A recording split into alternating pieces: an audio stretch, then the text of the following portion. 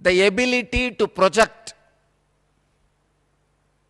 the sacredness on deity or guru, how the psychodrama helps you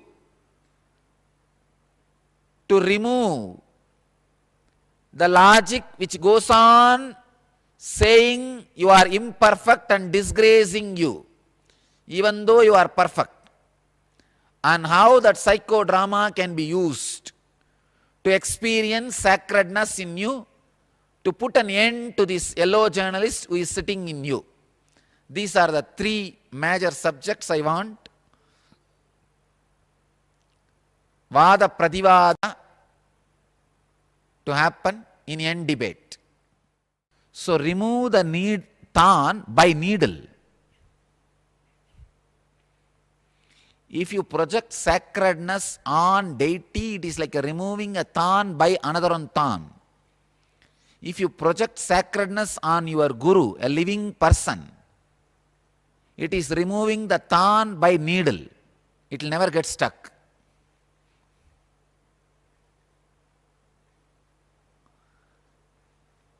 It is a psychodrama. Psychodrama where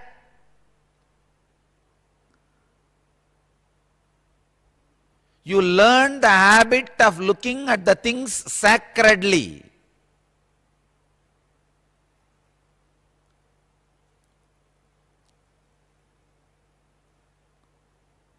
So that you can experience that sacredness in the root, in the source, where cognizance is taken in your life about everything. The source in where the cognizance is taken in you about everything is Hiranyagarbha.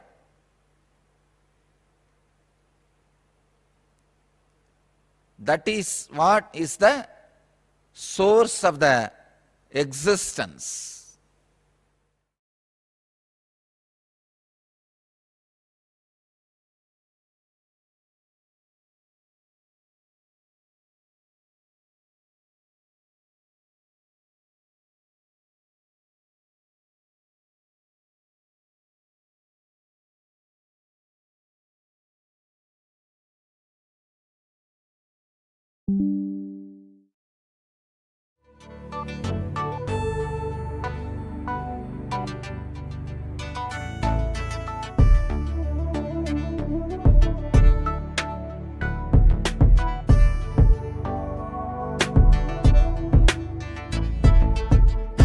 Putting all my trust in you, 'cause you know it's best for me to lead a blissful life, a life with no more strife. I can't believe the things I do, just to spend a little time with you. Nothing will compare. I know you will take care. You're always showing us compassion. Your love is endless like an ocean. Nithyananda, Nithyananda. My life's become a meditation. Ever since we had a deep connection. Nithyananda, Nithyananda. Oh, every time I see you, my consciousness expands. Oh, my heart begins to dance. And every time when I think of you, I just start to melt. So much beauty to be felt.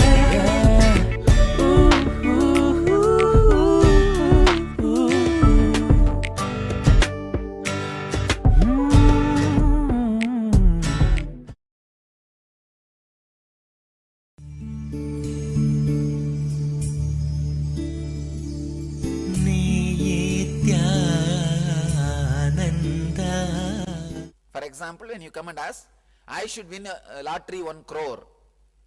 You are very clear, you will come next time and tell me that it has not happened. So with that mental setup he becomes, what he really is asking, what I am asking should not happen. So I say tadastu, let it be, and it will not happen. Understand, sometime You use, these are all very subtle points. This is one of the important catching point. Many fellows, they use their seeking to constantly prove to themselves the system is wrong. By system is wrong, what does... Means, I did what Swamiji said but did not work out. I did what scripture say, it did not work out. So we start using our passion for that. What if So you naturally it means the passion is not complete. Understand, use your passion to align your actions towards the passion. And you will just see things are happening.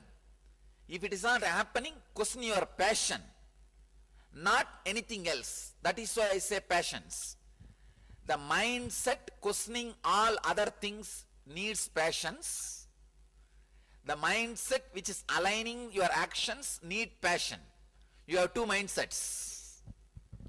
Usually we always do the opposite. We use the passion to question everything else. Use passions to align your action into the passion. All of you understand what I am saying? Exactly the point. I think I got the thread. You understand what I am saying? I think this point, even in the discourse, I didn't express. Usually, whenever people come and ask me, I am really passionate but thing is not happening, means they are using their passion to question the system, not to align their actions, which is supposed to be the opposite. Use the passion to align your actions towards that passion. And the mind which constantly questions the system, have passions for that part. You have two parts. So one part needs passions, which is constantly questioning everything else.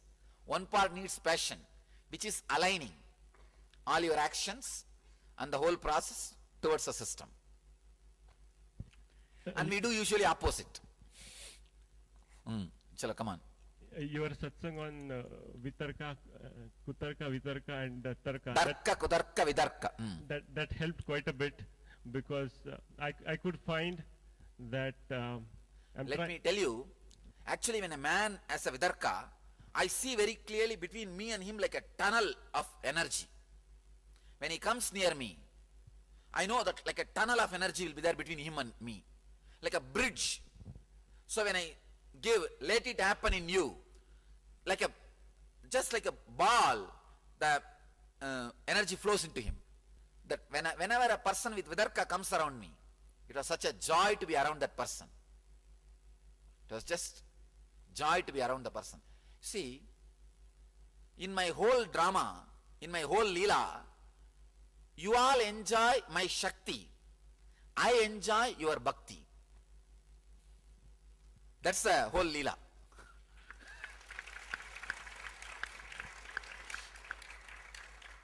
And that's why the whole lila happens.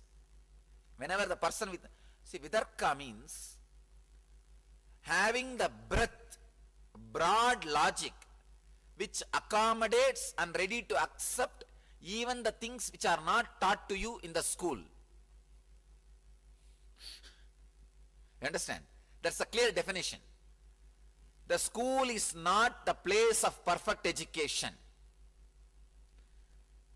Do not think you know about some subject if you have a postdoctorate degree.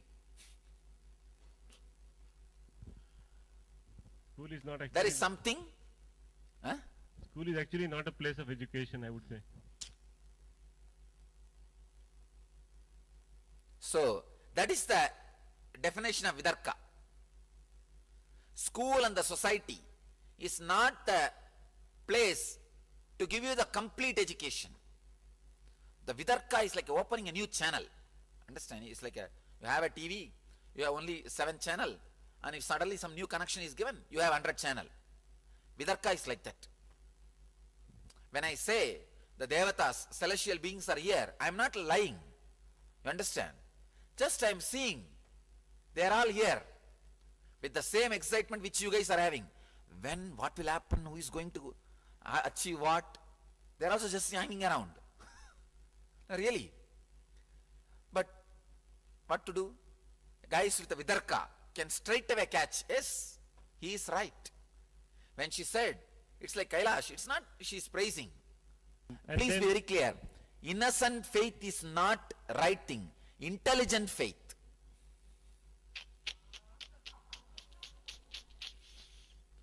Innocent faith, please be very clear. Ignorance cannot be forgiven just because you give the title innocence to it. Many times, our ignorance, we label it. If somebody else is innocent, he is ignorant. If we are ignorant, it is innocence. But faith should be blind, or Huh? the faith is always blind, isn't that? Faith is intelligence. Gopis had such a strong faith on Krishna because of their intelligence. They are Vidarka. So the faith based on Darka is not complete.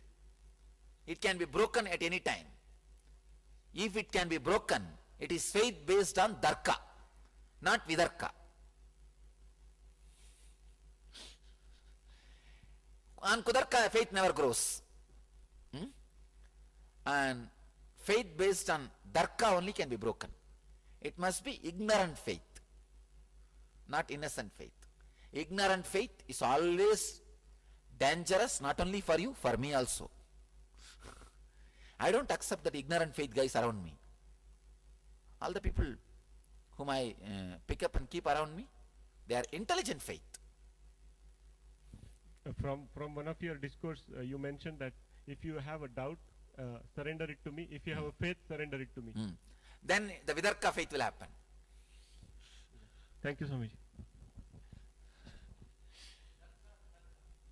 You internalize that and start putting questions. Many of the pins can be removed. Many pins can be removed just with that one Vidarka. I can say that was one of the important breakthrough message from me. Nowhere you will find that definition. Understand? When Narada curses, it happens. When Brahma gives boon, it happens. In our tradition, we read thousands of stories. Even a chaste wife, when she gives a boon, it happens. When she curses, it happens. Savitri, she can just stop sun. Ordinary girl.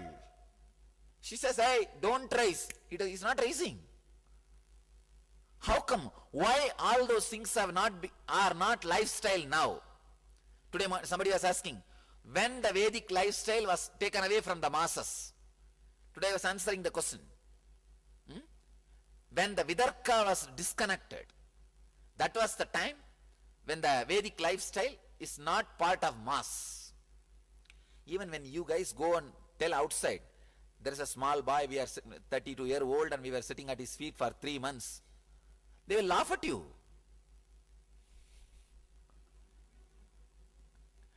Because many of you guys are 10 times more educated than me. And surely, many are, if you are elders, not only elders, many of you are my grandfather's age and almost 90% of you are my father's age. And if you guys go out and tell, 3 months you are sitting at his feet, and this fellow, whatever he was telling, you guys are doing. What's going on? So the Vidarka channel opened. So Vedic tradition was taken away from mass when Vidarka channel was closed. When that Vidarka transmission was broken. It was very systematically broken. Few thousand years ago. Understand? When we started thinking, I think Ramayana is not exactly as it happened. I think Mahabharata is only a mythological story. Vidarka was lost. Please be very clear. Everything, Ramayana, Mahabharata, Bhagavata, literally true.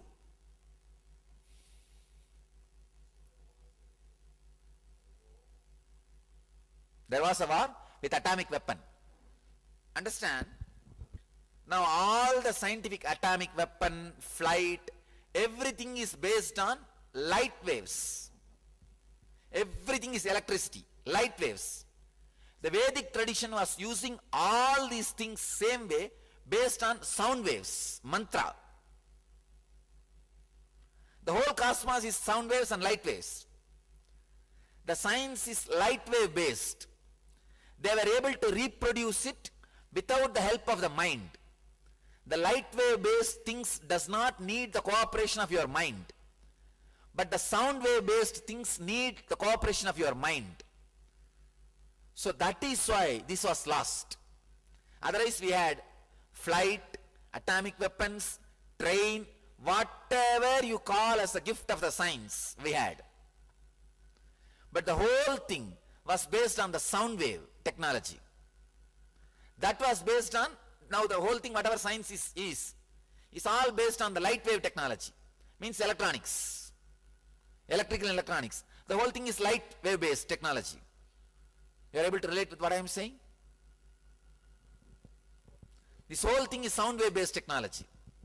That is why, see, the sound wave based technology needs a person's mind also to be in tune. You see, when Ravana had the Pushpa Vimana, it was a sound wave based technology. He sits and utters few words and it lifts. Creates some sound and it flies. Now, if a pilot sits and sends electronic signals, the electrical energy, the light wave energy to some parts, it picks up and it flies. Same way, when Ravana sits, maybe he has to put his hand on some part and create a light wave, the sound wave. Om Shanno Mitra Shamvarunaha Shanno Bhavat Varyama Shanna Indro Brihaspatihi. Flight will pick up. That waves reaches through the system and it picks up. And he maintains some sound. Reem, reem, reem, reem, that wave, it moves. The whole thing was sound wave based technology.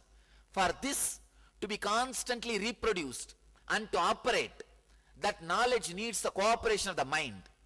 So these guys took care very clearly. The next generation mind does not cooperate with the technology. So the whole infrastructure is waste. The whole infrastructure is waste. That is what happened exactly. Now, suddenly if the science of sending electrical signals, the light wave into the flight, if it is lost, the whole infrastructure, all the airports all over the world, all the aircrafts built is waste. And you say, no, people are telling lie, there was a time when the aircraft was flying. Suddenly they say, no, there was never a time aircrafts were flying. That is what now these guys are telling, there was never a time where Pushpa Vimana was flying. It was.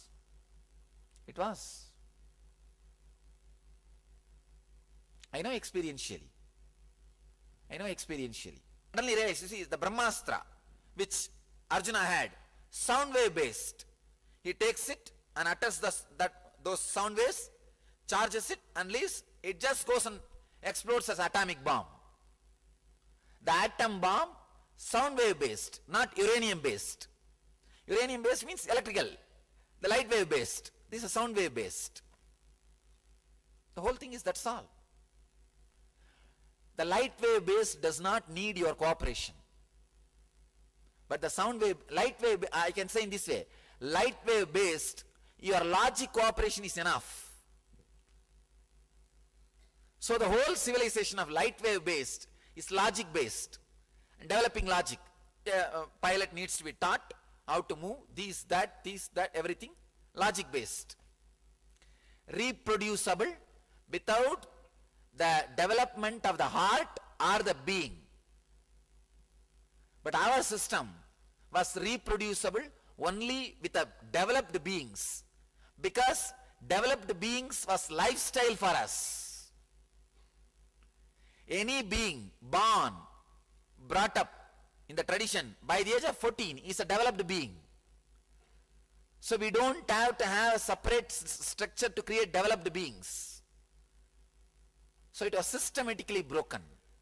First the developed being system, how to create the developed beings, stop that, eradicate that. Then stop the technology. Then the whole infrastructure is waste. Otherwise, why do you think such huge temples all over the country? Do you know, in this country, We have 1 crore temples and ashrams. Our whole population is only 1.2 billion, means 120 crore. It means each 120 person has one temple or the ashram. And the Swamis and the preachers who dedicated their whole life to the to protect this, to live this dharma, 1 crore people. I am not talking about the people who don't have address, the Swamis who are wandering in the streets and begging and eating, sleeping under the trees. No, addressed, who has address, track record, the backing documentation, who he is. That kind of Swamis, 1 crore. Of course, when I say Swami, Swamis, priests, everything put together. 1 crore.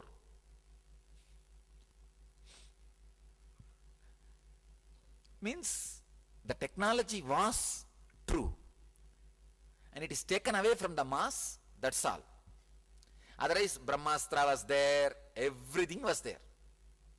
It was all clear technology. And one more thing, if the Mahabharata can be imagined by some brain so systematically, 1 lakh slokas, couplets. Any of you have read that book? In original, 1 lakh couplet, still now that is the largest poem written on the planet Earth. 1 lakh couplet, and it is very clear from first to last, one guy wrote, because the language flow, the slang which he is using, only one guy wrote. If one fellow can write 1 lakh couplet in his life by imagining, he must be God, a little more than God. Try to see one movie script, and how these fellows are struggling and cheating and stealing from everywhere. One movie script. 1 lakh couplet, when the brain was 1/3 as per the scientists. Few thousand years ago, that's what they say. It was 1/3.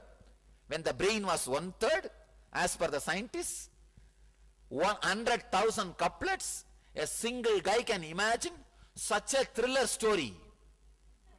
Still it is a thriller for me, understand?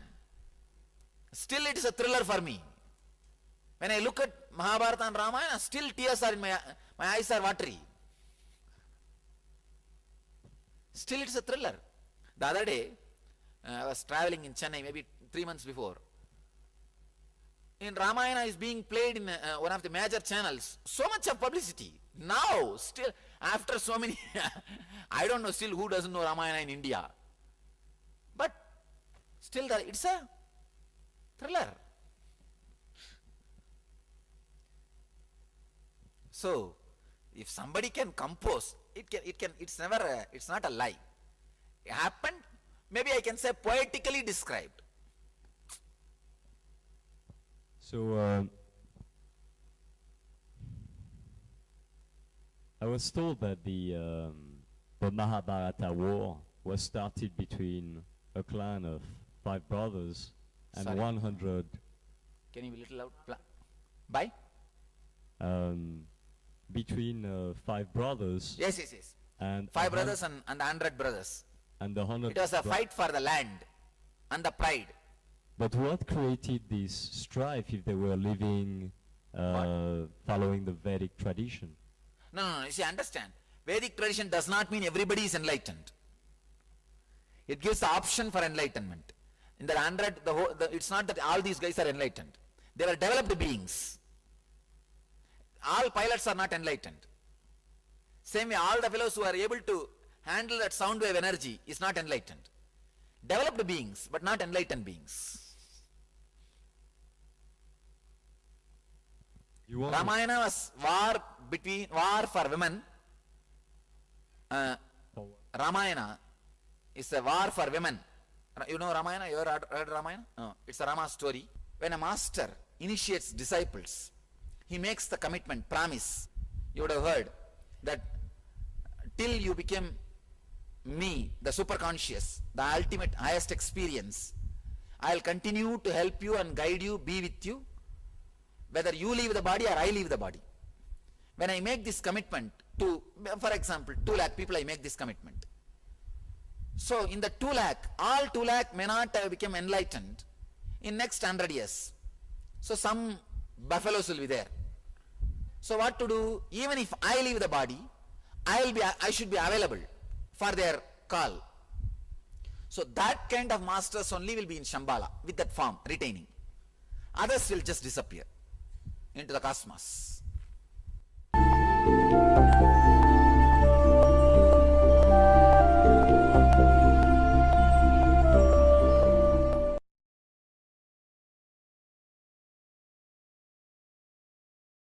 Universal consciousness, activate.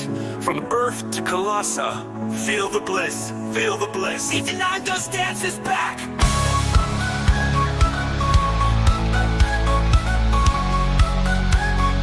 Nithyanandam's dance is back!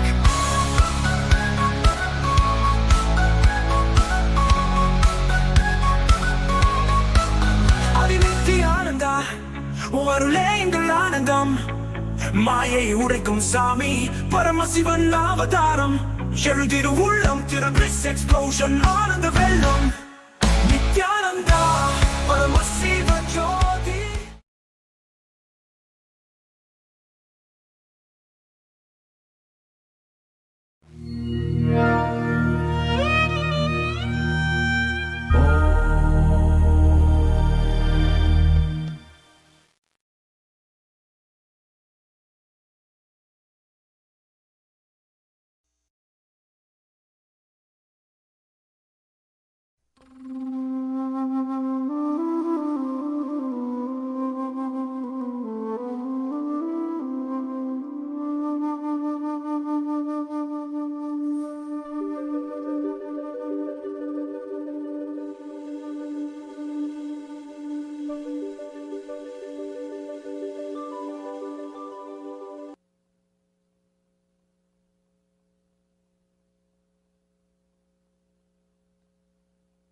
Sadashivasamarambam Shankaracharyamadhyamam Asmadacharyaparyantam Vande Guru Paramparam.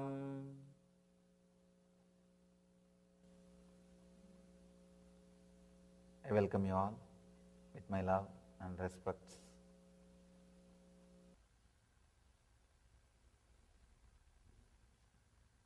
As you all may be aware, this whole tour, I am dedicating it to Patanjali's Yoga Sutras.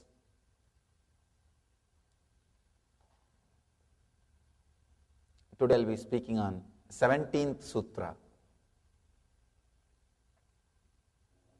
Last 2 days in Oklahoma I was speaking on the same sutra, but still there is so much to tell about that sutra. I am going to speak on the same sutra.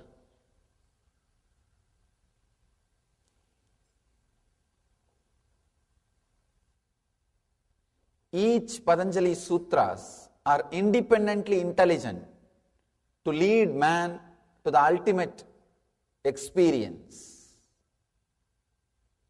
See, whatever you are going through with the body and mind is an experience. For example, eating food or sleeping, sitting, walking, even the weather, hot or cold, whatever you go through is an experience. But your body and mind, your brain and the body is hardwired for ultimate experience, which we call samadhi. See, by its very nature, it is hardwired for samadhi. So experiencing that ultimate state is the purpose of human life. All the spiritual literatures work towards that one experience. The literatures which works towards that experience only can be called as spiritual literature. Patanjali's each sutra is independently intelligent to lead human beings to that state. One sutra is enough it can lead without any help of any other sutras. It can directly lead a human being to the highest conscious experience for which he is hardwired, he is created, he is made. It is such a joy to see and experience each sutra. See, sometimes, if you remember something which you really enjoy, like a nostalgical memories, how you feel joyful, the same nostalgical sweet memories I have with these Patanjali Yoga Sutras. Each sutra brings so much of joy, clarity, understanding, experience. It is unimaginable that how each sutra independently can lead human beings to the ultimate conscious experience for which he is hardwired. Let me recite the sutra and give you the translation, and we'll try to understand the truths. Vitarka, vichara, ananda, asmita, rupanugamat, sampranyataha.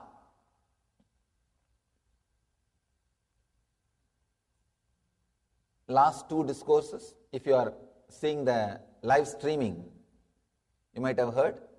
Last few days, I finished talking on Vitarka, Vichara, Ananda.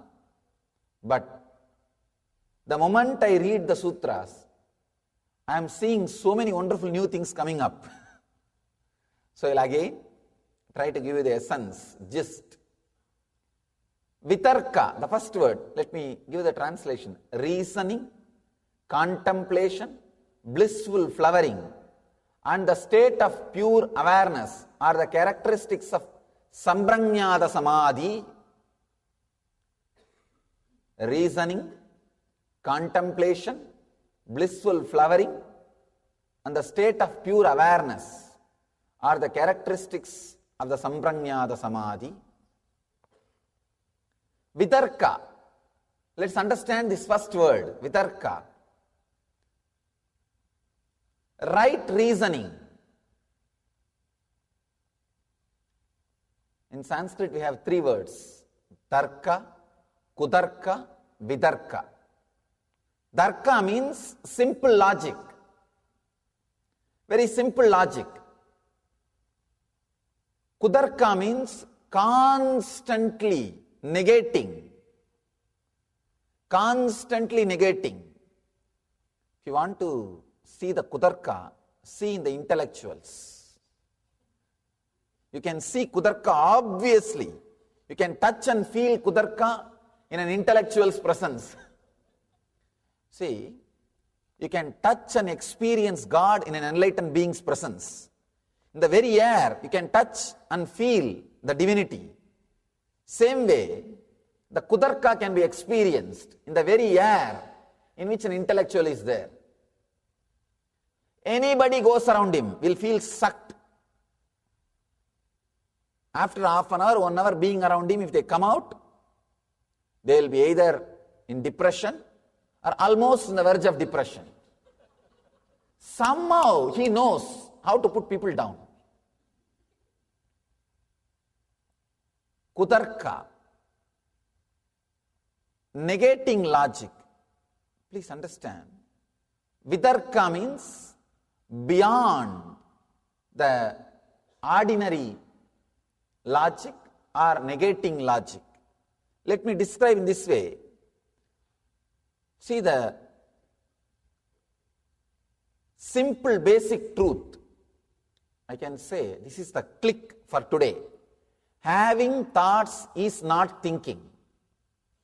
Please understand. Having thoughts is not thinking. Having thoughts does not mean you are thinking. Sometimes you see huge crowd thoughts are there in you. That does not mean you are thinking. It is there, it is there, it is there. Suddenly some joy comes up and it dances in your inner space for half an hour. And after 1 hour, suddenly some suffering comes up and it dances. And after 2-3 hours, suddenly some worry comes up and it dances. And you don't know why all these 3 guys came and what they did. Please understand, having thoughts is not thinking. Darka means simple logic. Kudarka means negative logic. Vidarka means the right reasoning beyond the simple logic or negative reasoning. The right reasoning. See, the way in which you think, the way in which thoughts are created in your system, if it leads you to the peak potential for the experience for which you are hardwired, you are having vidarka, means right reasoning. Sometimes you can see one thought will lead to another thought, will lead to another thought. Suddenly, you are in such a deep, relaxed feeling, a deep, relaxed experience. Any thought which leads you to the deep peace, relaxed feeling, it's called vidarka. Any thought which creates so much of negativity, ill feeling about you, and which radiates the same ill feeling about others, it's called kudarka. If you are going against the way in which for which you are hardwired, it's kudarka. If you are going in the direction for which you are hardwired, it's called vidarka. Please understand. I can give you thousands of examples, thousands of stories, thousands of examples how the kudarka and vidarka works. The people with kudarka cannot agree with anything with anybody. They will be constantly shrinking. This is one of the big danger when we start creating conditionings. Please understand.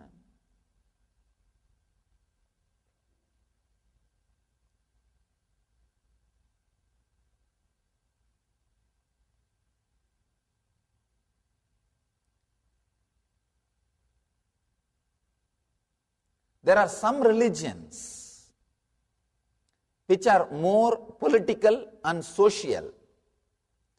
There are some religions which are more physical. There are some religions which are mental. There are some religions pure conscious. Here, Patanjali is a pure conscious religion. That is why the truths which he is giving, if you start working on it, there is every chance you will become enlightened. But there is every chance you may not be politically correct, or you may not be socially correct. You may not be politically correct. You may not be socially correct, because when you go out of kudarka, sometimes you are little useless for the world. See, to be in the world, you need little negating logic. Constantly saying no. Constantly saying no. Here, if you start working in the line of vidarka, suddenly you will see, you start saying yes to everything. Suddenly you feel such a deep yes in your being. Your whole being will radiate that yes. Your whole being will start radiating that yes. For everything you will feel such a deep yes. I can see very clearly when I read the sutras how this transformation happened inside my very being. I have experienced the sutras, how I had the Darka, Kudarka and Vidarka. All these things I can see very clearly.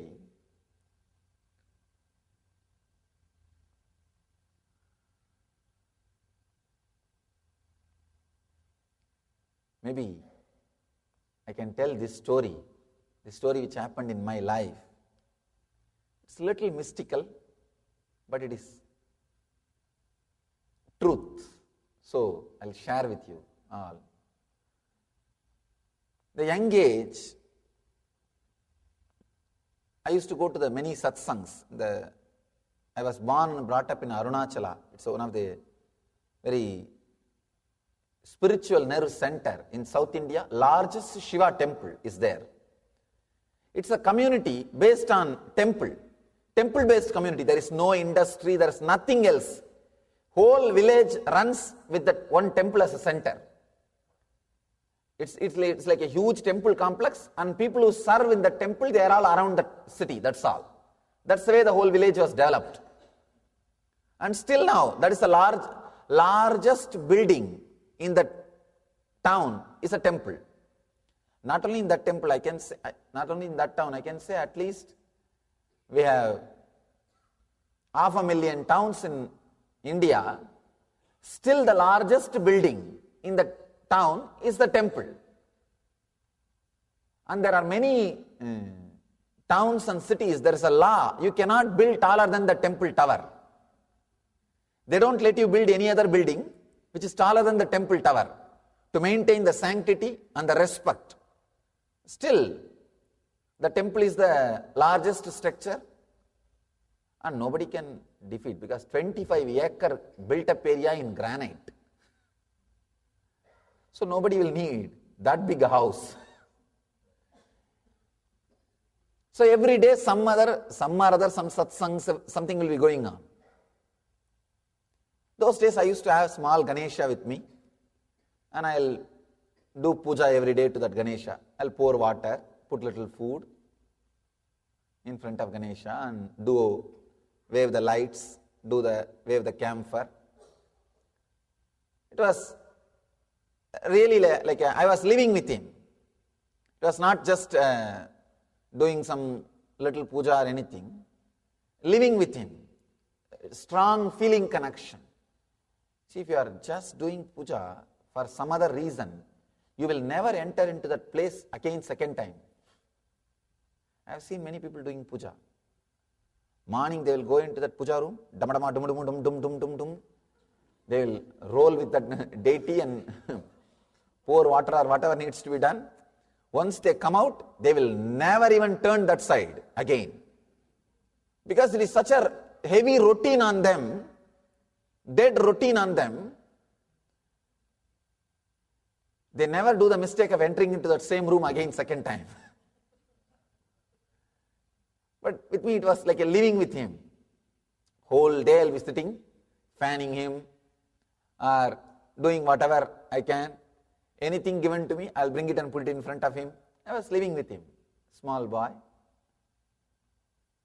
I went to one satsang. That teacher, Acharya, who was talking, he was narrating an incident from a saint's life. His name is Nambiyandar Nambi. He was born and brought up in South India. Great saint. His life story that master was describing. It's a very beautiful story. That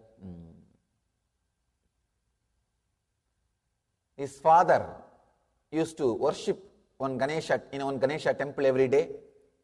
One day the father fell sick. Then he asked the son, please you go on, do the worship. Then son goes with the food and all the worship articles. He does the sacred bath and does all the things and puts the food in front of Ganesha.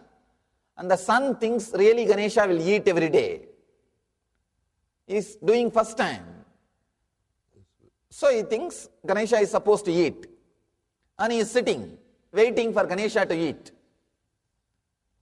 Half an hour, 1 hour, 2 hours, Food is there. And this guy started worrying. What happened? Did I do anything wrong? You are not eating. And he started talking. Of course, no response. Then he started telling, if you don't eat, if I go back, my father may fire me. He may shout at me. Please do something. If I have done some mistakes, forgive me. Please eat. Of course, Ganesha is very silent. If they start eating, who will put the food in front of them? Anyhow, he was silent. Then he became very serious. The Nambiyandar Nambi, the saint, he became very serious. He said, no, you have to eat.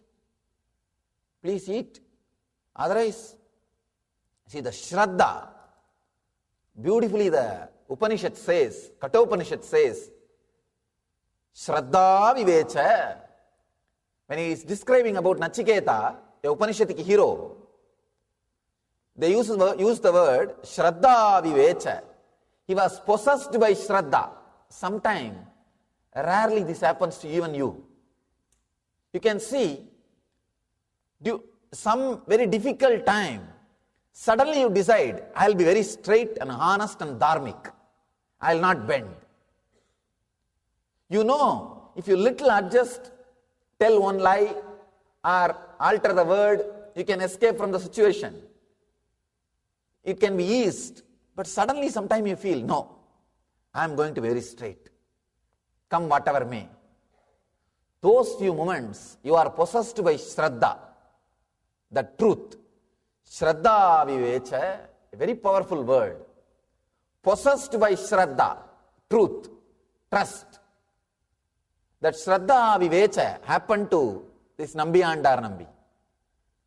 Suddenly, he felt Ganesha has to eat. He has to eat. He starts weeping. He says, till you eat, I am not going to leave this place. 5-6 hours over, but food is there, Ganesha is sitting. Then he goes to the extreme, suicidal threat. He says, I'll hit my head in the steps and die if you don't eat. And starts hitting his head. Of course, don't try. Don't try. The TV, in the motor ads, the car ads, they say, closed lanes and professional drivers, don't try. Same way, saints tried, you don't try. When that Shraddha Vivecha happens, you are in a different plane. Even the doubt does not exist. He just knows that Ganesha is going to eat. He started hitting his head, and the story says, suddenly Ganesha appeared and ate the food and blessed him. And that saint, that small boy, he goes back to his father. Father asks, what happened? Where is the food? He said, Ganesha ate. Father could not believe. Ganesha ate or did you eat? He said, no, Ganesha ate. If you want, come.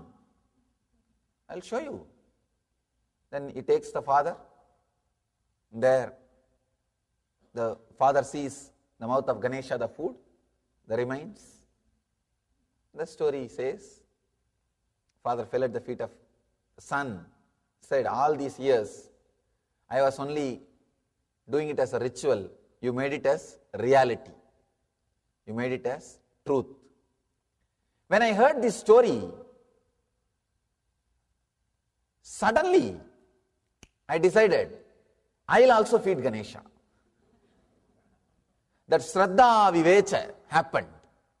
Means possessed by that Shraddha. Strong. See, when you are possessed by Shraddha, you will not have Kudarka at all. Understand? You will not have Kudarka. You may ask me, why? When you heard the story of Nambiyandar Nambi, you tried, but you are telling us not to try. See, in my case, there was no Kudarka at all. If there is no kudarka, you are also a professional. You can try. But you see inside, one corner of you, there is a kudarka. That's why I am saying, till that kudarka disappears, don't try. Especially these risky techniques. I decided, I'll also make Ganesha eat. Let me tell you what all the mistakes I did and how I had this kudarka. See, when I heard the story, I decided I will also make my Ganesha eat. This is Darka, simple logic. When he made Ganesha to eat, why not me? Simple Darka. The next step, what I did, see, in my house, it's a joint family. I had one old lady, one of my grandmothers. Means it's like many people will be staying, you don't know who is who and who is what. And not only that, 3-4 streets are relatives. That's the way the Indian communities will live. The 3-4 street will be your cousin, cousin brother, nephew, name it, and they will be there. And they will marry just inside the family and relatives. So, this old lady, if the kids are not eating, she will always threaten them. Hey, I will put you inside the well. The center of the house, there will be a huge well. I will put you inside the well. She will shout. So I heard only that logic. So naturally, what will I do? I went and put a little food in front of Ganesha and told him, eat now. When I saw half an hour he did not eat, I started using the same thing. Hey, I will put you in the well. Kudarka, please understand. Because I heard only that, see, this satsangi, the teacher, he taught me Darka. This environment, this old lady, she taught me Kudarka. The same way, I started shouting. I told, she will use all the old Tamil words to threaten. I started using all those words. Better you eat now, or you are going to be in the well. And Ganesha was there silently. I decided, I am going to put him in the well. And usually what she does, I have seen, she will take the kid in the hand and take little food in the other hand, and she will show the well. See, I will drop you. These kids will shout, cry. They will open the mouth, she will put the food inside. When the kids start crying, they will naturally open the mouth, she will put the food inside. Then it will go. That's the way she will feed. I decided I will also do the same thing with Ganapati, with that Ganesha. I took the Ganesha in one hand and food in the other hand. I showed the well, hey, see the well, I will throw you inside. And he's not opening the mouth. I tried 2-3 times. Then I decided there used to be a vessel in which they will take the water from the well. I put the Ganesha in that vessel. I started lowering, threatening him. See, I will really drown you. I will really drown you. And when the vessel was about to touch the water level, suddenly I realized, maybe now he would have changed the mind and he wants to eat, but there is no food in the vessel. So I brought him out, put the food also in the vessel, and started doing again. And it was almost in the water level, that vessel. That bucket is in the water level. But nothing is happening. I did not have the mind to really put the Ganesha into the water also. It was too much. He really means a lot for me. And it's a very strong relationship.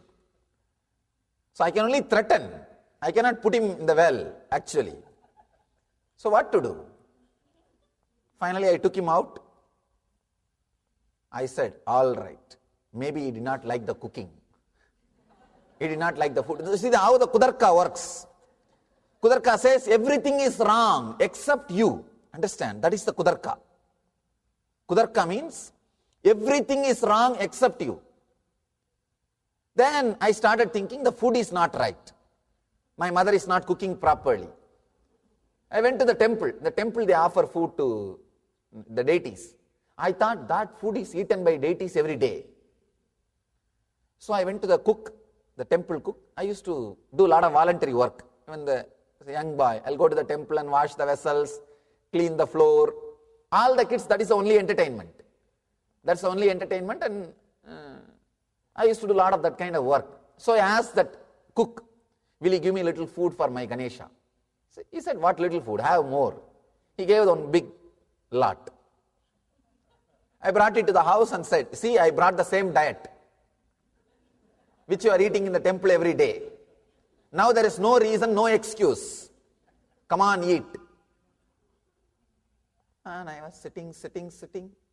Maybe 3-4 hours. He was not eating. I said, now right diet I brought, I am not going to let you today. So again I put him in that bucket and started the same drama. And then actually, by then I memorized all the abusive words my grandmother tells to make a child eat. All those words like a sloka I memorized and started repeating. I really thought that those words are very powerful. They will make him eat. And all the techniques I tried with my whole diet. I tried everything step by step with this new diet. And I put him in the bucket and again started drowning, almost in the water level. So from here I started shouting. I even started asking, are you listening to what I am saying?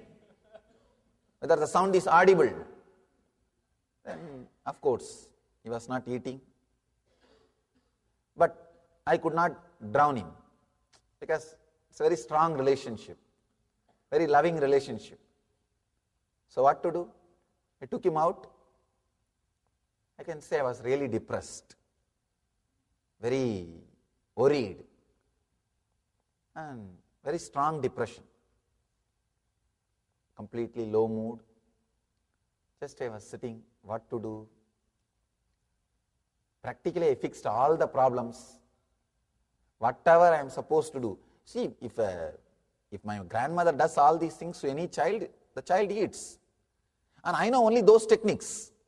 I don't know any other techniques. I have not read any book, how to feed Ganapati or how to feed kids. Whatever manual was there in front of me, that whole thing I worked. Nothing works. Nothing is working. So I was sitting. The Ganapati was lying there. So I was sitting.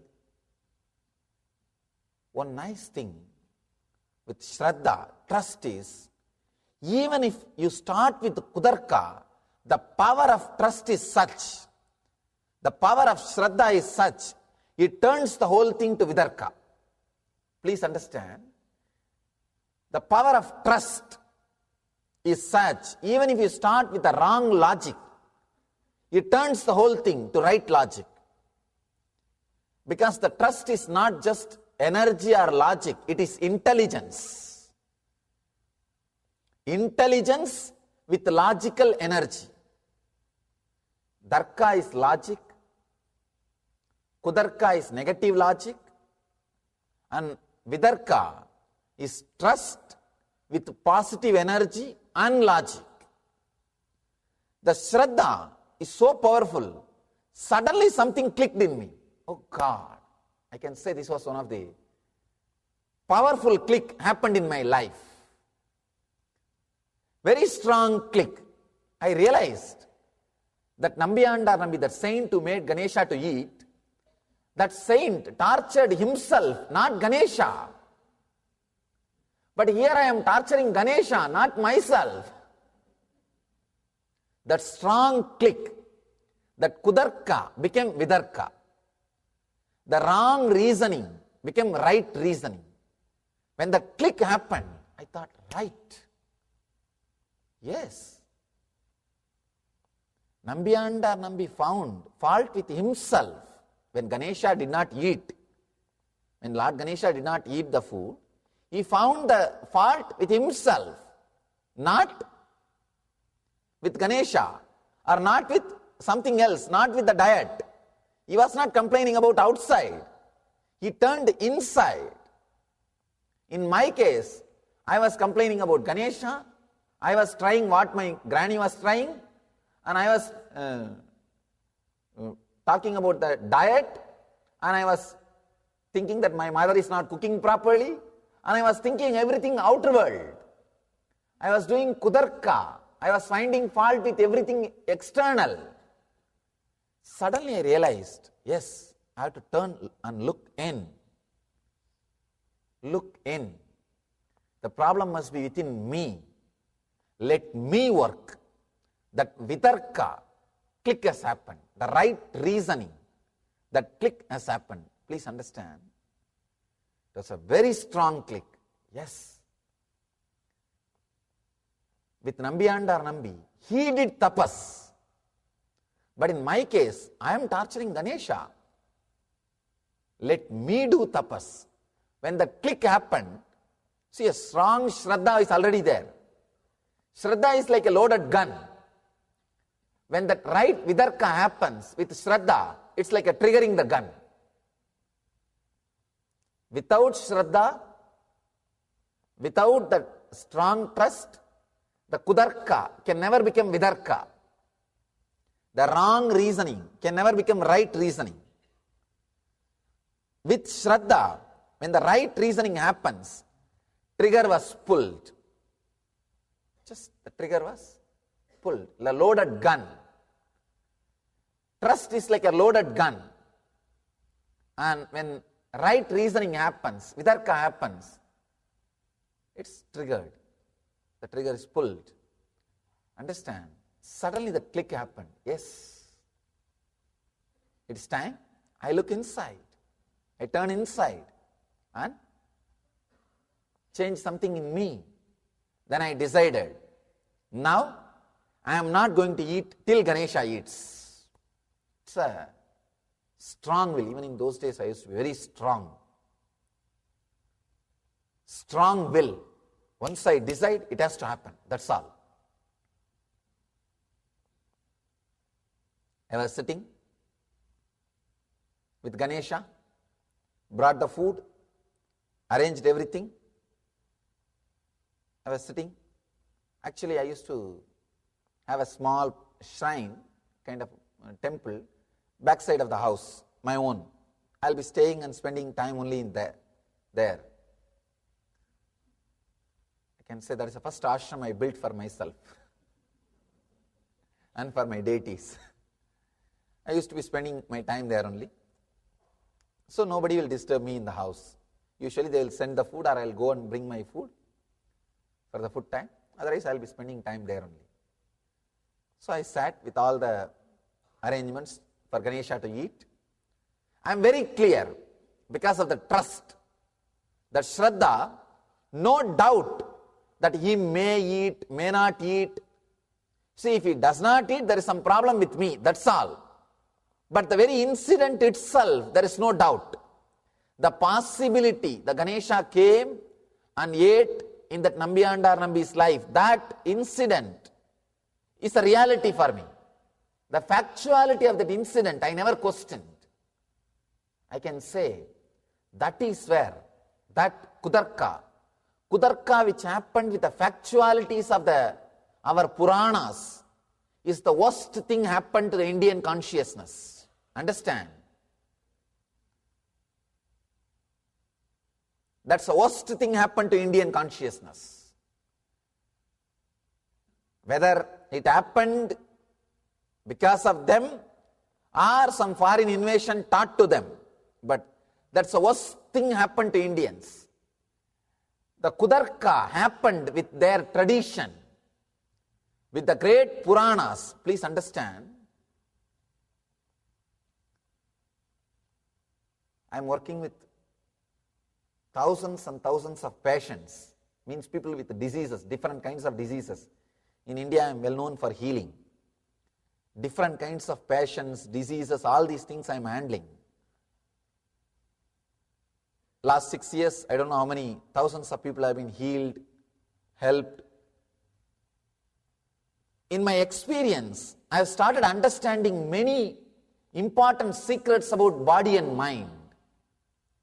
I have read many of them in the Upanishads or in the Puranas, in the traditional scriptures.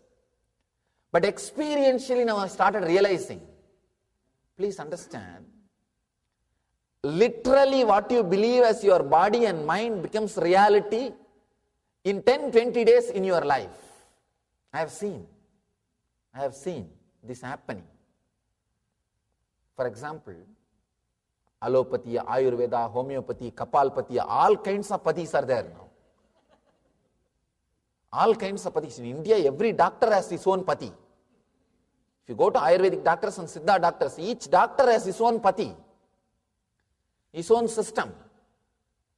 Working with all these patients and listening to their case histories, the way in which they went to doctors and experiences, and especially talking and relating with many doctors, with all of them, I came upon with some of the important truths.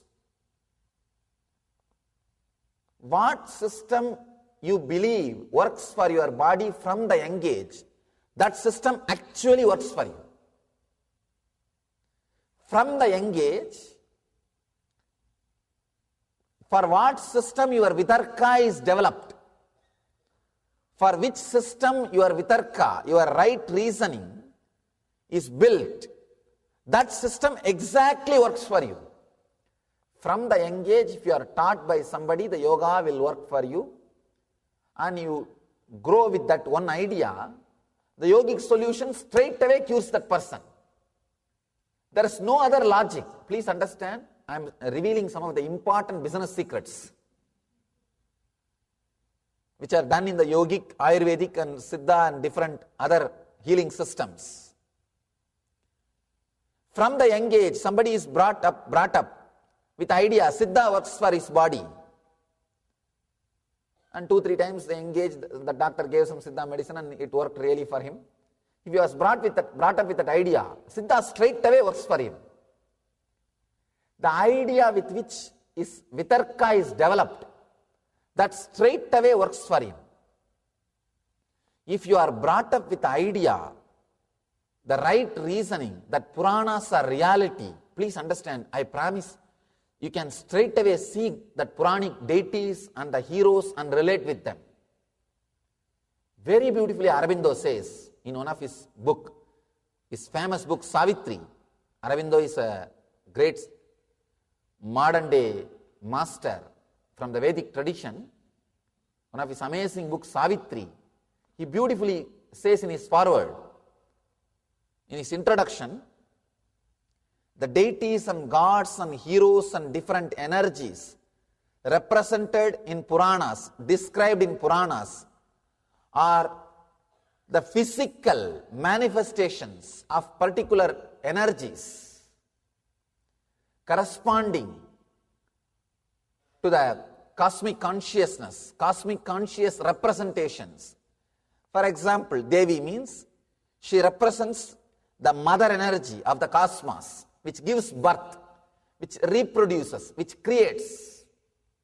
She represents that energy. And you can connect with that energy through the manifestation with which you are brought up. Please understand. If you are made to understand the trust that this is the form of Devi, if you connect to this form, you will connect to Mother Nature. If this vitarka is developed in your system, please understand, you have a channel open for you to create miracles in your life.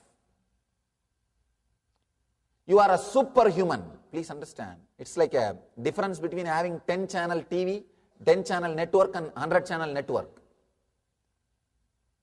But somehow, see, if you are developed with the right vitarka, right logic, right reasoning, that this is the form of a Devi, if you connect to this Devi, the Mother Nature works for you. You will connect with Mother Nature. If you are brought up with this right reasoning, with this right vitarka, you are like a 100-channel dish, 100-channel TV network. Now, you have that unique capabilities of expressing miracles in your life, attracting miracles in your life, your very being, your very consciousness is capable enough of creating the miracles. Understand? I am working with millions of disciples. With my own experience, I tell you, whoever is developed with that vidarka, I am able to heal them, do whatever they want in their life, play or express miracles in their life directly. One word is enough. That's all. Indian civilization was brought up with that vidarka, right reasoning. The greatest civilization. Otherwise, you cannot imagine millions of people spending hundreds of years building temples. If you see any Indian temple, you will be shocked. The amount of energy they have put. The temple which is in my native place, I don't know how many hundreds of years, how many millions of workers were working. It's complete granite hand carved. Even the slabs for the ground, flooring is hand carved granite. There is no question of machineries. Hand carved. You cannot inspire millions of people. Understand? It's hand carved, artist work, artwork. So every individual who is working has to be inspired and convinced towards the ideology for which he is working. You cannot make temples out of slave people, because it is an art piece. Each stone is carved. I can say each inch is carved. Expression of art, completely centered on divinity, our Puranas, our Upanishads, our Vedic truths and the Vedic deities. And you cannot make millions of people work inspired way unless they experience the truth for which they are working. And India is such a free civilization where the knowledge was encouraged, arguments were encouraged, thinking was encouraged. It was an open society, and especially anybody who is an artist naturally will have his own questions. If he has evolved to the level of an artist, he cannot be bound, he cannot be slave, he will not be a slave.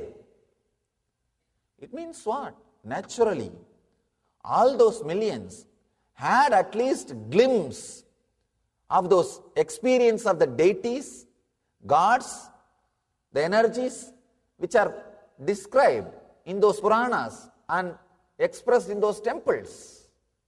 Naturally, it was some way living truth for them. The whole civilization, please understand, the whole city, if the temple has to be built, the whole kingdom has to concentrate all its resources on the temple. The whole kingdom has to work. There is one temple in South India, Tanjore, Shiva temple. It's a 217 feet tall tower, complete granite. And I don't know how many miles, hundreds of miles, that granite was moved by the elephants and carved and assembled. The whole thing happened in just 6 years. Means the whole kingdom was working for that cause. The whole kingdom was working for that cause. And there are some temples built for generations, hundreds of years. Means for the whole civilization was dedicated to that cause. How can that happen? Because the whole civilization was built on right logic, vidarka. From the young age, the vidarka was taught. The right reasoning was taught. Because of the right reasoning, the vidarka, they were able to experience those gods. They were able to experience those truths. They were able to experience those energies. See this, the traditional stories you hear, that a rishi cursed somebody and that curse came true. Rishi gave boon to somebody and that boon came true. Means what? The whole civilization was built on that right reasoning, on that right energy, vidarka. So they are able to play with that energies. They were able to play with that energies. That kind of a power, the access they had. The worst thing happened to Indian civilization is kudarka towards their own tradition. Their own tradition. Understand, it is time. Awaken. It is time. Awake. As beautifully Vivekananda says, Uttishtata Jakrata Prapyavaran Nibotataha. Beautifully Vivekananda says, arise, awake, stop not till the goal is reached. Arise, awake. O Indian civilization, what you lost. Understand, the loss is not only for Indian civilization, because they lost, the whole world lost. It's a great thing which got developed. Amazing experiment which was done for thousands of years by the great visionaries, and the amount of energy, intelligence put in the direction. The essence is a civilization with right logic, vitarka. When we lost that, understand, we lost the whole thing which Indian civilization can offer to us. When that kutarka, the wrong, negative logic happened with about our own tradition, it's practically like you put all your energy and created some gift, some great achievement, and somebody came and destroyed it without even your knowledge. Understand, India is not just a land, it is a way of life. It's way of life. Bharat is way of life. I know many people, NRIs, non-residential Indians, who are not residing in India but Indians. And I know there are many people who are not born in India but Indians. Bharat, they live Bharat. And I know many people, RNIs, residential non-Indians.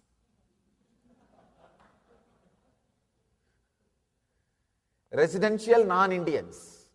The idiots are sitting inside the land. They are inside the nectar ocean, but tightly closing all their holes so that the nectar should not enter into their system.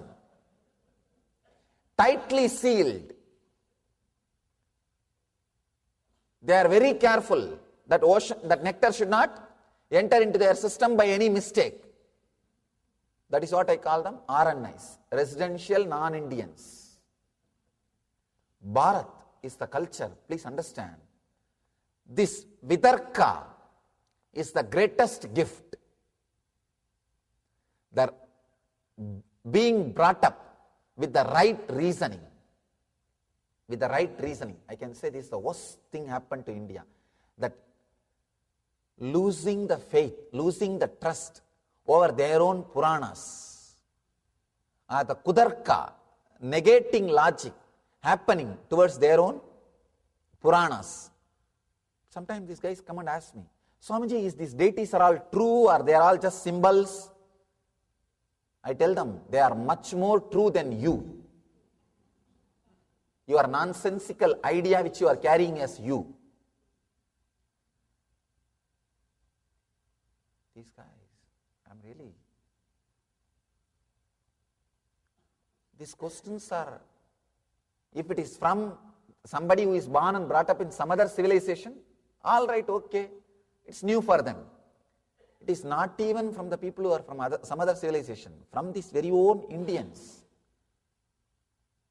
RNIs, residential non-Indians. It's the worst thing, understand. I don't know how strongly I feel when I tell you this truth, because I can see from both sides. I can see the vidarka and kudarka. I can see the right reasoning and wrong reasoning. How these wrong reasoning fellows are suffering, losing the great heritage which their forefathers created, which their forefathers visioned, the vision which they created, the civilization which they created, the amazing lifestyle which they created. The whole thing was based on Vitarka. See, the young age, if you go to some people and talk to them, you will listen Ramayana. If you go to your grandmother and talk to her, you will listen Mahabharata. If you go to temple, you will see the whole thing in stone. So naturally, the whole atmosphere was created to evolve with the right reasoning, Vitarka. I am so happy. I feel so blessed that I had a fortune and I was born and brought up in a place where still Vitarka is alive. The right reasoning is alive. It is such a great gift, understand? It is an amazing gift. You don't know the amount of relaxation and the restful awareness and stress-free life I am living. There is no fear. Just there is no fear. There is no insecurity. Just it is not there. Forget about having and fighting and all those things. Just it is not there. I don't know what to tell. Such an ecstasy to live in this body with this, what I call consciousness or mental setup. It's purely, the only reason is the bringing up, the where I lived and I grew, the possibility, the energy of the right reasoning, the Vitarka was alive. It is time we remind our civilization what we lost and bring our civilization back to the Vitarka, the right reasoning. Let your kids, at least let your kids learn about these deities and understand they are alive, available. For your call, they are available. Please understand, when I am talking, I am responsible for what I am talking. I mean what I am saying. Then sometimes people ask, what to do about us, Swamiji? We can bring up our kids with the right reasoning, but what to do about our mind? Understand, things are not that bad. Don't worry. Start creating this Vitarka, right reasoning. In 1 or 2 years, you will forget you had some time Kudarka. You had wrong reasoning. 1 or 2 years is more than enough to build the right reasoning. It's not that difficult. It's not that difficult. Constantly remembering, working with the right reasoning, you will see your mind is a child. You may be thinking you are grown. Relax. Fortunately, it has not happened. Fortunately, it has not happened. Even now, the possibility for Vitarka, right reasoning, is available. Let me come back to my story. When the right reasoning happened, with the trust, I was sitting with the Ganesha. One day over, and the food is there. I was very strong. No question of eating. No question of eating. Till you eat. So I'll go and bring food from the house and keep the food in front of Ganesha and I'll sit. I'll remove the old food, throw it away and sit. One day was over. One night was over. And I was not even sleeping. I was sitting. And again, second day is also over. I was very strong. See, a small boy without food, naturally the logic will be imbalanced. The willpower will come down. I said, nothing doing. I'm going to do it. Till he eats, I'm not going to eat. Maybe third day, I touched that zone when this trust and Vitarka, right reasoning, both became part of the very bio-memory, the prarabdha, the very system. That is when that explosion happened. Suddenly, I can say, it's surely not unconscious. I fell into some state and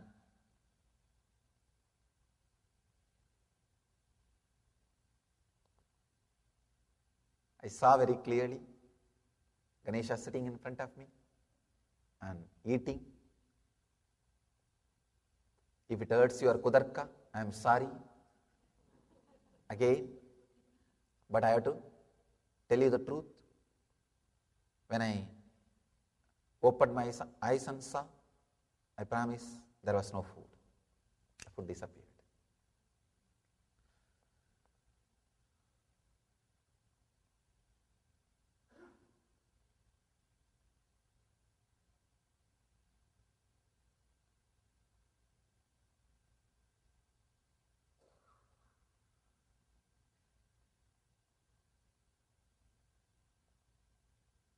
Whatever way you want to understand, but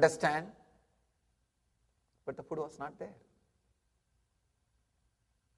And I know Ganapati ate.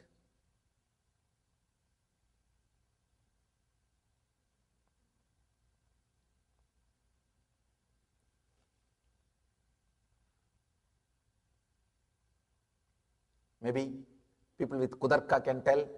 Who knows, when you were closing eyes, some rat would have come and ate.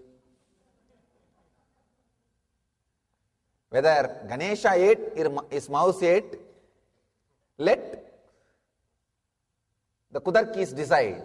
Kudarkis think about that. I don't know about that. But I know for sure Ganesha ate. Because, see, when he eats, he gives you some prasada. Means he gives you some benefits, the boons, a strong trust, an extraordinary ecstasy. Those are the prasadas, gifts, boon from the Lord. I have received that prasada. It means I know, yes, he ate. I have had that prasada. I had that experience in me. So I know he ate. Even though very difficult, see, when you read this story in some Purana, some master's life, you can relate because he is not there physically in front of you. But here I am sitting, alive, and I am telling this story. It looks too much. It feels too much. But what to do? When an enlightened person happens in the body, he brings all the great truths to life. He brings everything back to life. Sometimes people ask me, why did you do so many tapas, so much of spiritual practices, Swamiji? Like this puja, this feeding Ganesha. Why you need to do all these things? You are after all born enlightened. You could have expressed your enlightenment directly. I said, no. Expressing enlightenment is one thing. Bringing all these truths back to life through every incident, through every ritual, through every technique, is the purpose of an enlightened being landing in the body. Even though it looks little strong, understand what I said is honest truth. It's a honest.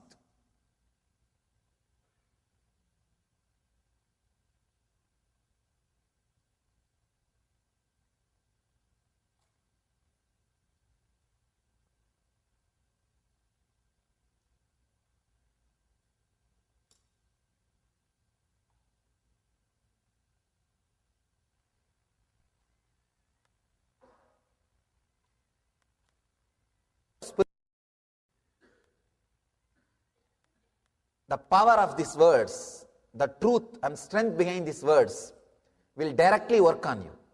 You don't even have to believe. You don't even have to have darka or kudarka. You will see the power of these words because this is vidarka, this is satya. It will create automatically the right vidarka in you, the right reasoning in you. I wanted you to understand this incident, my experience, so that you understand about that vidarka. Please understand. When I heard that master's story and started thinking, when he can, why not me? That is darka. When I started trying the wrong method, wrong technique, it's kudarka. And because of my trust, when the right thing clicked, it is vidarka. and it leads to Samprajñāta Samadhi. That is what Patanjali calls here. The Vitarka leads to Samprajñāta Samadhi, means Samadhi with the experience of a form. What I had is a Samprajñāta Samadhi with Ganesha. When he came out and started eating, that's called Samprajñāta Samadhi. One level of Samadhi. It's like a experience, spiritual experience with the form of the God, with the form of the deity, with the form of the existence. All the enlightened masters' forms are the expressions of the existence. If you have Samadhi experience with that, means all other thoughts have disappeared. Only your master's form is there in front of you. You are having Samprajñāta Samadhi. Sometime, even while you are working, I have seen many of our devotees come and tell me, Swamiji, morning whole day, I was cooking, washing and doing all my work. But as an undercurrent, constantly your memory was there inside, Swamiji. It was so sweet. I was just filled with you. I don't know. I was not able to forget you. This is what we call in Sanskrit, Leela Dhyana. Constantly being in the meditation of a divine Leelas. When the Leela Dhyana gets matured, you enter into Samprajñāta Samadhi. That's what was happening with me in the Ganesha's thing. Whole day I will be playing with Ganesha as if I was living with him. I was literally living with him. Whole day, whatever I do will be centered on the Ganesha. Morning, if I get up, I will make him get up. And before I drink, I will give water to him. After I brush the teeth, I will have a small stick to brush his teeth. And after I take bath, I will give bath to him. Once I put on the cloth, I will put clothes for him. Once I apply that holy ash, I will put the holy ash on him and sandal on him. I lived with him. Leela Dhyana was happening. Leela Dhyana, meditating on or strongly feeling connected, starts building up the right reasoning, vitarka, in your life.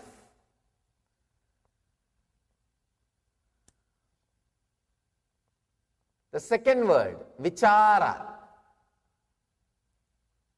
contemplation. Please understand, here Patanjali beautifully describes these four words. Vitarka vichara, ananda asmita.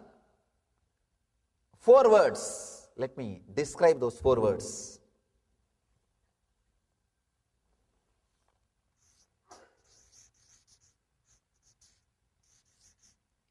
Vitarka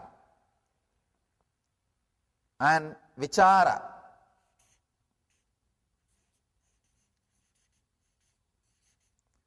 Vitarka leads to ananda.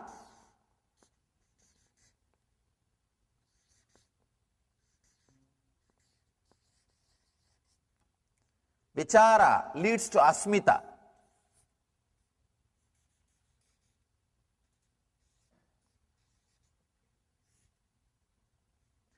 All the four leads you to Samprajñāta Samadhi. Please understand.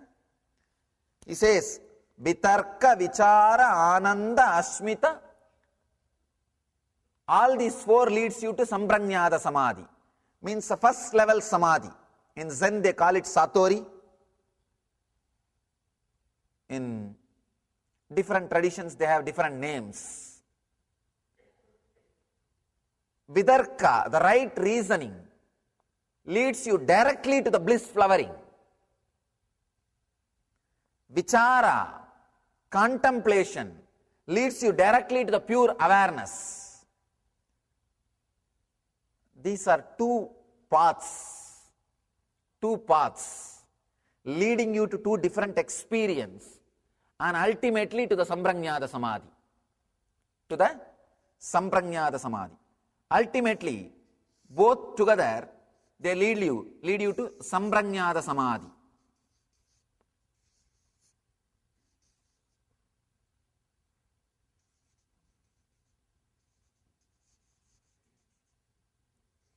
Sampranyata Samadhi.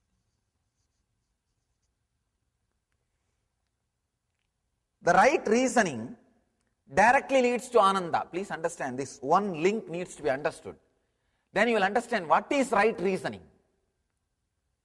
Sometime you can see in your life when the right way the thoughts are going, suddenly you will see such a strong bliss inside you. You will just, your whole being will be open, available, a clear reasoning. You understand whatever is happening around you. You will understand just suddenly the whole thing. But with Kudarka, you will never be able to have the awareness to understand the whole thing happening around you. You will always fall short of understanding. You will not be able to grasp what is going on around you. The whole picture will not be seen. I have a story about Kudarka. A divorce court judge said to the husband, "Sir, I have reviewed this case very carefully and I have decided to give your wife $800 a week." This guy replies, "That is very fair, Your Honor, and every now and then I will also try to send her a few bucks myself." With Kudarka, you will not have the whole picture. You will always be stuck with a short vision, without right idea, without any right view. I have one more story about Kudarka. Two newlyweds quickly realized that the marriage was not working and filed for divorce. The judge wanted to know what the problem was. The husband answered, "In the 7 weeks that we have been together, we have not been able to agree on a single thing." The judge turned to the wife, "Have you anything to say?" She replied, "It has been 8 weeks, Your Honor."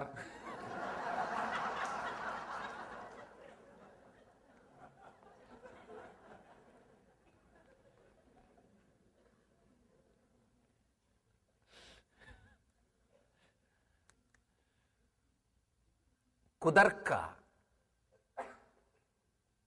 It will always have the short vision. One more big problem with Kudarka, it does not look inside, it always looks outside.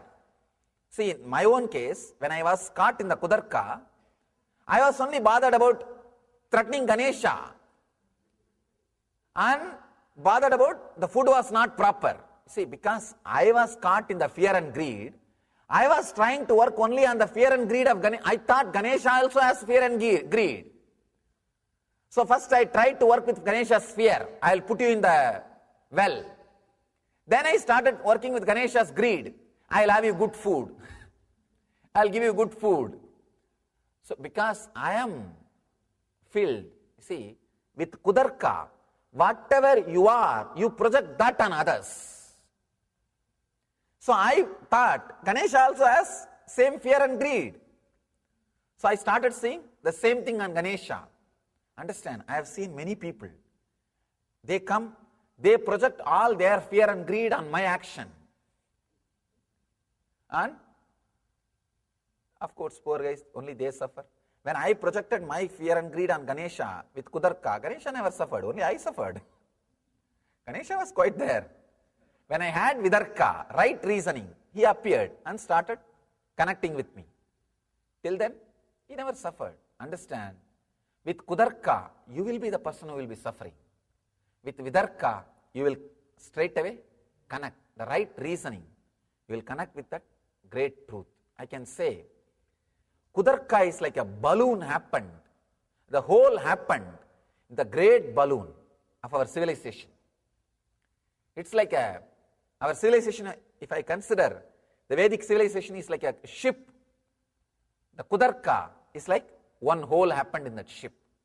The whole thing drowned just because of that one Kudarka. That legitimacy, the truth, the straight, the strength of the Puranas and Vedic tradition, it's all truth. That trust was removed systematically from the Indian minds. That is why the whole civilization is in this worst danger. Worst danger. Understand, it is not just the danger for Bharat civilization, it is a danger for the whole planet Earth, because that was a civilization spent all its energy creating spiritual masters and spiritual energy and spiritual things and balancing the civilization's collective negativity, balancing the collective negativity of the humanity. The whole humanity's collective negativity was balanced by that civilization. Now if that civilization loses that great spiritual strength, understand, it is going to be a threat for the whole world, whole human civilization. It is time we reclaim our Vidarka. We drop and go beyond our Kudarka and understand the truth, strength of our Puranas, of our Upanishads, of our great spiritual scriptures. With Kudarka, it always finds fault with everything else, not inside you. I have one more story about Kudarka. Two guys were discussing problems in their respective marriages. I am going to get a divorce. One guy says, yesterday I saw my spouse with another one woman going into a movie. This guy says, oh dear, I am sorry, but you know, there could have been a perfect innocent explanation. Why did you not follow them into cinema? This guy says, I could not, because the guy I was with already has seen the cinema.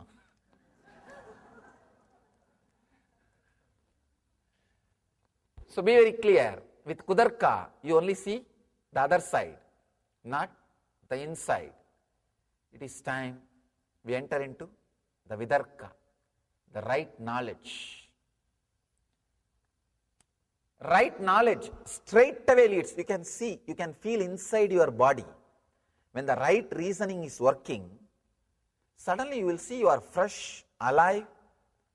The brain feels completely relaxed and restful, and you are in peace. Sometimes these great ideas, see, the other day I was talking about an important idea that nothing will be lost, nothing can be taken away from you. There's a beautiful Upanishad Sutra word, Abhayam Sarvabhudebhyo. I give refuge to all the animate and inanimate beings. I was telling some of our disciples to internalize this truth. See, Abhayam Sarvabhudebhyo. What great concept. I am not going to compete with any of you.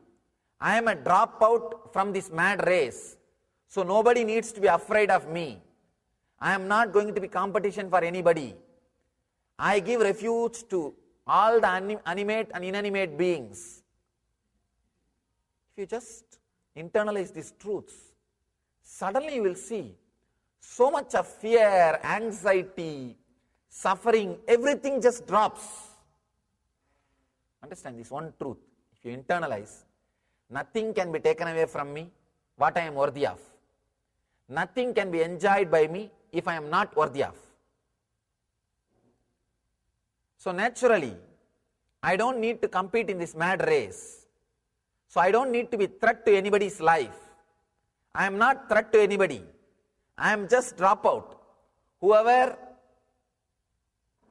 comes to me, I give refuge to everybody, whether they are animate or inanimate beings. It's such a powerful truth.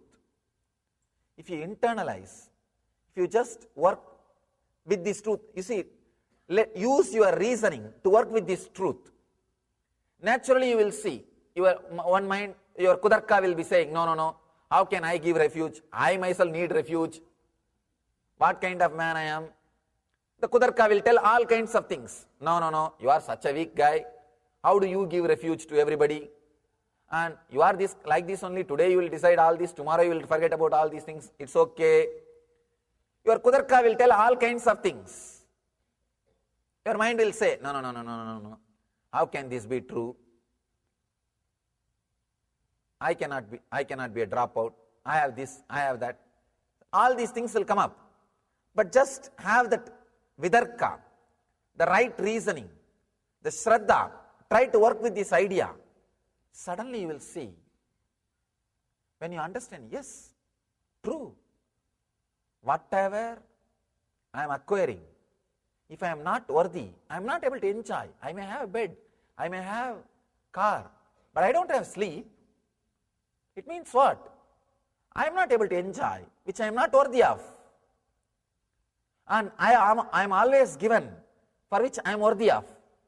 If you work with the right reasoning, this truth suddenly puts you in Ananda. With any truth, any idea, if your logic goes inside and comes out with Ananda, you are with Vidarka, right reasoning. With anything, your logic goes inside and comes out with a pain, depression, you are in Kudarka. I have seen. People will have all kinds of Kudarkas. I have seen all kinds of Kudarkas.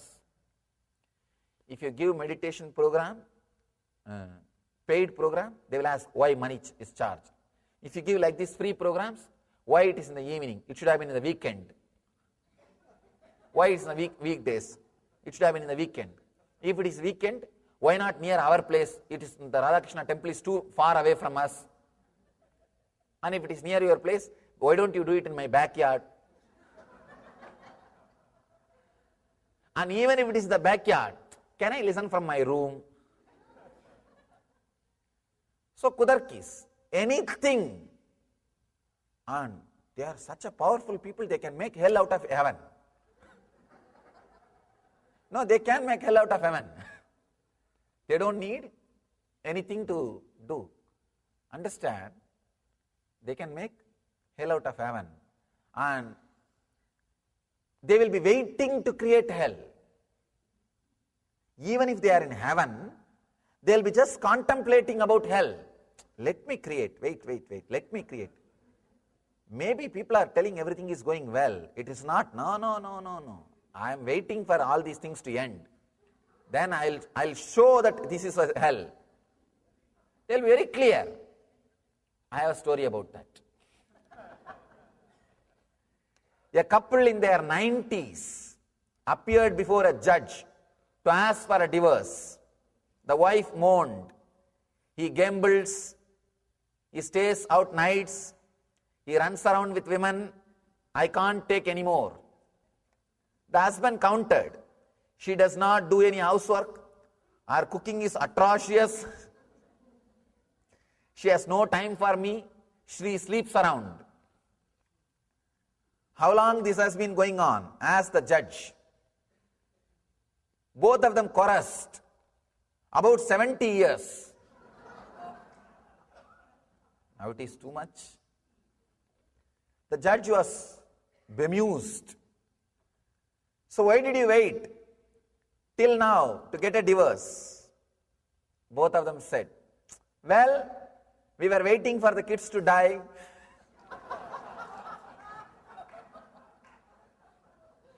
You may be waiting for the kids to die so that you can make hell. But understand, Kudarka always leads to hell. And Vidarka always leads to Ananda. Vichara means contemplation, looking in. Looking in always leads to pure awareness. Pure awareness, Asmita. Understand? Asmita and Ananda put together is Samadhi. Pure awareness and bliss put together is Samadhi. Here, the vichara means look in. Understand? If you just look in without doing anything, just looking in is enough, you will achieve Asmita, the pure awareness. See, these two words, The vitarka is supposed to be practiced 24 hours. It's a technique to do 24 hours. Constantly mending your reasoning, right reasoning, right reasoning. Vichara is a technique which you need to do sitting half an hour or 1 hour with closed eyes. Vichara is the technique, vitarka is a lifestyle. Then Ananda and Ashmita will overflow in your being. Do vitarka whole day. Whole day straighten out your logic. Constantly bring right reasoning, relaxing, understanding with right thing. Means decide you will live to express the maximum of your body and mind. That is what I call right reasoning. Means you will live for enlightenment. Anything you reason should lead you back to enlightenment. Should lead you back to that one concept, Atmajnana, Jivan Mukti. Then you are with Vidarka. Anything takes you away from Jivan Mukti is Kudarka. And Vichara. Whenever you find time, sit, look in. Just look in. You will see by and by. See, if you start looking in, at least half an hour, 40 minutes, whenever you find time, by sitting, 2-3 months is more than enough for you to touch that asmita, that pure awareness. It's not, more than that is not needed. Because how much you will fight with you, you will also be tired of talking to yourself. You will be bored with fighting with you, because you are not that intelligent to bring new reasons to fight with you. So naturally, after 2-3 fight, you will be bored with that old reason. And you will say, enough, get lost. Arey, what to do? It's the same logic. It's the same mind. It's the same reason. You will say, get lost, leave it. You won't have much time to fight it. You will be bored of the same logic. I have a story about that. After 35 years of marriage,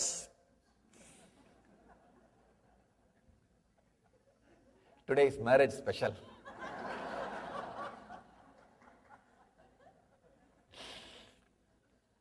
A husband said he wanted a divorce. His wife was stunned, but John, she pleaded, how could you want to divorce me? After all we have been through together. Remember how just after we met, you caught malaria and nearly died, but I looked after you. Then when your family were wiped out in hurricane, I was there for you. Then when you were falsely accused of armed robbery, I stood by you. Then when you lost $40,000 on the horses, I sympathized. And when that fire destroyed your office, I comforted you. How could you leave me? We have been through so much. He says, that is the problem. Face it, you are just a bad luck. Understand, you will realize your mind, your kudarka is bad luck. Your fight is a bad luck. Then you will naturally renounce. You will naturally renounce. You will have the asmita, the pure awareness. Pure I amness. Understand? Not even I amness. Pure amness. Amness is the ultimate amnesty. Residing in that amness. Not even I amness. Amness, just existence. The body is there. The prana is there. It is going inside. It is breathing. It is coming out. The system is working. The food is getting digested. The whole thing is happening. You are not there. Only what is there. That amness is what I call ashmita. The pure existence. The pure presence. The pure awareness. So, understand the sutra. Vitarka, vichara, Ananda Asmita Rupanugamat Sampranyataha. Reasoning, contemplation, blissful flowering, and the state of pure awareness are the characteristics of Sampranyata Samadhi. If you catch only reasoning, right reasoning, you may achieve Ananda but not pure awareness. If you catch only Vichara, you may achieve pure awareness but not Ananda. So, if you do both, developing right reasoning and doing a particular technique with closed eyes, if you do both, people come and tell me, Swamiji, I don't have time to meditate, but I read all your books. You may have Ananda. Vichara will develop. You will have Ananda. People sometimes come and tell me, I don't have time to read your books, but I do Nitya Dhyan every day. You will develop Vichara. You will have pure I amness, the pure awareness, but you may not have Ananda. Please understand, do both. Nityam, Dhyanam. Nityam is what I call developing right reasoning, Vidarka, and Dhyanam. That's what I call Vichara, contemplation. You will have the pure awareness, Asmita and bliss flowering, Ananda, both. Have Nityam and Dhyanam, you will have Nityanandam in your life. So, let you all internalize these great truths. I bless you all. Let you all achieve and radiate Jivan Mukti, the living enlightenment. Let you all achieve and radiate the eternal bliss, Nityananda. Thank you.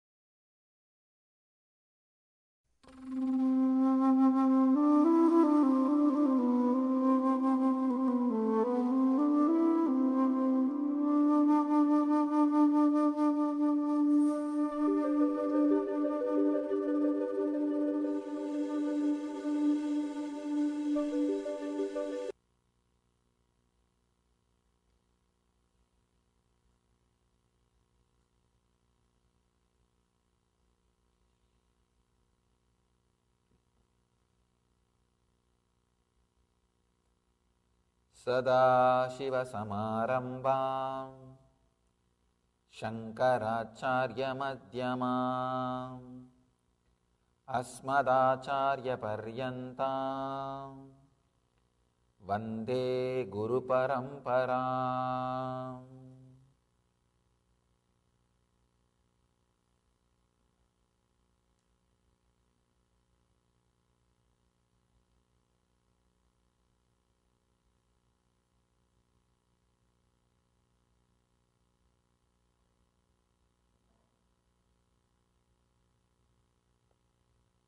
I welcome you all with my love and respect.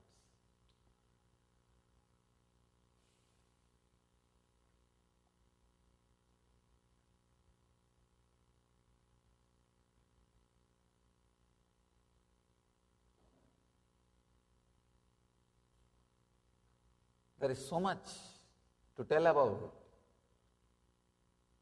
the last sutra, Vitarka.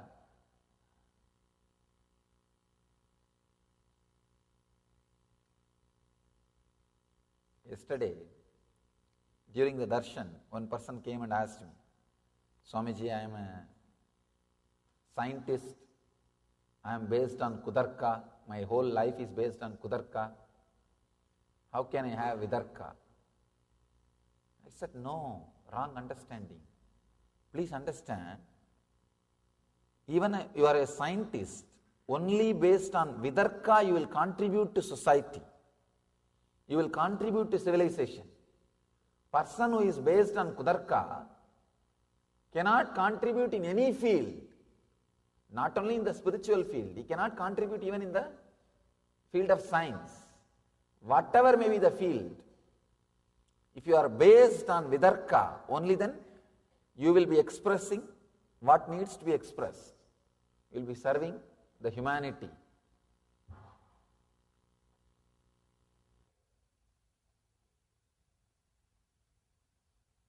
Beautifully, Patanjali explains the whole thing. The 17th Sutra. He explains Vitarka, Vichara, Ananda, Ashmita, Rupanugamat, Sampranyataha.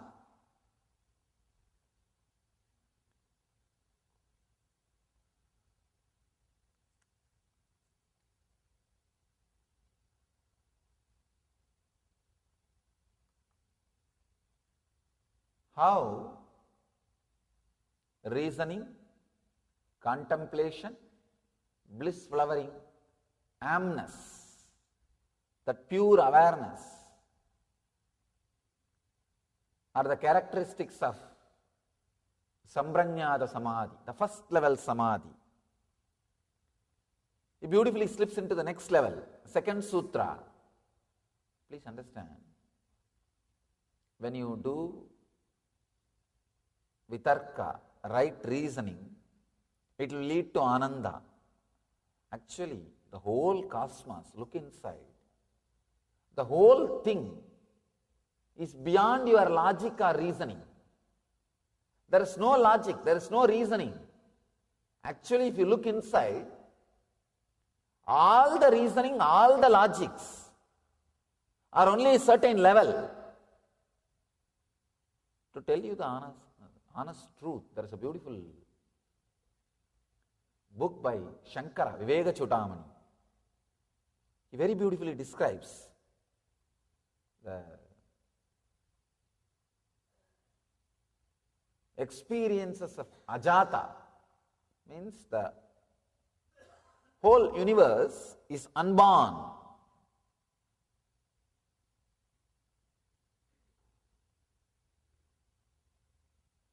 I'm just trying to find the right word.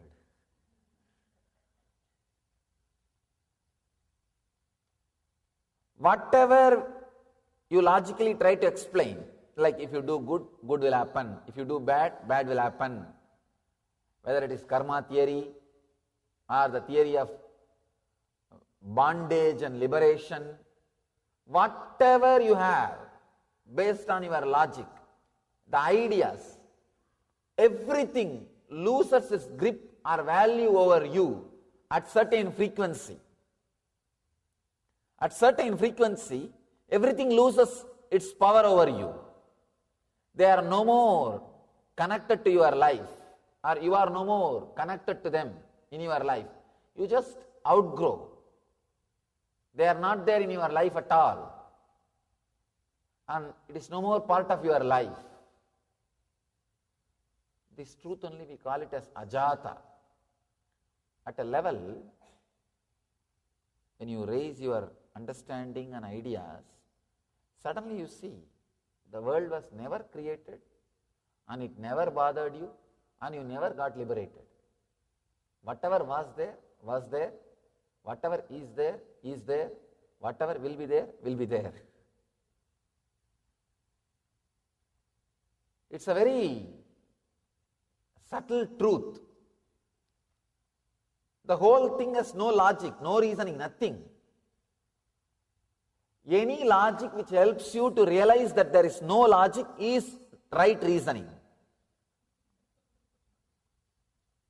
That is all. That's all. Any reasoning which leads you to realize that there is no reasoning is right reasoning. There is no connection. Please understand. There is no connection between what I am talking, what you are listening. I don't know how you will understand. No, there is no connection between what I am talking and what you are listening. Now really, many times, I feel very clearly the communication is not happening. Please understand, I have a story. I have a story for you. A woman went to an attorney to ask about a divorce. That guy asked, "What grounds do you have, madam?" She says, "About 6 acres." He says, No, I don't think you quite understand. Let me rephrase the question. Do you have a grudge? She says, "No, just a parking space."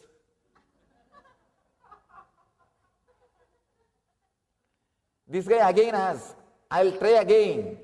Does your husband beat you up?"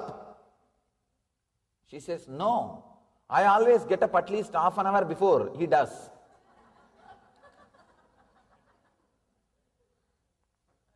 The attorney could see he was fighting a losing battle.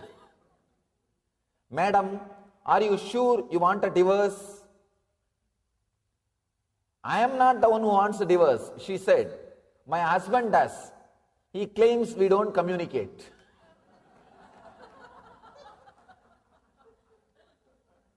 Please understand, really many times I feel the communication is not happening. See, when that energy which wants to express, when it comes up, I can see very clearly. I am telling you exactly what is happening in me. I can say that the insider's view of what is happening in Satsanga, in Upanishad. Upanishad means sitting with the master. I am very clearly saying I am pregnant with the truth which wants to come out, which needs to be delivered. And the moment it raises to the level of walk, it's like a cotton has become thread. Cotton has become thread. Thread can never represent cotton. Please understand. Thread can never represent cotton. A canal can never represent ocean. Just imagine. You may say logically, no, canal is also water, ocean is also water. What? Many canals put together is ocean. Can you say? No. It can never be. So when the thread is when the cotton is converted into thread, when it comes out, I can see very clearly it is not representing what it is supposed to represent.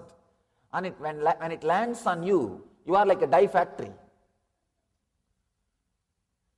You have big colored bottle, colored box. The thread directly lands on you.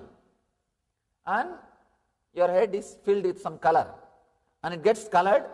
By the time you catch the thread and try to understand what I gave you, it's a colored thread. And you say, "Oh, Swamiji gave me colored thread." What has happened to what? No. Very clearly, many times I feel the communication is not happening. See, whatever word I am uttering, you have your own dictionary. Each one has individual dictionaries. That is why, actually, yesterday, one of my disciples was asking me after the discourse, "Swamiji, you are an incarnation. Why did you do all these spiritual practices like doing rituals, doing puja, and doing meditation? Why should you need to do all these rituals?" Please understand, actually, 2 reasons. One, to tell the world still all these things works. There is no expiry date for rituals. There is no expiry date for all these our traditional techniques. That's one thing. Second thing, only when I work with these techniques and work with the people, at least few words I can transmit. The communication is possible. at least few things I can reach out. Maybe in a way I can say, it is learning how to communicate with this mental setup.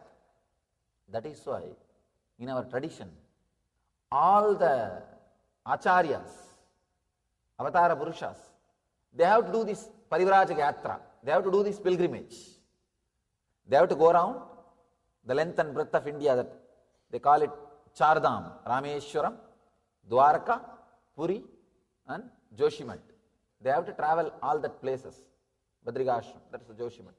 All the 4 places they have to travel to understand the people, to experience people, to relate with people, so that they will know now what to tell, what they need to express, how to connect with the people. It's a real task.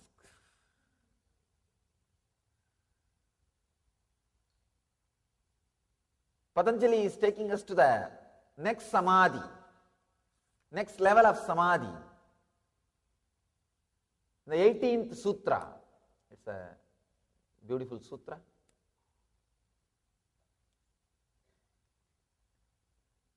Virama pratyaya abhyasa purvaha samskara seshanyaha.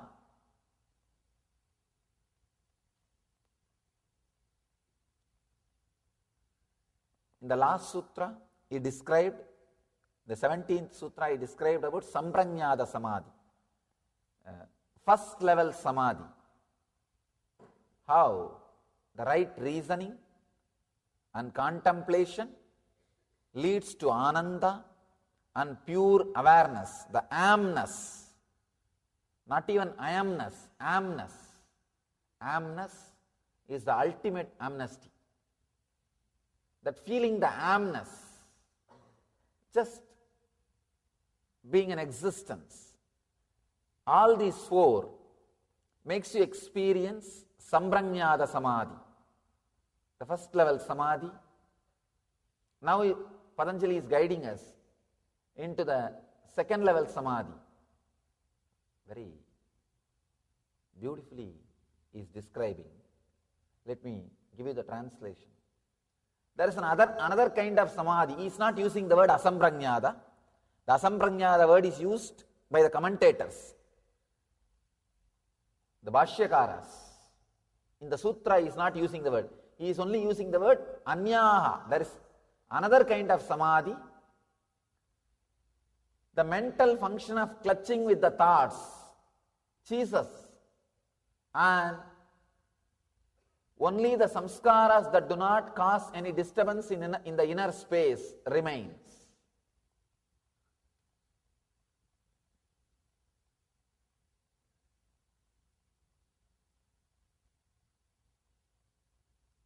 Let me read the translation again. There is another kind of samadhi. The mental function of clutching with the thoughts ceases, and only the samskaras that do not cause any disturbance in the inner space remain. I have 12 translations here. Just wanted to give you the glimpse of 2-3 translations of the same sutras, same sutra. Then you will know how you can translate the same sutra. I can say each translator looks at the sutra from a different angle. Swami Vivekananda translates, there is another samadhi which is attained by the constant practice of the cessation of all mental activity, and in which the chitta retains only the unmanifested impressions. This one translation. And Sachidananda, Swami Sachidananda's translation, he translates, by the firmly convinced practice of complete cessation of the mental modifications, the impressions only remain. This is the other samadhi. Now let's understand. Virama pratyaya abhyasa purvaha samskara sesha anyaha. the other kind of samadhi, the mental function of clutching with the thought ceases, and only the samskaras that do not cause any disturbance in the inner space remain.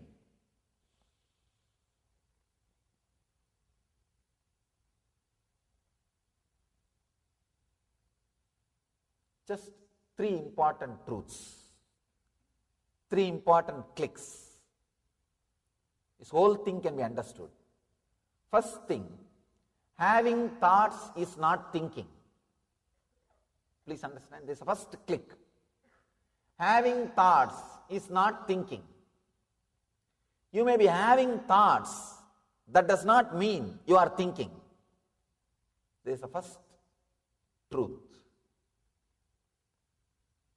Many times you can see, as I was telling yesterday, for no reason, things just comes and it stays, it goes.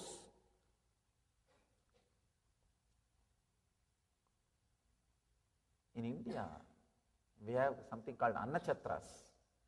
Many villages, especially the temple-based communities, will have that Annachatra. Anybody can come, they can eat and stay as long as they want, can leave when they want. There is no attendance, there is no record, there is no nothing, no record, no attendance, there is no registration happens. Anybody can come, stay as long as they want, and leave when they want, when they don't want. Just like Annachatrams only, our mind, any thought can come, stay as long as they want, and can leave when it doesn't want. There is no reason. There is no reason. And sometimes suddenly you become aware something is going on in you, and you start suffering or enjoying for the thought which was there in front of you at that moment. Please understand. When you become aware of you, at that moment what is in front of you, you respond to that. That's all. You respond to that. If that was a joyful thought, you think, oh, I am joyful, I am keeping healthy, everything is going well. When you become aware of you, when that amness is experienced by you, if there is a painful, depressive, suffering thought, you say, no, I am suffering, I am in depression. You blame. Otherwise, there is no such thing logically that you are suffering or you are in joy, nothing. Just you become aware in the wrong moment about you, that's all. Nothing else. Having thoughts is not thinking. First click, first truth. Second truth, please understand, second important truth. Mind is not a thing, it is an action. Patanjali gives this sutra, this concept, this truth, in the first sutra itself. Please understand, mind is not a thing, it is an action. For example, you are walking. If you don't want to walk, what will you do? Just sit. You are talking. If you don't want to talk, what will you do? Just be silent. Same way, you are minding. If you don't want to mind, just stop. That's all. It is your very action. Little, maybe subtle action. That's all. Please understand. If you look inside, you can see very clearly your very action. You are doing it. Now, if you want, you can think. You are thinking. If you think, you don't want to think, just relax.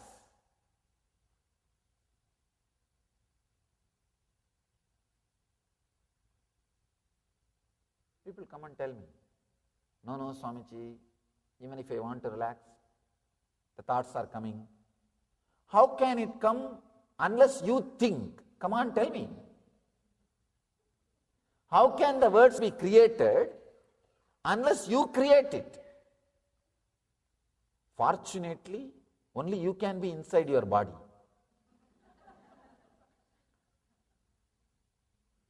And you can't say somebody else is sitting inside your body. And you can't say somebody else is thinking. It's not possible. Only you are thinking. Understand? The moment thoughts comes, be very clear, you decided to think. You decided to jump out of the decision which you made of stop thinking.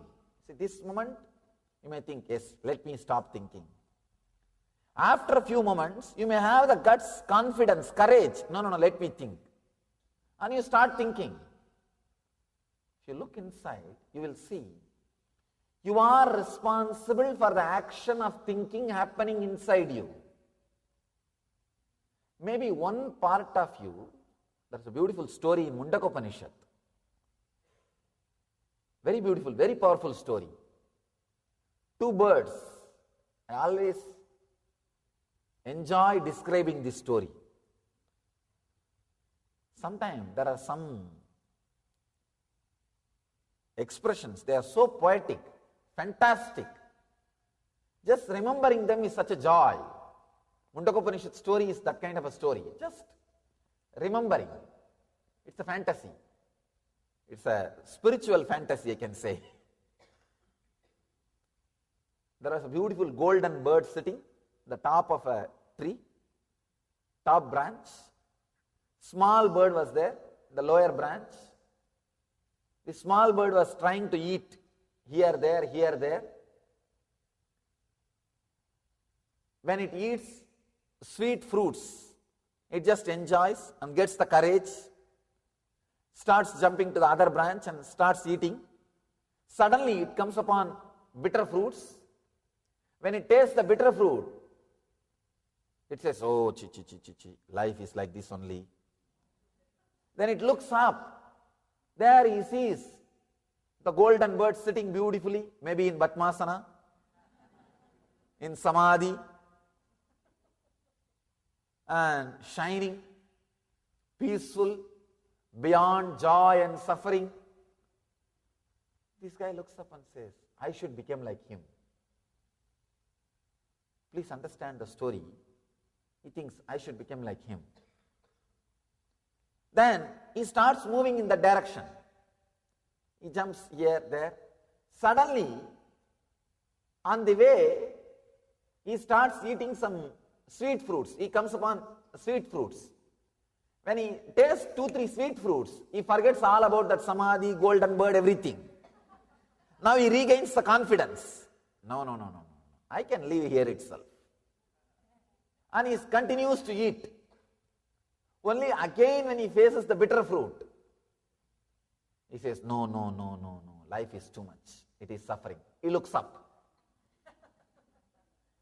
Understand, you may also be playing the same game. When you are suffering, only then you want to stop the mind. Only then you want to stop the mind. Then after a few minutes, when you stop the mind, when you just be silent for a few seconds, even the few seconds gives you the courage. No, I can start thinking. I can start thinking.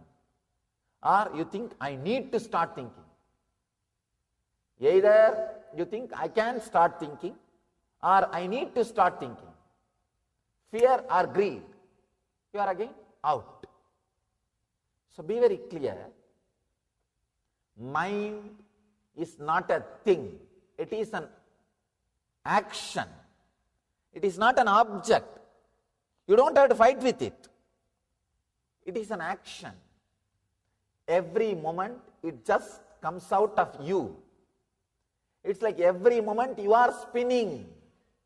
You are spinning the cotton into the thread.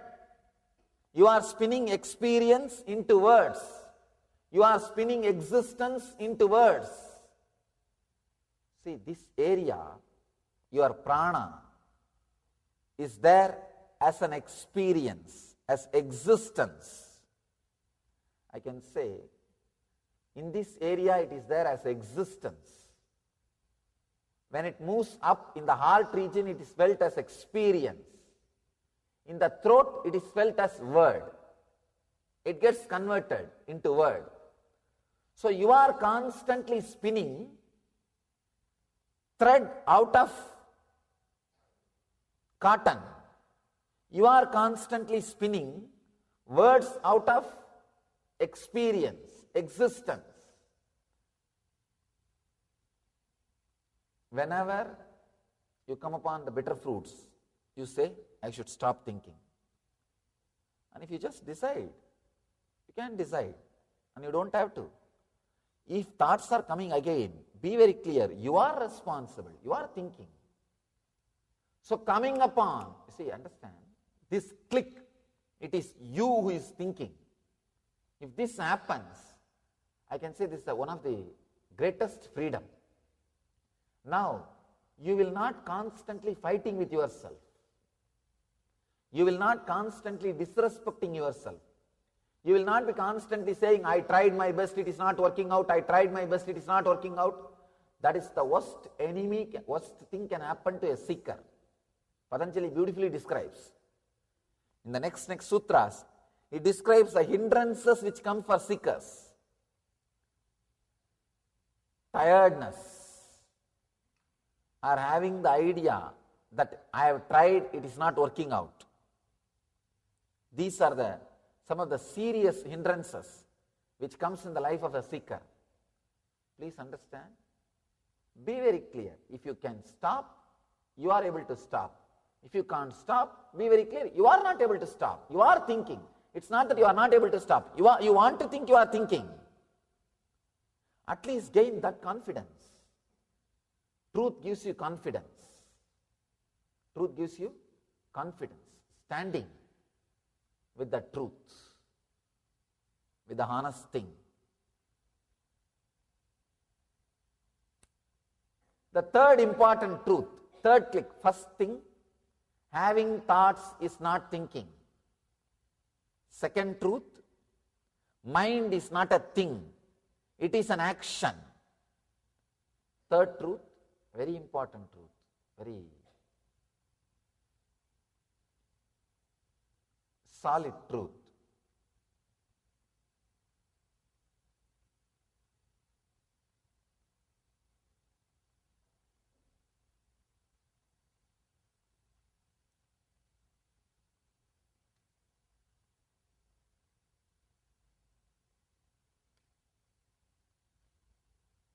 Understand,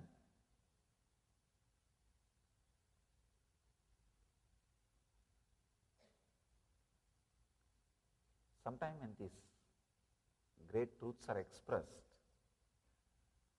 they may look little self-contradicting. See, even these two statements you can see. The first statement, having thoughts is not thinking. Second statement, mind is not a thing, it is an action. These two may look self-contradicting. It is not. The first truth, if it is understood, it will lead to second truth. If you don't understand, if you are sitting with kudarka, then it won't lead to second truth. If you are sitting with vidarka, it will lead to second truth. Having thoughts is not thinking. What I mean by thinking, when your amness experiences the thought, you are thinking. You have that pure amness inside you, and thoughts are flowing, flowing, flowing. It's like vehicles are moving, and cop stops only your car. Same way, thoughts are just moving. You pick up only one car, one thought. Means you are thinking only when you touch that thought. Otherwise thinking is not happening. Be very clear, thinking is not happening. You are not aware of all the 1,000 things happening inside you, fortunately. You are not aware all the 1,001 things happening inside you. thoughts, having thoughts is not thinking. If you understand this one thing, so many of your problems will be solved. Then you will lose respect for all the sufferings which goes on inside you, the complications which you create based on your thought structure, or your impossible efforts. You see, there are some things you are going on doing, impossible efforts. You try to fly by pulling your shoelace. Many times you try. You just try to pull your shoelaces and you say, oh, I tried flying, it is not happening. Last 10 days I am flying. No. Wrong understanding. Wrong understanding. Many times. With wrong understanding, you build more and more and more complications. And with that complications, you create more gap between you and the spiritual truths. See, yesterday as I was talking, Kudarka, what I was talking yesterday, that Kudarka, first thing it does, it just catches few points, few idea to create gap between you and the spiritual truth. Once the gap is created, naturally spiritual truths are not for you. They are not going to work for you. When it does not work, again the Kudarka gets deepened. It's a vicious circle. It is the vicious circle. So understand the first truth, having thoughts is not thinking. The second truth, mind is not a thing, it is an action. When you understand these two, the third truth, which is expressed in this sutra, can be understood. He says, the other kind of samadhi, the mental function of clutching with the thought, ceases, and only the samskaras that do not cause any disturbance in the inner space remain. This is the third ultimate truth. Please understand. The unclutching happens. The initiation into unclutching. See, when the initiation into unclutching, first time when you unclutch, that experience only, Patanjali calls it as asamprajnata samadhi. The first unclutching experience. Beautifully in Ramakrishna's life it happened. Let me describe how Ramakrishna moved from samprajnata samadhi to asamprajnata samadhi. And if time permits, I'll explain my own experience. Then you will understand how I moved from samprajnata samadhi to asamprajnata samadhi.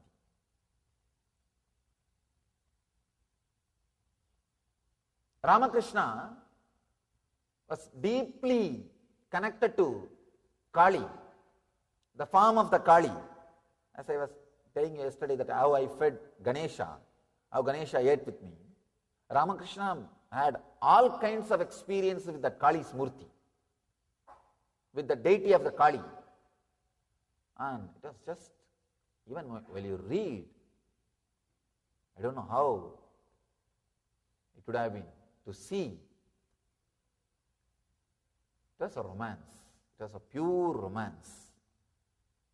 He was living with the deity, with the Devi.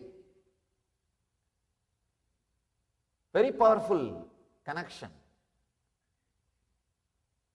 He used to keep the small thread near her nose just to check whether she is really breathing. And he says, she always used to breathe. And he always saw that thread waving. The thread will be moving with that air, with the prana, with that breathing. Not only this, so many things. Can give you one example of him putting the conch bangle. The bangles made out of conch, if you are from Bengal, you can understand. They will make bangles out of conch. And the Devi is holding the left hand, the head, the severed head of the demon, without breaking the deity, without damaging the deity or the conch or the bangle, he put the bangle for the deity. And the other people asked, how it happened? How can you put it? This bangle cannot go into the hand because she is holding the sira, the head of the demon. He says, no, I just told her, drop it. She gave it in my hand and I put the bangle. I told her again, please hold it, and she is holding. That's all. The power over the matter, the mind over the matter, the power of his mind over the matter. He was connected to Kali that deeply. He was living in Samprajñāta Samadhi. He was constantly living in Samprajñāta Samadhi.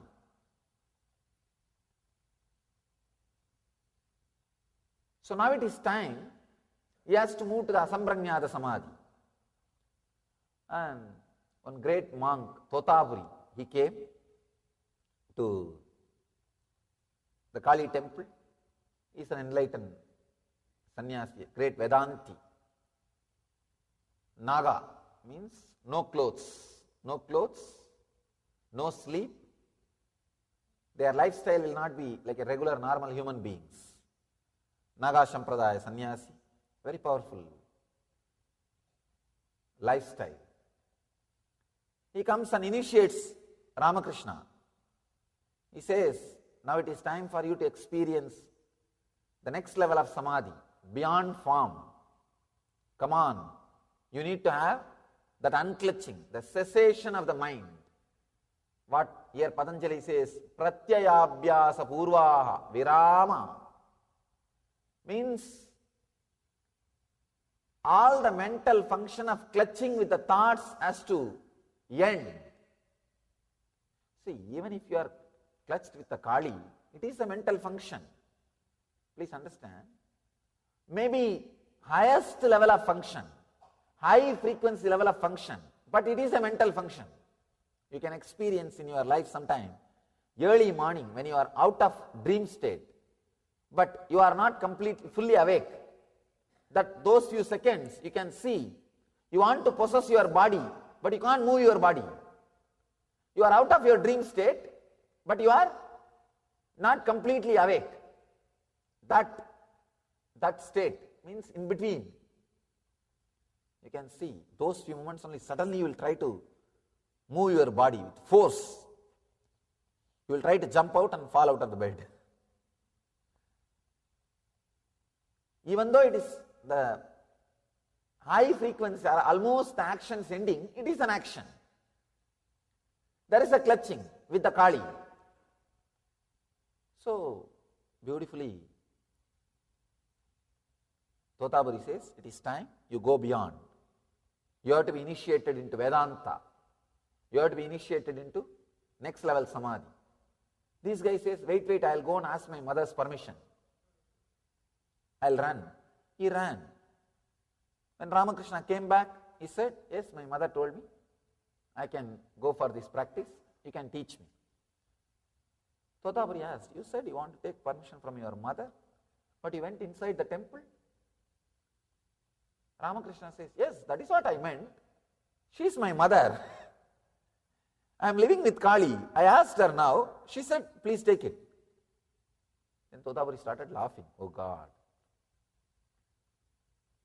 Totapuri could not understand. Ramakrishna is living with Kali. And he said, all right, I don't want to disturb his faith. It's okay. Let him experience the next level, Samadhi. Then he initiates. He says, now concentrate on the Ajna Chakra and unclutch completely from all your thoughts. Ramakrishna says, I am able to unclutch from all the thoughts, but I am not able to unclutch from Kali's form. I am not able to unclutch from Kali's form. He says, I am stuck. The moment I see her, even the idea to unclutch disappears from me. I am just completely drowned. Samprajñāta Samadhi, the first level Samadhi. But the beauty is that Samadhi itself is so powerful, it will lead you to next level. It has to lead you to next level. Totaburi says, no, you have to go beyond. Then Kali, she herself appears and says, my son, don't bother, cut my farm with this sword. He says, she gives her own sword. She says, think this as a sword of knowledge and cut my farm. You will go beyond my farm. Understand? Not being caught in the farm is one of the ultimate experience. This has to be understood very beautifully. See, when you lost all other attachments except this farm, then you can cut this farm and go beyond the farm. But our people, first they cut this farm. They have all other attachment. And they don't care about all other attachments. I always tell people, drop the farm of the gods when you dropped all other attachments. But what our people say, no, anyhow we are going to drop that attachment one day, then let us drop now itself. In India I have seen when they burn the dead bodies in villages, they will use a big bamboo. After burning the dead body completely, they will throw the stick also into the same fire. But you have to throw that stick into the same fire after burning the dead body. You can't say, anyhow this stick is going to be in the fire, let me throw it now itself. Then how will you burn the dead body? So attachment to the deity or Guru's form or God's form should be used like a stick, bamboo stick, to burn the attachment with all other forms. When everything else is burned, then in that same fire, this form also, this attachment also should be thrown. Kali says, cut my form and go beyond. This is what Buddha means when he says, when you see me on the path, kill me. Buddha says very clearly, when you see me on the path, kill me. Understand? But that should be last thing.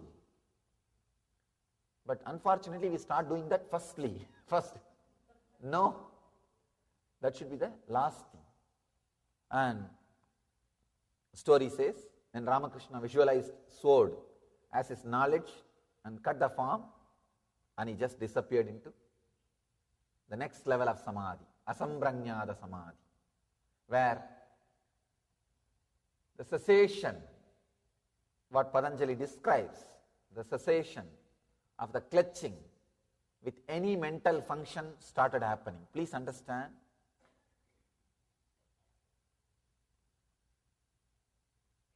The mental function of clutching with the thought ceases.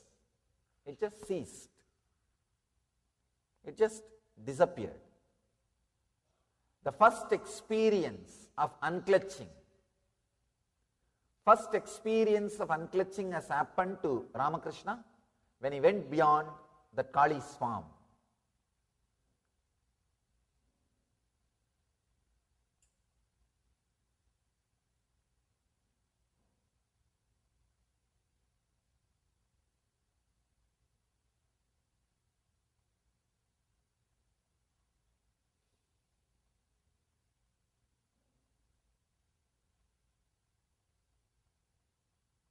Only if you feel connected to some form and live with that form, then you are asked to renounce, you will understand how difficult it is. You may not be able to relate with what I am saying. You may be thinking, oh, what is there, Kali? And after all, for enlightenment, everything, let's cut and throw it away and go beyond. No, it does not happen when you start feeling connected. You are feeling connected, living with it, but you are able to go beyond. And the story says, he entered into next level samadhi, asambranyada samadhi.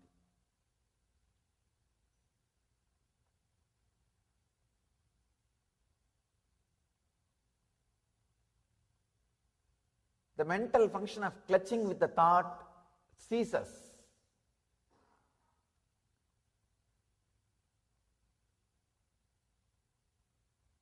I am trying my best to verbalize that samadhi because this very moment that samadhi is inside. When I try, It's like I am putting a rope to go and touch that feeling so that I can live some experience of that and verbalize it and tell. By the time the rope reaches this here, there is a disconnection.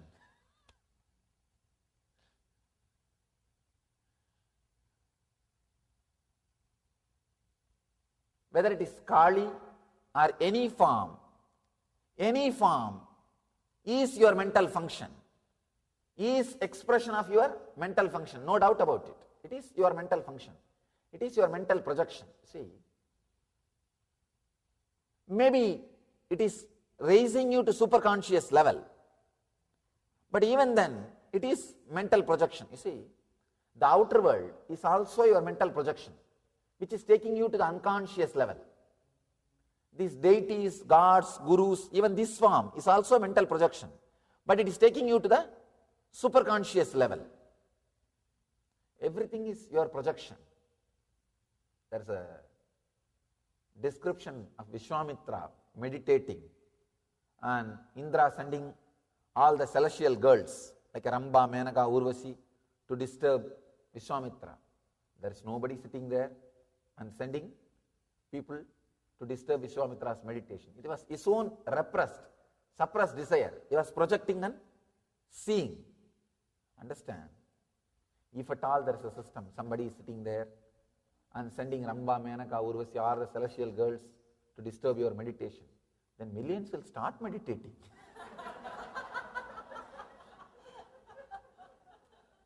And people will start meditating. It's our own projection. Actually, when you start raising, the projection in the lower level starts disappearing. Then next, the projection in the higher level starts.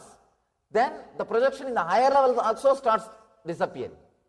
It's like an ordinary worldly experience, then samprajnata samadhi, then asamprajnata samadhi. This is the way the experiences happen. Yesterday I described how I had samprajnata samadhi when gave the food to Ganesha. Today I'll try to give you the glimpse how I had asamprajnata, or this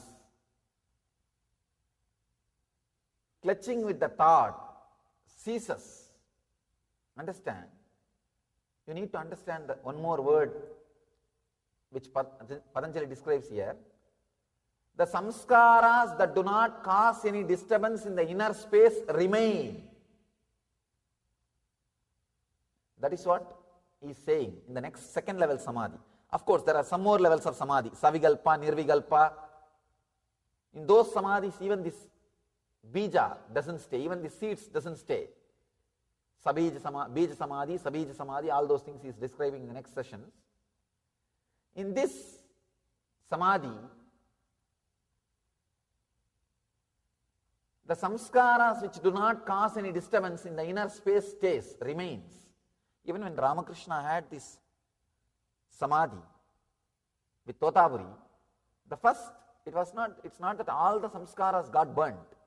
When he started residing in that same space for 9 months, only then the bijas, the samskaras, even they are burnt, and he enters into Nirvikalpa Samadhi, the ultimate experience. He continues to goes into the deeper and deeper layers and experiences. But when he cut the Kali's form and entered into that unclutching, the initiation has happened, the experience has happened, asamprajnata has happened, but not the ultimate nirvikalpa. You need to reside in asamprajnata, and the whole biomemory needs to be cooked in asamprajnata to be in nirvikalpa. With Ramana Maharshi, actually, if you see Ramana Maharshi's life, you can understand this experience.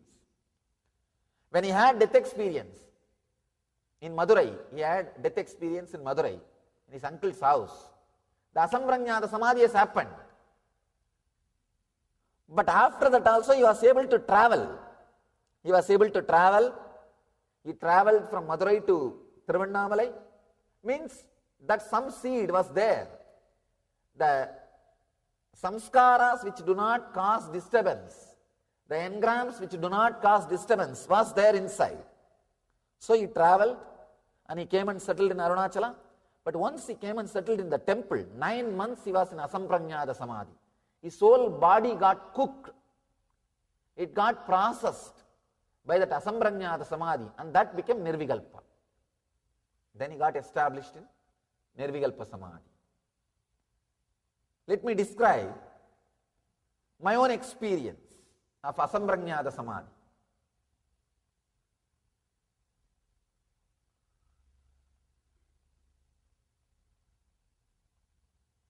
I'll try to narrate as it happened. Please understand. I'll try to narrate as it happened. I'll just open.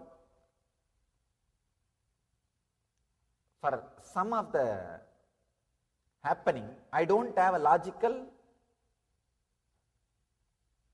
support, argument, why it happened. And I don't have Shastric support, means the scriptural support also. I don't have logical support or the scriptural support. But at least for the sake of record, for future generation, I'll open it. Maybe some Pandits, some Shastris will comment on this later on. Who has studied scriptures, they may comment, they may interpret, but I myself don't have the interpretation. For some things which happened, I'll open it up as it happened. Maybe you will be able to understand what I mean by the word Asamprajnata Samadhi, or what Patanjali means by the word Asamprajnata Samadhi. The next level Samadhi. I wanted you to know one more thing. Even talking about Samadhi, listening about Samadhi, contemplating about Samadhi is such a powerful experience. Please understand. Sometimes that need, urge for the goal, suddenly they open up some path. Open up some path. Actually, when you have that, when you are possessed by the goal, whatever you do will become path. If I see the history of many enlightened saints, there are 63 Saiva saints, Nayanmas in South India. If I see their life, many of them did not do something great. They were just, every day morning they will pluck flowers and make garland and put it on the Shivalinga. That's all. The path itself did not seem too big. It doesn't seem to be they did some great achievements or anything. Nothing, no. But that they are possessed by the goal. Shraddha Vivecha. As I was telling yesterday, that Nachiketa's statement, Nachiketa's experience. Shraddha Vivecha. When you are possessed by Shraddha, whatever you do becomes path. There is one saint. He was forcibly converted into Buddhism. So every day morning, but he was feeling connected to Shiva and Shiva consciousness. Every day morning, he will come out of his monastery. The backside, there was one small Shivalinga. He will take a stone and visualize that stone as a flower and throw it on the Shivalinga and come back. If somebody says, hey, what are you doing? He says, no, I am throwing stone on Shivalinga. We should ban all these things. Why is it lying down here? Because that time the Buddhist kings were ruling. See, his action is totally different. But he was possessed by Shraddha. When you are possessed by Shraddha, whatever you do will become path. So listening about Samadhi, different levels of Samadhi, is directly useful. Sometimes you may think, what am I going to do? First step itself I don't know. I am listening about Samadhi. You don't know. No, it really works. It really works. That is why you will be surprised. The first chapter of Patanjali is Samadhi Pada. He talks first about samadhi, then he talks about methods. Then he talks about sadhana pada, vibhuti pada, kaivalya pada. First thing he says, he talks about samadhi only.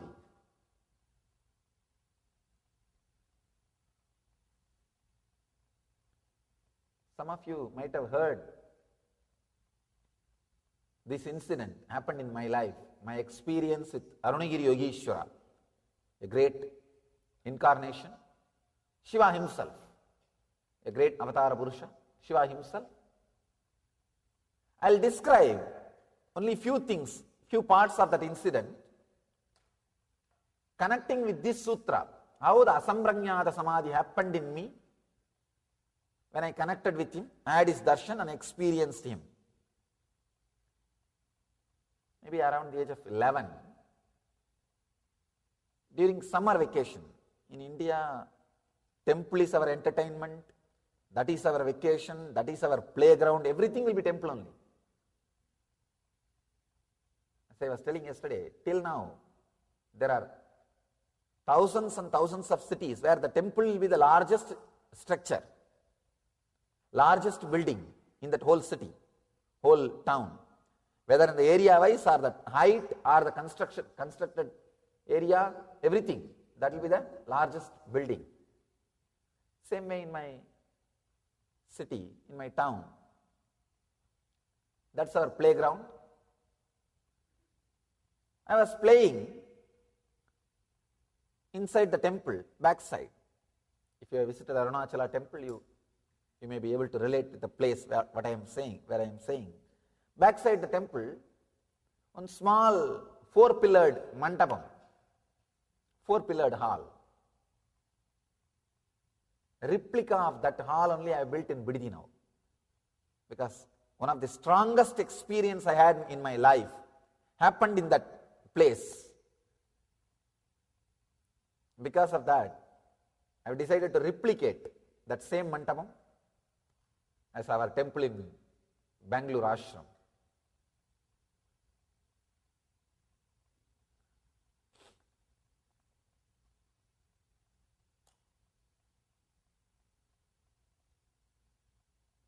One young sadhu came out of that mandapam. That mandapam had a small kind of a opening, or I was thinking it was an opening. It was a small cave. One sadhu came out. And at young age, I always used to be running behind sadhus. They were my life, they were my friends, they were my everything. Anybody with this cloth, I will be behind them. Such a strong vidarka, right reasoning was there. So I will always be running behind these sadhus. Whatever I get in my house, I will bring it and give it to the sadhus. And I will be very happy with them. I saw this sadhu. He was very bright, shining, maybe 30 to 35, and well built, young sannyasi. Because immediate click, a strong connection, very strong connection. I just know I belong to him, or he belongs to me. Very strong connection. I can say that falling in love or raising in love, whatever word you want to use, you can use. Very strong connection. Sometimes when you see people, suddenly you fall in love. And you know, you may bring all kinds of reasoning. No, I am already married. I am this, I am that. You can bring all kinds of your logic. No, see the age difference. And you can bring all conditionings. But you are in love, nothing can be done. You may keep distance because of all these conditionings. The social conditioning, and you have to behave as yourself. And there are so many restrictions. There are so many, the morality or social conditioning, whatever you call it. But heart doesn't bother about which country you belong to, which race you belong to, what is your morality, what is your discipline, decency. Heart doesn't care for all those things.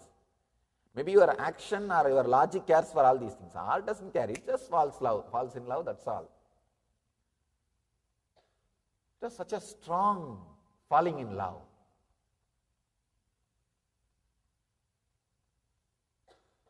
Every day, I'll come and sit there with him. Morning till evening, he'll be talking, sitting. Sometimes I wonder what I used to talk. If I recall, there was nothing much, just sitting and chatting only. And you don't know why you are sitting together, but sitting together was such a pleasant, joyful experience. I was sitting together. It's like spending time together. He was also very happy with me. And he will eat whatever I bring. He will bring some fruits or something for me to eat. He will be talking some experiences, these, that. I can say that Mundaka Upanishad, I did not complete that story. That story says that when the small bird, like this, traveling this way, this way, this way, this way, suddenly it really had a bitter experience, one strong bitter experience. It decides no more eating fruits. It just shuts its mouth. Without opening its mouth, it just travels towards the bigger bird. When it goes near the bigger bird, nearer and nearer, suddenly it realizes it is losing its individuality. It is losing its individuality. After a few minutes, it feels it is just a shadow of that bird. Actually, when you are really deeply in love with somebody, you can experience, when you touch that body, you won't feel it is a two-person. You just know it is your own extension. Your extension is in that body. You are just extension of your extension is that body. That small bird feels its very extension is that big bird, golden bird. After a few minutes he feels it is not even his own extension. That bird's extension is he. And after a few seconds he feels there is no extension, he is just a shadow. After a few seconds, there is not even a shadow, only that golden bird exists. It was only illusion that I was an individual. The different levels of feeling connection. In Vaishnava tradition, they explain Salokya Mukti, Samibhya Mukti, Sarubhya Mukti, Sayujya Mukti, the 4 states of liberation. Please understand, 4 states of liberation. In Vaishnava tradition, they explain. First, when the bird feels, I am connected to him, I belong to him, it is Salokya Mukti, living in his loka, living in his frequency. When he feels, no, he is my very extension, it is Samibhya Mukti, the liberation which happens just by his nearness. When he says, when the bird experiences, no, I am his very form, I am his very form, I am his very form, I am just his shadow, I am not an individual identity, then it's called Sarubhya Mukti, his own form, Sarubhya Mukti. When the small bird realizes, I never existed, it is only he who was existing, it was just an illusion that I existed, it is called Sayujya Mukti.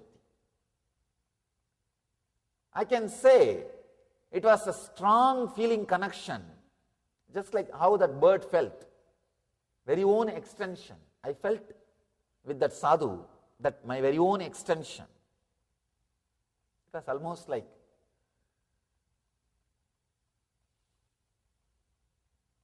Samibhya Mukti. First when I met him, then it slowly developed into Sarubhya Mukti, that same Rupa. I used to play with him, go wherever he calls. Sometime he will take me to the temple inside, sometime he will take me to the hill, sometime here, there, he will take me to different places. Understand?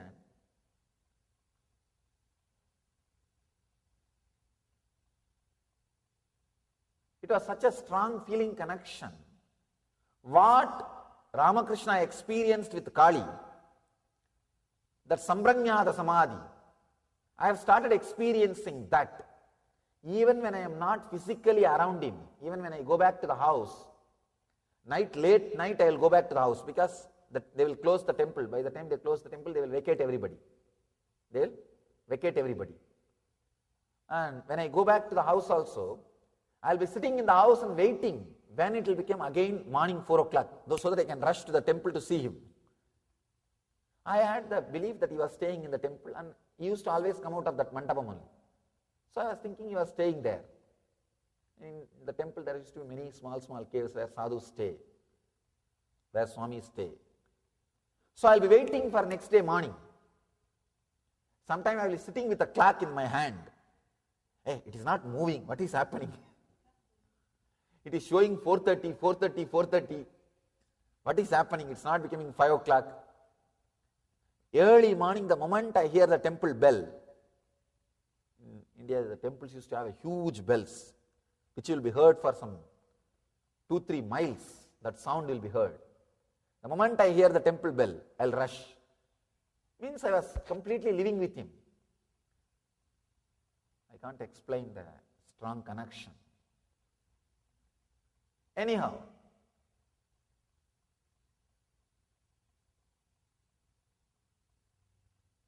then there was an incident.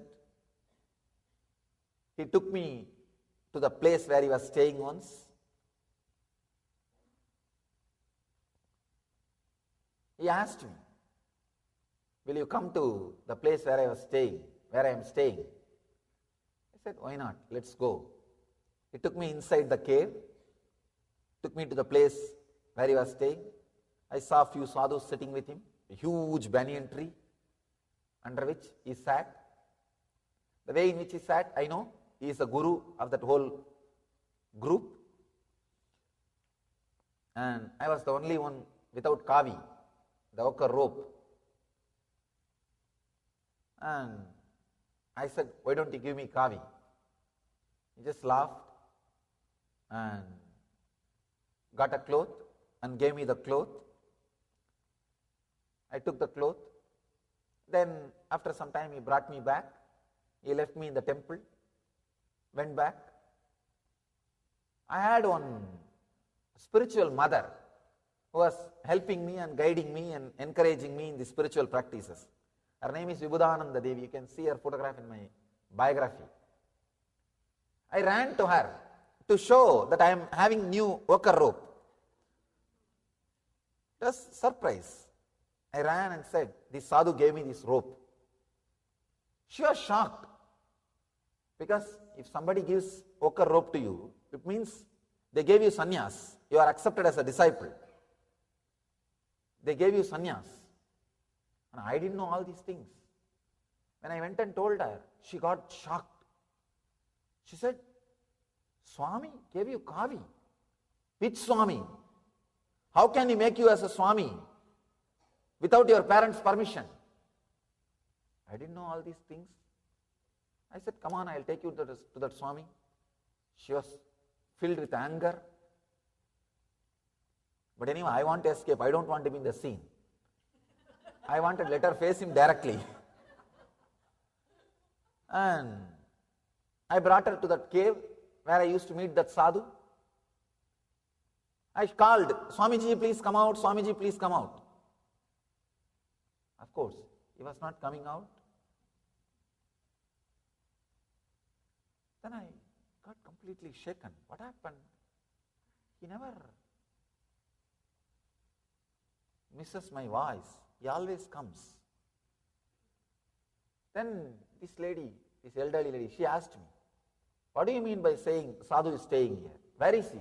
Call him. I said, no, he used to be here. This is the cave from which he used to come. Then she just looked into me and said, don't tell lies. It's not a cave. She took me near and showed me. She took me inside 2-3 steps and showed me. First time I realized it was a closed cave. There is a clear stone slab. It was a shock. There was no opening at all. Please understand. 9 months after that, I realized there was no opening. But all 9 months, I have seen him coming out of that stone, going into that opening. Suddenly I saw there is no opening. It was a strong shock. Then she thought I have stolen that cloth from somebody and I am making up stories. She started beating me. In India, kids will be beaten. You do something wrong, she just gave top two and told me, come on, tell now, who gave you this cloth? Then I started, the tears started rolling. 11-year-old boy. I said, I was in the three things was going on in me. One, that Swami did not come out. Second, suddenly I remembered, he gave me a warning, don't tell anybody that you are seeing me and talking to me. I remembered that, oh God, I missed it. Maybe he's angry that I told somebody. And third thing, I was thinking, because she is also angry with him, he is not coming out. The 2-3 things were going inside me. One, he may be angry with me because I told. Second, she is angry with him and he is not coming out. So many things was happening. It was such a strong feeling.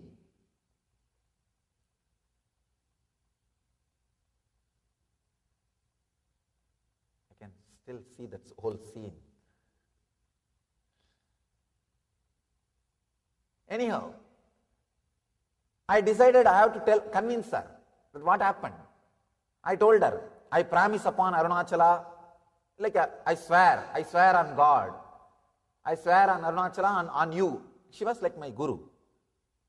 So I swear on Arunachala, on you, on this Kavi and on me. I saw him. He gave me this cloth. He used to come out of this cave. See, in India, these kids, when they swear, they will hold the hand and swear. When I held her hand and swore, I just put my hand on her hand and said, I swear, this is what is the truth. Because my whole body, bio-memory was bubbling, overflowing with that strong experience, that touch, that experience was transmitted to her. It was such a strong shock passing through her being. Her kudarka disappeared. Her kudarka just disappeared. She realized what I am saying is truth. Then she just kneeled down.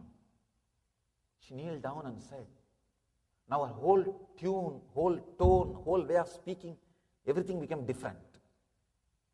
She asked me, tell me, really you saw him? I said, yes.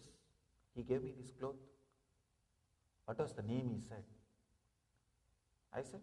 He said, Arunagiri Yogi Ishvara. That's all. This lady just fell at my feet, who is supposed to be my grandmother's age, my guru. She just fell at my feet. She started crying. And I was already crying because she has beaten me. And now I couldn't understand what to do. It was a big mess. I asked, why are you falling at my feet? Actually, she told me that cave is the Samadhi of Arunagiri Yogeshwara, an enlightened master who left the body 2000 years ago.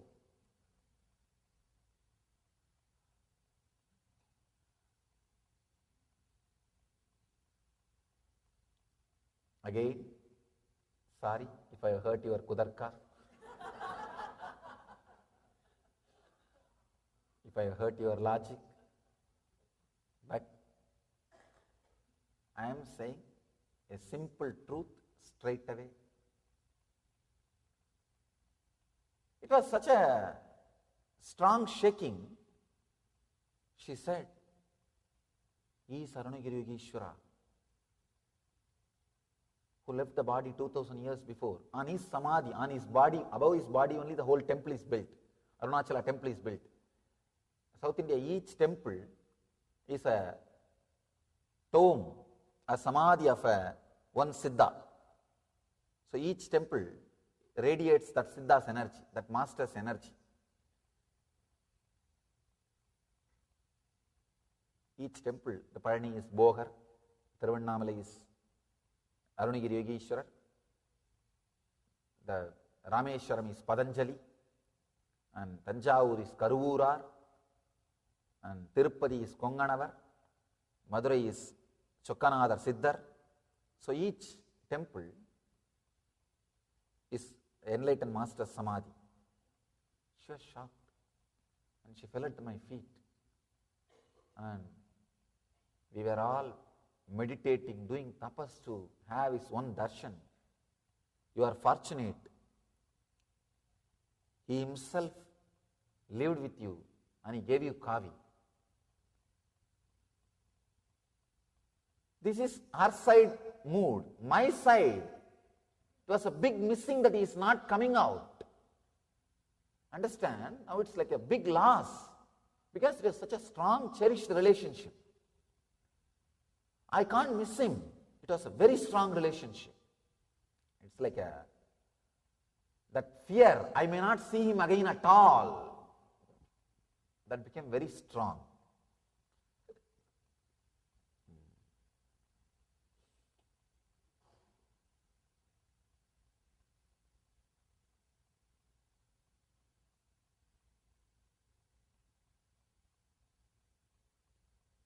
There is a beautiful description of Bhagavatam. In Srimad Bhagavatam, there is a description. One Gopika, Krishna's beloved, she hears the flute music. Krishna is playing the flute in the forest. She comes out of her house to go and see him. The entrance of the house, her mother-in-law and sister-in-law are sitting. Typical Indian village. The sister-in-law will be sitting and mother-in-law will be combing the hair and seeing all the cleaning the hair. The typical scene. And they will sit exactly on the door frame only. And that is where they get the news. The whole village news will come. Whatever goes on in the village, that's a newsroom actually. That's a newsroom. Newsroom discussion will be going on. And they will be sitting and cleaning the hair, combing the hair. And I don't know how many hours they will spend in the combing the hair and cleaning the hair. Whole day from morning till night, they will be sitting. Tagadaga, tagadaga, tagadaga. By the time they complete, half of the hair will be in the outside. Typical scene. She just holds the door frame and stands because these two guys are there. She can't go. They will stop her. There, beautiful, the flute music is heard. Beautifully, the Bhagavatakara describes when she listens to the Krishna's music, all the joyful, ecstatic memory about Krishna fills her being so strongly, ecstatically, all her good karmas exhausted. She sees the peak of joy which she is supposed to see. When these guys are stopping her, when she remembers she can't go near him physically, that physical missing, all the suffering, pain rises in her body. So she exhausts all the bad karmas, all the pain which she is supposed to suffer, she is suffering. She sees the peak of the pain. When you see peak of the pain and peak of the pleasure, your karmas are over and you relax and you become enlightened. Vyasa beautifully describes, Bhagavatakara describes. Just she stood there 3 chana. 1 chana means one wave of thought is joy, ecstatic memory of Krishna's. The moments, ecstatic moments she had with Krishna, that filled her. All the joyful memories are over. She lived her heaven. Exhausted. The punyas, all the good karmas. She has seen the peak of joy. And next moment, when she can't go near him physically, that physical separation, the pain that aroused in her being, and she exhausted all bad karmas. She has seen the extreme of pain. She has finished her hell. So she lived her heaven, she lived her hell. So all karmas are over. The third kshana, just she became enlightened and relaxed. I can say that was the mood I was going through. One side, the strong joy, amazing memory, knowing who he is. You see, when you don't know who he is, you can't enjoy. When I know with whom I was living, every inch, every moment is an ecstasy. Oh God, with whom I lived. Who is my friend?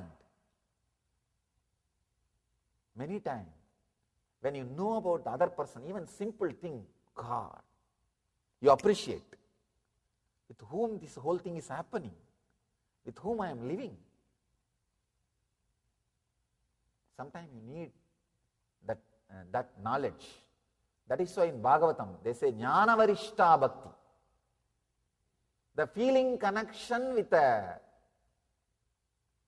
Krishna, knowing that he is God. Jnana Varishta Bhakti. Bhakti based on the knowledge. That is the ultimate bhakti. Not even simple bhakti. Jnana Varishta Bhakti.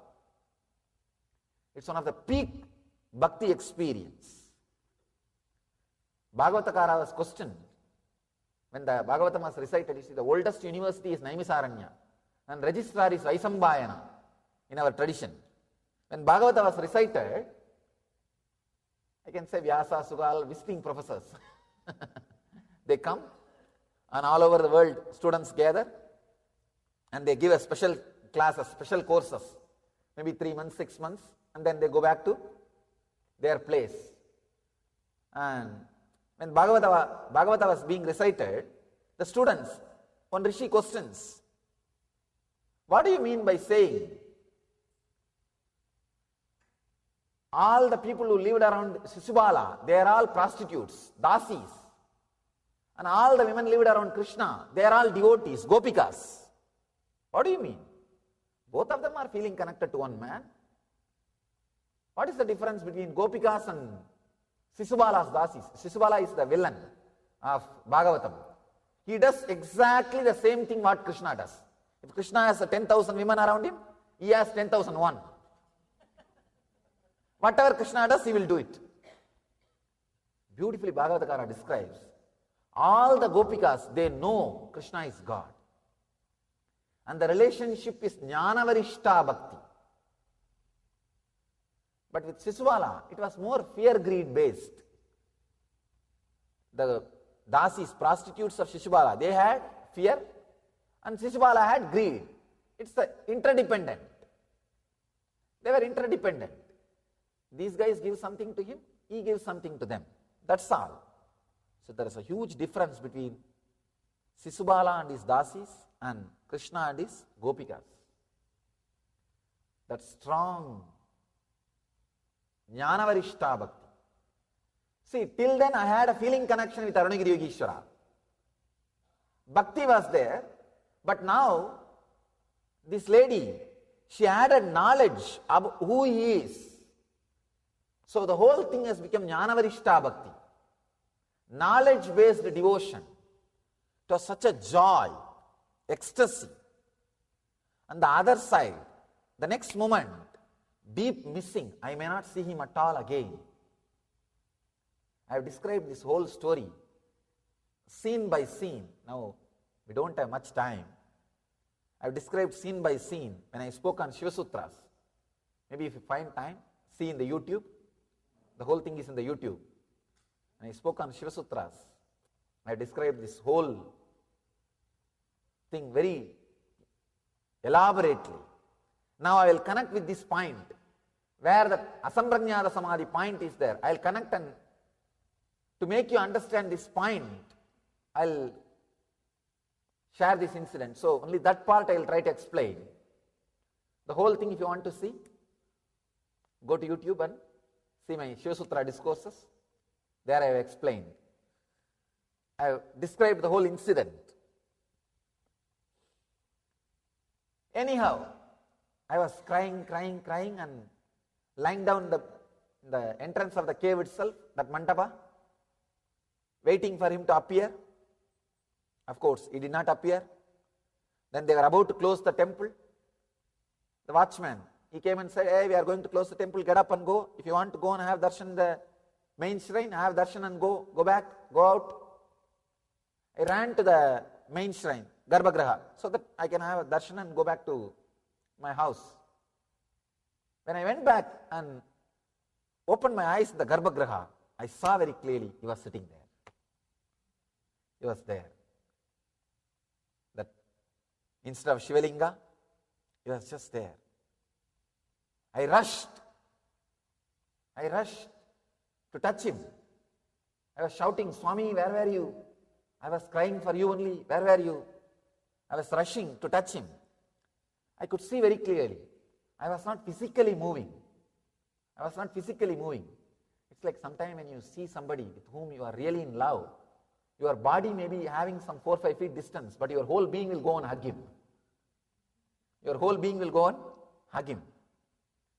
So my whole being rushed towards him to touch him. The moment I touched, see, before that also I have touched him many times. It was touch with bhakti, samprajnata samadhi. I thought he is a form, I was in love, and it was a deep connection with that form. But now, it is not just bhakti, jnanavarishta bhakti, knowledge-based devotion. Now I know who he is. So when I touched, he also stretched the hand very casually. When the hand and hand touched, but when the touch happened, then something just opened. You can say clicked. Suddenly that moment, I saw very clearly. He was me, I was he.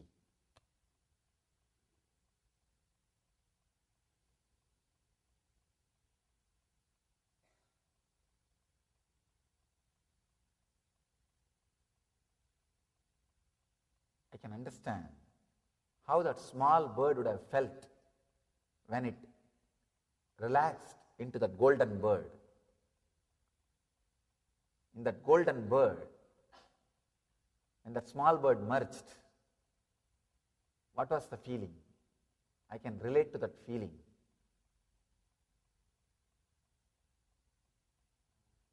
It was a strong experience. Suddenly I realized, after that experience, after that next moment, that simply the cessation of the mental activity which was connected to that form, creating pain or joy, disappeared. Please understand. As long as I saw that form as independent of me, it was creating joy or pain in me. Samprajnata samadhi. When the touch happened, suddenly the mental function of clutching with the thought, the mental function of clutching with his form ceases. It ceased. It just ceased, disappeared.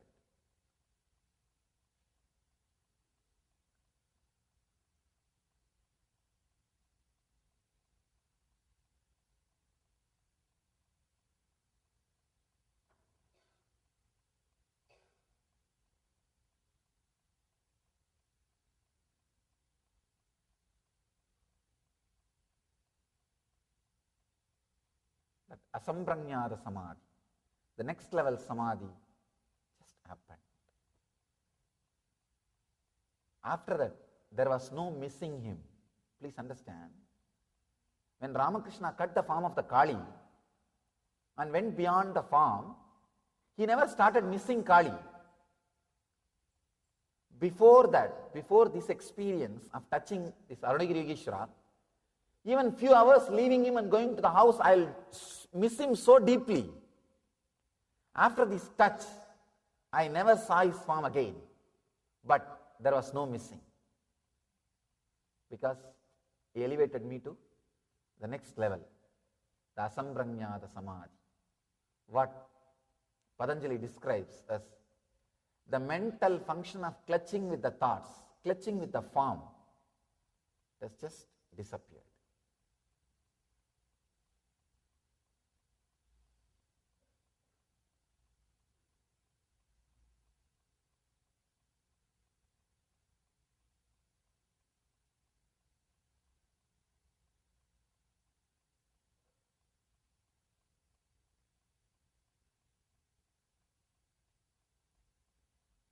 If you are unable to connect with what I said because of Kudarka or Vidarka or Darka, sorry, not Vidarka. If you add Vidarka, you can connect directly with what I am saying. If you add Kudarka, it will be difficult to connect. And you won't be able to connect and you don't want to connect. Sometimes even people with Darka, they want to connect, but they don't know. Because of Darka or Kudarka, if you are not able to connect, don't worry. I bless you. If this truth is my experience, let it create, just by the power of the truth, power of that experience, let it create the strong, same truth, the feeling connection in you all. It will create.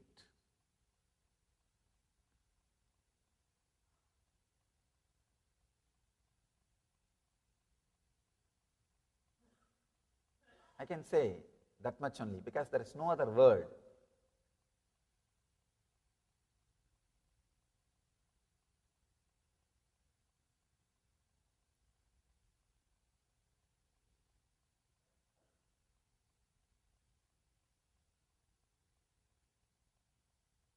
When you strongly feel connected with Master or God or Guru, when that strong feeling connection becomes so strong, that idea, the two-person, two-thing, when it disappears into one, that Sambranyada Samadhi becomes Asambranyada Samadhi. When it is two, it is Sambranyada Samadhi. When you experience that as a one, it becomes Asambranyada Samadhi.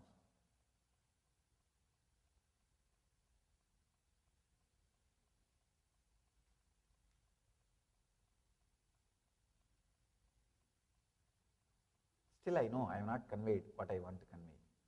I really feel I have not said what I want to say. There are some things which can never become thread. It has to be transmitted as a cotton. As a cotton. The experience has to be transmitted directly as an experience. When that feeling connection is there, suddenly you will see, you don't need words. The experience can just be transmitted to the other person as an experience.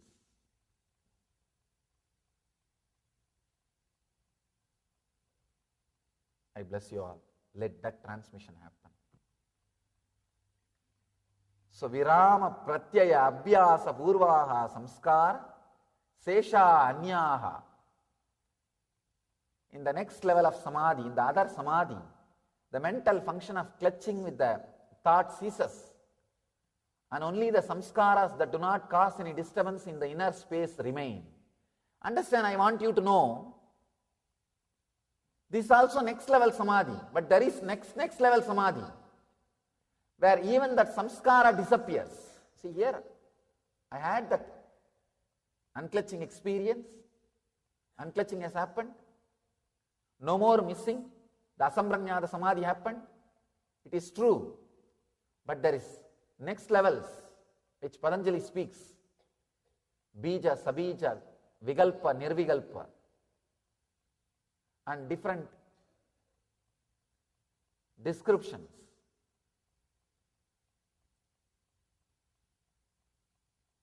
Maybe when I explain those sutras, I'll explain the next different levels of samadhi experience which I had.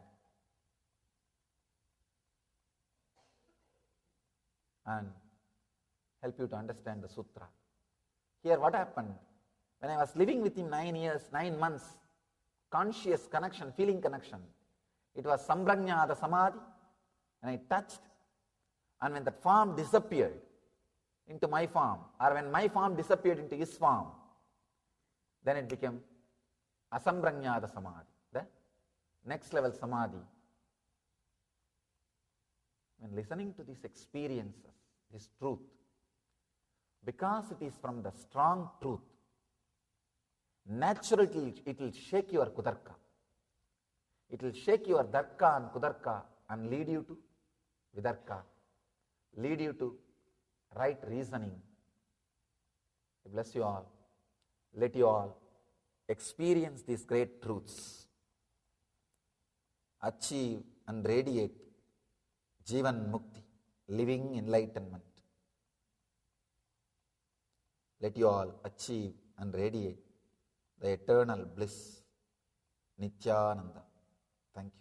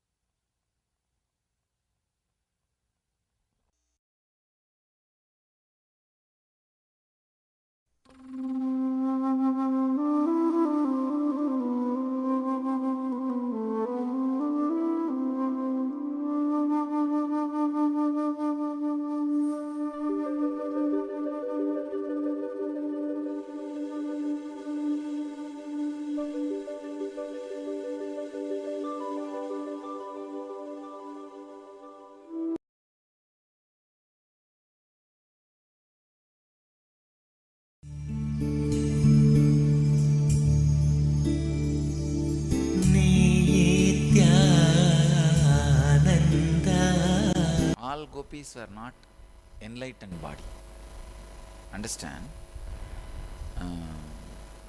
There were few gopis who were directly serving Krishna were enlightened. They took conscious birth. Because Krishna came down, Radha, Pushkala, Kala, those few, they all came down with Krishna. But all gopis were not enlightened. They were not born enlightened. They were working towards enlightenment. So the same story goes true as we hear all the time scripture says that you keep saying Rama Krishna name. At the end, if you utter Rama Krishna name, somewhere there's a guarantee. This is at the end. If you utter, you see, when you are in that during death, naturally you go to the peak. So at that moment, if you can be aware and unclutch, you see, uttering Rama Krishna name and all is nothing but in that pain, if you can, in that crisis, if you can bring the memory of the divine, that's practically unclutching. So there is a possibility that you can break, you can be liberated. But one thing you should know importantly, when that intense pain and the crisis happens, you will not be able to remember unless during living time you remember continuously. See, during that last moment, what happens, what is the strongest experience for you in the life? That comes up and opens. Please, all of you understand? Now, whatever I am talking, straight truth I am talking. Let me say a few words. The only difference between you and me is how we think. What are the center points of our thinking? Please understand.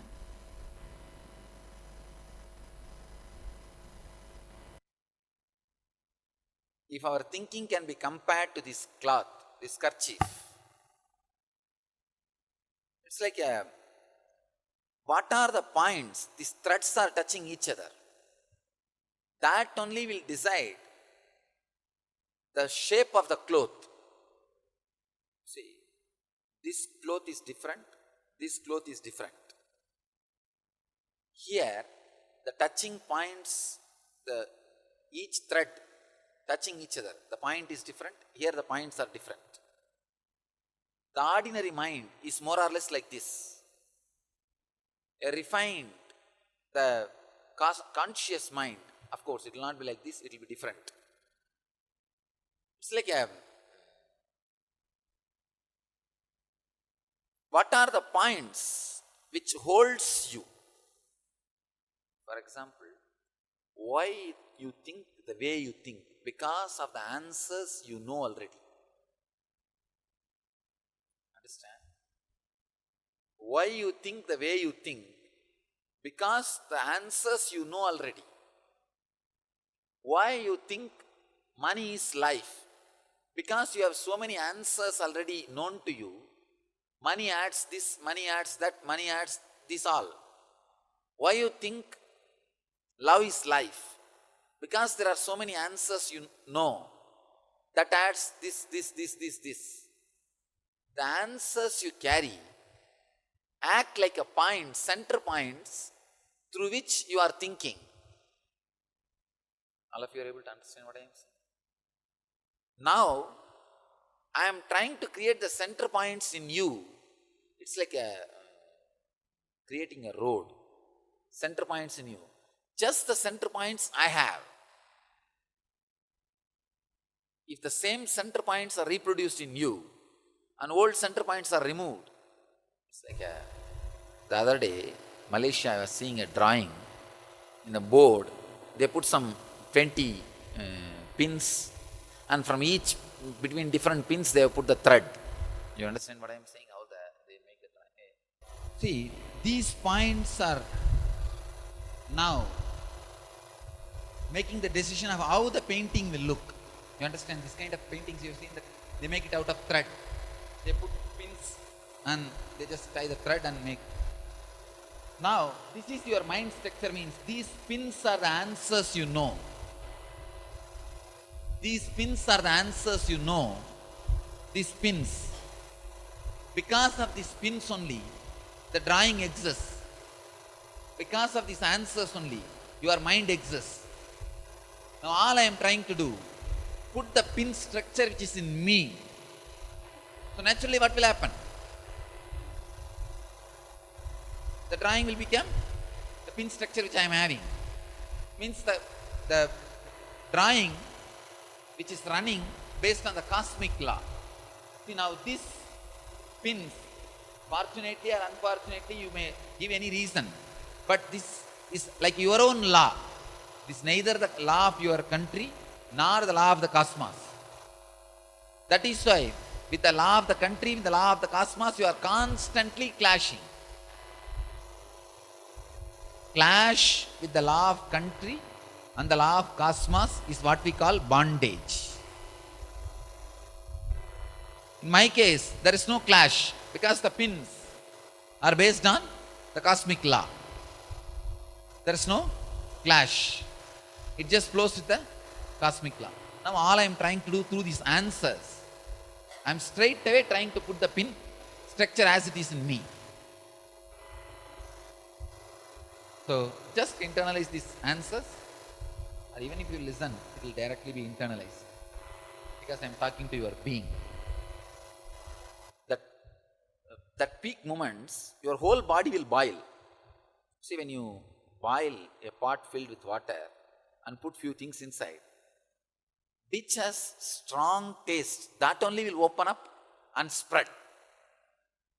Same way, when you boil your body, during that practically your body and mind gets boiled. So which part of you is very strong in you, that only opens itself and spreads all over. If violence is the strongest experience you had in your life, violence will open up. That memory will open up. Or tasting is the strongest experience. The most joyful, strongest thing which you enjoyed in your life is tasting.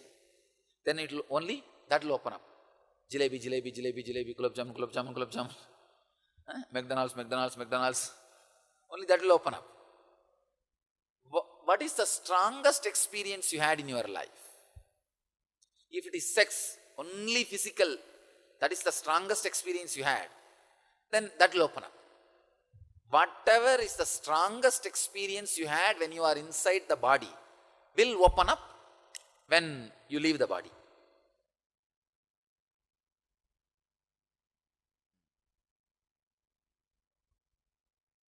See, if you had a strongest experience with the Master, this is the strongest thing you had in your life, then I'll open up.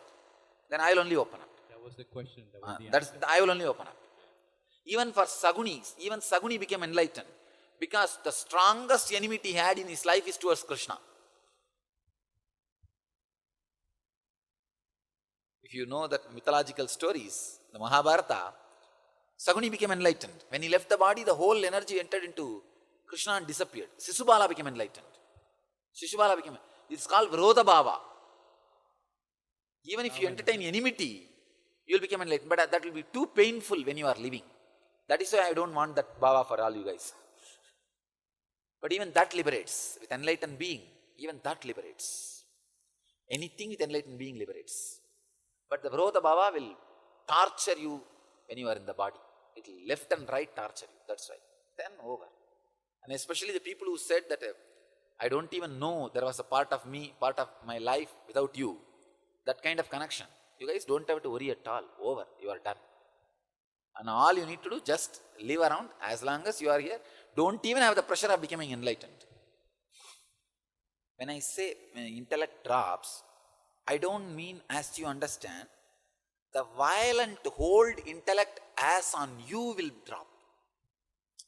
The intellect itself will not drop. Understand? It has a very strong, violent influence over you. If your intellect decides not to be here, you will not be here. So that kind of violent hold, intellect should not have that kind of violent hold over you. That's all I am saying. Because intellect is nothing but that thinking diagram, which may not be fitting with the cosmic diagram. It seems to me that See, your intellect is nothing but the answers you have based on the answers you got. that's right. But So some of- now, this diagram, if this diagram itself becomes a decision-making factor, the cosmic diagram will be different. So whenever you meet the cosmic diagram, you directly come face to face with the cosmic diagram during your birth, death, heavy loss in your life. During those moments, directly you are under the cosmos, judgment of the cosmos. Or I can say in the court of the cosmos, the direct presence of the cosmos. So those moments, your intellectual diagram may not fit with the existential diagram. Then that brings heavy bondage and suffering. That is why I am saying the intellect's hold on you only should disappear, not intellect itself. How it happens, these pins, if you have the thread, if you just pull out the pins, few pins, even if the thread is same or the diagram is same, it won't bind you anymore. If I just pull out those pins, what will happen? The moment I keep it straight, what will happen? All the thread will drop. It will not bind you. Same way, if I just remove the strong answers which you have already, which I will be doing now. Once I remove, even if the thread is in the same shape, it will not be binding you. Whenever it needed, it will just reshuffle itself. Actually, sharp intellect, when it becomes really, really sharp, it understands, it cannot understand everything. No, really. It will understand, No, I know for sure, as many human beings, that many mental setup is there. As many human beings, that many mental setup. So this, when you understand that, intellect becomes compassion. Just it becomes compassion. Oh God, so many people, so many mental setup. No need to bind anybody, no need to judge anybody, no need to tell anything to anybody. And whatever I am sharing, if they catch, it's okay. It becomes just deep compassion. the way in which you approach the whole thing becomes different. Being very clear about uncertainty and not too much bothered about small details. You understand? When you look at the whole picture, you will not bother about small detail. Like if you look at from the aeroplane, the whole world, you will not be bothered about why the swimming pool is 3 feet less or 4 feet height. You understand? But when you are in the ground, you are bothered about why this road is only 2 feet, this pathway should have been 3 feet. So when you look at the whole, everything is predetermined. In fact, he was answering somebody's question.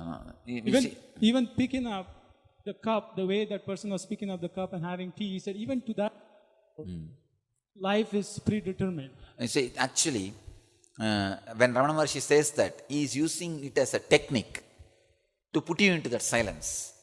If you think everything is determined, suddenly you will have that ultimate rest in you. You will say, God, chala, what is the use of doing anything? Relax. And this moment you can be liberated. That's a very powerful technique. Very powerful technique. I can say that for the intense seekers. Intense seekers, a very powerful technique. When you internalize that, the settlement will be so deep in you. It's practically like a landing with a parachute. The parachute, how you settle down. Just like that you will settle down into your being. You will not have anything which is in between, which is holding you, which is catching you. It's a very powerful technique.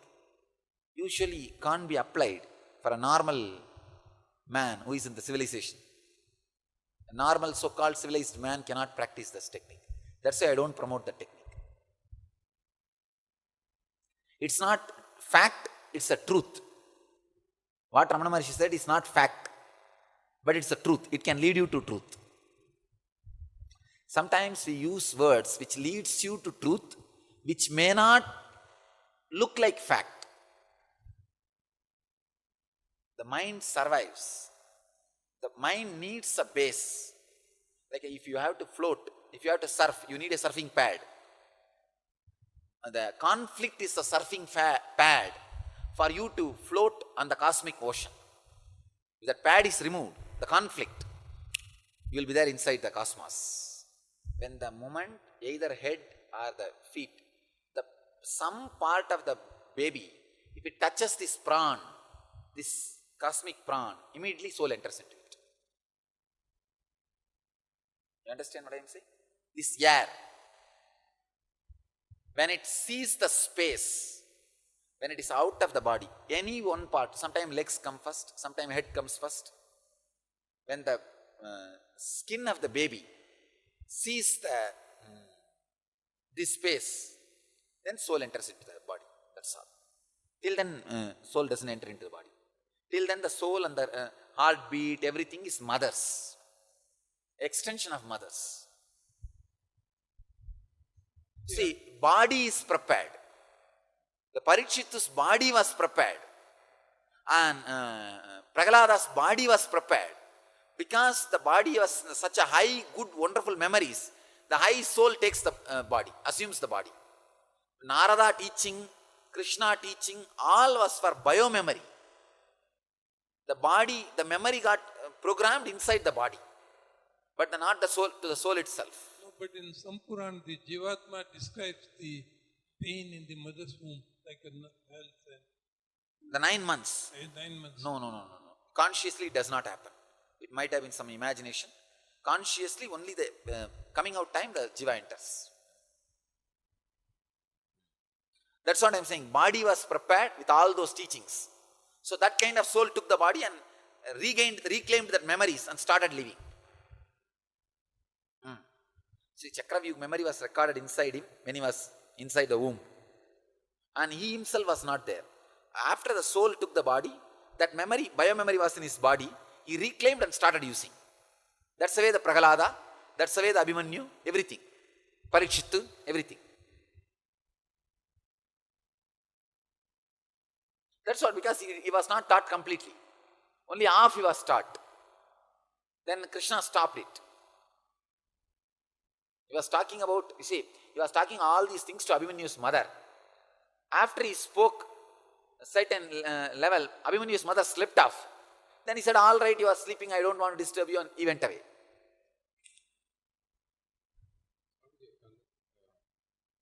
Please understand, you can remember those memories because they have become part of your biomemory. But that does not mean you yourself were there physically when those memories got recorded into your system. It's like a CD, after being programmed, put in the laptop, it's being read. That does not mean when the programming was done, the CD was inside this laptop.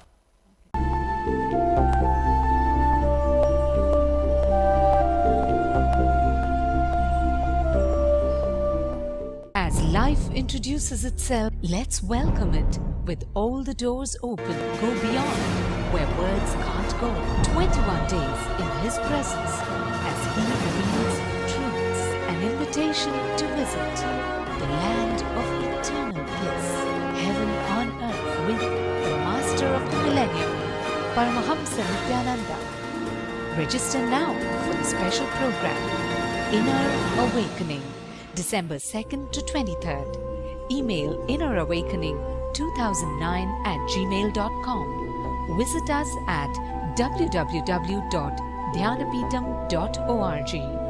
Phone 919731257960, 919742203311, 918027202801, or 918027202084. Nithyananda Dhyanapitham, Bidadi, Bangalore, Karnataka, India 562109.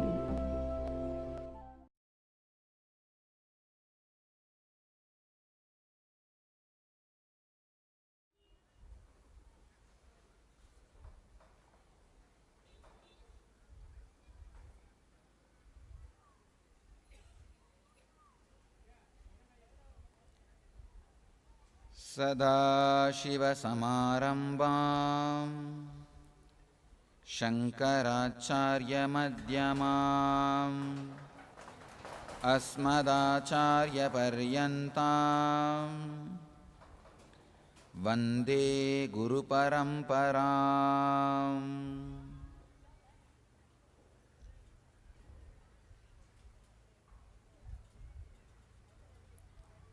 I welcome you all with my love and respects. I welcome the media with my love and respects. Welcome all the dignitaries, especially Sri Vedandamji from the Vishwa Hindu Parishad, head of Tamil Nadu, and all other religious, social, political personalities. Welcome you all with my love and respects. Dear devotees, disciples, samajis, my sannyasis and sannyasinis, and my people around the world who are here and who are watching through the live telecast, the web. I welcome you all with my love and blessings.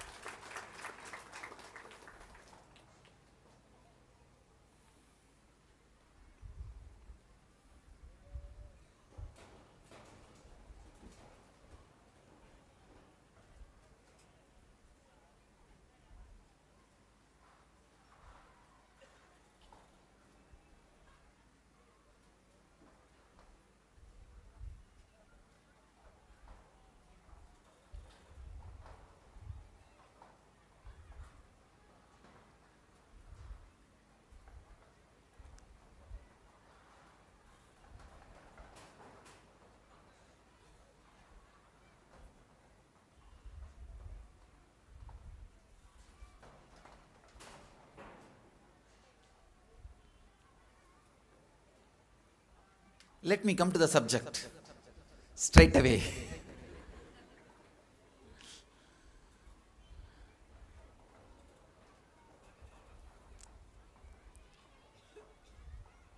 First thing I want to tell you all, my beloved disciples, each moment, every moment, the way in which you guys are behaving and living is making me more and more and more proud of you all.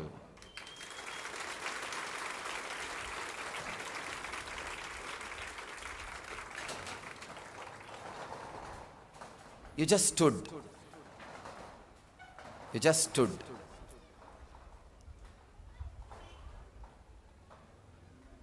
I only said 2 words when this whole scandal broke out. Do not be violent.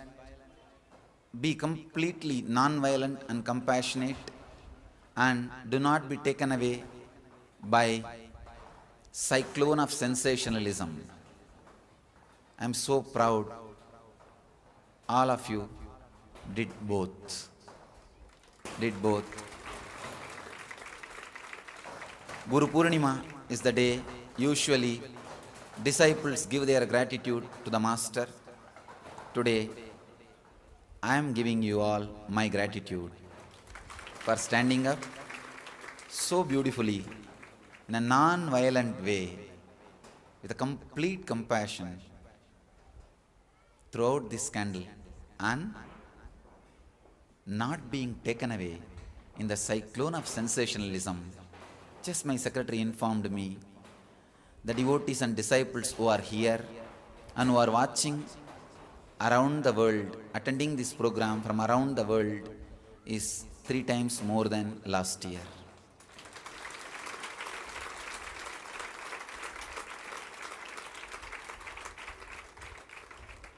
Just before getting into the stage, my secretary has informed the people who are watching from around the world and who are physically present, all put together, 3 times more than last time. So, you all stood just with these 2 words.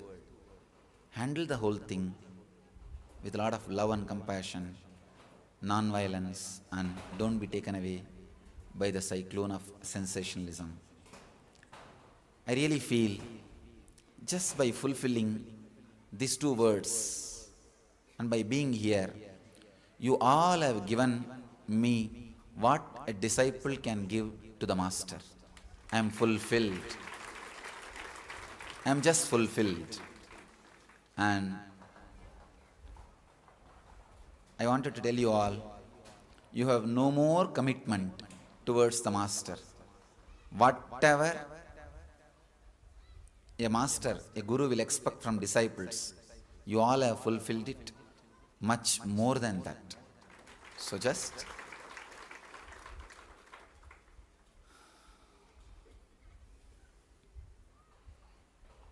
before accepting your gratitude, your love and your offerings, I give you all my gratitude and my love and whatever I brought to this world, it is all yours.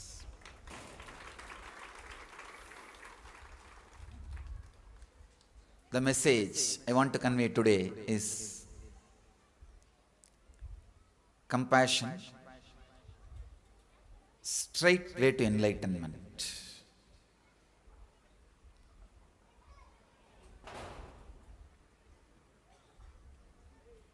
I can say, in a way, enlightenment, straight way to compassion. I feel compassion is ripe enlightenment.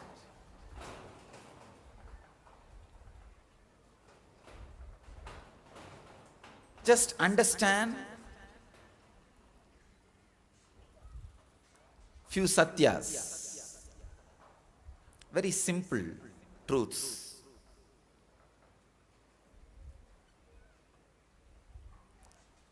The life is in front of you. When I say life, I mean whatever you experience and whatever you go through, whatever you live, and whatever happens and you do not want to live, try to avoid, all these put together is life. And you have something called the individual logic. The individual logic, we have various words to describe that individual logic. You can call it in a way mind, or the individual self.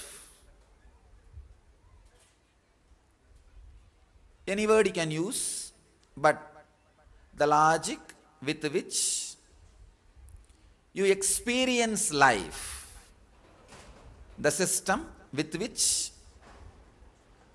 you approach life is what I am calling the individual logic, the mind which each one of you are carrying.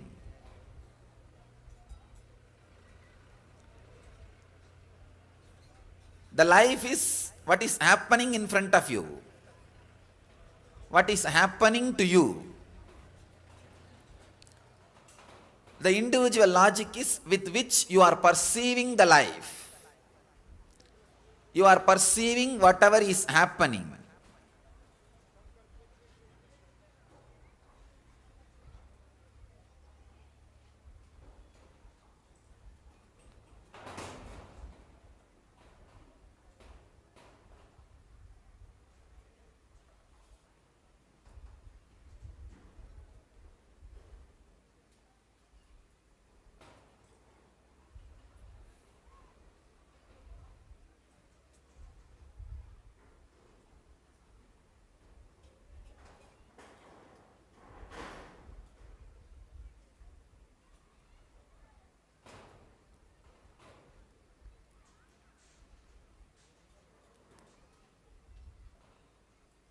As long as the individual logic which you are having feels relaxed, settled with what you are perceiving, you call that happening as peace. Please understand. Whatever individual logic you carry and the happening, life around you, as long as they two meet and are in tune, you call that as peace. But till the individual logic expands to the level of life itself, peace is only peace, P-I-E-C-E. It is not P-E-A-C-E.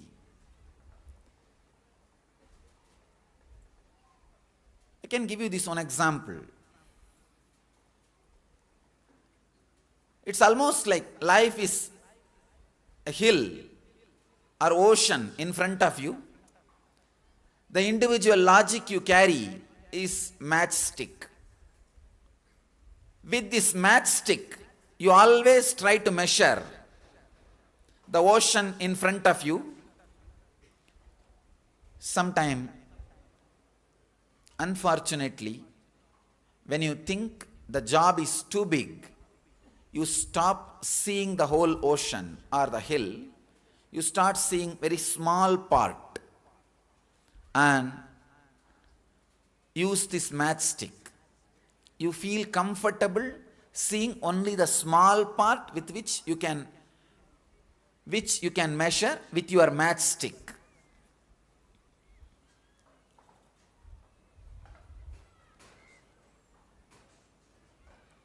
Life happening in front of your individual logic is what I am calling the ultimate happening. Happening. Continuously it is happening. The life is presenting itself in front of your individual logic. The ocean is opening in front of matchstick. Continuously.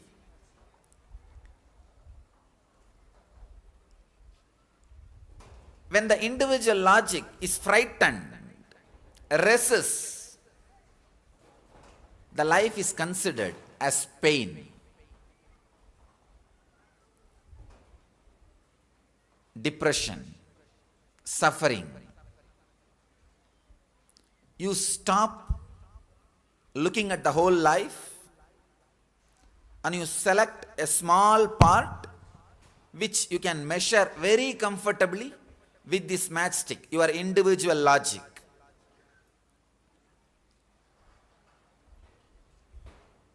You just shrink. Resistance. Approaching the life with resistance just shrinks you. This is what the story of Akalya means in Ramayana. It's a beautiful story. Once Indra comes in the form of Ahalya, a Rishi Patni, wife of Rishi, in the form of Rishi Gautama, and he lives with her. They both live the life. Then suddenly the Rishi comes back and Ahalya was shocked.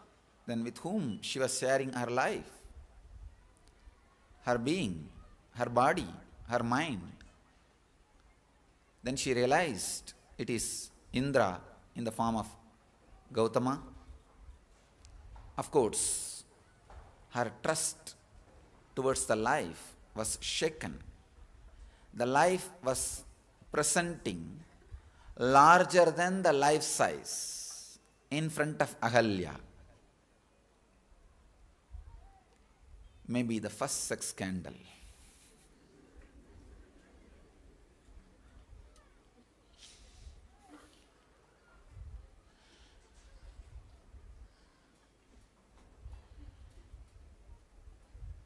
She was so shocked. She just shrunk. The story says Gautama cursed her to be stoned.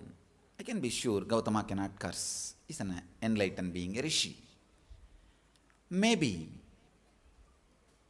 she herself shrunk herself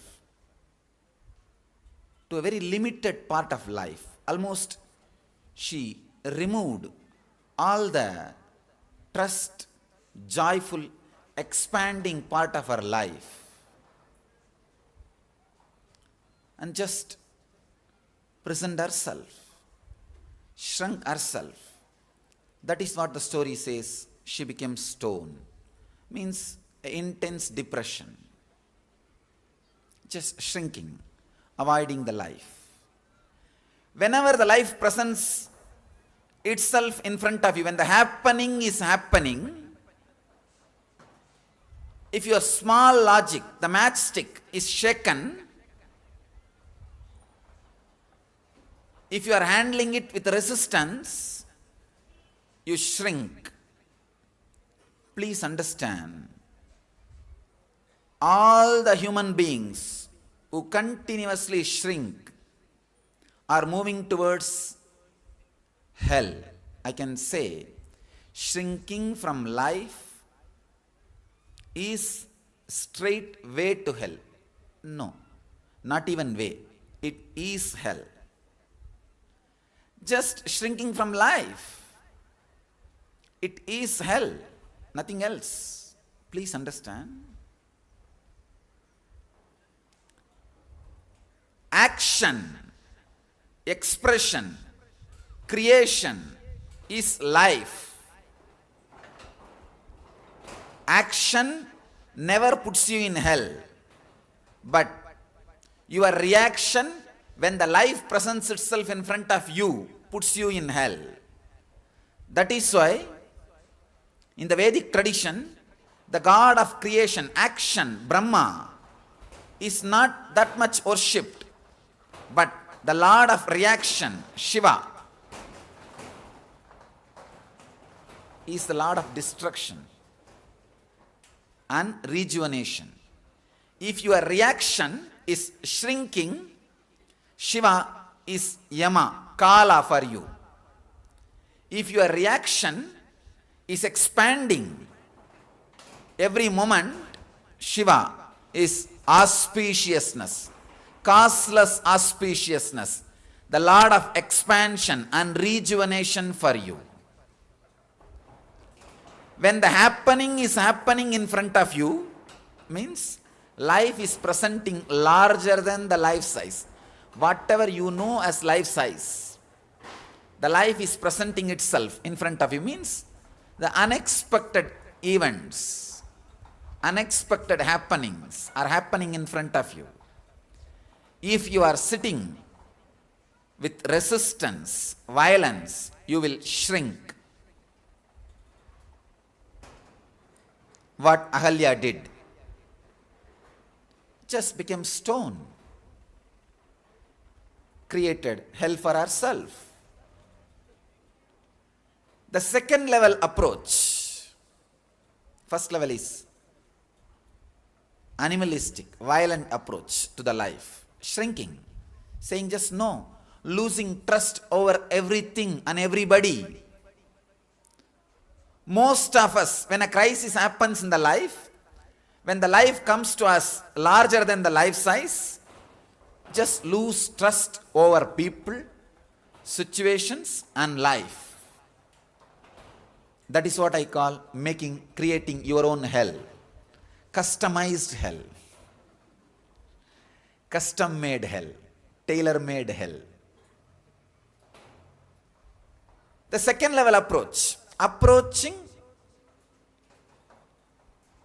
with tolerance, tolerating the crisis happening.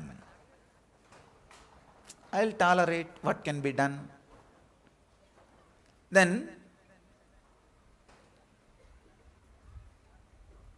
it is not that by tolerance you are going to be out of the hell, but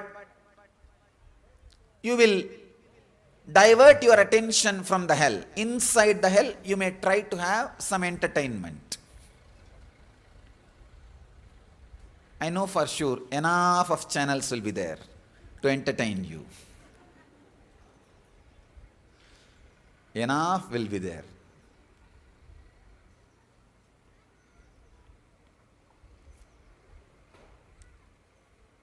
Just diverting your attention, not finding the solution, but diverting your attention.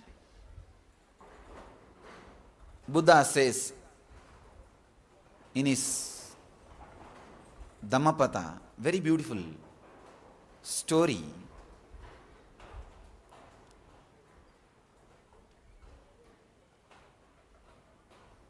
A guy has fallen from a hill cliff, mountain cliff, and holding a root of a tree and hanging.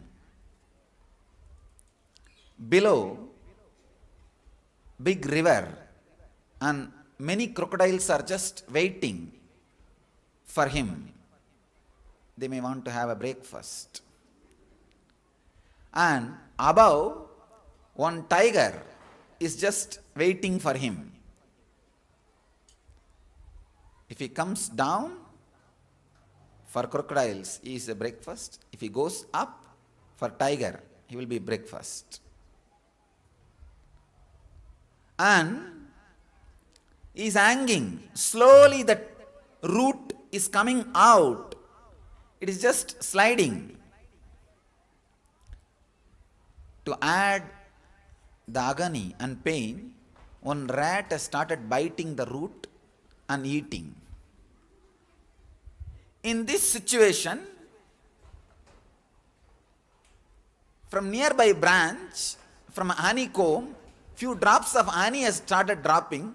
This guy is opening his mouth and tasting that honey. This is what I call diverting your attention in the hell. The hell is there, but you just try to have some entertainment. No, let me have that. Diverting your attention. So whenever you have tolerance for happening, when I say happening, I mean life suddenly happening in front of you. anything which you never expected happening in front of you. It can be anything. Accident,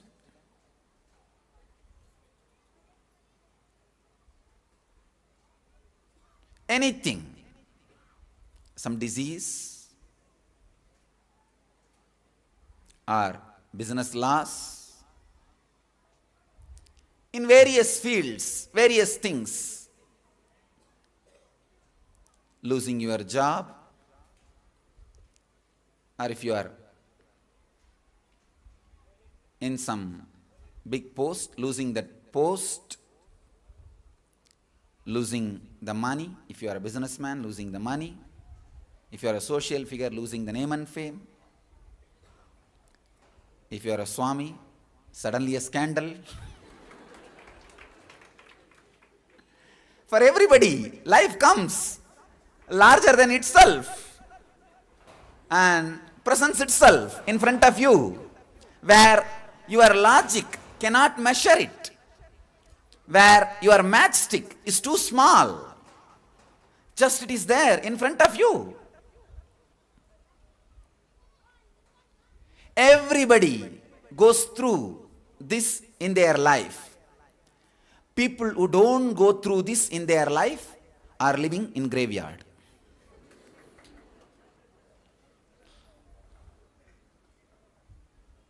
If you are alive and breathing, life happens to you as happening.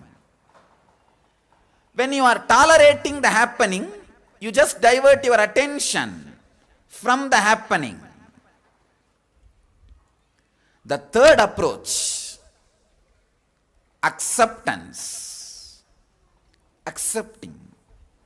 When the life happens to you larger than itself, just accepting. All right, this is the way life is. What can be done? Nothing can be done. Just accepting. I can say this much better than tolerance. When you are accepting, suddenly you are out of hell, but not into heaven. You are just on the threshold. When a person accepts the life, suddenly his logic expands little more than the matchstick. Maybe it is expanded to the size of crowbar, from matchstick to crowbar. With acceptance, you avoid the suffering part, but still the corner of your being will be carrying the wound. You will just accept the wound also. The scar will be there. The pain itself may not be there, but the flavor of pain, the smell of pain will be there. Please understand.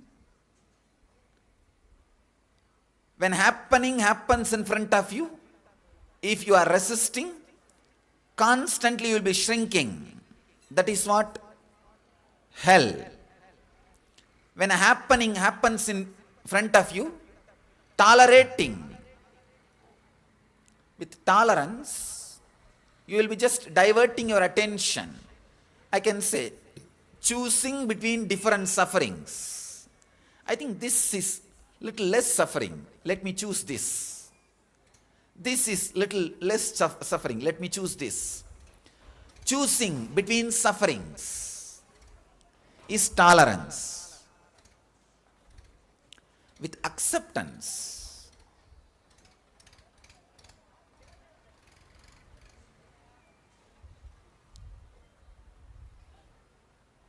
you start solving the crisis. You start handling the crisis. A person who is established in acceptance will be the great CEO, because the happenings will not leave strong engrams, painful memories in him. Person who lives constantly handling life without storing painful memories, painful engrams, will be always successful in the outer world. Very intelligent CEOs I've seen in my life. Very intelligent CEOs. Somehow they have the mental setup of not retaining the painful engrams. The acceptance has become inbuilt tendency in them, whether it is social success or economical success or political success. The acceptance is a inbuilt tendency, because the person who is supposed to have a social success and economical success or political success cannot afford to carry vengeance. It will be too heavy. By the time he raises himself, too many people would have hurt him. If he goes on, keeps the list of the people he need to take revenge, it will be almost the whole world, including his own right hand and left hand.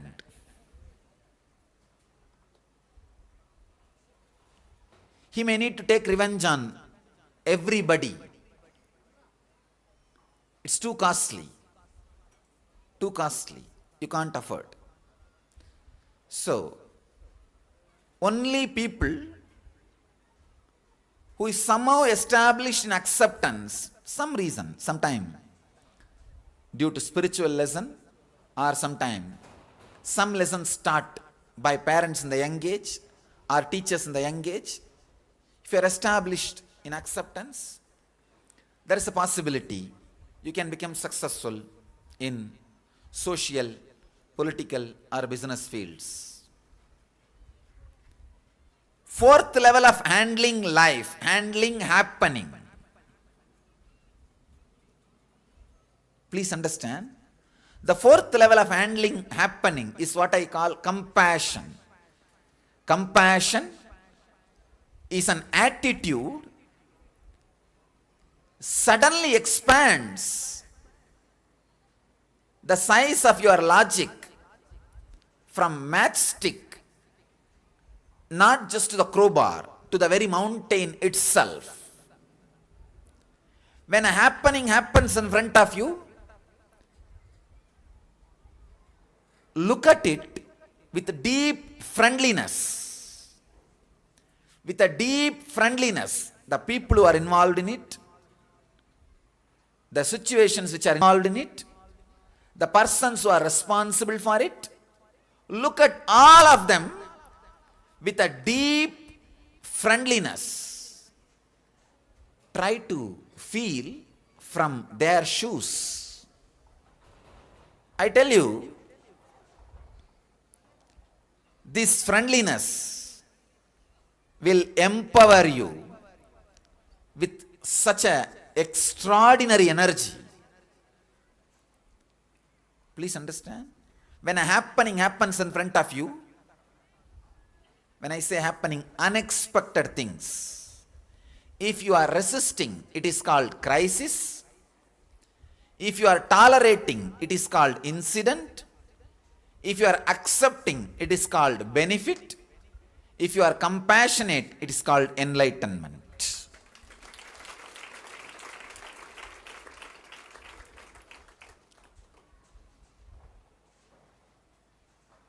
If you are resisting, you will live and die in hell. If you are tolerating, you will have different entertainments in hell, maybe A-class hell.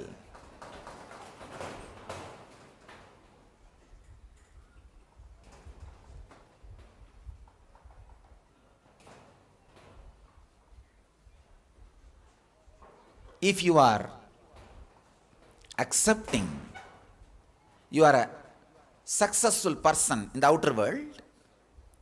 If you are radiating friendliness to it, if you are established in compassion and friendliness towards it, suddenly you will see,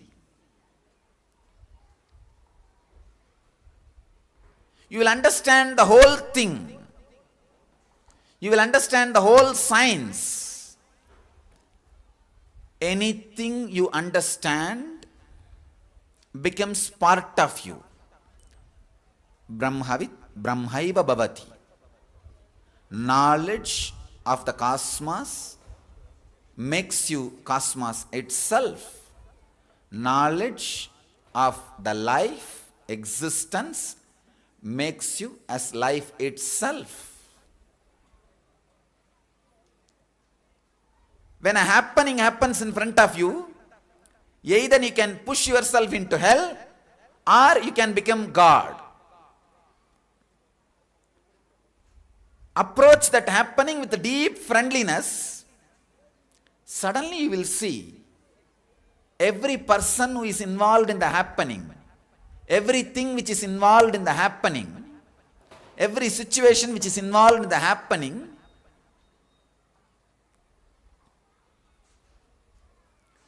they are part of you, you are part of them. When you feel with deep friendliness that you are part of the whole thing,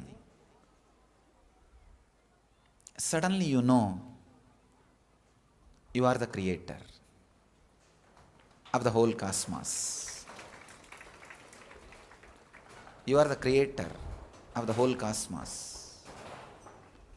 Maybe I am talking too mystical stuff, too high spiritual stuff. But I tell you, these great truths, when you imbibe,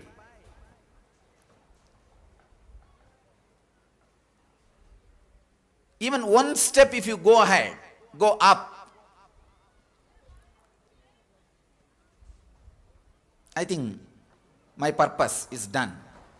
Even if you move from resistance to tolerance, or if you are already in the tolerance level, just moving from tolerance to acceptance. If you are already in the acceptance level, moving from acceptance to friendliness, any one push, I think my Guru Purnima message has worked on you. Even if you do one push, I am happy. Understand, with deep compassion and friendliness, when you look at the whole thing happening, suddenly the power you feel and the ecstasy you feel, the strength you radiate, the joy you stand with,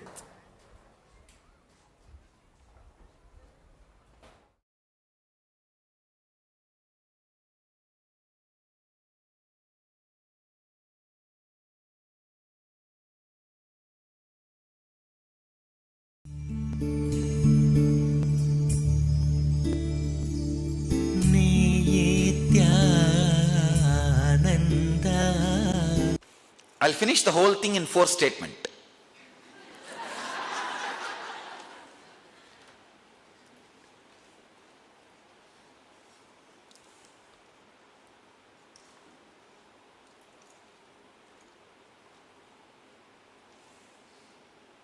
The whole science of reincarnation, you will understand. Please understand.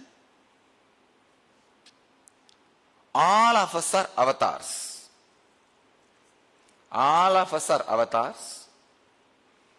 When you created this body, out of which sanchita you picked up your prarabdha. All of you understand what I am saying? Sanchita means all the karmas. Like from the fish, tortoise, understand the science of how the body gets developed. How the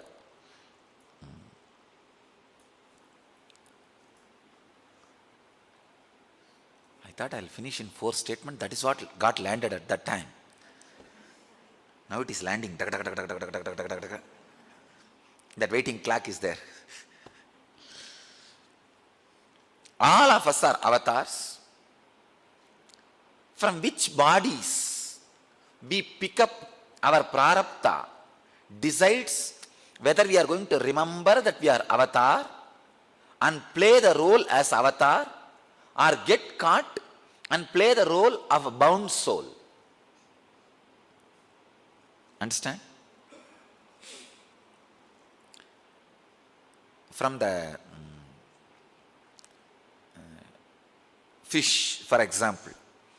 When fish sees tortoise, it thinks, oh God, this fellow has a better body. He can go to air also, ground also.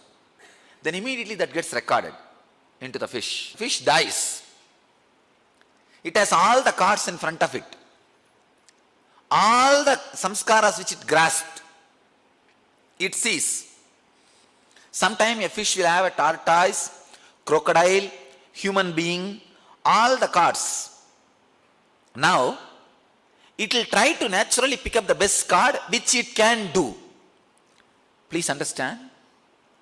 So when a fish takes a jump, it can take only the jump of tortoise or crocodile. It cannot directly take the jump of human being. Even when it takes the jump of crocodile, it will be a dumb crocodile. It has to compromise. It will be dumb, very dumb. That is why so many dumb human beings you find. That fellow has taken a big jump. Big jump which he really can't handle, and he is struggling and he is struggling. Big jump. Please understand. So this is the way you take jumps. The jumps are taken. So in the human body, after a few times, when you live, the whole thing consciously knowing why you are living, what you are living.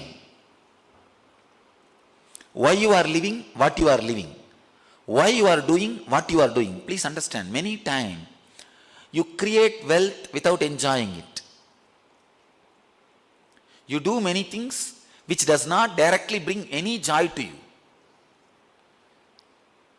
Your definition of joy is not clear. So, when you don't live like that, when you live a conscious life, this kind of problems will not be there. That conscious life, please understand, this is a very clear, very important truth. That conscious life, that conscious clarity, give you the choice to pick up your prarabdha. Please understand.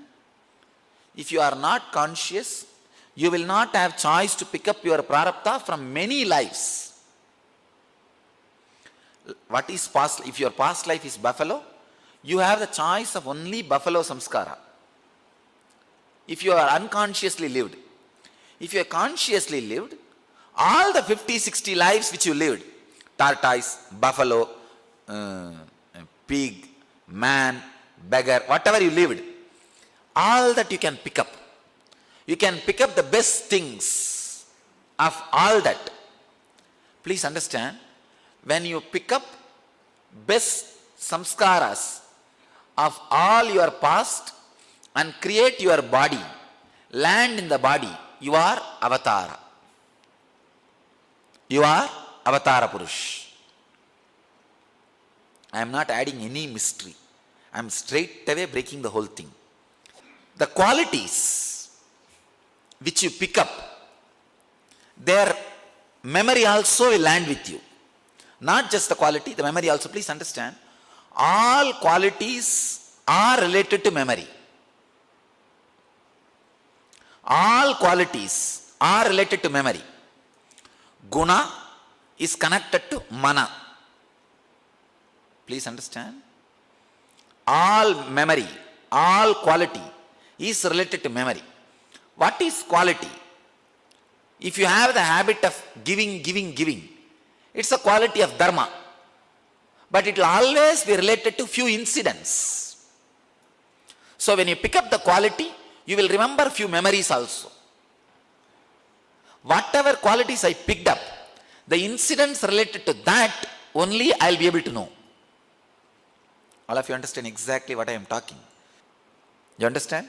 An incarnation should be able to perform all the 5 jobs. Creation, maintenance, destruction, the putting in the maya and liberating. All 5.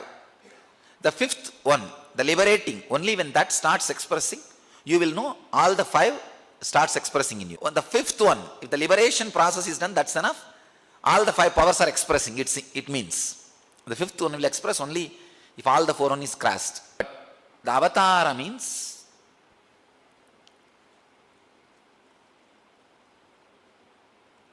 clearly remembering, consciously picking up all the best qualities of your past incarnations, assuming the body and radiating that qualities is Avatara Purusha. Is a Avatara Purusha. I think all of you are also avatars, but you picked up the memory from wrong sources. You thought eating like buffalo is the best life and sleeping is the best thing. So you picked up all that from them. Actually, when you sleep, when you eat, you can see qualities of many animals. Many animals there. In your sex, in your eating, in your sleeping, many of your natural activities. When you are angry, when you are depressed, you will see many qualities of the animals. Many qualities of the animals. The only thing you did not pick up consciously, and after picking up, you did not take birth consciously. It's like a low frequency decision. Low frequency decision. Many times, you decide without knowing the side effect and after effect. Without having the courage to go through the side effect and after effect. That is where the problem is. Deciding,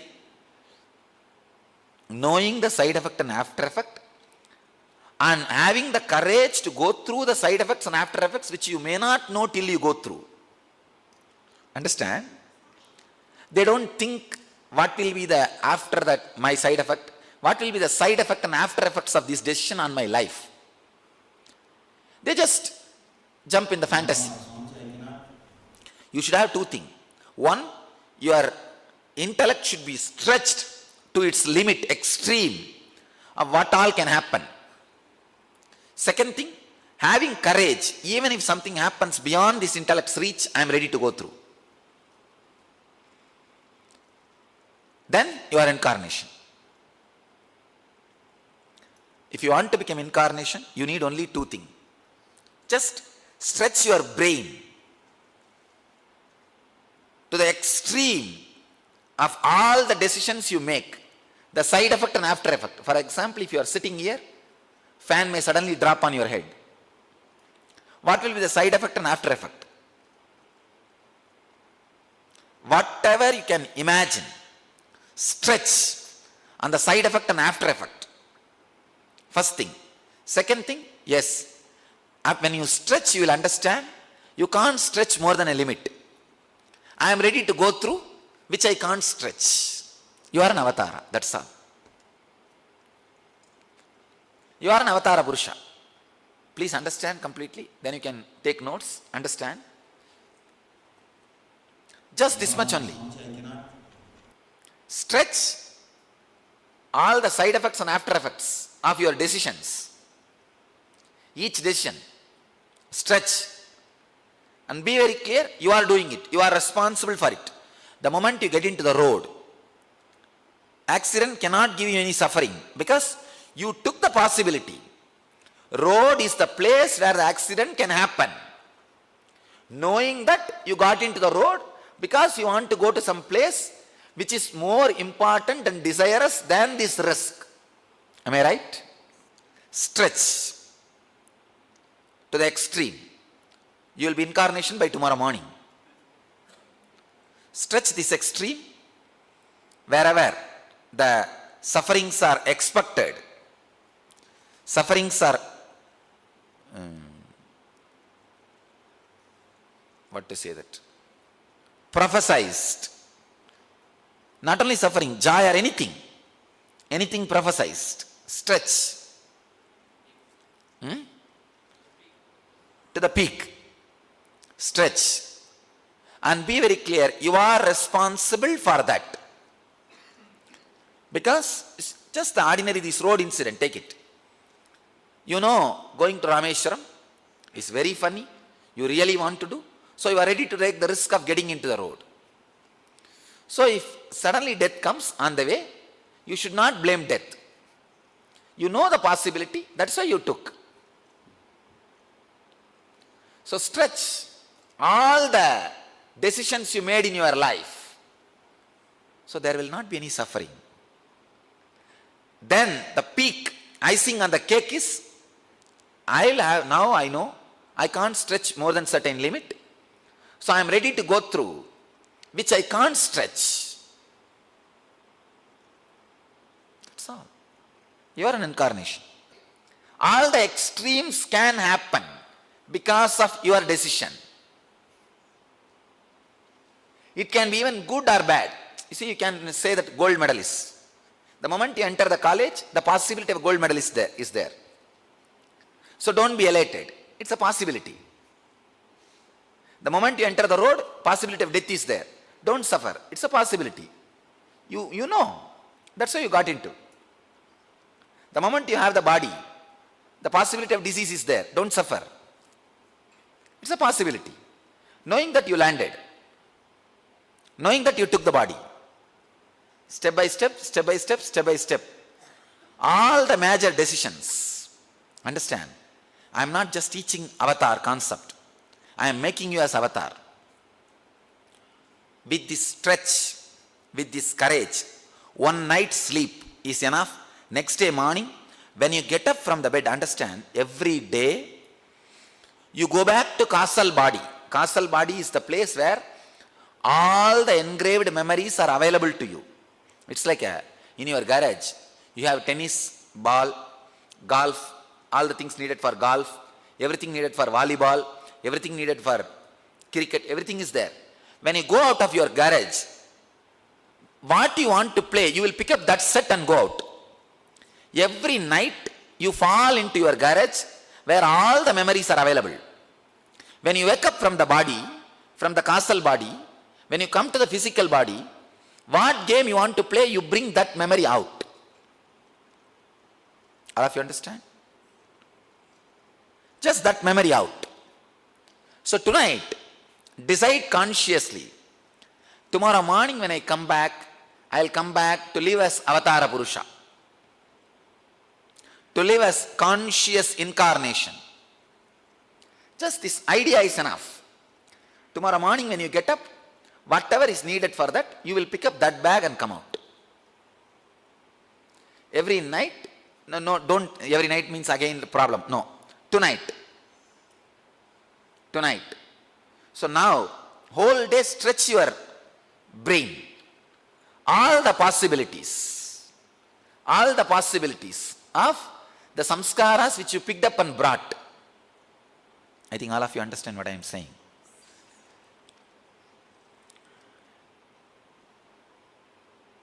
I think the science of incarnation is described and the solution to become an incarnation is available very clearly and very practically. I am not saying something impractical. Stretch whatever you can stretch. Actually, when you stretch, your Manipuraga only will open. Manipuraga is the worrying part. It will open. Like a ironing. When you, for example, if you just tie 10 saris one corner and make a knot, and each sari you separately pull and iron, how it will feel? You understand what I am saying? It will feel like a lotus opening. That's the way your Manipuraga will feel now. See, when, this is the reason. All the decisions you made is your being. This knot is Swadhisthana. And each thing coming out is your Manipuraga. This is the decisions you made to have human body. Now, you cannot curse the old age which is coming, or the death which is coming, or the things of the human civilization, because you are responsible. So now, this is not clear for you. It's all completely confused. Take out this one logic. Decision of taking human body. Stretch it. Put that and analyze one by one. All the sufferings related. All the side effects related. Iron it. You can't blame anybody. You can't abuse. You can't suffer. You are responsible. Iron it till the end. Then decided to take male body.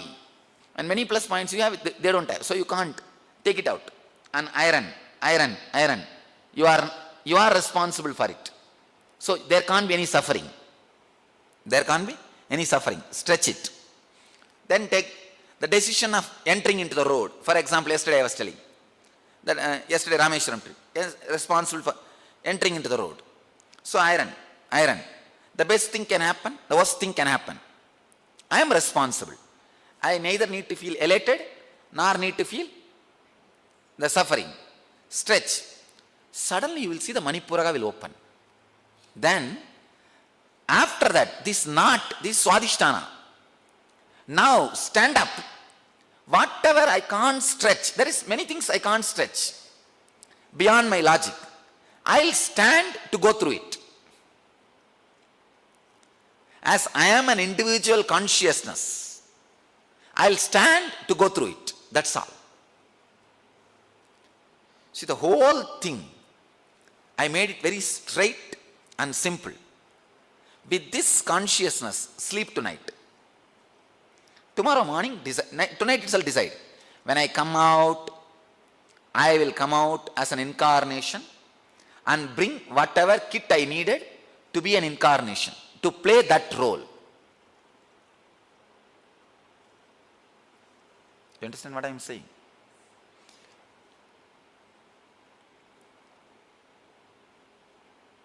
I think many zigzag puzzles will fall in place. The questions about reincarnation, questions about life and death, questions about... Actually, I finished the whole thing. I finished practically the whole thing. There is no stone unturned in the truth of Avatara Purusha. This is the way avatars land on planet Earth. There is no such thing, at one time only one avatar can be there. No. Maybe the qualities can be extraordinary for one avatar. That does not mean only one avatar should be there on the planet Earth. Any number can be there. Because if you see the Venkateshwara's life, Varaha Avatara was there in the planet Earth when Venkateshwara was there in the planet Earth. And if you know the Venkateshwara Purana, Varaha is the elder brother. He was there. The Tirupati belongs to him. When Venkateshwara came, he donated the Tirupati to him. That is why the first puja for Varaha Swami. Rama and Parasuram coexisted. Why even Krishna and Balaram coexisted? Both of them are incarnations. And just drive this one idea. Let me pick up all the best qualities available in my Sanchita and come out. When you come out, you will be incarnation. You will be enlightened. Enlightenment, incarnation are not two separate packages. If you are, maybe you can become enlightened and not become incarnation. But if you are trying to become incarnation, you will become enlightened. It's an after effect. I think you understand.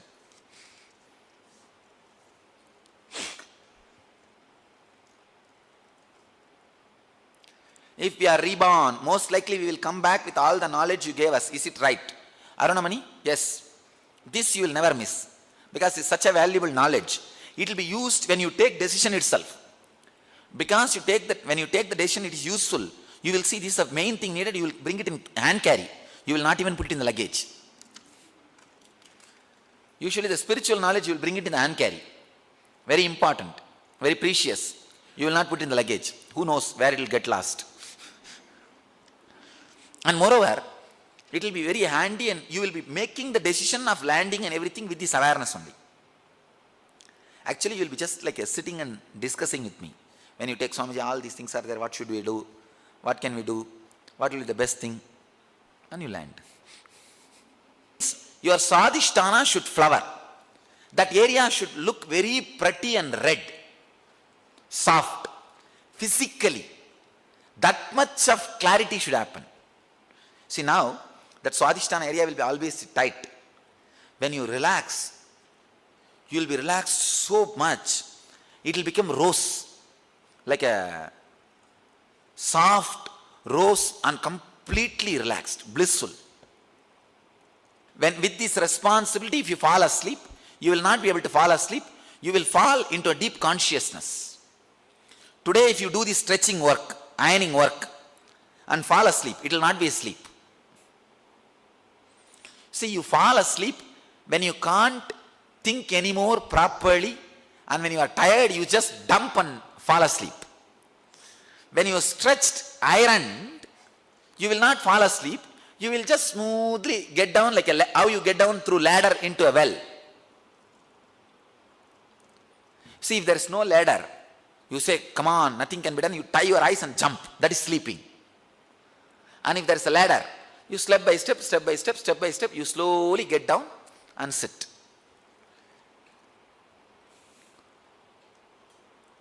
You understand?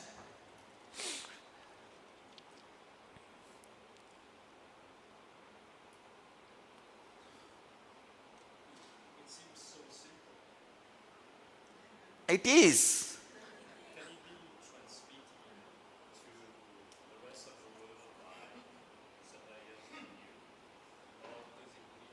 It can be transmitted. It can be transmitted.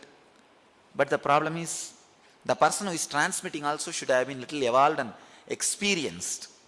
Otherwise, when the people ask question, he will not have answer.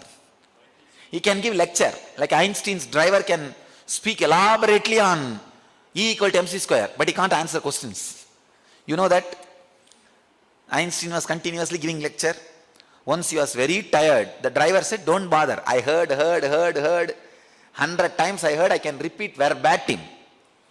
This guy got into the stage with a dress, Einstein's dress. Nobody knows Einstein in that crowd. He was new to that place, that part of the country. The driver gave a complete discourse. Amazing. People asked questions. The driver said, these small questions my driver can answer. I don't need. He called, driver, come and answer. Einstein came and answered.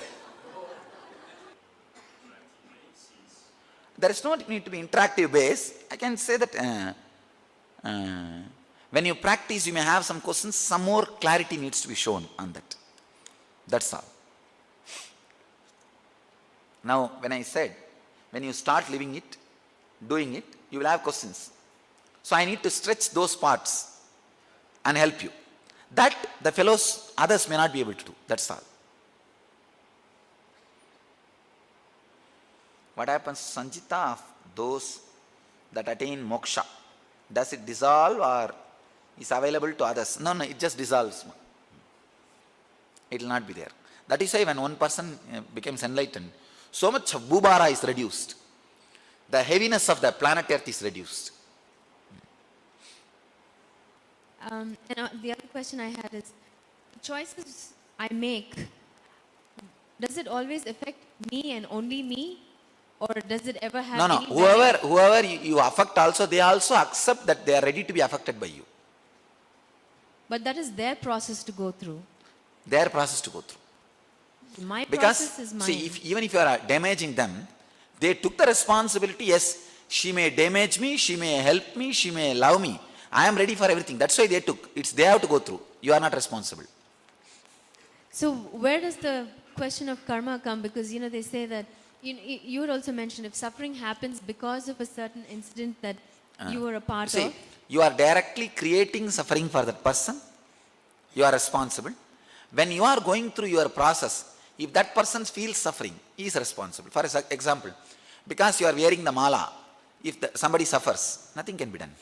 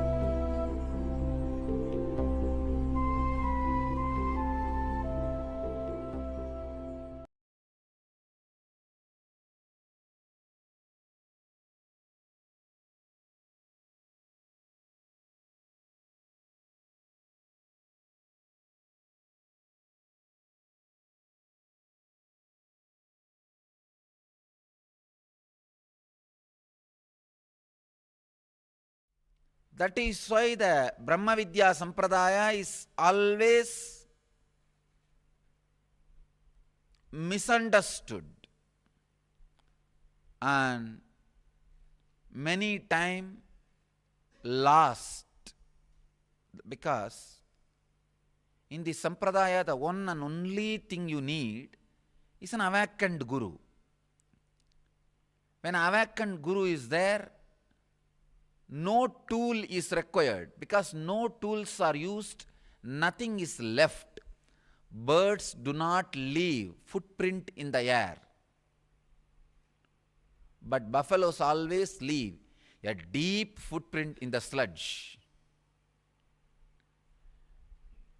If you are traveling in the path of buffalo, very easy, because there will be a deep footprint in the sludge. Techniques, methods, methodology, path. The path traveled will be there. You can easily catch it, leave it. Again and again you can travel.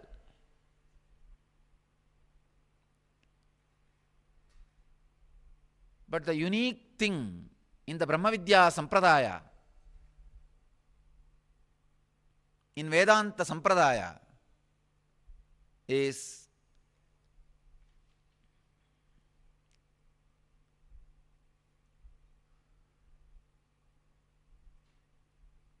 no footprints left.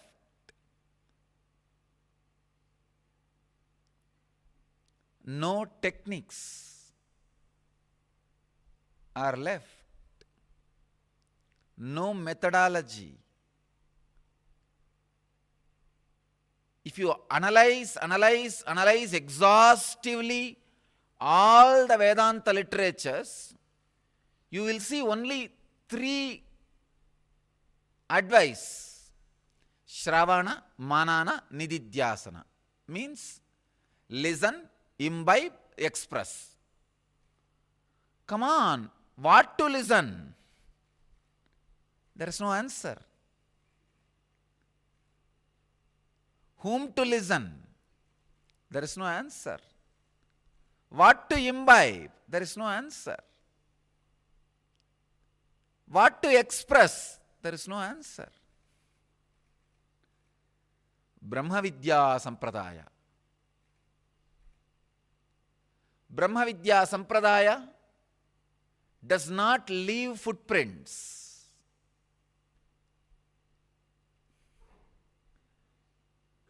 It's an ecstasy.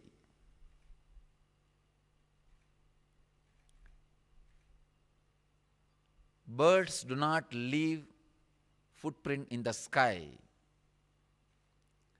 Paramahamsas do not leave technique trails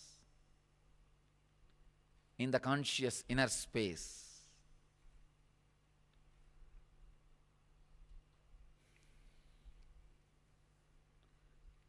This is one of the great advantage in the Brahma Sutra, in the Vedic tradition, Brahma Vidya Sampradaya. Same way, great disadvantage. It is completely master-centric. That is why all Vedanta Sampradayas are Guru cults. I am using the word cult purposely. Of course, the truth is Guru cultures. I wanted to tell all the Hindus, all the Vedantis who think some group is a cult. For example, if you are a follower of Ramakrishna, you think all other Guru Sampradayas are cults. Only your tradition is a culture. If you are a follower of me, you think all other traditions are cults. Only our tradition is culture. I wanted to tell you all Hindu Sampradayas are either cult or culture. How you look is different. That is the only difference. All Hindu Sampradayas, all Vedanta Sampradayas can be considered as cult or culture. If you say some sampradaya is a cult, then you should understand all sampradayas are cult. If you think some sampradayas are culture, then all sampradayas are culture.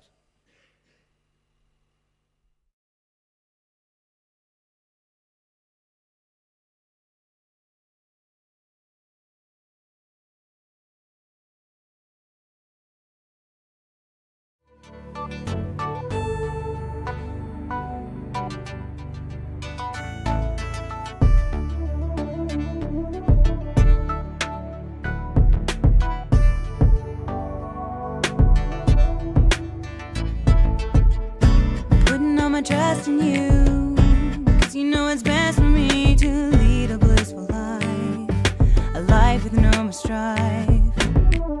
I can't believe the things I do, just to spend a little time with you. Nothing will compare. I know you will take care. You're always showing us compassion. Your love is endless like an ocean. Nithyananda, Nithyananda. My life's become a meditation. Ever since we had a deep connection. Nithyananda, Nithyananda. Oh, every time I see you, my consciousness expands. Oh, my heart begins to dance. And every time I think of you, I just start to melt. So much beauty to be felt.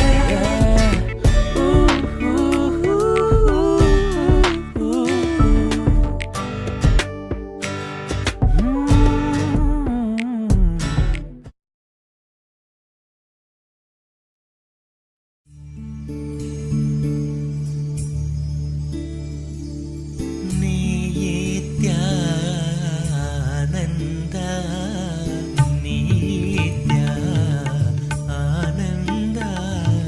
Nithyananda, Nithyananda, Nithyananda.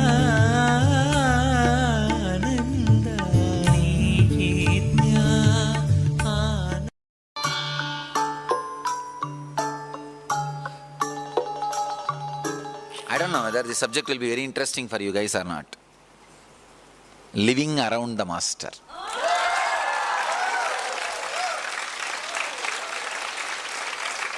Oh God.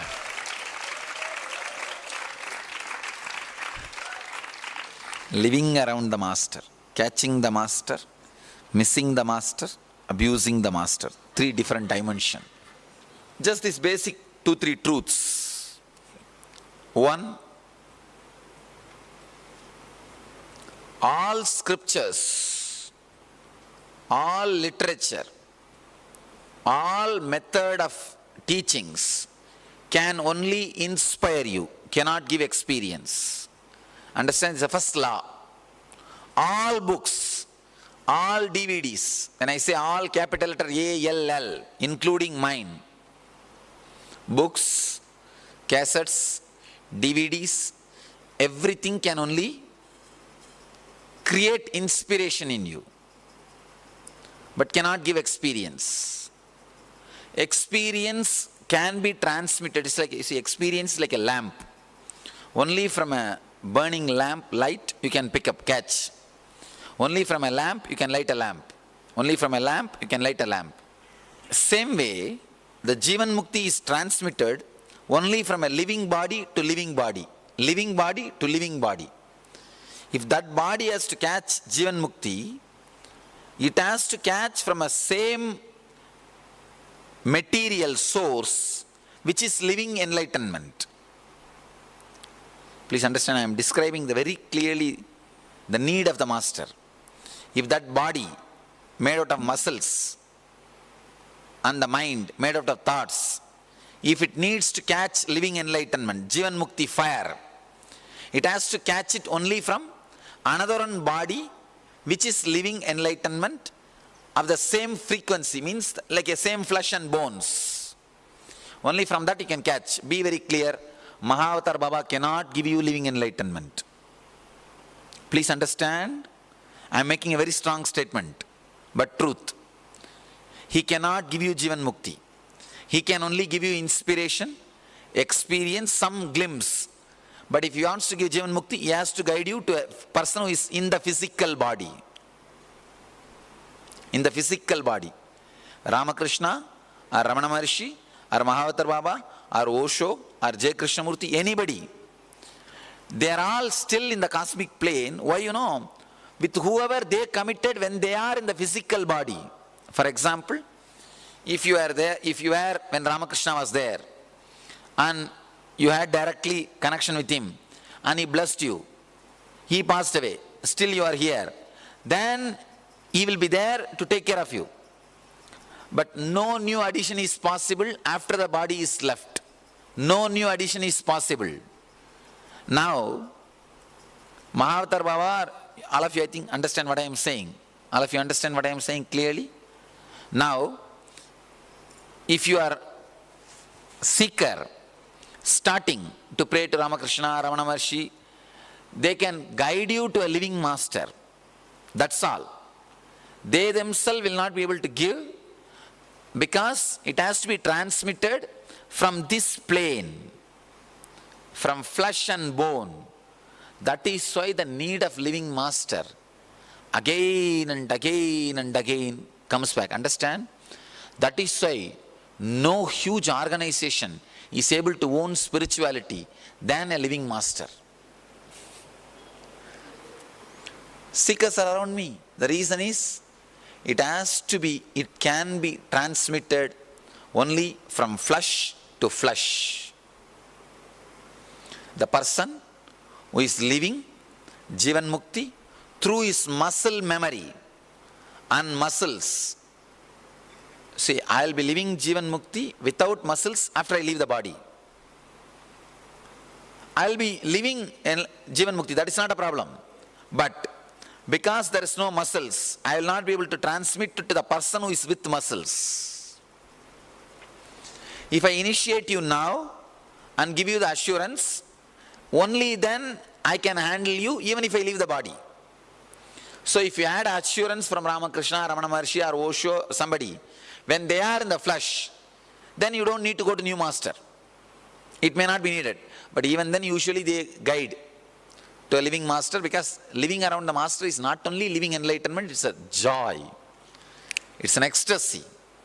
It's a way of life. For that reason they guide. Understand thoroughly. Otherwise, if you have not had connection with them physically, when they were in the body, even they can't do anything. Mahavatar Baba will not be able to give you enlightenment or the spiritual experience. He can only guide you.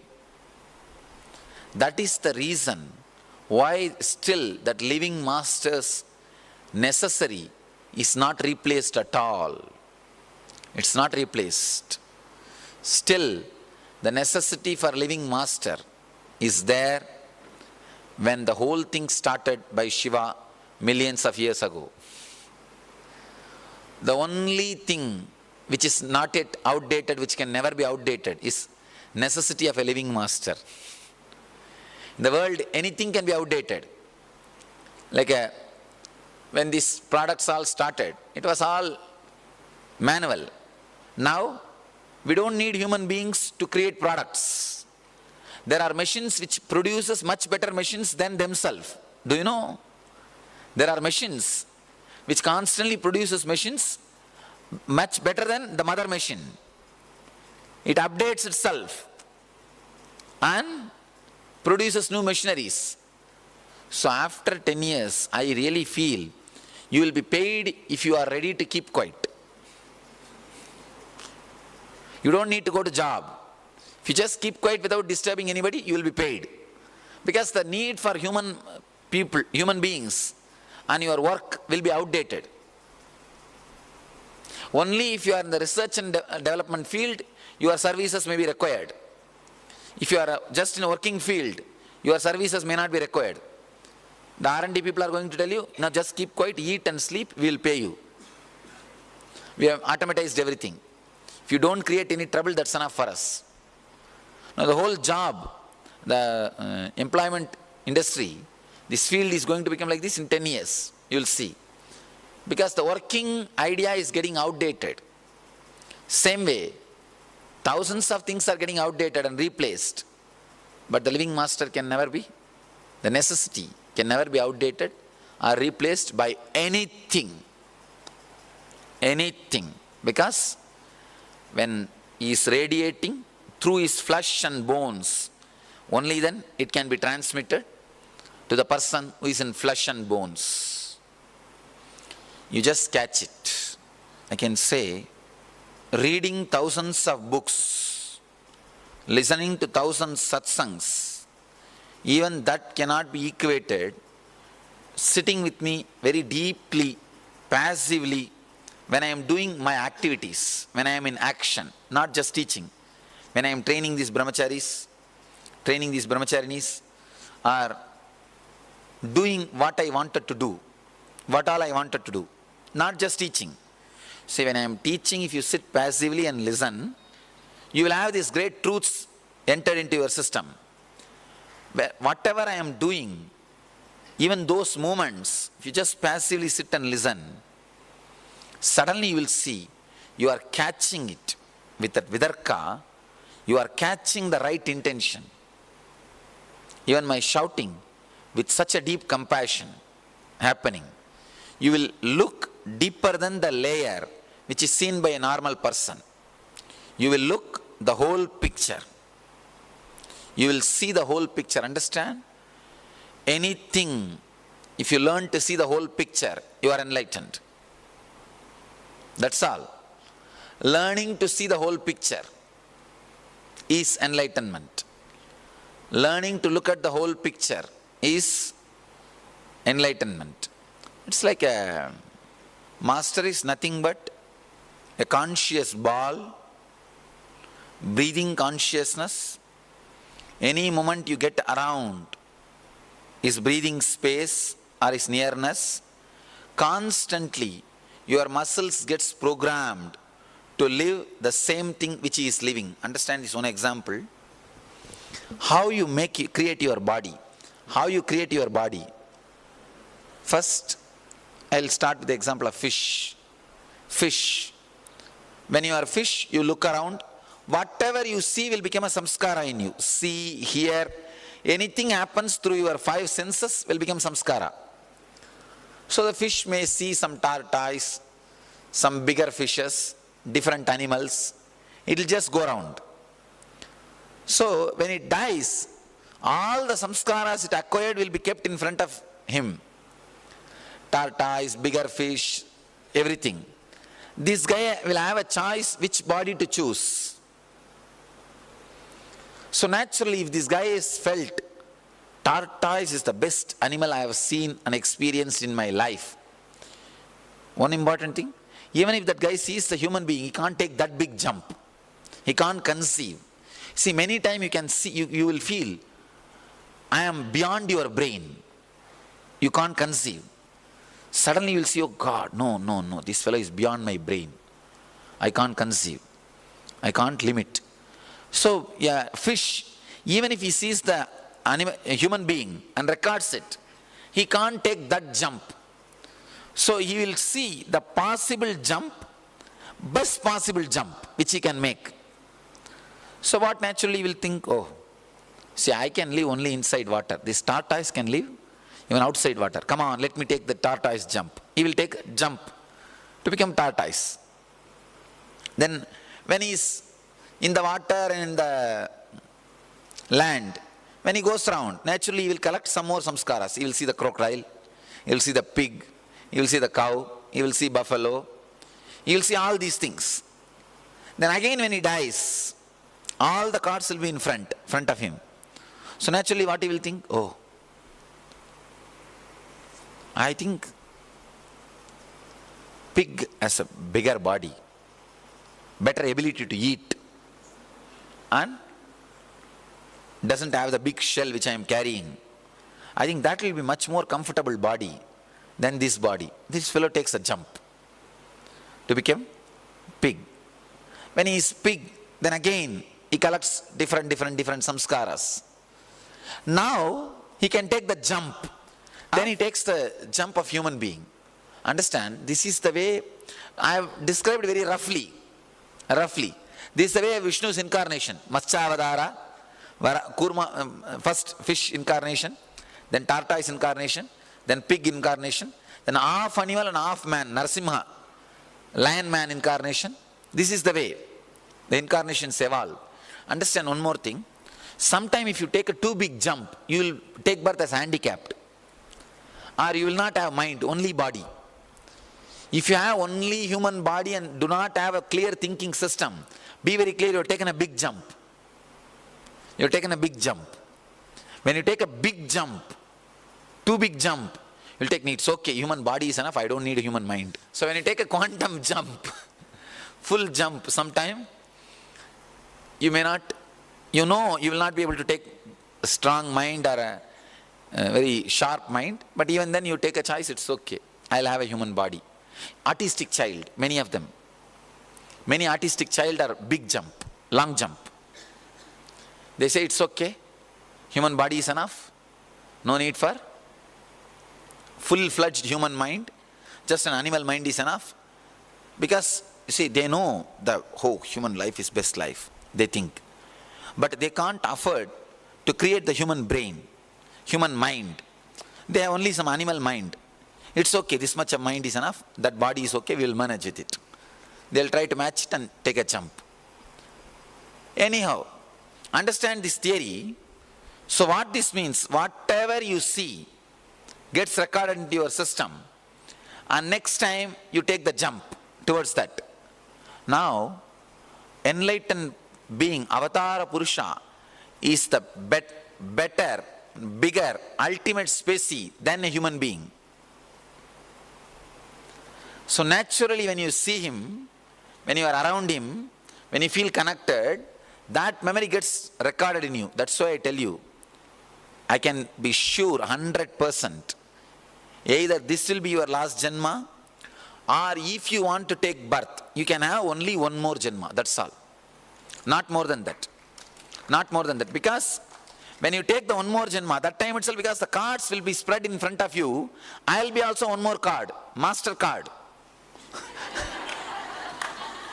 I'll also be one more card. See, before you get your Visa card, there will be master card. So naturally, which one you will pick up? Because that will be very shining and bright. These 3 months, if you are given a choice to create a life on your own, you will simply reproduce my life.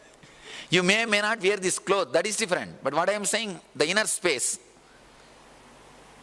In your life, the best inner space you have seen is me only. You know it. You know it. Sometime you may not be able to connect through proper relationship, like you may not be able to think that you should live around me permanently, or this, that and all is second, that and all is social. But I am the ultimate space which you wanted to create in you, as a no doubt. So naturally, which one you will pick up? You will pick up the master card only. That is why I am saying, either this is the last Janma for you. When you leave the body, you will decide, come on, let's relax, and you will relax. If you decide at all, rarely, no, come on, let me take one more body, then the options will be, so many cards will be put in front of in your table. The master card will be naturally very bright, shining. Simply you will pick up this card only. So naturally you will land as an Avatara Purusha.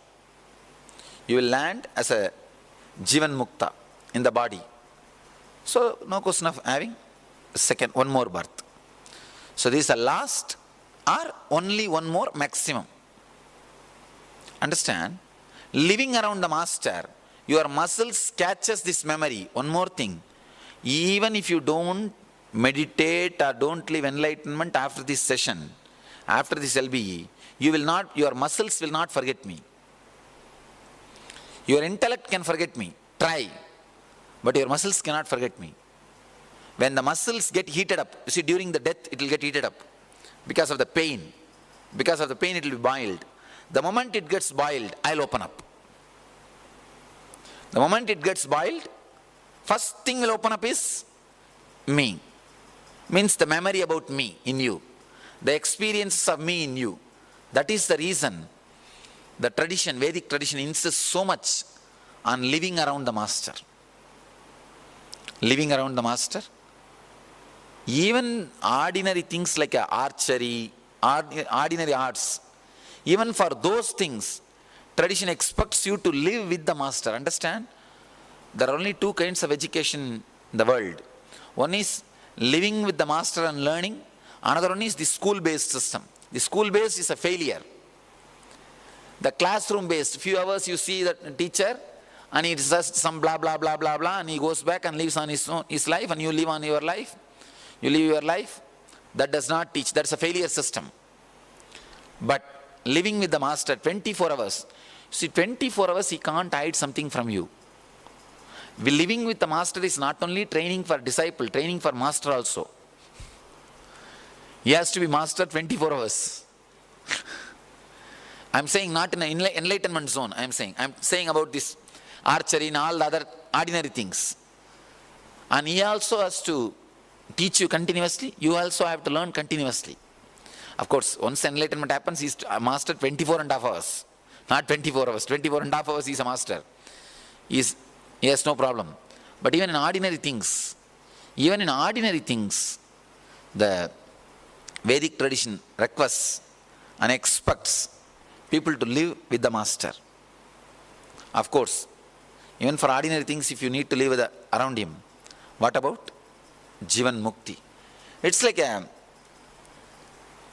see, the only difference between you and me is not enlightenment, because you also carry that, I also carry that. In our 7 layers, see, you are having 7 body, I have 7 body. The last 2 body, the cosmic layer and the nirvanic layer, the last 2 layers are one and the same for you and me. Even now, please understand. Even now, the cosmic layer and nirvanic layer is same for you and same for me. There is no difference in that.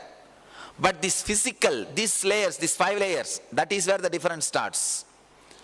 So all you need is not enlightenment, but the body language of enlightenment. Please understand. I think all of you catch what I am saying.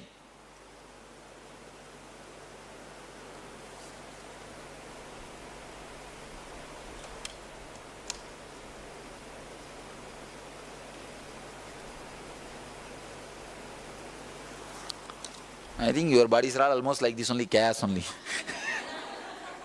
It's okay, nothing wrong. It doesn't have to be exact circle. I can say your body is maybe little this way, that way. See, even to be eccentric, you need a center. I don't think, ordinarily we have center even to be eccentric. We are not even eccentric. Even to be eccentric, you need a center. See, this first 2 layers, this nirvanic body and cosmic body. In this, in that 2 layers, you are one and the, both of us are same. Only these layers, these outside layers, like a physical, oh God, it's not right.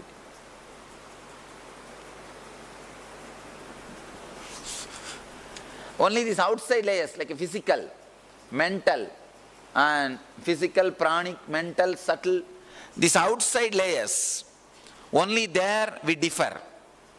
It means what? You don't need enlightenment. You need enlightened body language. You understand what I am saying? You already have enlightenment. You don't need it. See, the inside, the pure consciousness is there. You can't create that. But the walls, the layers, they all are like a, what to say, covering the original light inside. So now those layers should become like a glass house. Instead of wall, it should become glass. See, in me, so consciousness is same. I have 7 layer glasses around me. You have 7 layer walls around you. That's all. Because of that walls, that light is not radiating. Because I have a 7 layer glass, it is not only radiating, it's just shining. So all we need to do, change your walls into glass. So all you need is enlightened body language, not enlightenment itself. Understand, I am breaking one of the important part. You don't need enlightenment. You need enlightened body language. I don't know whether you are understanding the key difference, the key shift. All you need is see how an enlightened master lives and live the same way. That's all. See how an enlightened, that's why the Bhagavata says, Leela Dhyana is the ultimate than any Nirvikalpa Dhyana. Please understand. There's a big argument goes on in the Bhagavatam. Which one is right?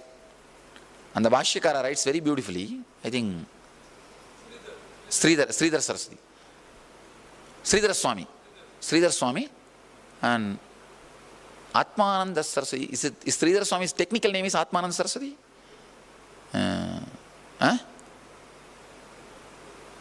I read on Atmananda Saraswati's Bhashya, very beautiful. Anyhow, I'll understand this idea. Apart from Atmananda Saraswati, I myself can vouch for this idea. This is my own experience. If you need enlightenment, you need to unclutch and be in Nirvikalpa state. But you don't need enlightenment.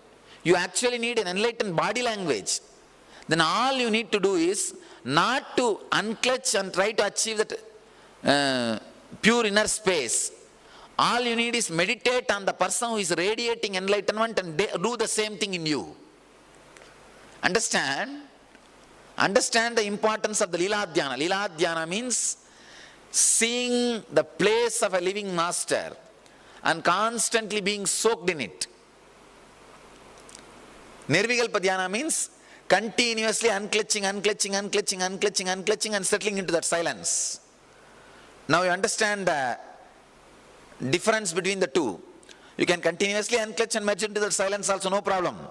But I don't know how many years it will take and how long it will take and what all will be the side effect and time, these, that. And actually you don't need to. You don't need to. Instead, meditating on the Leelas. So naturally when you meditate on Leelas of the Master, you don't need to do anything else. Automatically that body language will start expressing in you. In the NSP I got a few letters, devotees are telling, after 2-3 days we feel like I am talking like you, Swamiji. I feel my face is like you. When I close my eyes and I feel you are me. And sometimes when I see your photograph, I feel it's my photograph. My photograph. How many of you had like this glimpse at least sometime? Once in a while. Raise your hand, let's see. So that whole started happening in you. Means that Leela Dhyana Dwara, that initiation of Leela Dhyana started happening in you. Understand, if this happens, then you are done. If that same feeling starts staying inside you without your effort, you are done, that's all. I think now you understand living around the Master, what it does inside you. What it does inside you. Catching the Master, missing the Master, abusing the Master. Oh God. Is catch that fire and having that strong vidarka, catching that living enlightenment fire and start living. So catching the Master. Missing the Master is unable to catch that fire, but understanding that Master is of compassion, only I am not able to catch it. He is missing the Master. Abusing the Master is no, he is not giving. Understand? The three major things. See, catching the Master means you understand. Straight away relating, having vidarka, experiencing, catching the fire and start living it. Living enlightenment, Jivan Mukti. This is catching the Master. Missing the Master means understanding that you are responsible and you have to catch it. Trying to alter inside you is missing the master. Abusing the master means trying to alter the master. Trying to correct the master. Understand? Trying to judge him. See, first thing, if you catch the master, that is the ultimate best. Even if you miss the master, don't worry, you will come back again. But never ever do that abusing the master. Gone, once for all. Understand? It's like in Cinefield, if you produce a movie and did not pay the artists, they will complain and your file will be closed. You will not be able to do any movies further. Any movie you try to do, this file will be there. No artist will come to act in your movie. Same way, if you abuse the master once, please understand, I am not threatening you or anything. Consciously it gets recorded into your system. To anybody your file goes, they will say, wait. Sometime you will see, in a very short time I will pick up somebody and say, hey, come on, you are mine, you will be with me. Sometime you will see, for quite a long time, 4 or 5 years, I will not even turn towards them. I will tell them, meditate, let's see. Means, the file has been already rounded somewhere. Somewhere, you would have done something. The file gets marked. Means inside the consciousness it gets recorded. If you miss, nothing gets recorded inside you. There is a story in Tenali Rama. The king saw the whole country is filled with rats. So he ordered all the houses should have one cat. So he called all the houses and he gave one cat to each guy. And all of them complained. No, we don't have money to buy milk and take care of this cat. Then king donated one cow to all the houses. 1 cow for milk and 1 cat to take care of the rats. And after 1 month, somebody came and complained to the king, many guys are just taking the milk from the cow and drinking it, not taking care of the cat which you gave. So we should get all the cats back and audit whether the cats are healthy. So let us get all the cats back. The moment king ordered, all the fellows did something or other and they brought their cats and almost all the cats are looking healthy except this Tenali Rama's cat. That cat was almost dying. Only 1 layer skin around the bones. And the king asked, what happened? What happened to your cat? This guy says, I don't know. This cat is not drinking the milk at all. This Tenali Rama. King said, how come a cat will not drink milk? I am surprised. Tenali Rama said, if you want, keep the milk and see. King ordered for a cup of milk. When it was brought, the cat saw that milk and ran away. It just disappeared. King was surprised. How did you do that? What happened? But king knows this Tenali Rama is a very cunning fellow. And after that, king calls Tenali Rama separately. Tell me, there must be some secret. I just want to understand the secret. I know, I will not punish you. Tell me the secret. Then the Tenali Rama says, first time when I gave milk to the cat, I kept hot, boiling milk. The first experience was such a strong samskara and it got recorded into the cat. Understand? Just like the cat, if it gets disturbed, the wrong samskara gets printed for his whole life. That fellow, wherever he sees not just the milk, any white liquid, he will disappear from the field. Same way, if you burn your tongue by abusing, it gets recorded. It gets recorded by judging or abusing anything. I tell you, even if you don't meet the master, it is perfect. It's like being unmarried. You are open, available, no problem. But if you create the samskara of bitter divorce, done, over. So naturally, if you had a bitter divorce, next person naturally what he will do? He will take more time to decide whether to live with you, or if anybody knows your past that you had a bitter divorce, what will happen? The person is going to wait, think, look, take little more time. The same thing. Understand? That is why I am telling you, even if, one more thing, that is the reason, whenever people come to me from different masters, I tell them, never abuse them. Stop complaining about them. Don't compare me with them. Don't judge. They added something to you. That is why you came to this level. If I add something to you, you may raise to the next level. If I am able to lead you to the ultimate, I am your Sadguru. At some point you feel somebody else can add something more to you. I am not your Sadguru, but at least I have led you to that person. I will evolve you to that level. So be very clear, never abuse. Even if you suspect somebody is enlightened, don't abuse. Don't abuse, don't judge. If you abuse, the file gets completely marked.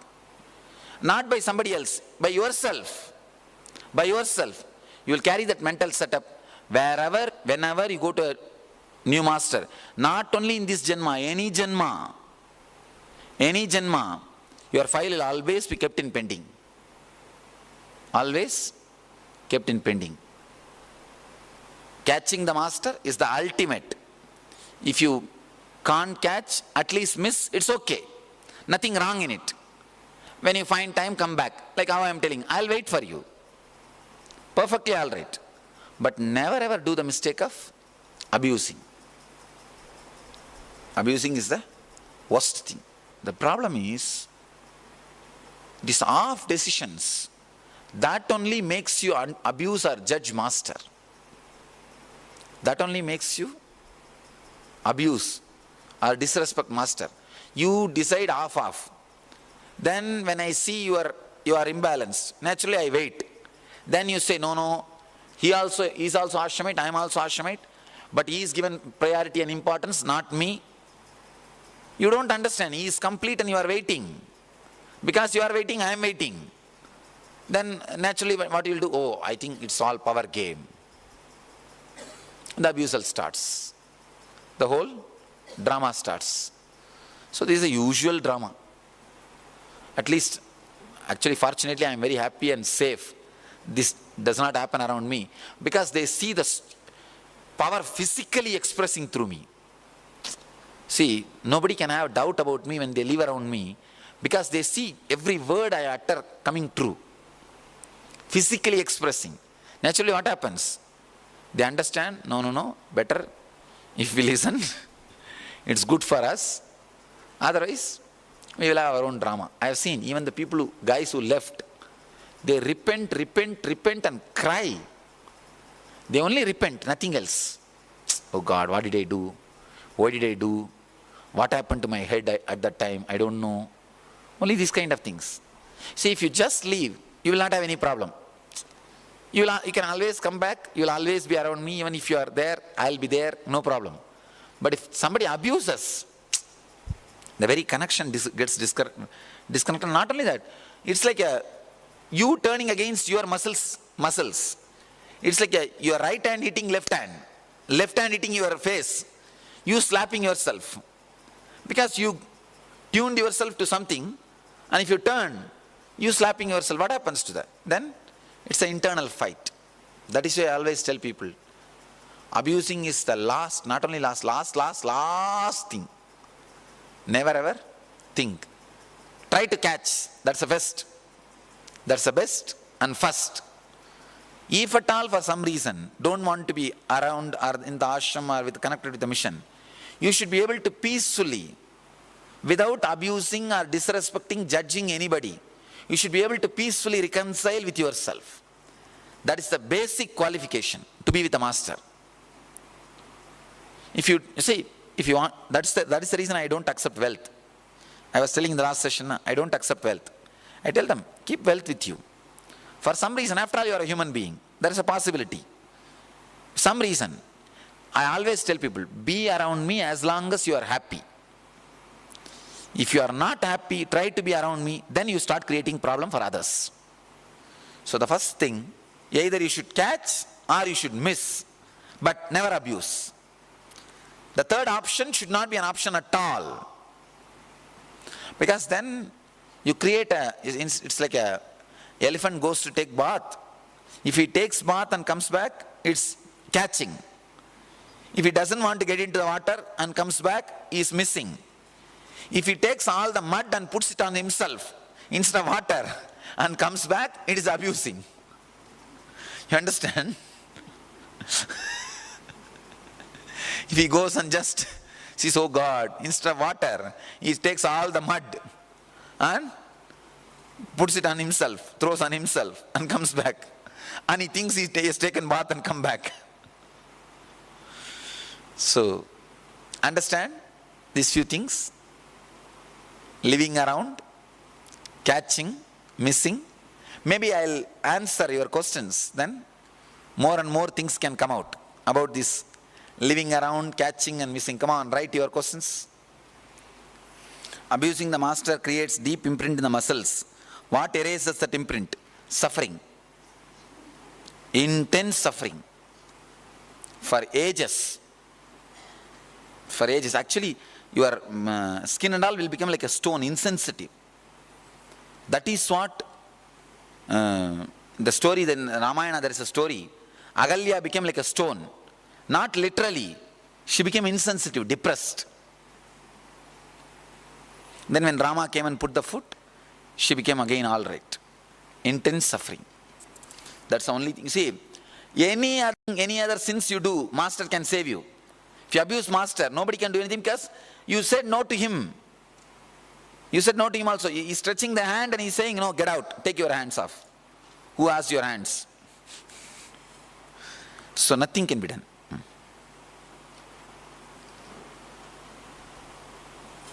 Swamiji, I read somewhere that brahmacharyam is a must before marriage. So does that mean we live brahmacharya life without taking initiation? Before marriage, see, if somebody wants to get married, but till the time of marriage, living brahmacharya life will be highly powerful. And I can say not only happy married life, even for the intelligent kids, the the nervous system will be very high. And I personally recommend celibacy before marriage. Present around you for our muscle memory to be imprinted. Understand? I am omnipresent. If you realize that I am omnipresent, you don't need to be around me. Wherever you are, I'll be there covering you. But till you realize I am omnipresent, you need to be around me physically. Who put the question? Okay. You understand? Till you realize I am omnipresent, it's better to be near. This range is okay. Inside this campus. This campus is practically my own body. You know, under each pole of the fence, there's my garbha. Means the thing which makes me feel how I feel connected to this body. You understand what I am saying?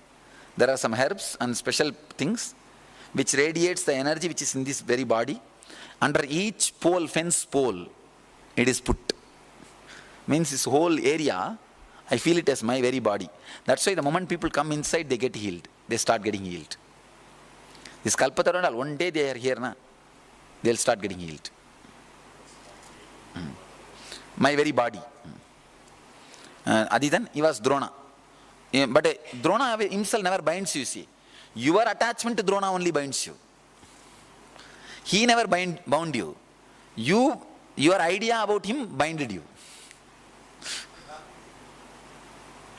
It's your mistake, not his mistake. So you should never abuse him. That's what I am saying. You're not, that's good. Even mentally, you should only thank him. Once initiation from master, like Kailasa is given, is it not true that even if he takes next janma, that master will guide us to enlightenment even though master is also not in the body? Yes, that commitment is true as long as you say no to the master, but you can always break the commitment. You can tell that I don't want your promise, you get out of my life. That is what is abusing. When you abused, you said get out of my life. If somebody does that, then that commitment loses its value. It breaks. Otherwise it is there. My question is, did every enlightened master also have a living master in their lifetime? Incarnations usually will not have a living master when they are in the body. They will only have people who will recognize them in the young age.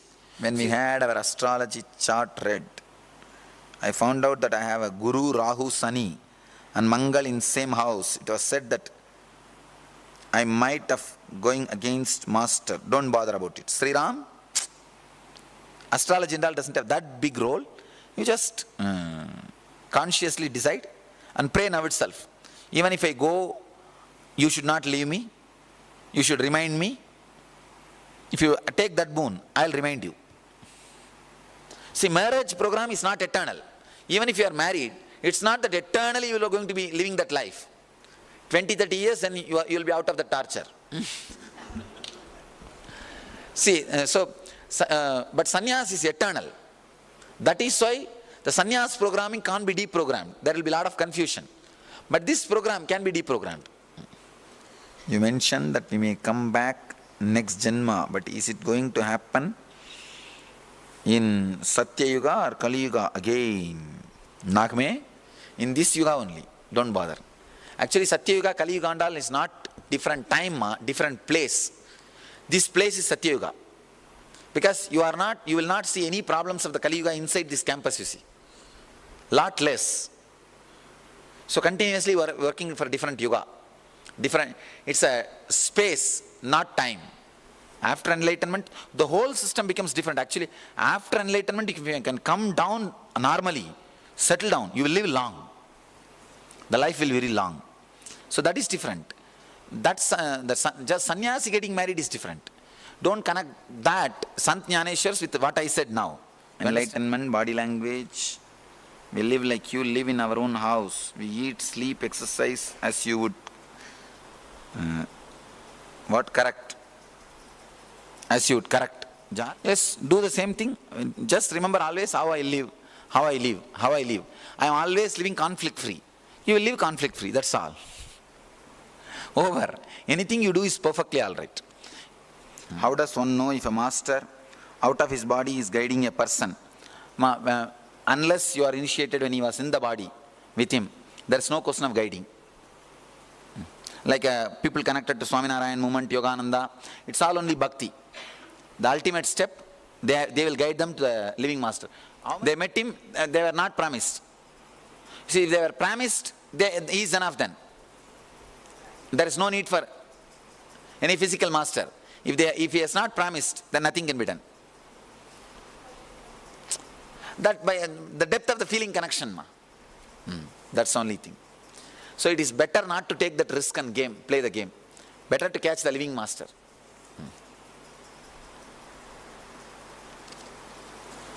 You often refer the marriage to a mistake. If we choose to marry, will you attune us to a new level of understanding so we can experience marriage in a happy, higher conscious experience? I do wish to marry again, this time at a higher level. If you can catch a right person of that higher level, it's possible. All right, raise yourself, then every possibility you will catch a right person, raised person. How to make sure I catch you?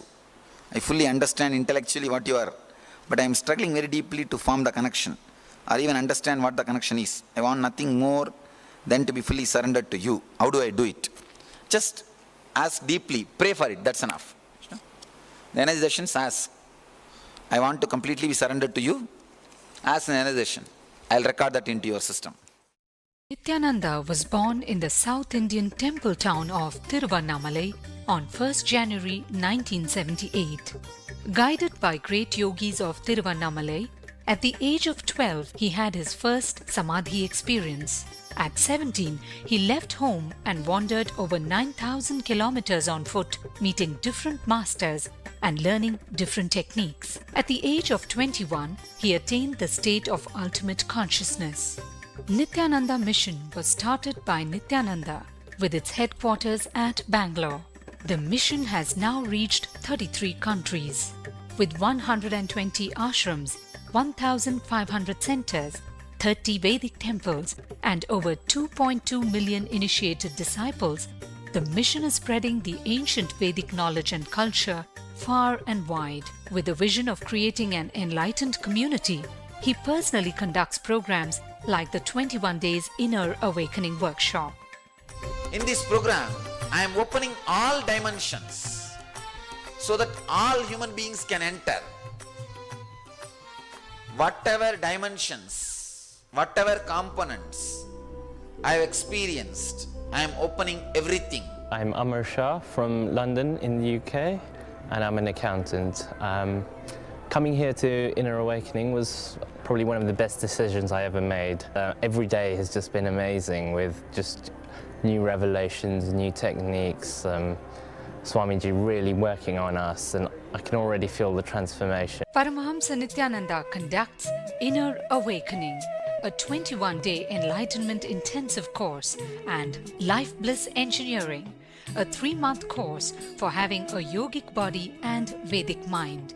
Visit www.dhyanapeetham.org.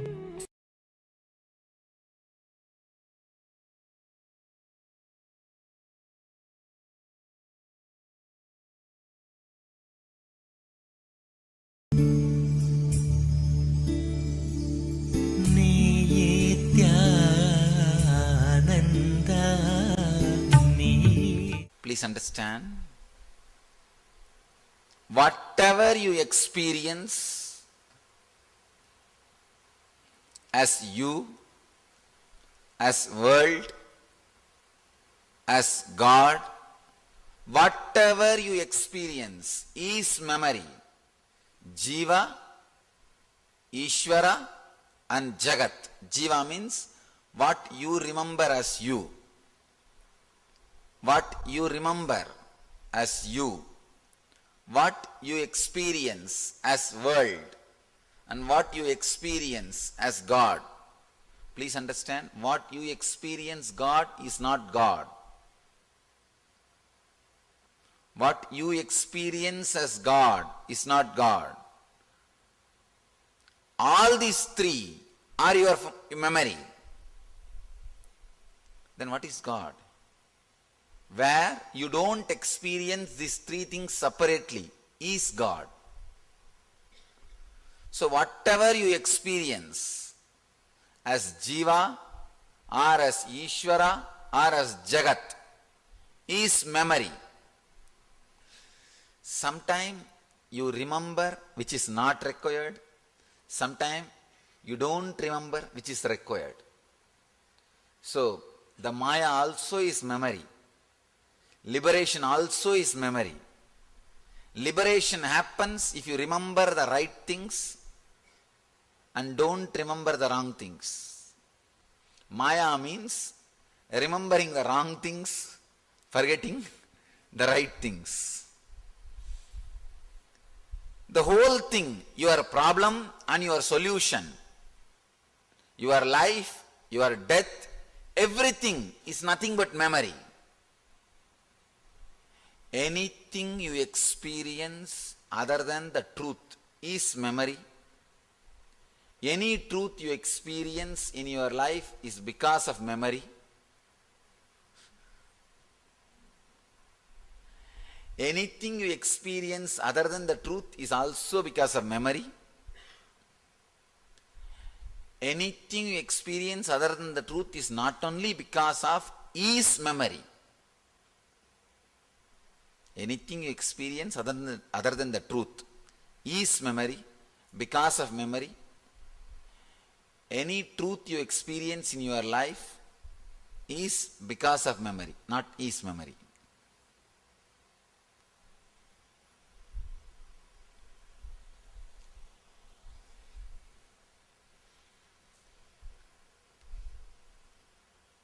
We have 3-layer memories.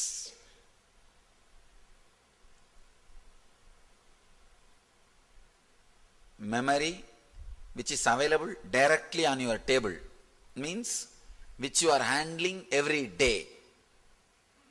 Handling every day. So the files are directly on your table. All you need, look, you will have it. Like how to eat, how to drive a car if you know driving, how to swim if you know swimming. No, even how to swim also will not be a daily file, because mostly you don't swim every day. Like how to eat, how to walk, this kind of memories which are on the table, directly available. Second level memory, which is from your bureau, means if you look in, you will have it. Like your wife's name, family name, or from where you are, all those memories, which you may not use every day, at least for last 15 days. I can say this, driving and all is that memory. Driving, swimming. Once you learn, it is there. If you look, you will have it. If you look for it, you will have it. It's not a big thing. You can say sometime the clothes you have, or the items, things you have, all these things.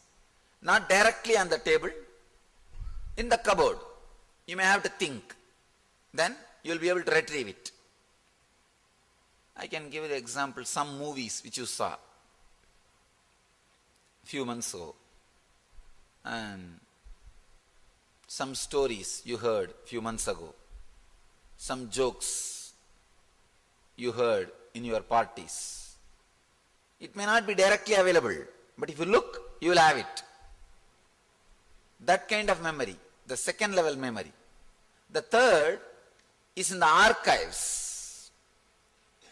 Which is in the archives, you will be able to retrieve only with some special powers, like a past birth memory. What you did at the age of 2, even in this Janma, what you did at the age of 2, you can't retrieve it just by looking or with this ordinary memory power. You may need a sharp logic which should be able to go through the incidents, which should be able to separate the incidents, which should be able to look in. So only then you will be able to penetrate, you will be able to look into those memories. If you take little risk, sharpen your logic, you can dig and find out.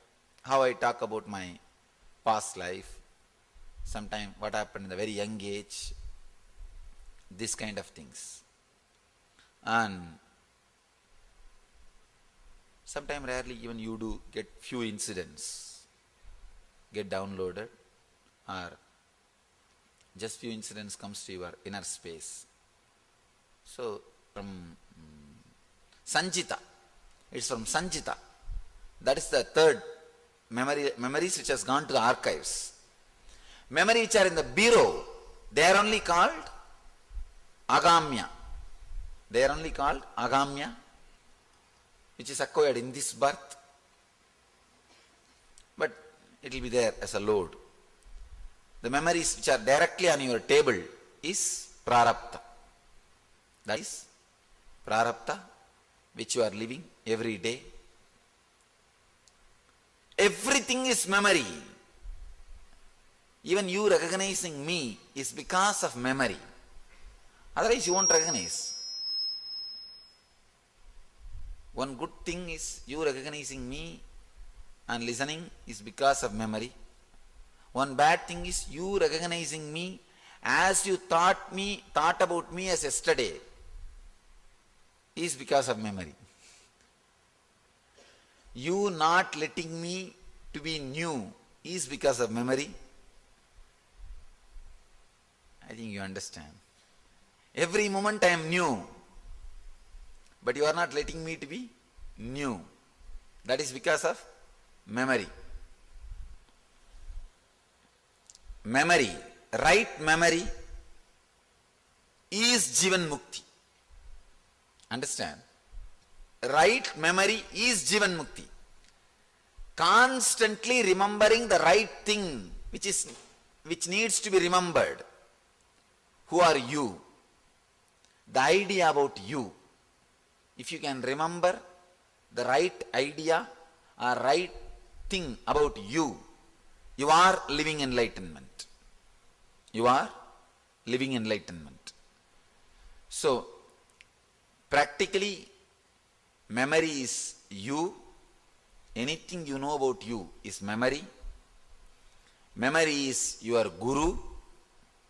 Memory is your maya, means illusion. Memory is responsible for your bondage. Memory is responsible for your liberation. Memory is your guru. I can say memory is your God.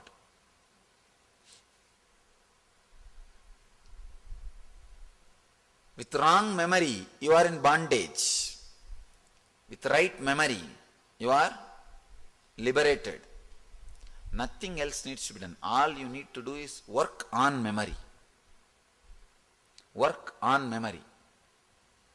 I'll express few things, few ideas, how to work on memory. Understand? The archives memory, cupboard memory, table memory. Instead of using that Sanskrit words, these three will be right word, you see. Archives memory, cupboard memory, table memory. The big problem is, usually, you are too much emotionally connected to table memory. Actual truth is, what happened in your life cycle 10,000 years ago and what happened today morning is one and the same. The whole thing is equally recorded in your consciousness, in your conscious shaft, in your time shaft. But you have more emotional attachment to today morning's memory. Little less emotional attachment to few days before memory. And few years memory, before memory, you don't have that much of attachment. So your awareness, your attachment to the memories create bondage. Sometimes you get attached so strongly to a memory, even after years, you remember it vividly. Sometimes you don't get attached to some memory, even if it has happened half an hour before, you will forget. So, rule of the memory is one, exemption of memory is another one. Whether it is rule or exemption, confusion or clarity, bondage or liberation, is all just because of memory. Memory is a memory when you remember it and it binds you. Memory is not a memory when you remember it, when it liberates you.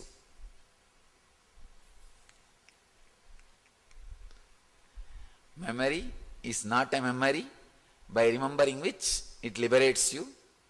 Memory is a memory by remembering which it binds you. Look in, the whole thing is nothing but memory.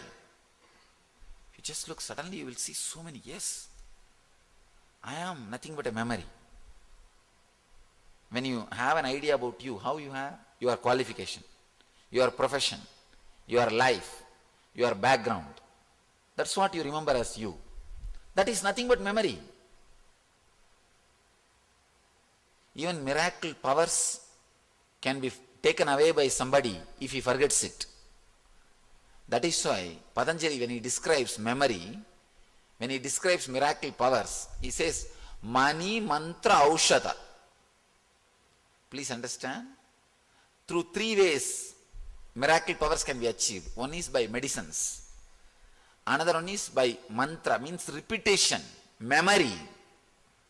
Third one is through birth. You will inherit. So if you don't remember,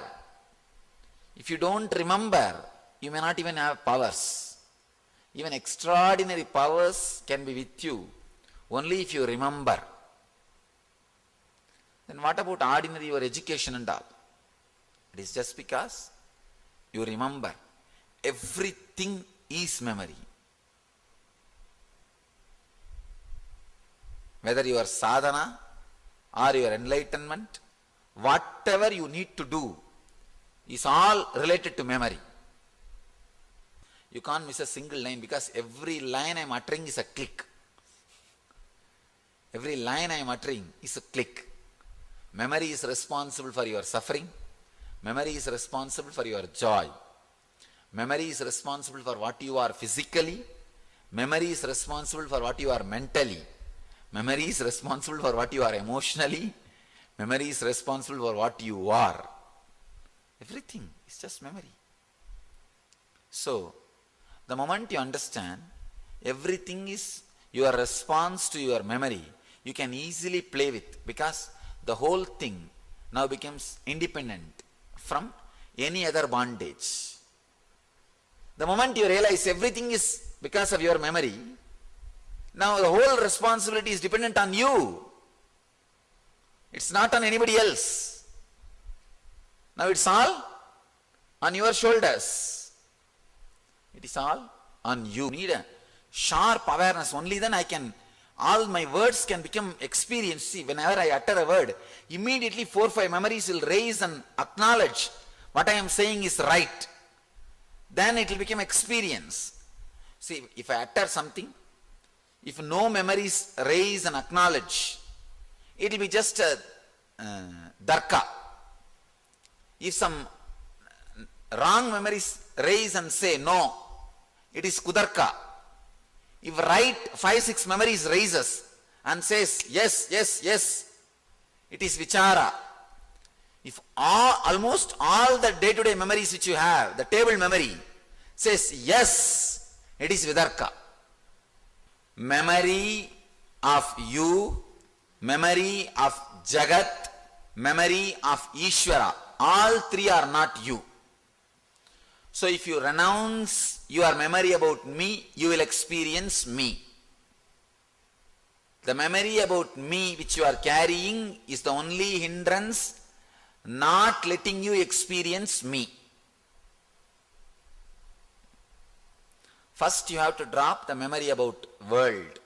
Then you have to drop memory about you. Then you have to drop your memory about me.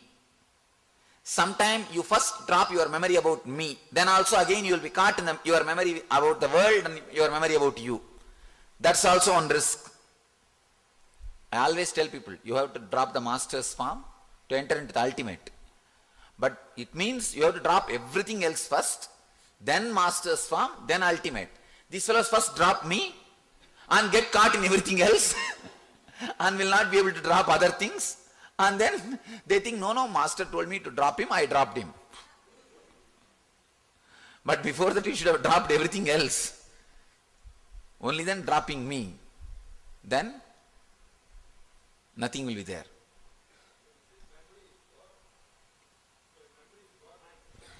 Means right memory. Right memory which reminds you not to remember is God. The memory which reminds you not to remember is God. See, you understand this one statement, everything is memory. You see this as a light, is a light because of memory of the light. You are you because of the memory of you. So everything is just memory. Nothing is solid. Everything is memory. The Ananda Sabha which you saw yesterday and which you are seeing today is not same. Because already the degradation has happened. Rusting has happened. 24-hour rusting has happened. So it's not same. Your memory is only thing which binds or liberates. Same way, your neighbor is not the same guy whom you saw yesterday. Even though you think it's same, everything is memory. That is what Buddha calls anatta. Anatma. There is nothing. There is no soul. There is no center. There is no center. That truth is the center. Anatta is the atta. There is no soul is soul.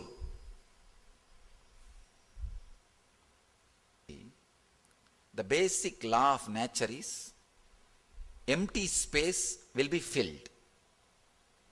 So the cosmic memory is in certain frequency. I can say 100. But your body, you possess this too much.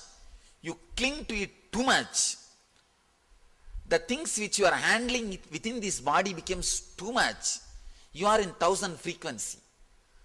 So this 100 can never get into this 1000. You are too much with you.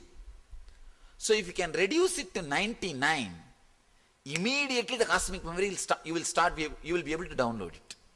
You can download. You understand what I am saying? Whatever way the cosmic memory is available, understand? If you want to talk to Ganga, talk to her lower than the speed she is running. Now you are talking higher than the speed in which she is talking to you. That is why she is not talking to you. You are not able to listen her voice. If you want to talk to our Anandeshwara, talk to him the lower than the voice in which he is talking. He will listen to you, you will listen to him. Now you are talking inside, the speeder than, faster than Anandeshwara's voice.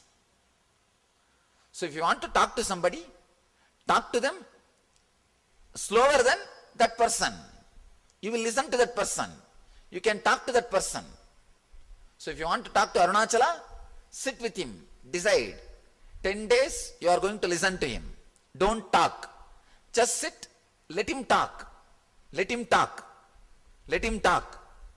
Complete 10 days. Drop. Whenever you start talking, drop. No, I am going to listen to him. Tonight you will sit, listening to me. You will all sit, listening to me. Just let me talk. You will listen. Let cosmic memory enter in you. You will be able to download. But you possess this too much. First thing, you have a strong memory. Without memory, you can't even breathe. It is not. It is not. You have a strong idea. For everything you need memory. Understand? The civilizations based on totality and civilizations based on perfection. The civilizations based on perfection, the Western civilizations, so much of importance for memory is given. The civilizations based on totality, for memory never importance was given. Spontaneity, being complete, being full, only for that importance is given. So being full, being total, it's actually one of the powerful and important method for being total is sleep totally. Sleep totally. Take head bath and lie down and sleep every night. In 10 days you will realize totality. Really I am telling you. Night, cold water bath. Only thing your body should be ready. You should not have this asthma or wheezing and that kind of things. If you just have cold water shower night, by 12 o'clock have cold water shower and dry your hair, lie down. And this is actually one of the technique. Whenever the person does a panchatapas or goes parivrajaka, 3 sandhyas he has to take bath. Morning sandhya, noon sandhya, night sandhya. There are 4 sandhyas. When morning and when night and morning meets, morning 6 o'clock, noon sandhya, this is the 1 o'clock, and evening sandhya 6 o'clock, and night sandhya, night 12 o'clock. In these 4 sandhya, 3 sandhyas you have to take bath. If you take bath and lie down in the night sandhya, you will have a deep sleep and the totality will start happening in you. It's a very powerful technique. If you guys are interested, try this. Only thing you should be able to, you should not have this wheezing and that kind of things. And it's really very powerful. I have done this. I have done this for years. For years I have done. And it brings you totality. I tell you, That just one shift in the deep sleep straight away brings you totality. The two civilization, it's actually two kinds of civilization. The perfection based and totality based. The perfection based civilization is memory based. Totality based civilization is frequency based.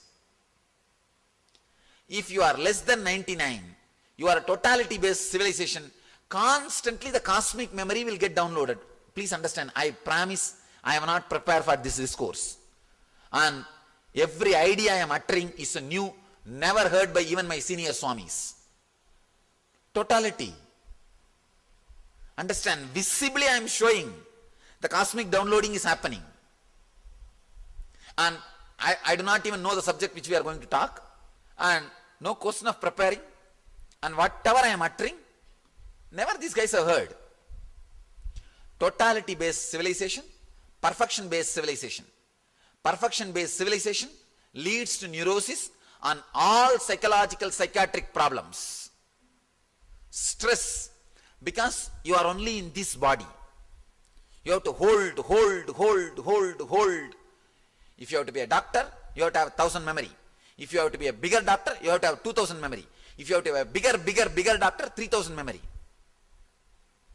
But with the totality based civilization, if you have to be a doctor, less than 100 frequency. That does not mean you will not have 1,000 memory. Understand, the whole thing is available. Whenever needed, gets downloaded. Like a Shushruta.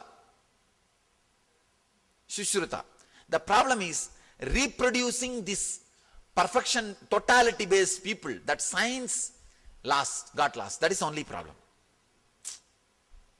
Understand, lack of sleep makes you possess your body constantly. Lack of sleep makes you possess your body. Sex makes you possess your body. That is why when you are finished, immediately you relax from the body. It's practically possessing your whole body. That is why immediately you just want to let go of your body. You just want to let go. You drop your body. The lack of sleep makes you possess your body. If you have the habit of deep sleep, actually, if you read some of the texts which talks on brahmacharya, they prescribe this late night bath. Even they prescribe. You may think how the brahmacharya and totality, these both are connected, how both of them are using the same technique.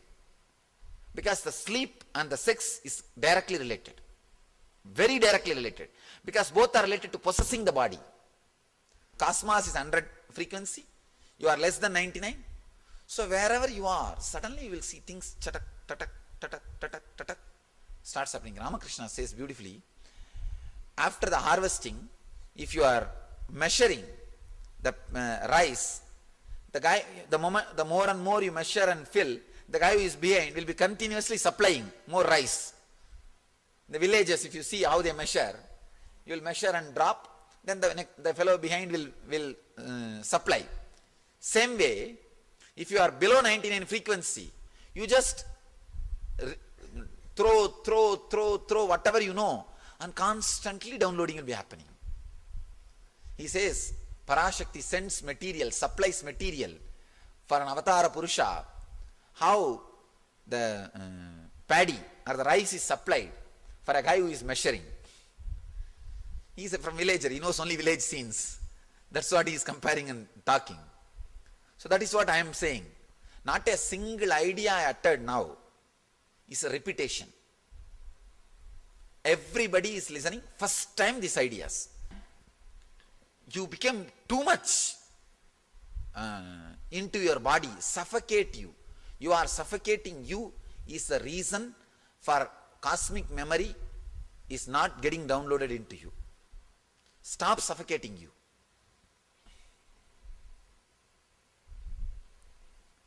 Not bothering yourself to remember something.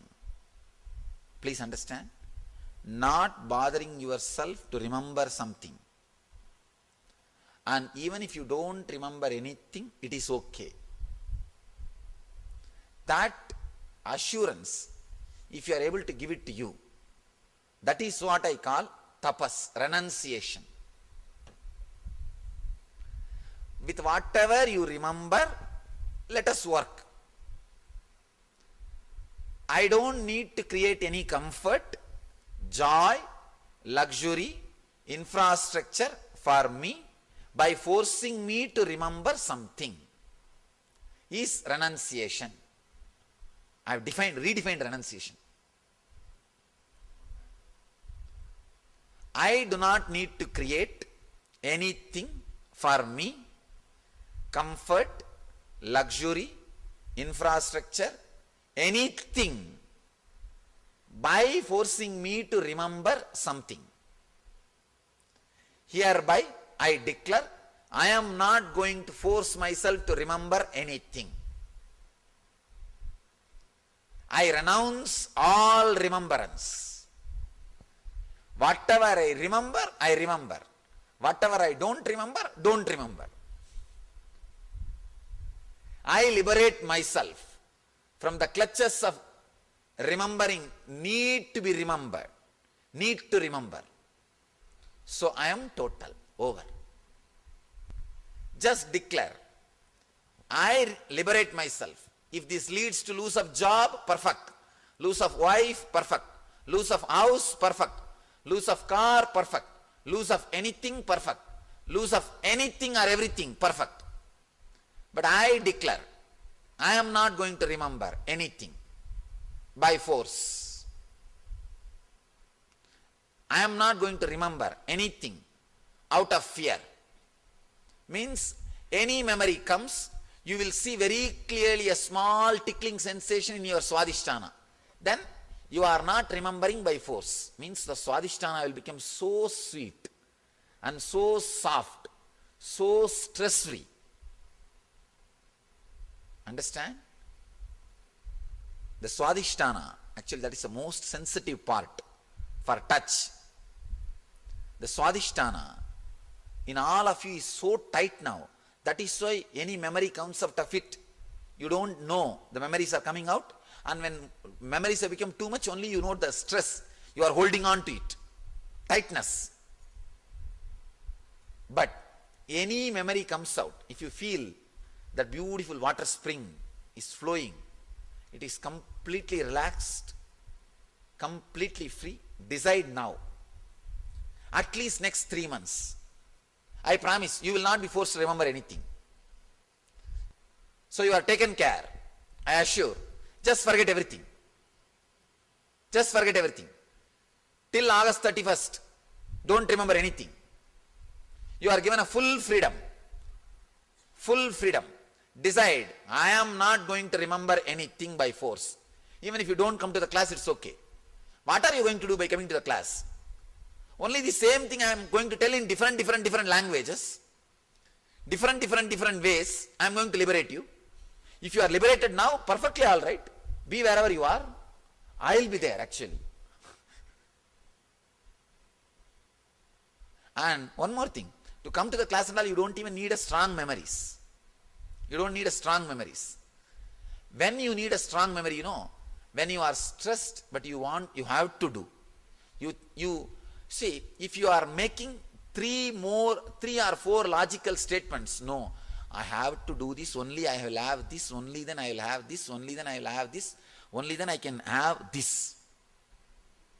I will have to do this, only then I will have payment, I will pay mortgage, I will not be sent out of the house, I can have the house. If you have to go through that 4 or 5 statement, then it's a forced memory. Coming to the class, the moment you remember, let me go to the class, you will say, all right, let me go. Over. So this 3 months, decide. I will not remember anything. Very clearly. I will not force myself to remember anything. What freedom! God! What freedom! You can never understand. This kind of freedom can be experienced. Suddenly say, I will not remember. You will not remember your diseases, I tell you. You will not remember your diseases. You will have new body. You will have the whole thing new. Just declare, I am not interested in anything which I need to achieve by forcible remembrance. 100 frequency memory is enough to keep you alive and keep whatever comforts you needed. See, more than 100 frequency, whatever you acquire is not directly required to keep yourself alive. Now just because you have $10 million, you think your heart attack can be solved? With 100 frequency, you would have made 1 million, which is enough for your medical care. And even if you have 10 million, the 1 million only will be used for medical care, and the 9 million will go to the fellows who are waiting for you to die. I am not going to remember anything, and let whatever may happen, happen.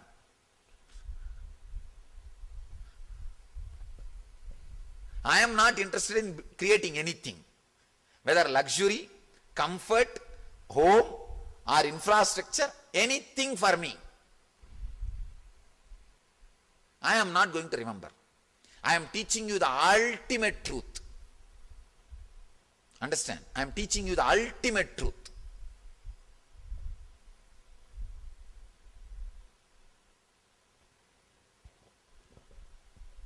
Your mind may say, no, I may not remember right thing and I may not remember wrong thing. Don't bother. Even if you remember wrong thing, to fulfill it, you need to remember many things.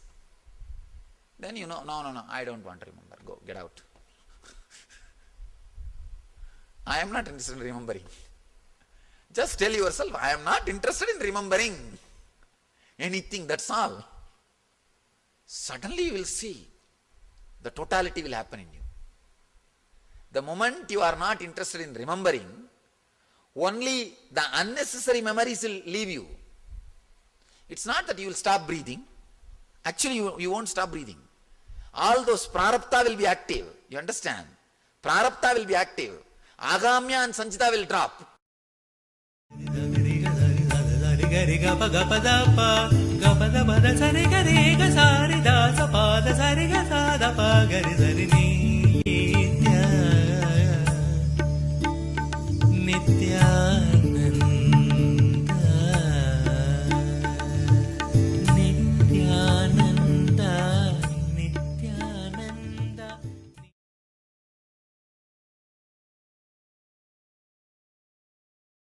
Nithyananda gari gari sari gaga padada sari gaga gada pagari gaga sada pagari Nithyananda. You can only choose, but only I can speak.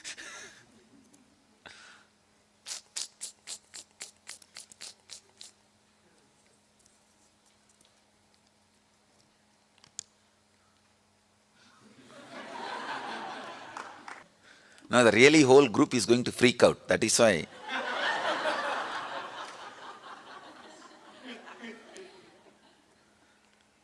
The subject is woman.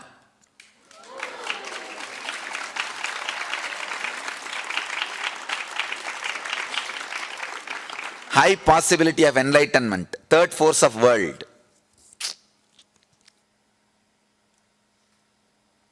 Oh God. Actually, 11th dimension of consciousness will be a lot more easy. Old bottle, genie came out.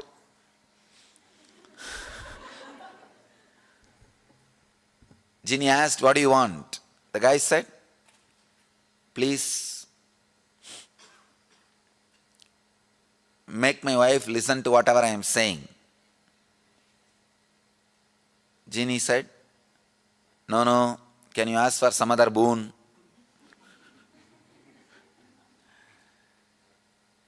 This guy said, then make a bridge from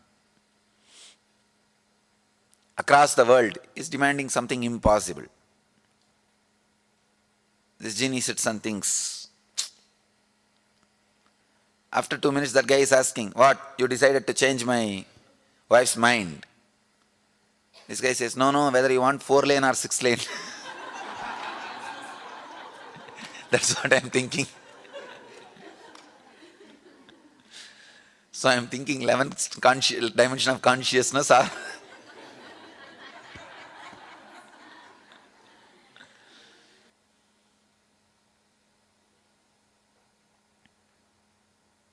all right, I have to start somewhere. Feminine energy is enlightenment. Please understand. Awakening the feminine energy inside you is enlightenment. I'll first describe the feminine energy, then woman gender. See, woman has more possibility for feminine energy. Otherwise, feminine energy is not confined only to women. So understand the depth. In each one of us, there is an energy which constantly gives birth, expresses itself. Expression is feminine energy. All the adjustments need to be made for the expression is masculine energy. Please understand. The place needed should be created. Means naturally the old has to be removed. The destruction. All that work is masculine energy's work. But the very expression is feminine energy's work.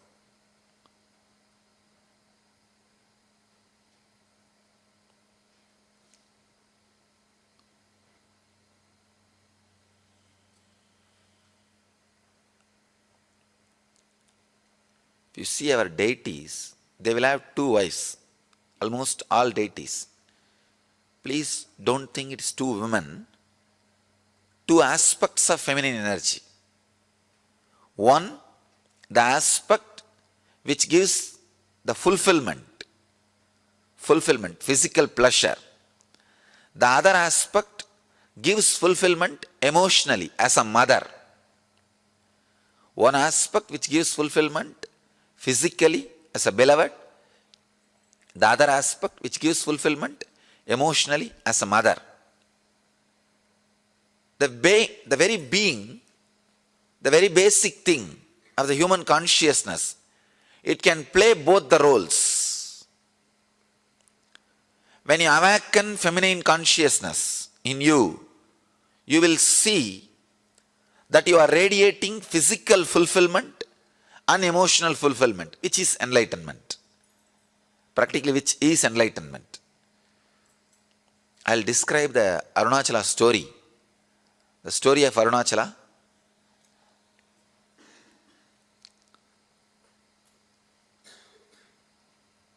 The whole Arunachala story is story of woman, story of feminine energy.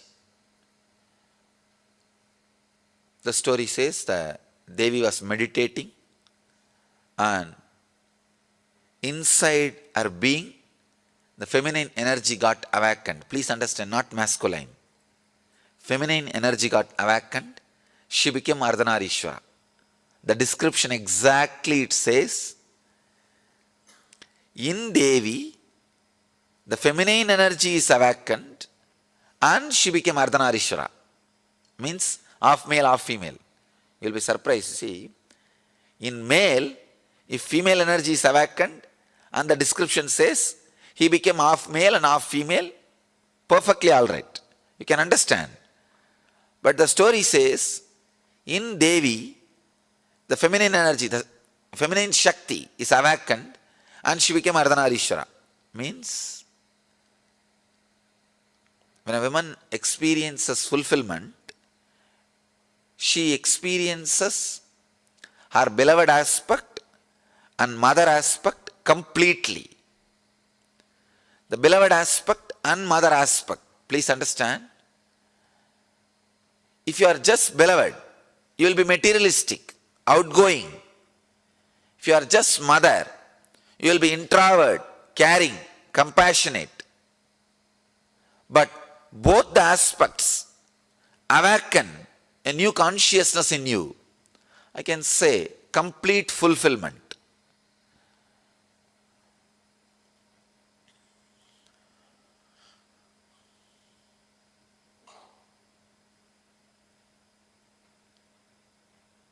I think with this one example you will understand. All of you can understand.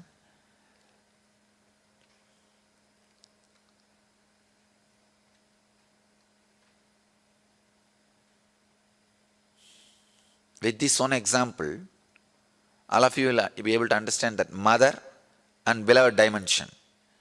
If you are missing the mother dimension, naturally just a beloved dimension cannot fulfill you.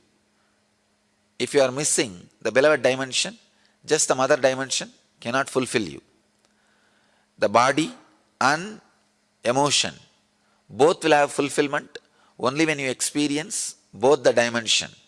A person who can experience and express both dimension is Ardhanarishwara. Please understand, Ardhanarishwara does not mean just half male, half female. Ardhanarishwara is the person who experience both dimension of feminine qualities. Both dimensions of feminine qualities. When a man becomes enlightened, he becomes a leader. When a woman becomes enlightened, she becomes mother and beloved. Ability to radiate both dimensions. So the Arunachala story describes Devi. She expressed her both dimensions. That is why she became Ardhanarishwara. She experiences and radiates Ardhanarishwara consciousness. Each one of you were carrying the feminine energy. Awakening that feminine energy is enlightenment. Please understand. The first introduction to Tantra, I'll get the sutras and read the sutras to you guys. You will be surprised. First introduction to Tantra. Shiva has spoken 64 Tantras. 64 Tantras and around 60,000 sutras. Please understand, I commented only on 112 sutras. But Shiva has spoken 60,000 sutras. The first introduction he tells, whoever listens, let you all become Devi. Only then you can understand this sutra, this techniques. He says very beautifully, he gives us a meditation technique. Even the brain setup, even the thinking, the body, physical body language, the mental setup, whatever you know as feminine consciousness, or women, meditate on that. Please understand. He says you can't actually completely understand the woman consciousness, even if you are a woman. Even if you think you are a woman. So the feminine consciousness, I have to use two different words. Feminine consciousness, women body. Women body has a more possibility for feminine consciousness. That does not mean just because you are in the women body, you experience or express feminine consciousness. When Shiva starts the Tantra, first thing he says, intensely meditate on the feminine consciousness. Whatever idea you have about the feminine consciousness, live. And Ramakrishna, he practiced this technique. If you have read Ramakrishna's biography, you will understand. He says, 9 months he practiced the technique. He really became a man. Not only feminine consciousness, he became a woman. He says, the complete circle of energy, the complete circle of energy happened in me in that 9 months. He says that completion of energy happened in me in that 9 months. The whole Taoism is nothing but awakening the feminine consciousness in you. In the whole world, there are only two religions. One, the religion based on socio-political rules. The other one, sacred feminine worship. That's all. Understand? There is only two religions in the planet Earth. One is the organization-based, male-based, socio-political laws. All religions created by male are socio-political laws.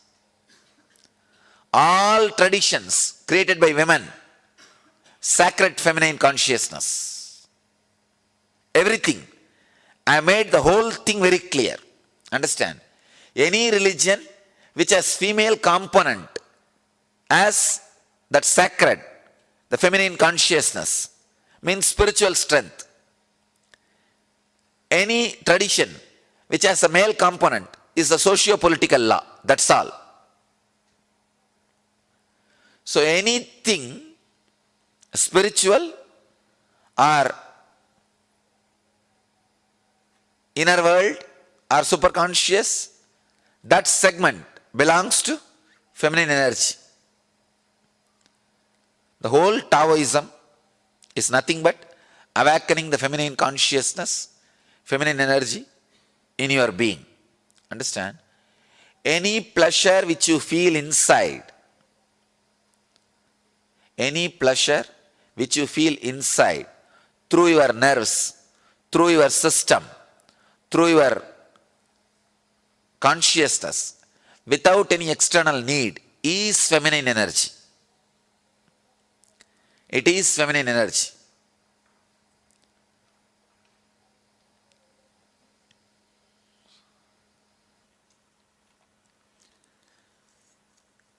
I think there is so much to tell.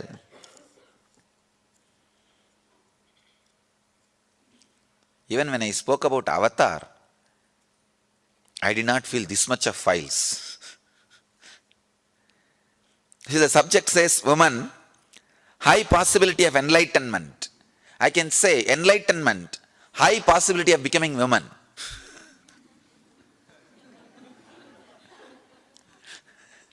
I had to change the subject into enlightenment, high possibility of being woman.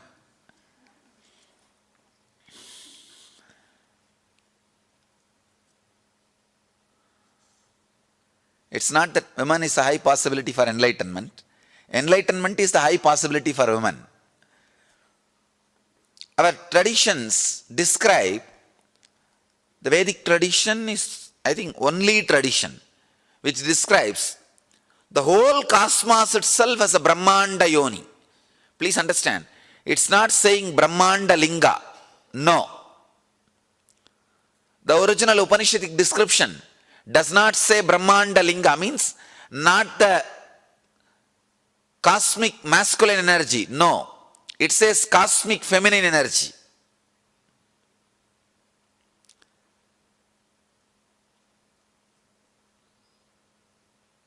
I can say feminine energy is the space in which the whole thing happens. As Shiva says, before starting the Tantra, very clearly he says, awaken the feminine energy in you.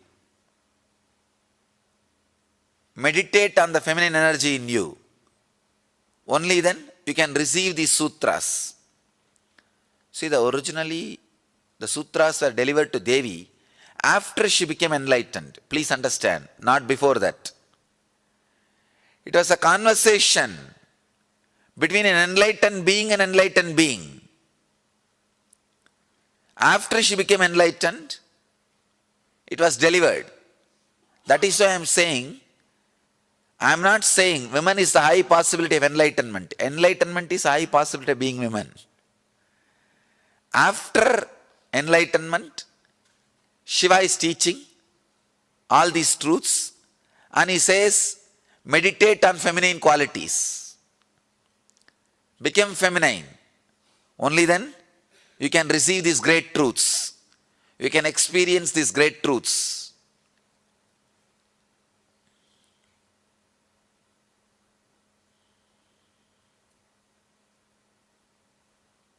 Subject is too broad. That is why too much needs to be expressed.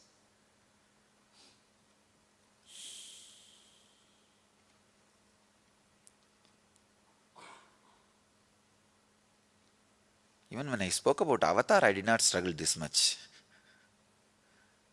I finished within few minutes.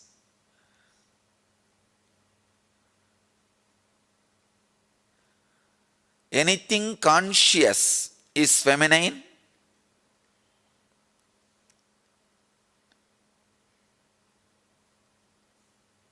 All other adjustments happens in existence for this consciousness to exist is masculine. Understand? Anything exists is feminine consciousness. All the adjustments needed, all the other movements needed for this to exist, those adjustments and all can be called as masculine. That's all.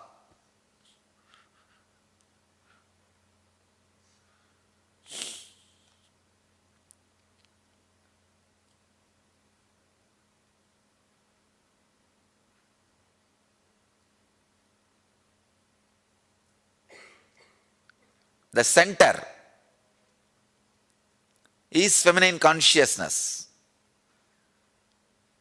like a queen, and all the workers can be called as masculine energy. That's all. That is why our rishis describe very clearly cosmos as the Devi Loka.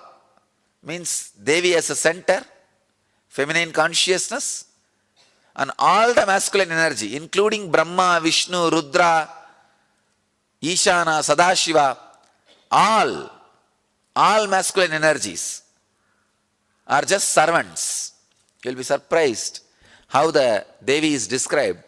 The Brahma, creation; Vishnu, maintenance; Rudra, destruction; Ishana, putting people into illusion; and Sadashiva, liberating people.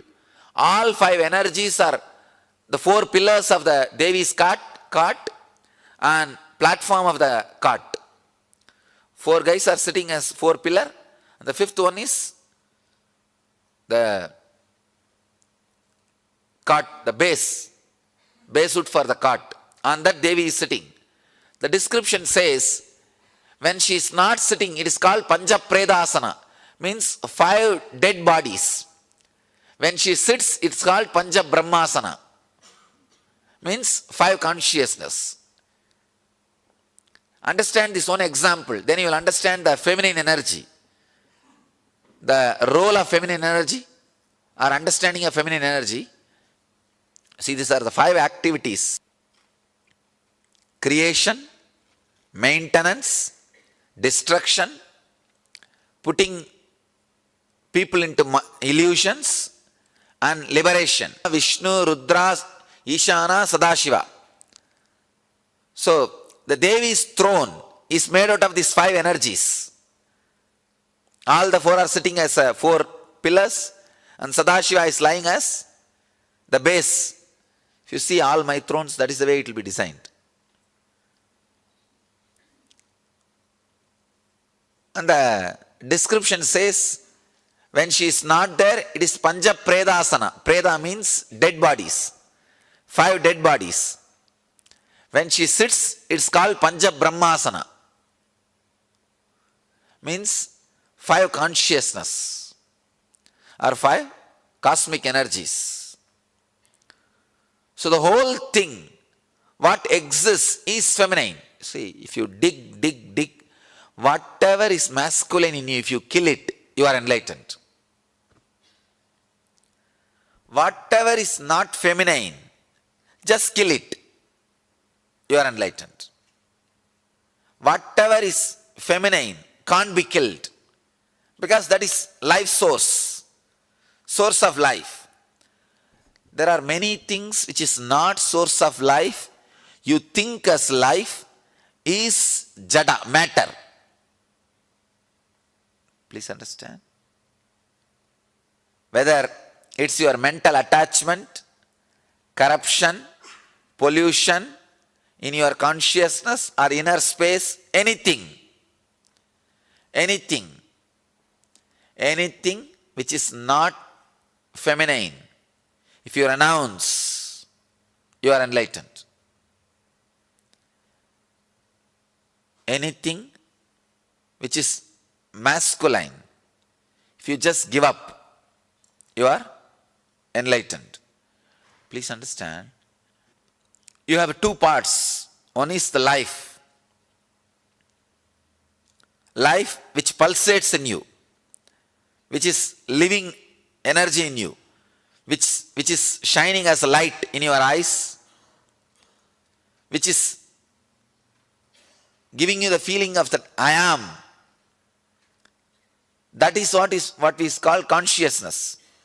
And there is something else is added, your mind, your body, for the sake of movements, to do what you want. That part which is added is masculine. That is why the masculine part is always aggressive, restless, rajasic. Anything which is restless in you is masculine part.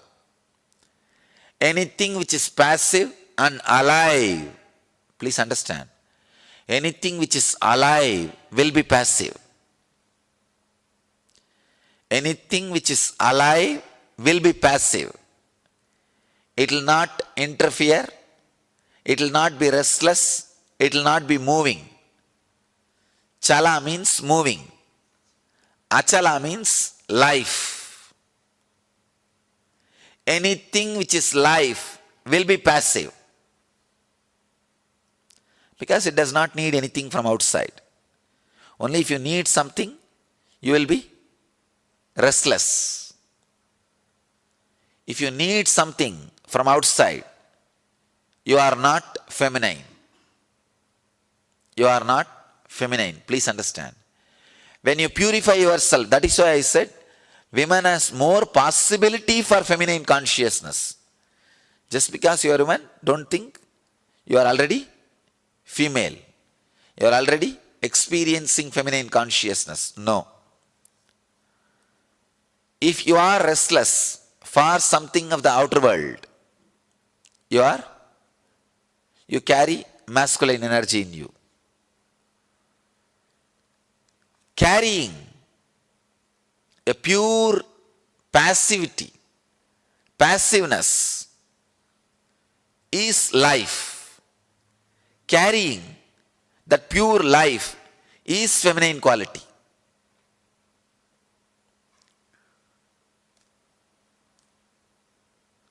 When I utter the word passiveness, you have some idea. Maybe a little bit of mixture of laziness. That is okay. No problem. Feel that passiveness is like a patch. You are carrying it in this area. Carry that passiveness, that feminine mood in this area today whole day. You will understand what I am talking. From now, whatever you visualize as a feminine consciousness, see, the moment you listen to the word feminine consciousness or passive life energy, you have some idea. Carry that mood, that idea in your heart today whole day. You can even nothing wrong. You can visualize you are a woman body. Just remove the male body. You can visualize yourself as a Devi. Even if you are carrying woman body, visualize yourself as a Devi. Means pure feminine consciousness. Pure feminine consciousness. Passive life. Understand? Society is male-minded. Restlessness. That is why life is always described as restlessness, especially the Western mind-based society. Life means restlessness. If you are more active, a lot of life is happening here. I don't know how these fellows are saying that New York is a place where life is happening. So much of restlessness. Nobody knows why people are running. But That is the symbol of life. They call it big apple, na? Big apple. Big apple. Symbol of life. Understand, because of that mental setup, you also imbibe the idea, life means masculine, restlessness. No. Life means deeply passive and feminine. I can say one of the biggest calamity happened to the human civilization is women are asked to work and make living like men, for which they are not created. Please understand. That's one of the worst calamity. Because the role they need to play, the contribution they need to do, did not happen because they were used to create infrastructure. Because women have better role to play on human consciousness.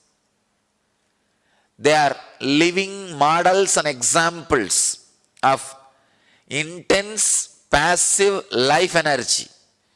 They need to remind planet Earth again and again about living enlightenment. The feminine consciousness by their life.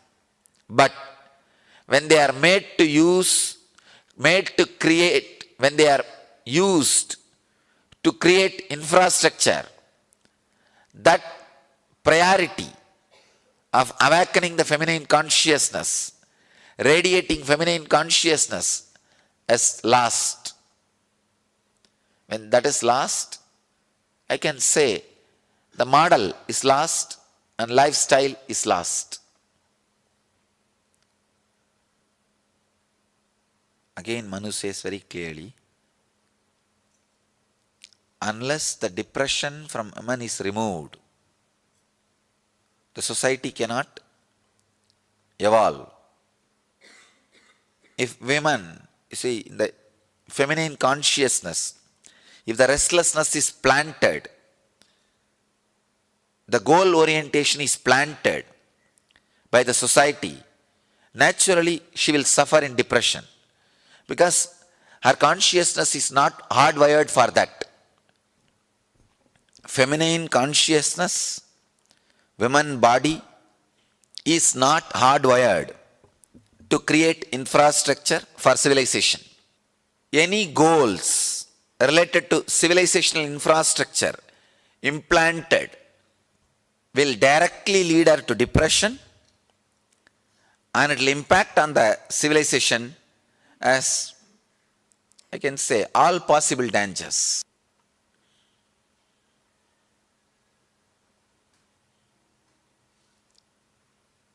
There is so many files, so much to tell, because I myself basically a Devi worshipper.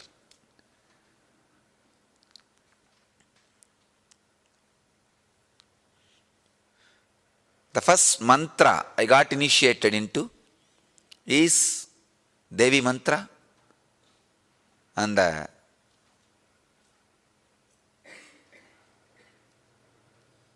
first experience which I had is feminine consciousness, and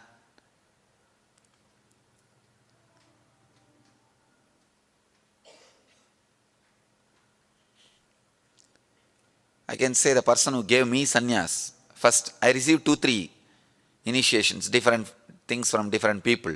The first one was from female guru, and my first disciple, Mantra Diksha, female, and the first, my sannyasini is a woman. If you see the whole thing,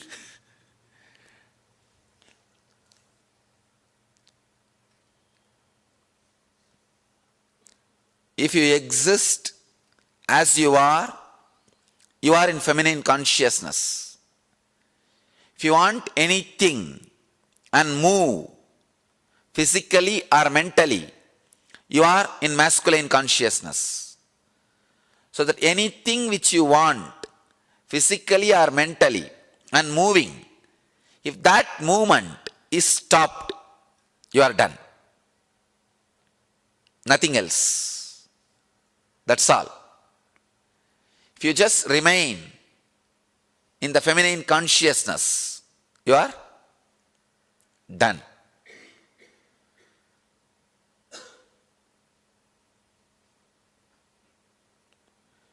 If men are asked to create infrastructure and women are asked to radiate the feminine consciousness, the whole civilization would have been different.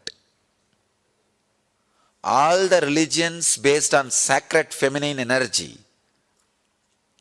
are peacemaking religions, accepts everybody, everything. All the religions based on masculine are all terrorist religions, cannot tolerate others' existence. See, I am giving you the very clear base definitions. All the mother-based religions, sacred feminine-based religions, not only they will be passive, accepting everything.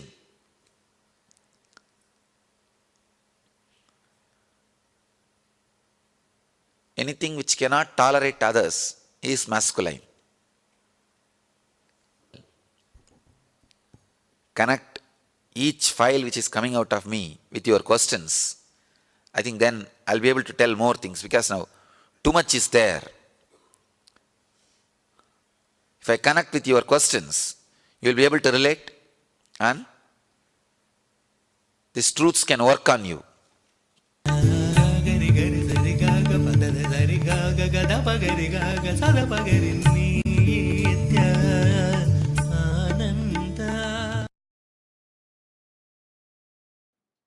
என்னுடைய தனிப்பட்ட வாழ்க்கையை பற்றி, என்னுடைய personal life பற்றி நிறைய கேள்விகள் கேட்குறீங்க.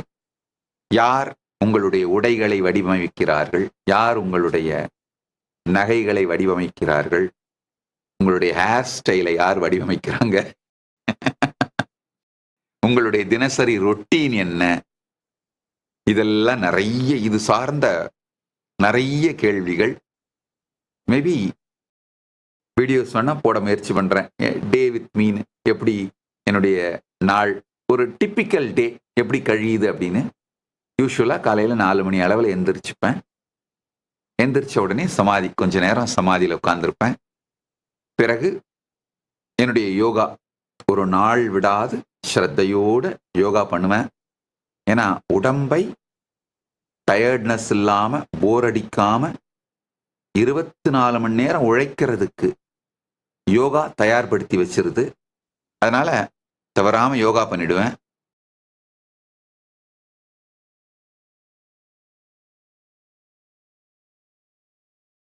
There was this one very powerful experience I had in the year 2016. And Swamiji was sitting in the middle of the courtyard, and there were all these yantras that were kept. Herbs like haritaki, turmeric, basma, kumkums were also. Swamiji was doing the alchemy process to make the aushadha. Aushadha is an alchemy product. Just by using it, you start manifesting powers, and enlightenment starts manifesting in it. So Swamiji was doing the aushadha, and Swamiji said that only Swamiji can do that aushadha, or an extension of Swamiji can do the whole process. Saying so, Swamiji called 2 Gurukul Palasans, and one of them was me.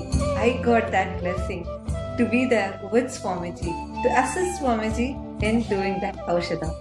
As soon as Swamiji called, I went there, and Swamiji was just in such intense samadhi.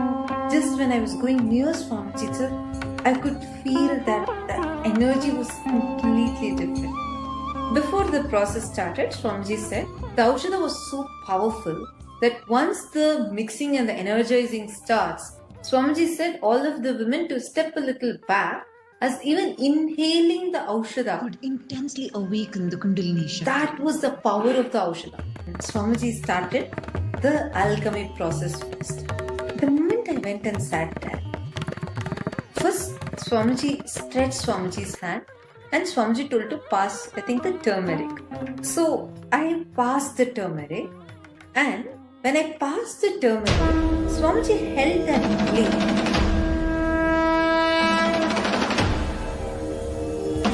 After that point, I completely lost the awareness that I am this body. It was so different.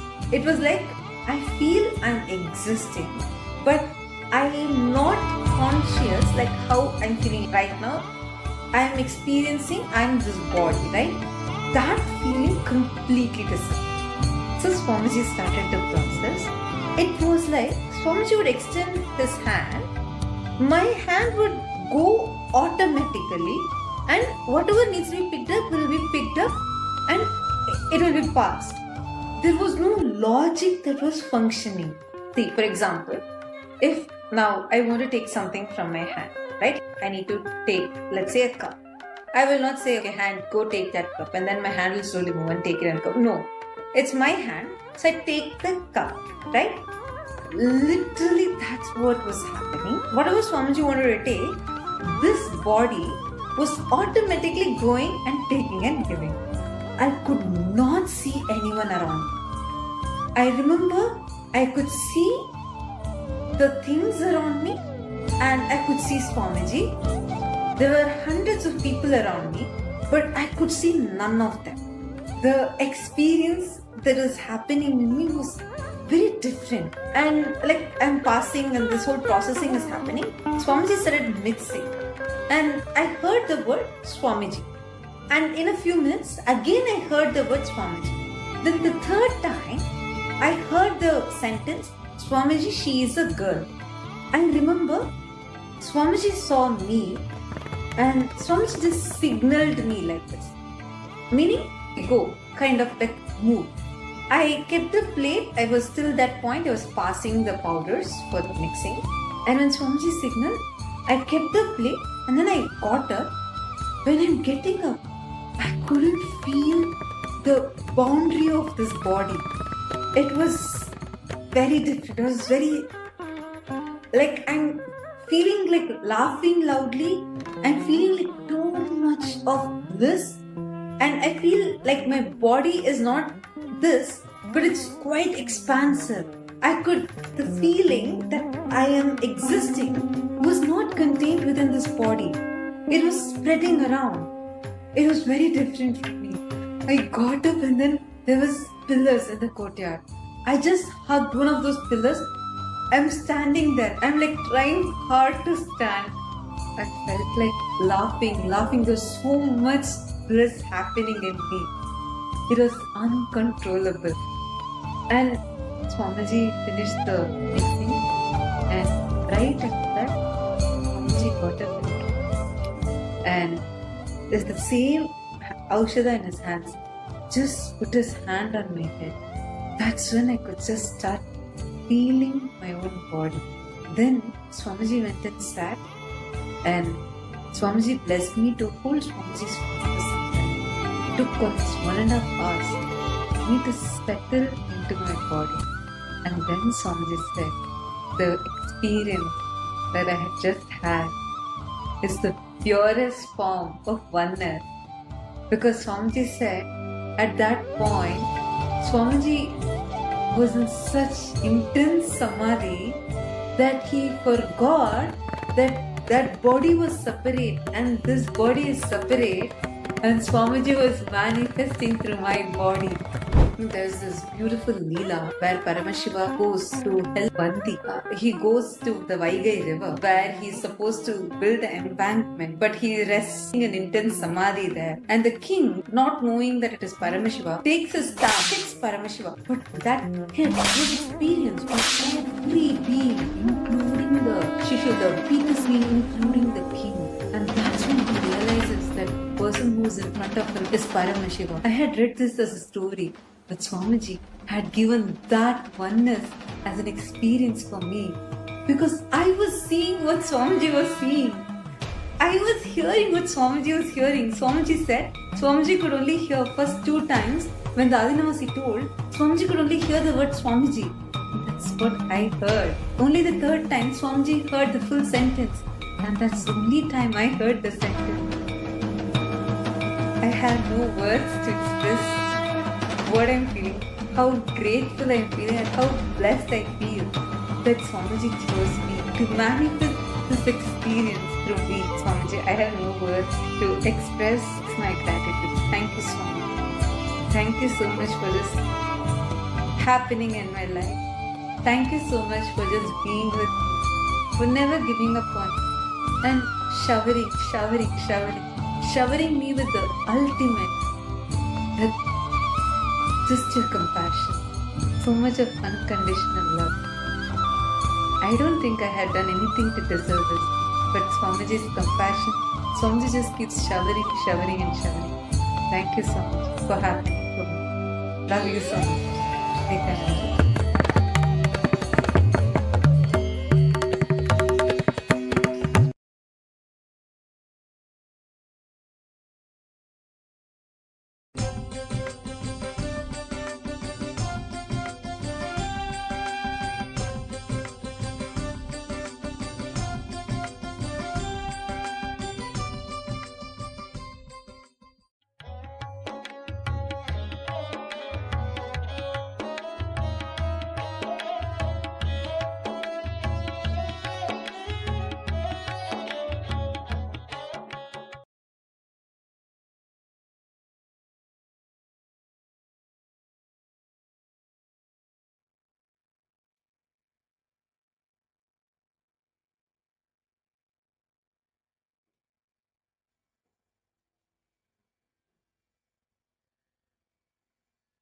I welcome you all with my love and respect.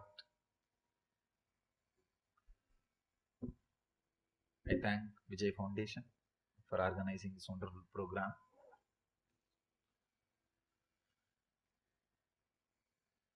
Today's subject is living enlightenment. I'll try to share few ideas, few truths. Then we will internalize these ideas, these truths, by questioning them. Please understand. If you don't question, you don't internalize. So we will have a question answer session where you can question these truths to internalize. There is another one problem. If you are completely negative, questioning is not going to help you. Same way, if you are not in the inquiry mood, questioning is not going to help you. Some people, they are just filled with belief or faith. They are not in inquiry mood. And some people are completely negative. Again, they are not in inquiry mood. If you have the deep seeking, the inquiry sense, and inquire, you can be sure these truths can be internalized, and any truth internalized expresses in the life by itself. In Vedanta, we have 3 words: Shravana, Manana, Nididhyasana. Shravana means listening to the great truths. Manana means internalizing it. Nididhyasana, living it. So today, we'll listen few truths about enlightenment, try to internalize those truths, then naturally you will be living enlightenment.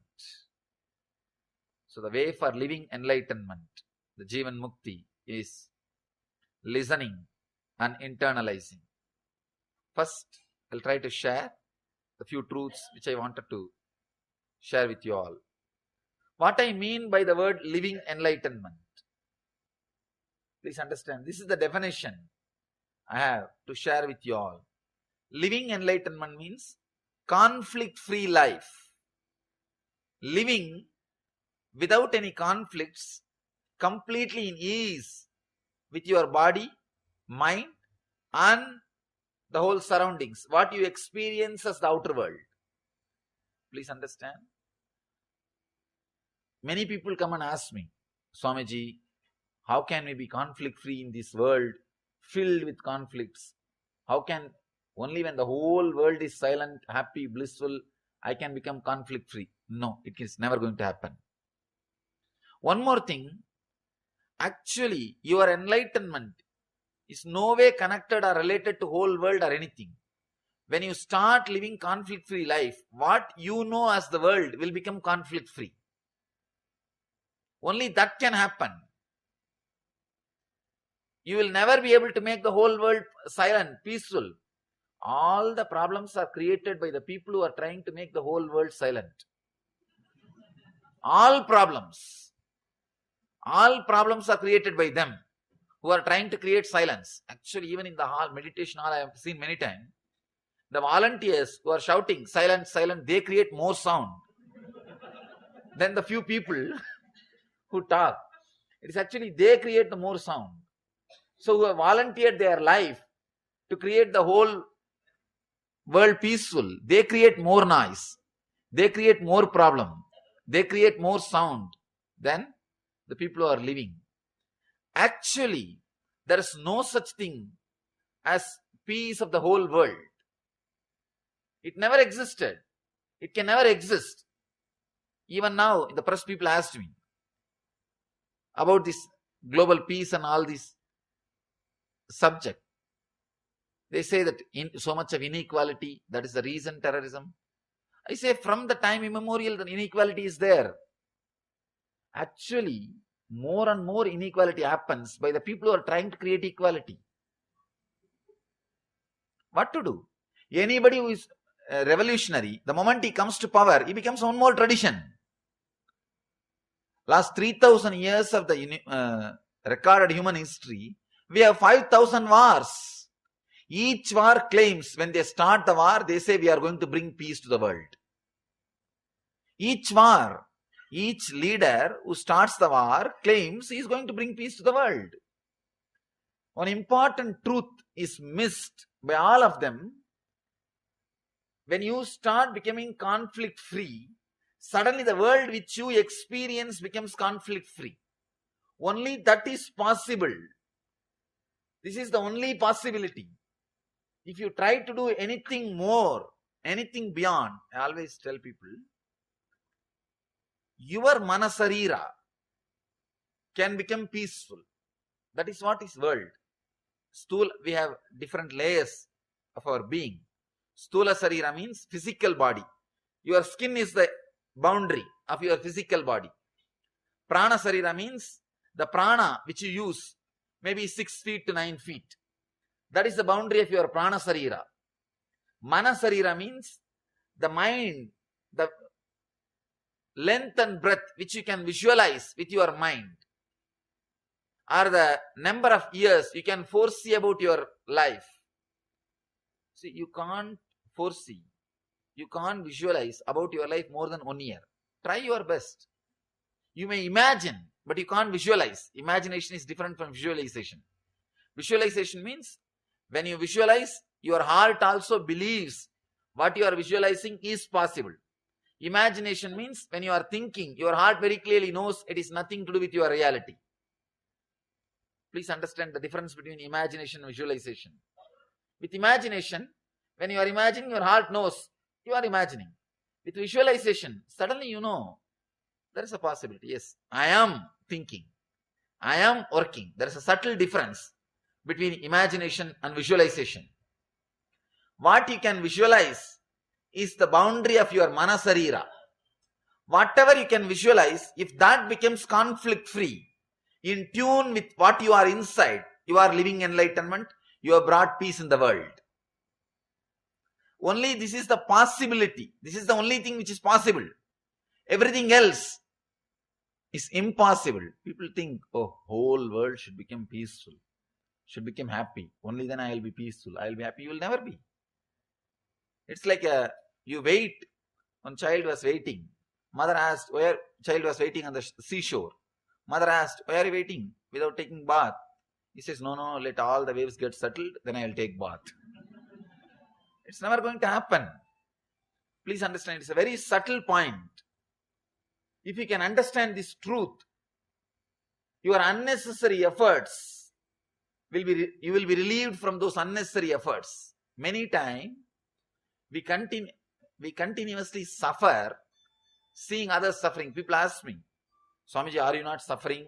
Seeing war here, seeing terrorism there. I said, please understand, if you also start suffering, you will add more suffering to planet Earth. Don't suffer. Try to bring people out of suffering. Your sympathy is supposed to bring them to your level. Not it should bring you to their level. There is a big difference. If you also reach their level, what will happen? There is one more person who is suffering. People come and ask me, what is the solution for poverty? I tell them, try to bring them to your level. Change their consciousness. Change their idea about life. Try to bring them to your level. If you start thinking about that continuously and depressed, you will reach their level. Then we have one more poor person, that's all. It's no way going to help. So, what I mean by the word living enlightenment, the first definition, living conflict-free life inside your body, mind, and what you experience as the world. I am not using the word whole world. No. I am using the word what you experience as the world. This is the only possibility. Nothing else is possible. If this is done, you are living enlightenment. Usually, we set impossible goals and try to reach. When we fail, we confirm it is impossible. And once we confirm it is impossible, we stop putting even the little effort which we were doing. And after that, all we do is blame the world, blame the God, blame everybody. Continuously blaming. Our whole life ends in blaming. So fix the proper practical goal. Understand what is possible and try to work. When you know something is possible and start working towards it, even a small, simple victories you achieve will bring tremendous encouragement, will give you tremendous courage, more confidence. You will start moving deeper and deeper towards the truth. You will start achieving and living what I call enlightenment. Let me define the enlightenment, living conflict-free life. If I have to use more words, I can give you a little detailed definition so that it can become like a practical techniques. See, now what I said, living conflict-free in the body, mind, and what you experience as the world is the truth. That's the truth. Now, I am trying to make that as a science which you can use in your life, applied science, technique. 4 techniques. I call these 4 as the techniques. 4 techniques to live enlightenment. First thing, changing whatever you can change, Shakti. Expressing energy to change whatever you can change. Please understand, spirituality is not complete tamasic acceptance. It's laziness. Laziness is not spirituality. Laziness is not spirituality. Many times, that is what has happened to India. See what has happened. The civilization, which stands for enlightenment, this whole country's infrastructure is built for enlightenment. This whole country's infrastructure, please understand, all over the country, the whole country is built for enlightenment, Jivan Mukti. But somehow, slowly in course of time, as Krishna says, Yogo Nashta Parantapaha. The yoga is lost. The great science is lost. When the science is lost, the tamas is taken as enlightenment. Tamas is taken as spirituality. The laziness has become spirituality. Laziness is not spirituality. The energy to change whatever you can change. The energy to change. You can change so many things in your life. People come and ask me, is the life defined, predetermined, or we have free will? It's like a tape recorder. If you don't interfere, it will go on. It will go on, pre-programmed. But you have a will to interfere in many things. You have will to interfere in many things. If you can interfere, there are so many things which you can change just with a simple effort. Not even you need to have a big sankalpa, just simple effort. Many things with which you suffer, simple addictions or mental setup. I'm not even talking about like alcohol or smoking. Those things are different. The simple mental sufferings, the restlessness with which you are continuously suffering, the constant irritation which we are carrying, these all straight away you can change. The constant irritation is almost like our habit. See, you don't need any incident to irritate you. We are just waiting. We are just waiting to jump on people.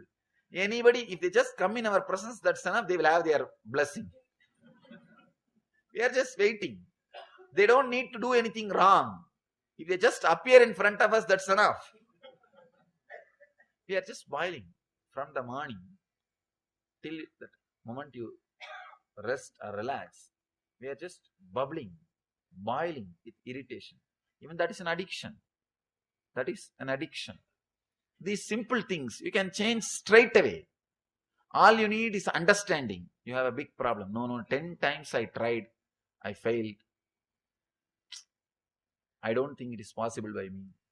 Please understand, 10 times when you actually try to create peace, as long as that your effort is there, the peace will be there. The restlessness will not be there. When you forget, then restlessness comes back. But when you remember, you don't remember, you forgot. That is why the restlessness came. You stopped your effort, only then restlessness came. You forget, after you stop your effort, only the problem starts. You think, no, yesterday morning I tried to be peaceful, but see, today morning I am not peaceful. But by yesterday evening, you forgot. You stopped putting the effort. We don't remember that. Whenever you put your effort, there is a result. When we stop putting the effort, only then mind goes back. We don't remember that point. That is a very important point.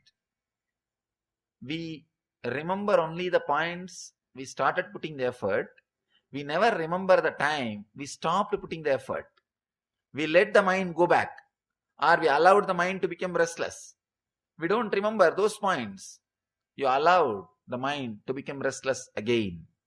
So please understand, this is an important fact, important truth. We don't express the energy to change whatever we can.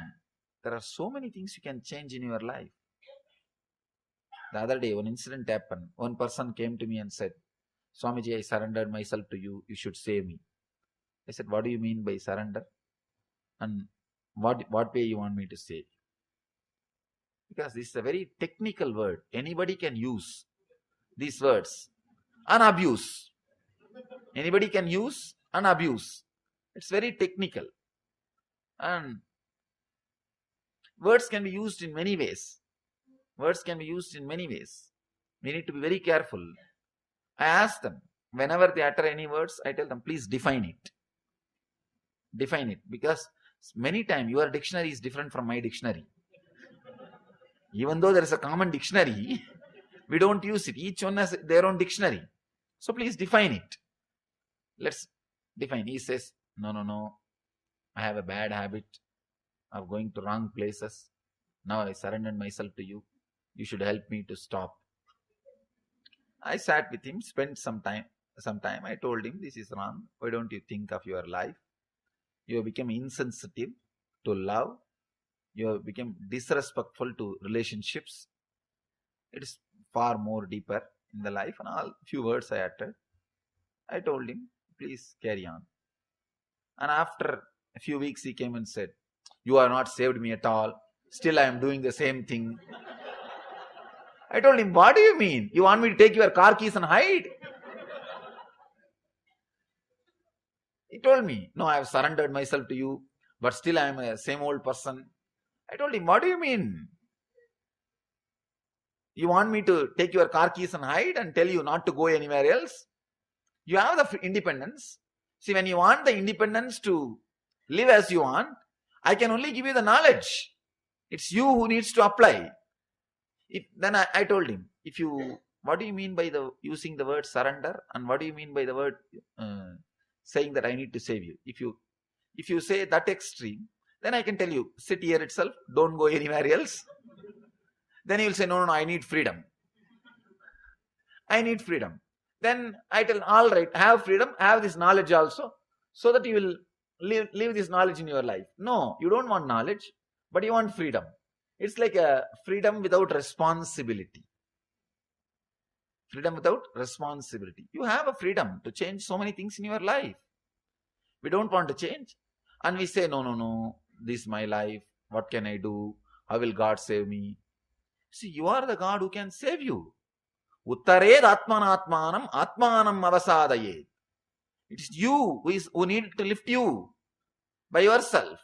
If you can't lift yourself, you are the worst enemy for you. If you can lift yourself, you are the great friend for you. So it is you who need to do.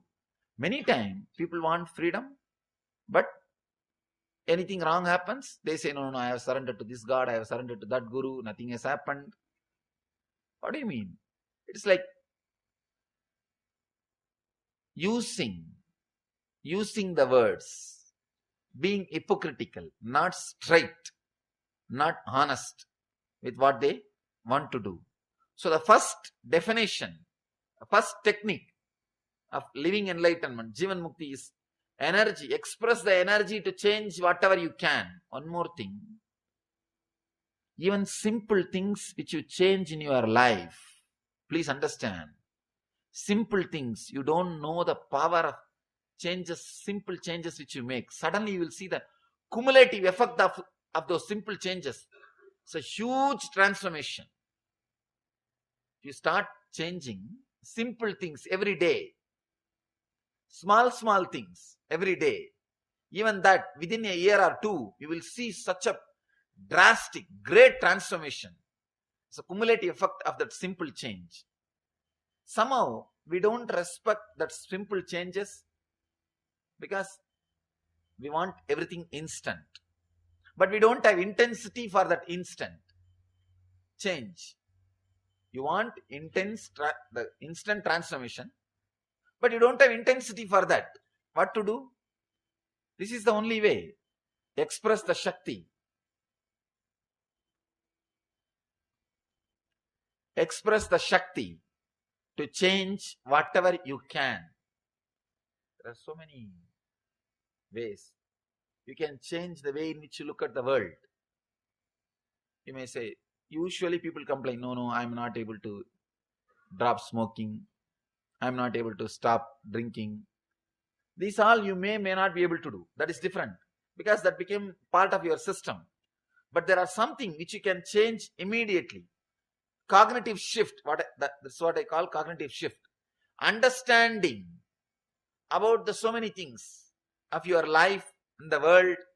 If you change the understandings, this all you can change it immediately. For this you don't need anything else. This is a simple thing. Bring knowledge to your life. Try to bring spiritual knowledge, understanding about the self, understanding about the world, understanding about the existence. These kind of things, it may be simple, but you will see your whole thinking system will become different. When the cognitive shift happens, see, whenever I use the word Shakti, the power to change whatever you can, first thing I mean is change the way in which you think. That is what I mean. Change the way in which you think. Don't try from the wrong corner. If you start, whenever I tell people, change whatever you can change, immediately they start struggling with their alcohol habit, their smoking habit, or some strong habits. Then you are bound to fail. Don't start there. Then you are touching the wrong point. Start thinking, start changing your thinking system. That's the first thing you need to do. Try to work on the thinking system. How you think. How you approach the world. Try to change your understanding. Shakti to change whatever you can change.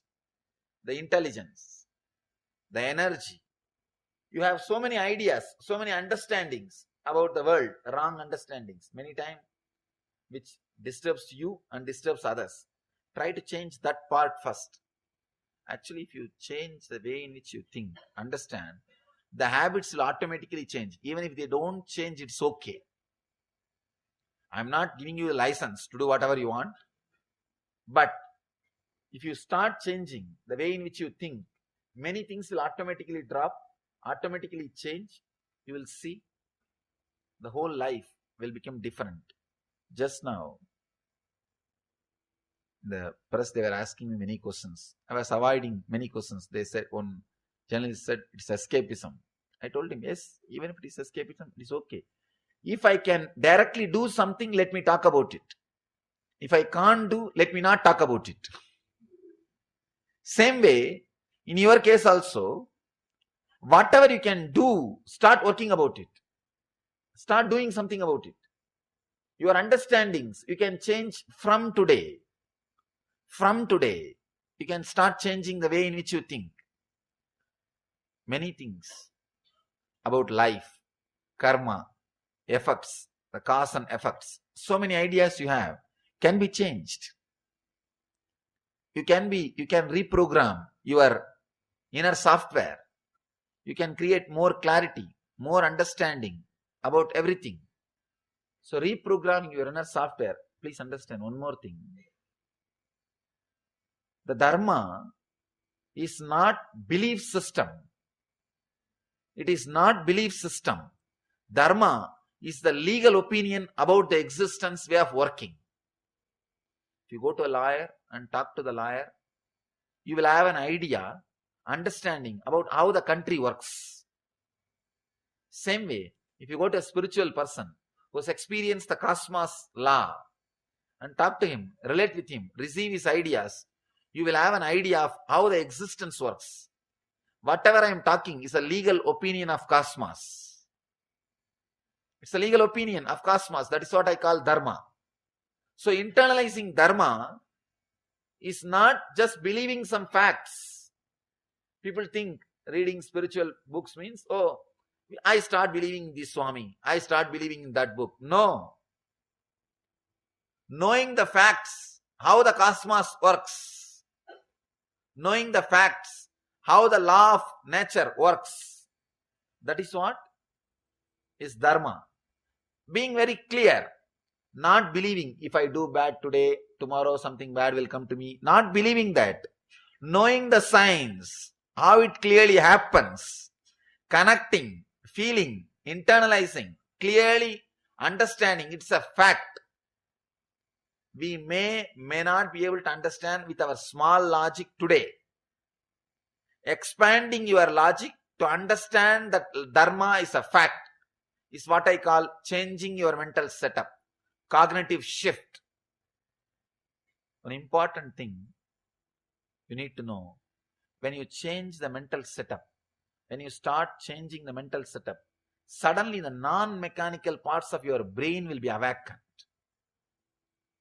See, the mechanical parts of your brain will be active just because you are a human being. The moment you take birth, you start growing, your physical age grows, the mechanical parts of your brain will be active just because of your birth. But when you start understanding the cosmic Dharma, when you start understanding the great truths, the non-mechanical parts of your brain will be awakened. That's what we call second birth, Dvija, rebirth.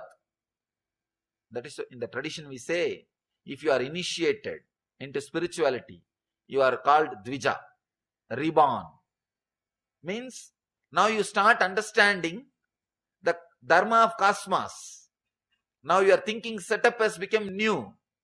You are not thinking in the angle of animals, the survival, just based on fear and greed. Animals don't need thinking because they don't need to do anything. All they need, they run based on fear and greed. If you are running based on fear and greed, the mechanical parts of your brain is more than sufficient for you. To go beyond fear and greed, for that only you need non-mechanical parts of your brain to be awakened. Awakening of the non-mechanical parts of your brain is what we call Kundalini awakening. When you start changing the way in which you think, the dharma, how the cosmos works, how this happens, how that happens, people usually question me, how can energy be awakened by changing the understanding? See, in your life, day-to-day life, you can see, if you are trained to feel tiredness at particular time, even if you have not worked the whole day, when the moment arrives, you will be tired. Really? Usually you get depressed morning around 9:30 thinking that you have to go to office. You get stressed. You can see even in Sundays when you don't need to go to office, that 9:30, 10 o'clock, you will have that low mood. You will tell yourself, hey, today is Sunday, I don't have to go to office, relax. Even then the low mood will not leave. The mental setup is directly connected to your Kundalini awakening. So when you use the Shakti, change whatever you can change, you are awakening tremendous energy in you. You are awakening tremendous energy in you. Patanjali says beautifully, even if you fight with one habit, you are awakening, releasing tremendous energy in you. See, habit is energy used unnecessarily or in wrong direction. Unnecessarily, wrong direction. Both is a habit. When you break one habit, even a simple habit like having a cup of coffee early morning, or will not be able to have breakfast unless you see the newspaper. Even this kind of habits, if you break even one single habit, you release tremendous energy in your system. You release tremendous energy in your system. That is why in our tradition, we had the habit of fasting. We had the habit of keeping vigil throughout the night.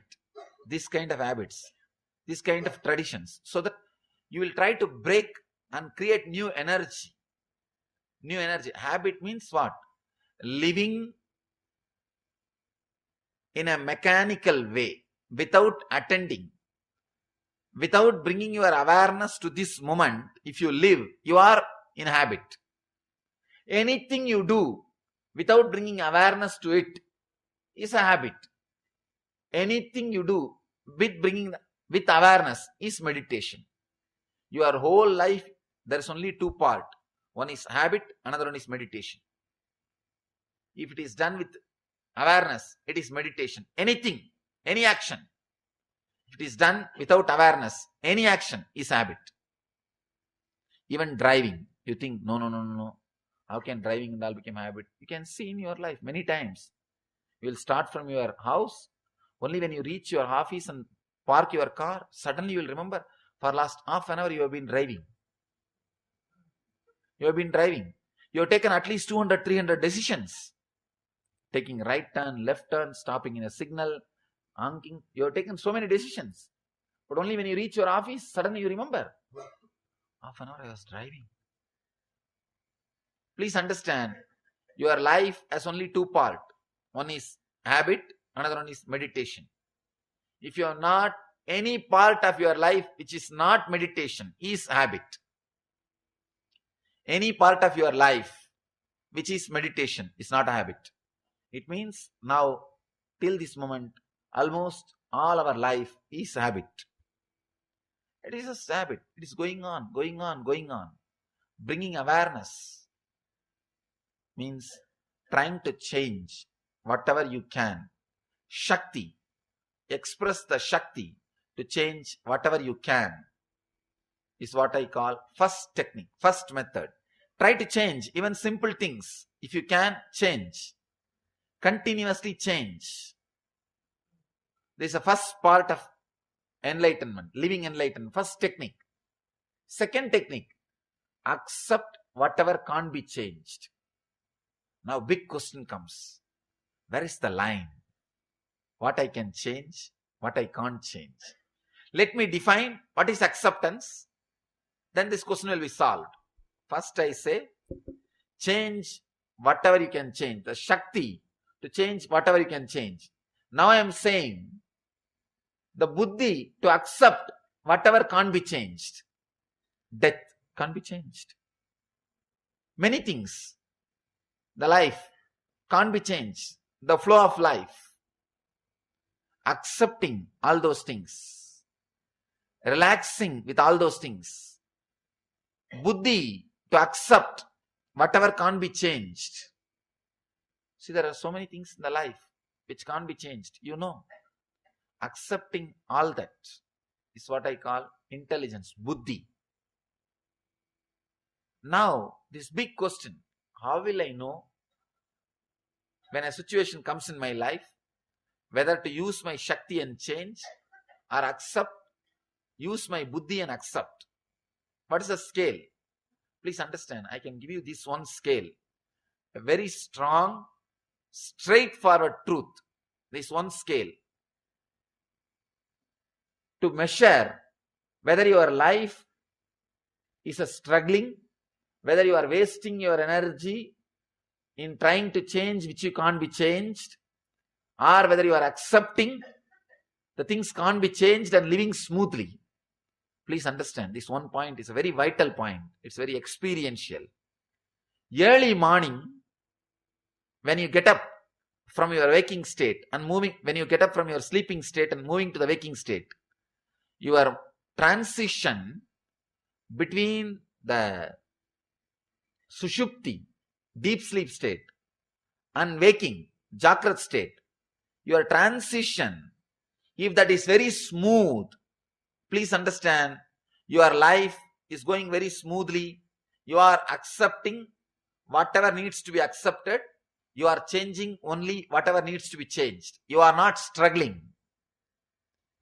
If the transition is very disturbing, please understand, now you need to learn more acceptance.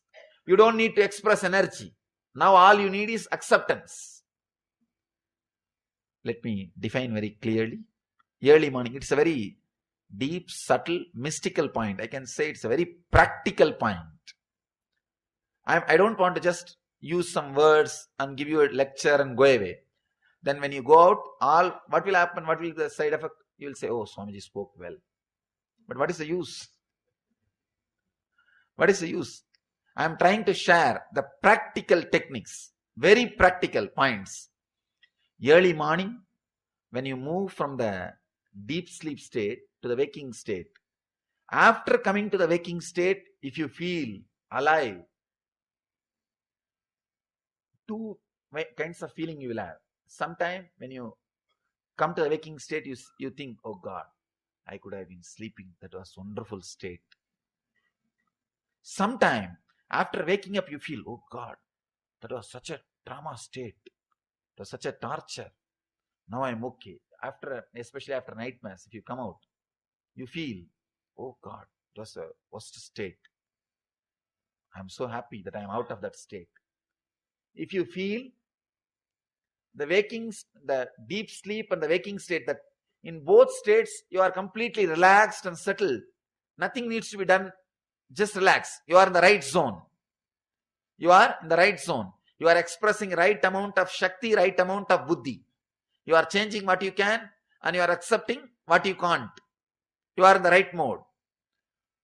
If you feel the waking state is, if you feel more happy and connected in the waking state, if you feel loaded in the deep sleep state, you need Shakti. Means you need to change things now. You are lacking in that area. Please understand. If you are more happy after waking up, you felt somebody was sitting on you. People come and complain. Swamiji, Bhoot was sitting on me, on my chest and pressing me. No Bhoot needs to come. No Bhuta needs to come. Actually, we are more powerful than any Bhuta. No Bhuta needs to come. People come and complain. This is nothing but this psychological feeling of being suffocated in the deep sleep state. That suffocation is what you call, some spirit was sitting on me, sitting on my chest and pressing me. All kinds of descriptions they give. If you experience suffocation in the deep sleep state and feeling very relieved in the waking state, be very clear, you need to change many things in your life. Now you don't need to use your buddhi, you need to use your shakti. If you are feeling more settled in the deep sleep state, the moment you come to the waking state, if you feel stressed, if you feel disturbed, if your pressure goes up, in the West they say 90% of the heart attacks happen only in the morning hours. They say Monday morning blow-ups. Especially Monday morning, the office stress. If you have that stress, the moment you enter the waking state, you are filled with the suffocation and stress. Then, now you need to use your buddhi. You don't need to change things. It is time you start relaxing. Whether you need to work or you need to relax, this is the definition. This is the scale. If you are more ease and settled in the deep sleep state or in the waking state, find out. You can find out every day morning, the moment you wake up, how you feel, you can find out. It's a very practical sutra to find out whether you need to use more Shakti or more Buddhi, because the whole spirituality, any seeker will have conflict between these two ideas. Many people come and ask me, Swamiji, this is my situation. You want me to accept that this is God's will, or you want me to fight it out? Come on, tell me. Many people ask me, please understand, I can only give you the technique. You can find out the solution. See, in the waking state, if you are more stressed, you need buddhi. Means you are fighting too much, relax. Start using the buddhi. Start accepting things as they are. Stop fighting. If you are stressed, more in the unconscious zone, if you are feeling suffocated in the deep sleep zone, the deep sleep state, you don't need acceptance. You need fighting spirit. Come out. Start changing things. Start changing things. Every stress, every situation, early morning you can analyze with this one point. With this one point. Now I can tell you, if you use this technique, any problem, you can take a decision whether to fight or accept within 24 hours. Because every day morning you can scan. You can scan and see. And one more thing, I am responsible for what I am talking. I have worked with this technique very clearly. Not only on myself, with thousands of my disciples. It works. It works. Whether to fight or to accept, this is the method. Early morning, sleep with that problem that night. Early morning when you wake up, feel it was the sleep was suffocating or waking up is stressful. Find out. If sleep was suffocating, it is time you use the Shakti, fight. If waking up after the waking state, if that was stressful, it is time, relax. Use the buddhi. Your intelligence is more intelligent than what you think. Your intelligence is more intelligent than what you think. The second point is buddhi, to accept whatever you can't change. In your life, there are so many things which you can't change. You need to accept. By accepting itself, you go beyond it. See, any problem, any difficulties, by accepting, you go beyond it. You go beyond. So many things, by acceptance, you go beyond. Even the people who come to fight with you, when you accept them, suddenly they lose the spirit of fighting with you. They think, what is the use of fighting with this fellow? Be too good so that you can't be disrespected. You can't be ignored. Please understand, this is the important sutra. Be too good. You can't be ignored.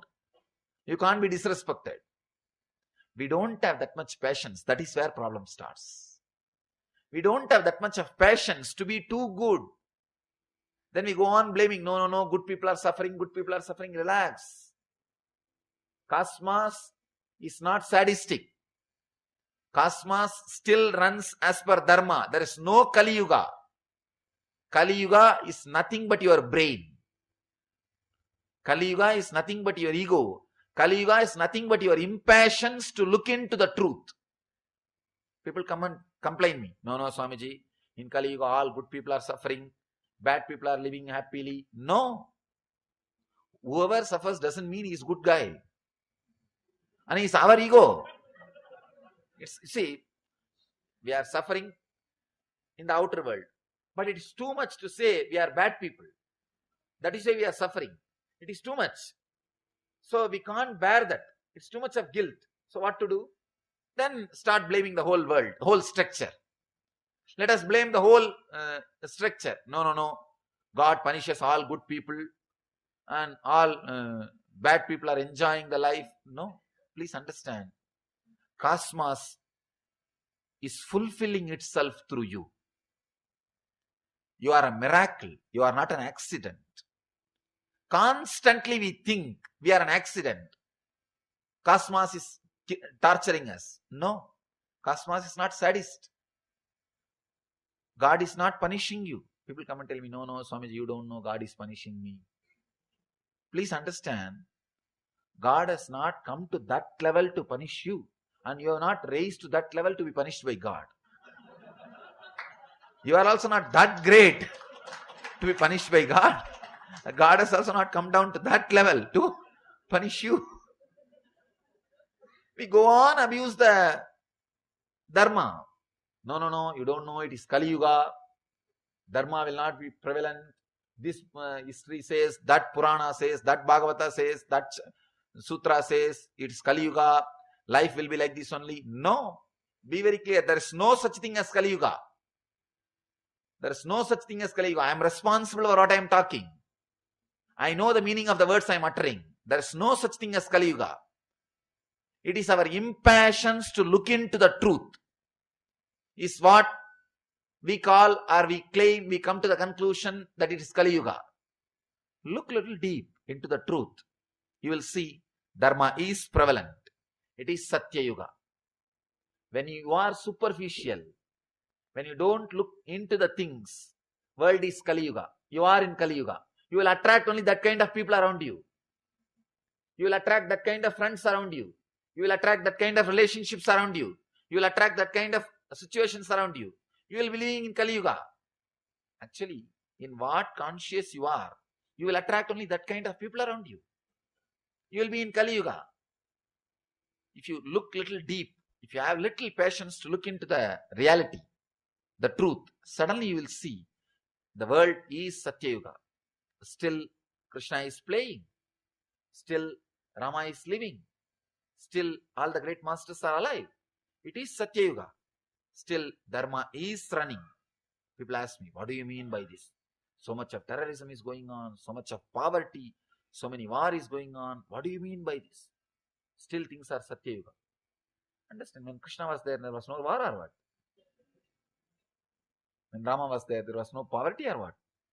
No. Please understand. When Rama was there also, some part of the world, people were living in Kali Yuga. And even now, some people are living in Satya Yuga.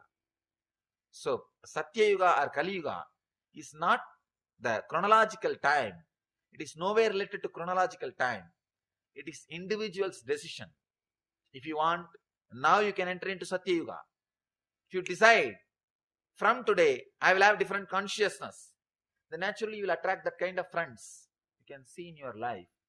If you are sad, if you are continuously having self-pity, you will attract the relationship friends who will torture you. You will see. You will continuously attract people who will abuse you because you feel very comfortable with them. After 3 days, you forget that they abused you. You can again relate with them. You find out their cell phone number. You forget just 3 days before you have been abused. No. It's okay. But he is a good guy. In the heart, he is very good guy. I don't know what do they mean by this word. In the heart, he is very good. Even though he abused me, in the heart, he is very good. They have their own technical terms to justify what is going on. You attract abusive relationships, abusing people, everything around you, if you are in that mood, if you are in that consciousness. So please be very clear.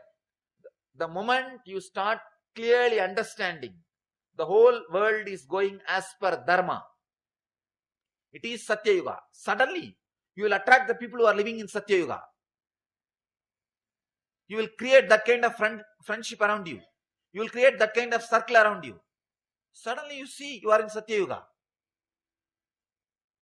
To enter into Satya Yuga, all you need to do is, you don't need to create Satya Yuga. Just tune yourself to Satya Yuga, that's all. The 6 feet, whatever is inside your skin, make that as Satya Yuga. Suddenly you will see whatever is outside your skin also will become Satya Yuga. Nothing else need to be done. You don't need to make the whole world, you don't need to create stages in every city and go and talk about Satya Yuga. Let the whole world become should become Satya Yuga, then only then I will enter into Satya Yuga. No. No.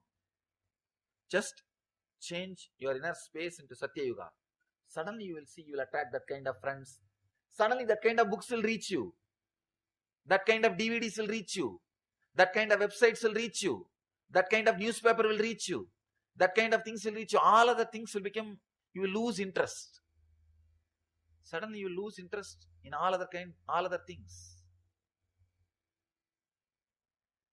In my whole life, I never went to cinema theater even once. People ask me, I studied in college. I studied diploma. People ask me, even in college, how did you manage, Swamiji? I said, somehow, I never felt that was part of my life. I'm not an old person who lived 60 years ago, long before. I'm just 31. This generation. But that was never part of my life. People ask me, it is impossible. Without being influenced by cinema and TV, how can somebody be alive? I said, somehow, this is the way I am. They say, no, you are extraordinary, you are enlightened. Enlightenment happened few years before. But even before, somehow it was never part of my life. And even now, I can't sit in front of anything more than few minutes. Suddenly I feel completely disconnected. I don't feel it's a part of my life. I don't feel it's part of even my understanding. So please understand, if you enter into Satya Yuga, if you understand everything goes as per Dharma, the cosmos is not a sadist. Suddenly you see, you attract right people around you, you attract right things around you, the whole thing around you changes. It's a strong, straight, simple, honest, experiential truth. I am not saying change your inner space today, after 12 years your surroundings will become all right. No. All I am saying, change now, you will see the result from now. I am not proposing any theories to you. I am witness to what I am talking. See, there are different kinds of people. There will be always critics sitting and criticizing anything. No. What this Swami talks, it's all flowery words, fairy tales. I have experienced all, I have read about all these things long before. I have heard enough of all these things. These are all not truths. You have read, you have heard. Have you practiced?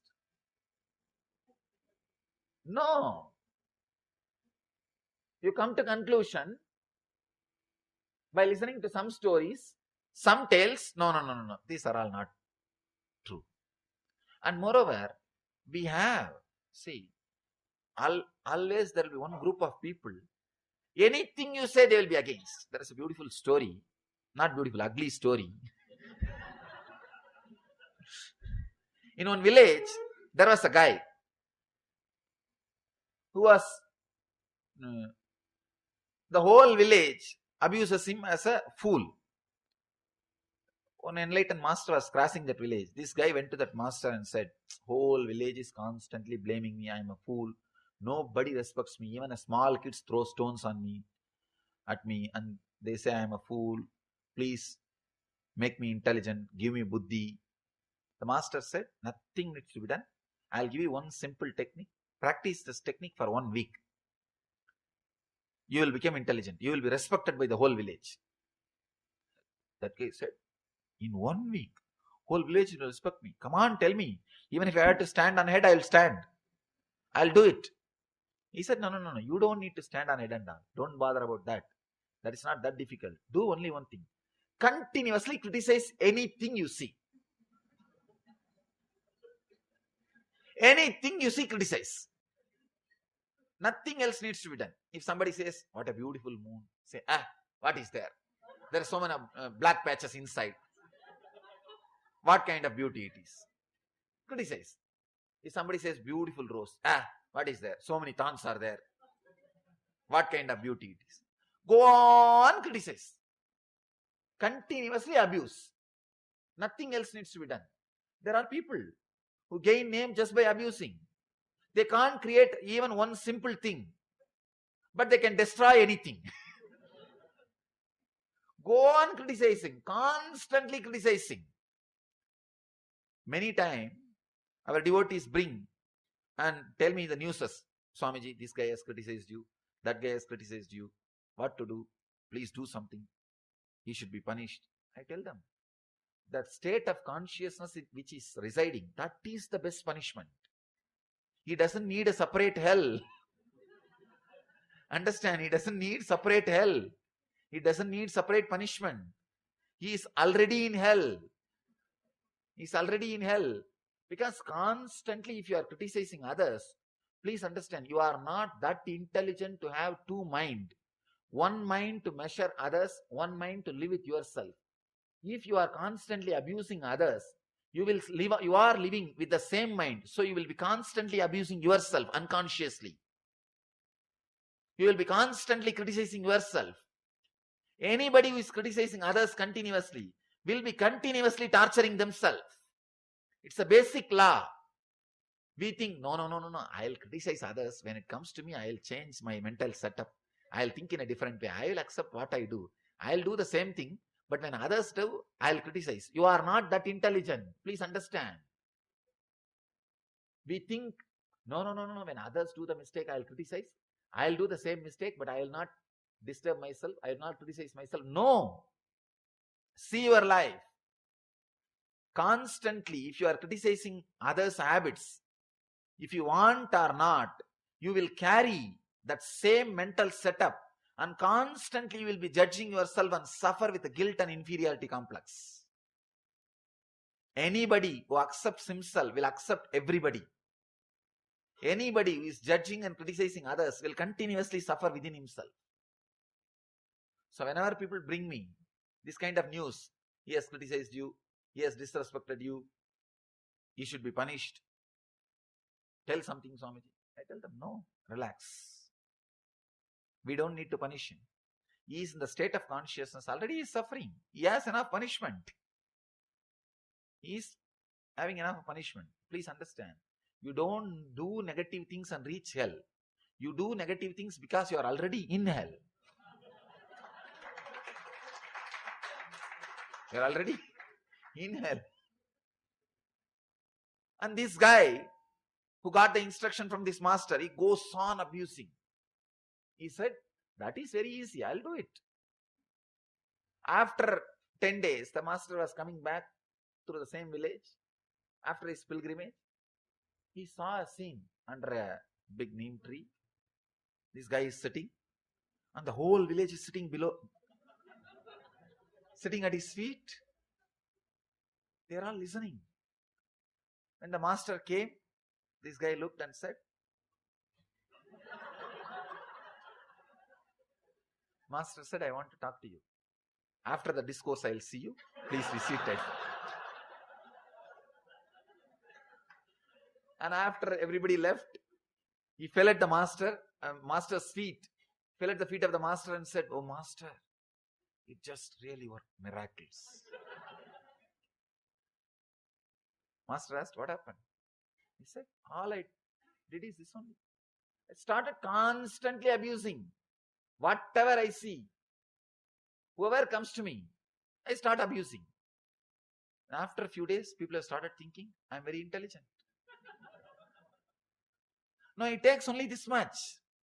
To show yourself as intelligent, all you need is constantly abuse things around you.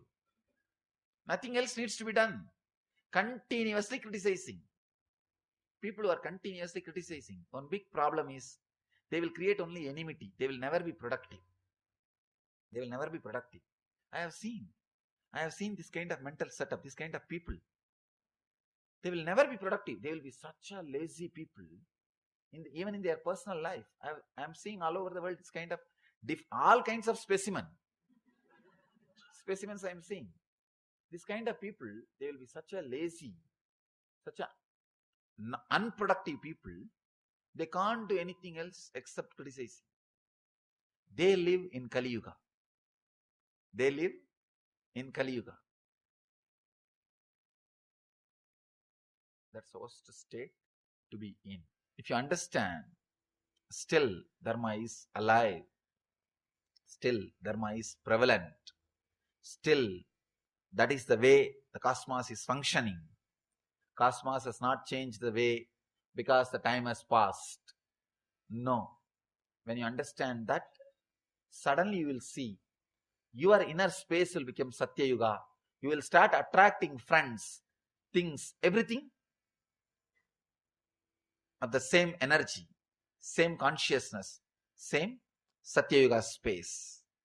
The third technique, understand? First technique is Shakti to change whatever you can. Second is Buddhi to accept whatever you can't. Third, it's important thing, Yukti. Yukti means clarity. Clarity. How much you change or accept, this whole thing is a one more dream. Understand? The ultimate step in Vedanta, or I can say ultimate truth in a simple words, whether you accept or change, how much you accept or how much you change, the whole thing is a changing dream. There is no scale. The whole thing is changing dream. Now I am putting the whole thing in one word. You don't need to struggle at all. This is I can say, ultimate truth. What we call Zen or Advaita. The ultimate truth.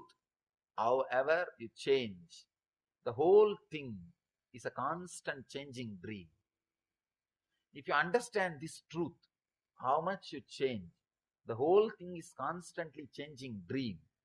Suddenly you will see you are unclutched. You have a tremendous relaxation inside you. People ask me, if everything is changing dream, then I can do whatever I want. Please understand. If you internalize the truth, everything is a changing dream, you will not be able to do whatever you want. You will do whatever cosmos wants you. You will not be able to do whatever you want, because the moment you understand this truth, the tremendous inner healing will start happening.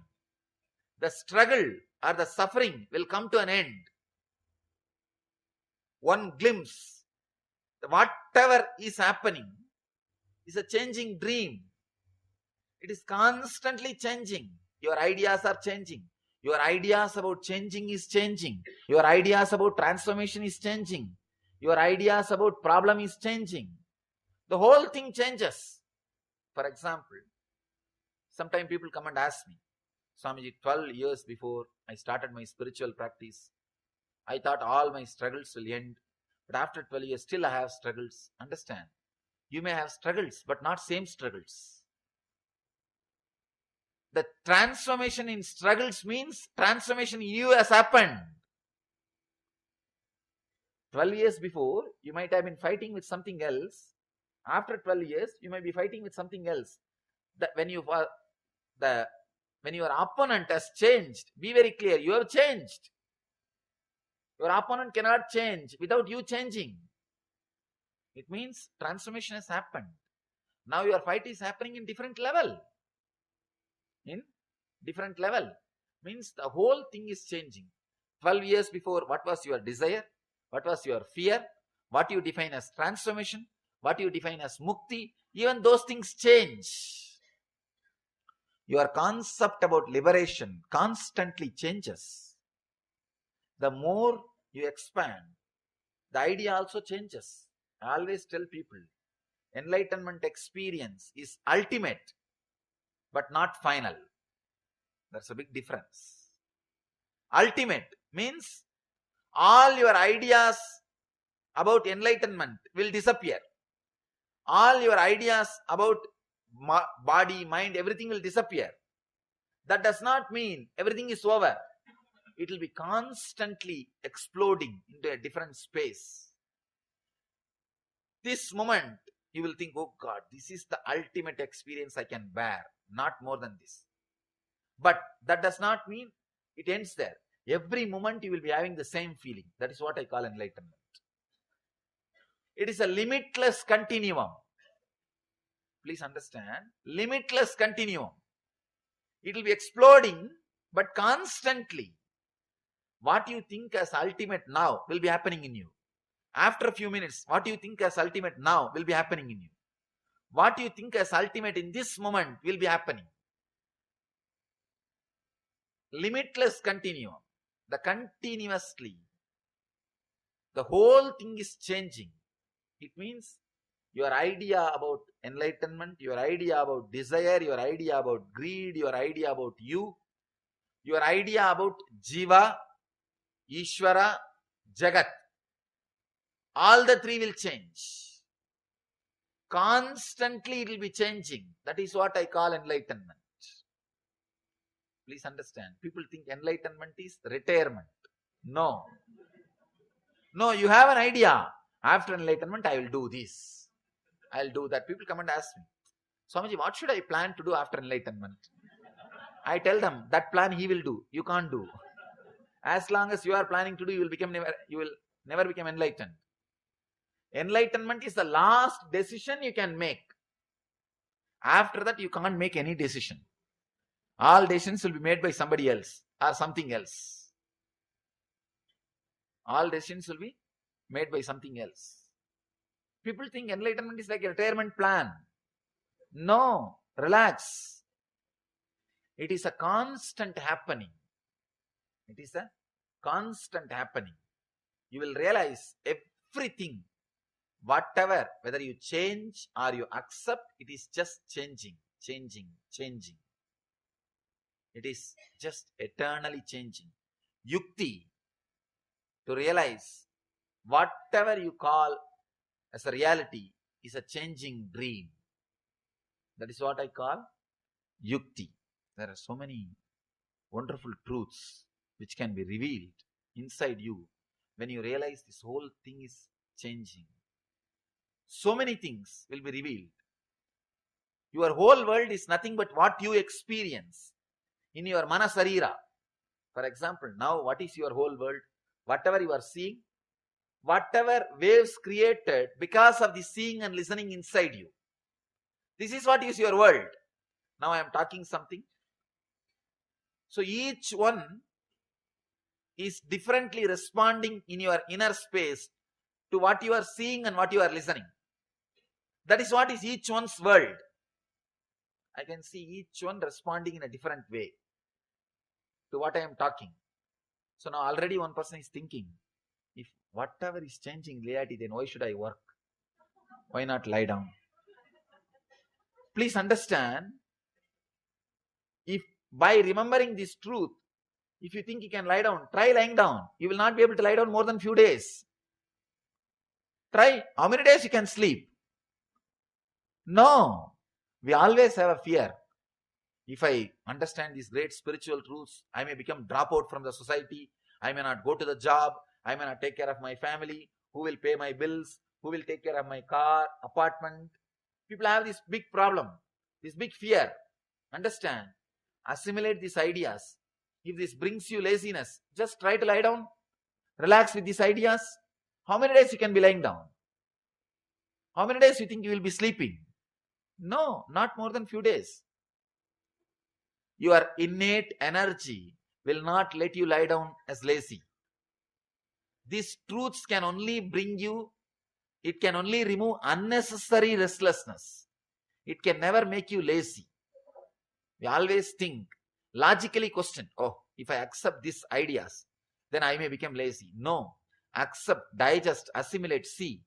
Only the unnecessary restlessness which is part of you, that will be removed. Never the needed energy, needed activeness, that will never be removed. You will be active. You will be alive.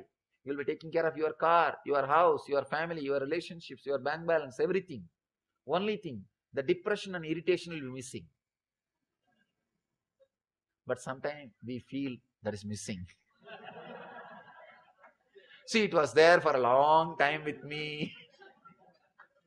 You feel lonely without that. Actually, after some time, you feel very connected and settled with the depression and irritation. If that is not there for 1 or 2 days, you attended by mistake some meditation, some satsang. It is not there. You feel something is lacking. What happened? From today morning, things are so silent, smooth. How come? Oh, yesterday I went to satsang. And you are waiting. All right, this effect will be there, I think, next 2-3 days. You calculate. You decide. You don't trust this effect can last long, or this can become your part of your being. This can become your nature. No, you say, no. All right, 2 days I will be like this only. Afterwards, I will become normal.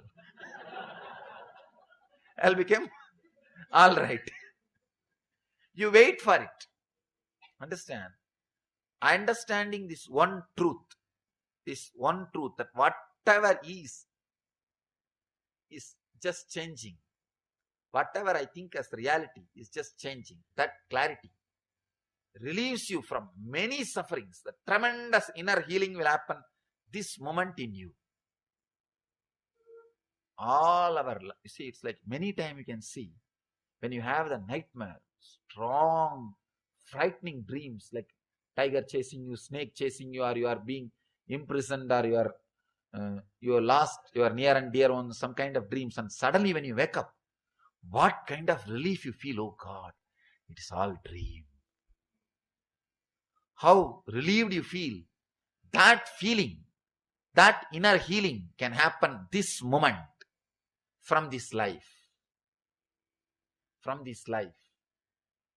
Understand? Whatever you are going through now, suddenly if somebody tells you, or you realize, it's just a dream, what will happen? Oh God, what tremendous relaxation. What tremendous inner healing. Understand? You don't need somebody even to tell you. You yourself can remember.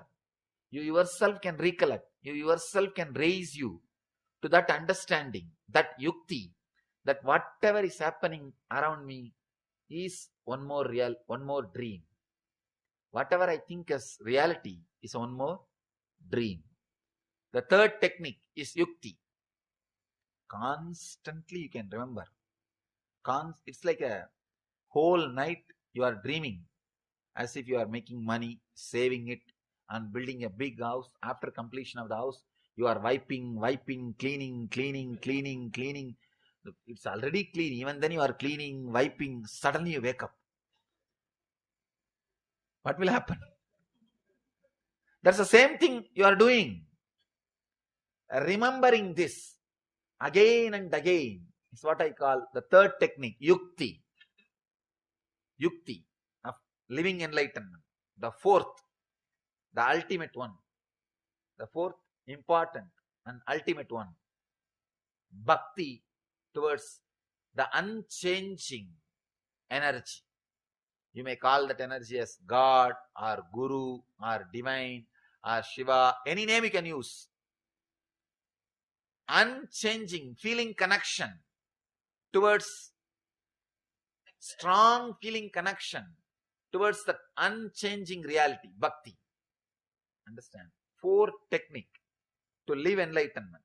1, Shakti, energy to change whatever you can. Next, Buddhi, intelligence to accept whatever need not.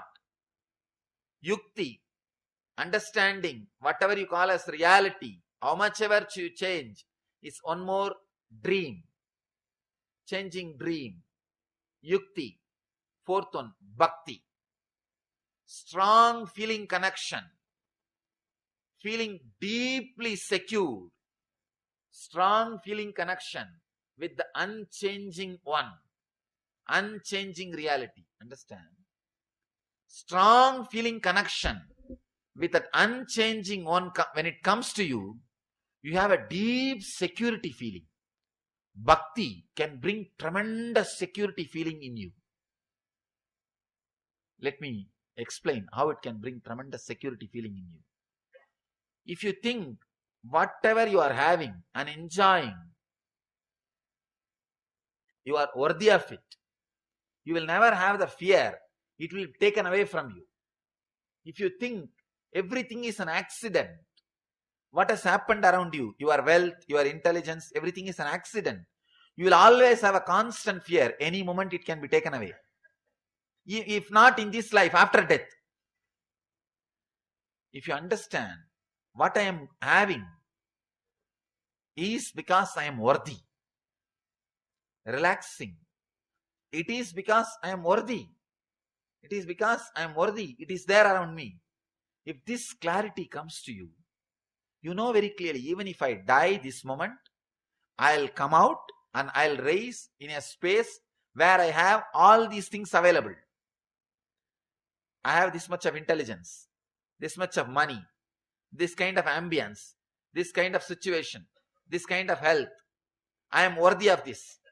If you have that clarity, you know, even if you die this moment, you will take birth in the same kind of ambience. It will never be taken away from you. It will never be taken away from you. If you think whatever you have around you now is accident, you will have the constant fear. Even when it is there around you, you will not be enjoying. When you sit in the car, you will have one thought coming up. Who knows when the accident will happen? Who knows? Not only the car, even my life may be taken away from me. So even when things are around you, you will not be able to enjoy. When you relax, settle into that feeling connection to that unchanging one. Feeling connection to that unchanging reality. You may call it Shiva, you may call it Guru, you may call it God, anything. There is something which is unchanging. Feeling connected to it. Feeling connection happens in different dimensions. Sometimes in different bhavas. If you feel connected with a form, that's one kind of bhava. If you feel connected to the formless energy, that's one kind of form. It's a different thing. Different people feel connected with the different ways. People come and ask me, which is best one? Feeling connected through the formless way or feeling connected with the form? I tell them, there is no such thing as best. How it happens in your life. People who can't afford to feel connected to a living form, let them feel connected, because egoistic person can't afford to feel connected through a form. It hurts him. It is very easy to feel connected to some empty sky or open. Because you can continue to do whatever you want and put the blame on that empty sky. Nobody is there to question you. But you can't play that game with me. I'll question you. I'll tell, hey, you are playing your game and blaming me. So when you feel connected with the form, you need immediate transformation. So people who can afford this, let them feel connected with the form. People who can't afford, who don't have that kind of mental setup, let them at least feel connected without form. So it depends on the mental setup. It depends on the person. It depends on the way in which he is living. But anyway, if you feel connected to that unchanging reality, that bhakti, when it starts happening in you, please understand. Now what I am talking to you as a technique. Start developing it. It is possible. It is possible. Technique, the bhakti to the unchanging one. Suddenly you will see the tremendous secured feeling happening around you. The tremendous secured feeling happening around you. Now you know, whatever is around you, you are qualified for it. Even if you die this moment, if it is taken away, you will be again taking birth in a same space where all these things are provided, where all these things are around you, where all these things are directly with you. Only with this bhakti, you can overcome death fear. Till then, you can never overcome death fear. This is a straight method to overcome death fear. Otherwise, you will always have that fear. What will happen if I die? This apartment will be taken away. Who knows where I will take birth? I may be born in a slum. I don't know how long it will take for me to get build an apartment. I don't know how long it will take for me to get a visa to USA. Again, I have to stand in the immigration. Again, I have to stand in the embassy. I don't know when I will go there and make money. I don't know when I will come back and establish myself here. All these questions. When you have feeling connection to that unchanging one, you know whatever is around you, you are worthy of it. And even if some way or other, even if it is taken away from you, you will again see you are in the same space. Everything is around you. Everything gathers around you. Please understand. I'll give the essence of whatever I am proposing. First thing, living enlightenment is living conflict-free. Conflict-free in your mind, body, and the outer space, which you experience as the world. Living in a conflict-free way with your body, mind, and the world you experience as your world. This is what I call living enlightenment. First definition of living enlightenment. Second, technique to live enlightenment. The fourth thing, Shakti, energy to change whatever you can, whatever you need to. Second, Buddhi, intelligence to accept whatever you need not change. Third, Yukti, how much ever you change, the whole world is one more changing dream. Whatever you think as reality, so one more changing dream. Yukti. Fourth, ultimate, Bhakti. Strong feeling connection with unchanging reality. Actually, if you understand, whatever you experience is a changing dream. Suddenly, automatically your whole consciousness will flow towards that unchanging reality. That is what I call Bhakti. You don't need to create Bhakti. Just remembrance. All these things are dream. Your whole consciousness will start flowing towards something which does not change. That's what I call Bhakti. When you live all these three, you are living Jivan Mukti. You are living enlightenment. So please understand, this is the essence of living enlightenment. Develop all these four, even if it is simple beginning. It's nothing wrong. Start. All the great achievements are done with a simple beginning only. Whether it is 5,000-mile journey or 10,000-mile journey, it starts with one step. Just yesterday we completed a Padayatra from Kanyakumari to Bangalore, our Nithyanandam Dhyanapidam Bididi, 1,000-kilometer Padayatra. 1,000-kilometer Yatra, but it started with one step only. So, your Jivan Mukti, maybe how many kilometers I don't know, but it has to start with the first step. So I bless you all, let you all achieve and live, radiate, living enlightenment. Let you all be Jivan Muktas. Let you all live enlightenment. Let you all achieve and radiate the eternal bliss, Nithyananda. Thank you.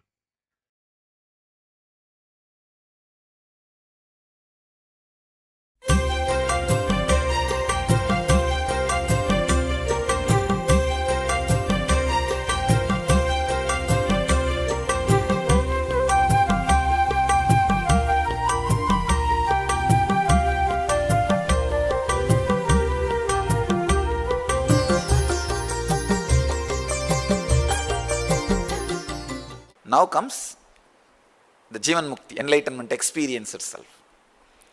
It was a Vaikasi month, May or June. No school at that time usually. This May, June, no school. So usually this summer time I will go and sit in the temple or in the hill. This time usually I will go and sit in there is a place called Coral Hill in Arunachaleshwara Hill and the foothills. Evenings I will go and sit there. Just sitting silently, not big meditation and all. It was just, usually it will be just sitting only. Sometime I may feel from where the thoughts are rising. That is taught by Annamalai Swamigal. I took that as an initiation and I used to just see from where the thoughts are raising. So, it was on the Vaikhasi Purnima day, evening. I was not even meditating. I was just sitting in a very relaxed way. Around after 4:30, sunset. Sunset and moonrise, you can see both in that place very beautifully. The moon rising and sun setting, both. In that beautiful mood, I don't know suddenly what happened. Something, I was sitting with open eyes. Something broke inside this Anandaganda area. Literally opened. And my eyes got closed by automatically. Eyes got closed. Suddenly, I started seeing the whole 360 degree. Please understand how you see this 120 degree. This whole 360 degree I saw. Not only that, I was able to feel that whole 360 degree is me. Please understand, anything you see, you can feel it as you. See, how you feel you are alive inside your skin. I felt that same depth I am alive inside this all also. See, in your case, you are alive inside your skin 100%. You are alive 0% in this skin. In my case, I felt same 100% I am alive inside these things also. Like a plant, tree, stone, the front, whatever is there, back, whatever is there, the whole thing.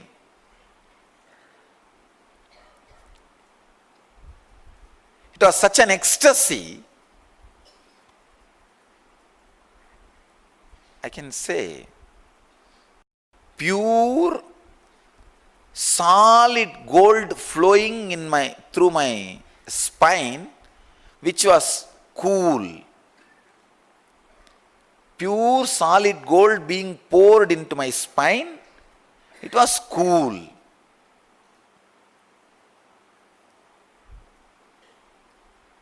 I don't know how long I was there in that same state. Then slowly when I was able to walk and come down, just near that Kuppamal's house is there. I went and told her. She was doing something, she heard and said, I asked whether I am caught by some ghost. She said, no, you are caught by God. Go, don't worry. You are not possessed by ghost. You are already a ghost. Which ghost will possess you? If you don't go and catch some other ghost, that is good for the ghosts. Go. You are only caught by God. She only said that I should not eat any food outside because my nervous system needs to settle down. She will cook and give every day. She will cook that bitter neem leaf. She will boil and grind that stone, and she will give one this much to be put in the mouth. It actually did a real good thing. Yeah. Otherwise, in that energy, the stomach will get burned. So fortunately, she was there around me to take care. I did not have any of that problems. This neem and all makes the whole thing cool, and it takes care that unnecessary things does not get developed in your system. So she was taking care of me, and she will grind some of these herbs with whatever is required and all, and put it on even on my stomach and make me eat. And she was taking care of that physical aspects. I came down and saw her. She said, you are caught only by God, don't worry. Don't eat here and there. Come back here to eat. Then I told, I'll go to the temple. She said, go. I went to the temple and I could see very clearly, even in the temple, all 360 degree I was able to see. I was walking, but I could see all 360 degree. That is where I caught my friend, classmate, and took him to the one corner and told him, see, I am able to see all 360 degree. On that rock in Pavlakundru, if you go and sit, you will also have the same power. I went and asked Kuppamal, she said, it's not a ghost, you go. It was very in the night, almost maybe 8 o'clock, because around 4:35 I had that experience, I would have had that experience. And I don't know how long I was lying there. I was just sitting there.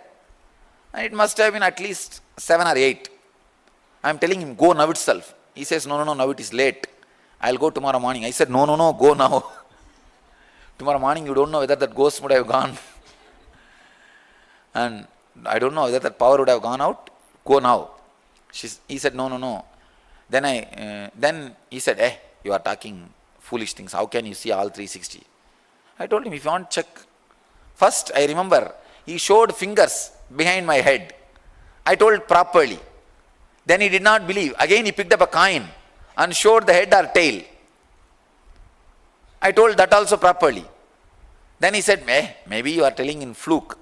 Then I told very clearly the trees behind my head without turning the head, and the ants going up in the tree, and people walking, everything. Then he got frightened. I just caught his hand.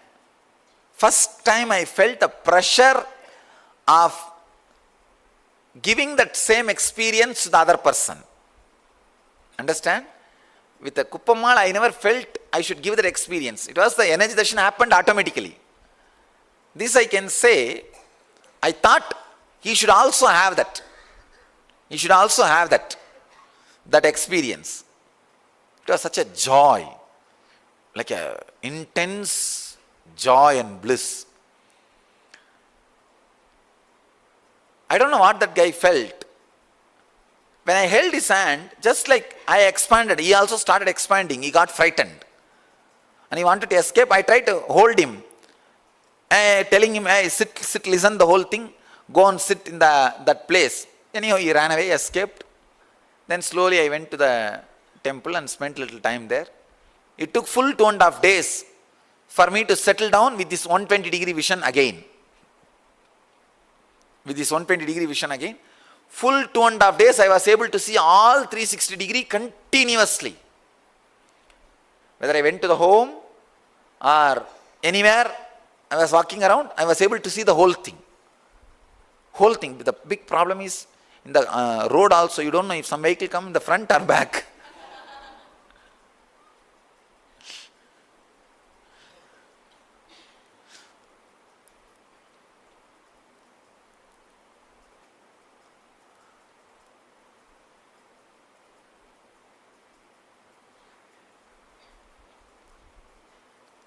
The vision of seeing 360 degree is settled, but that experience of I am one has never left. That has just started staying with me.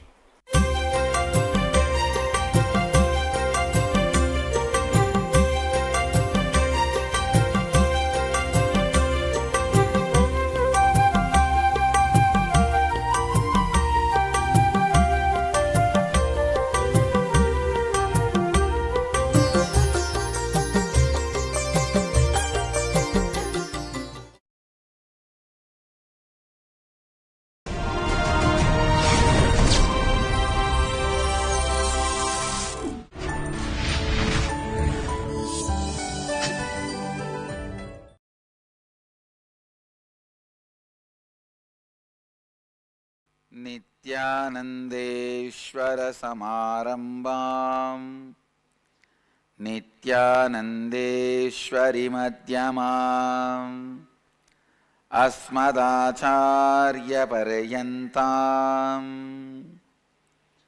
Vande Guru Paramparam. I welcome all of you with my love and blessings on this auspicious Guru Purnima day.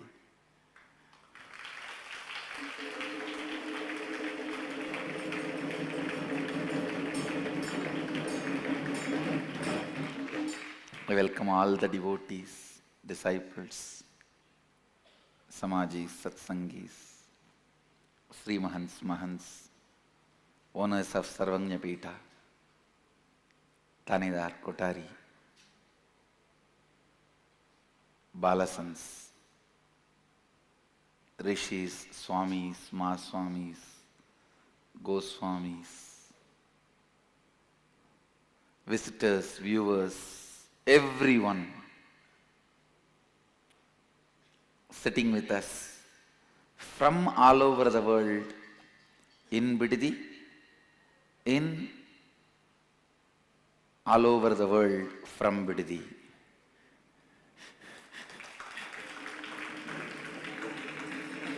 From all over the world in Bididi and in all over the world from Bididi. I welcome all of you sitting with us in Rajya Sabha.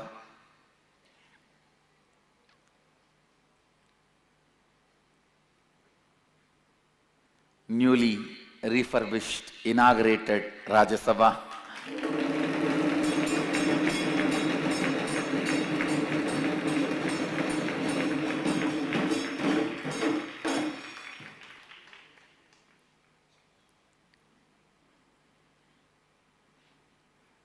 And sitting with us through Nithyananda TV, Sadhana TV, Ara TV, Nakshatra TV and two-way video conferencing, having Nayana Diksha all over the world, cities sitting with us through two-way video conferencing, having Nayana Diksha all over the world.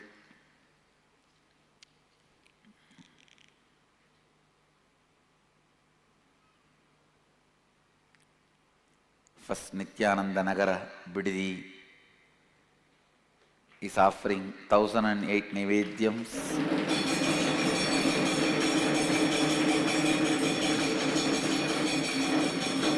Oklahoma Adinam is offering 45 Naivedyams. Hyderabad Adinam is offering 108 Naivedyams. Kuala Lumpur Adinam is offering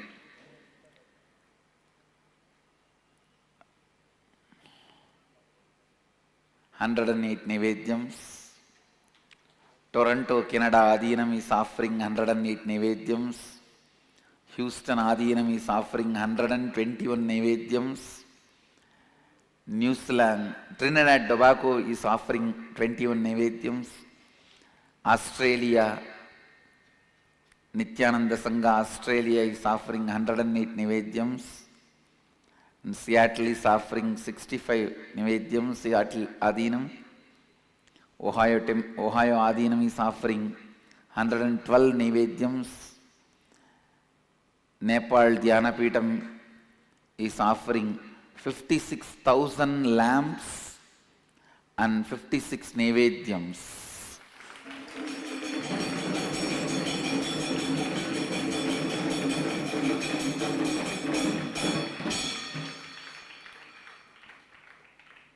I accept the Nepal's 56 Naivedyams and 56,000 Deepas. I also commit on this day all the persons, animals, beings suffered during the earthquake, all of them will be liberated.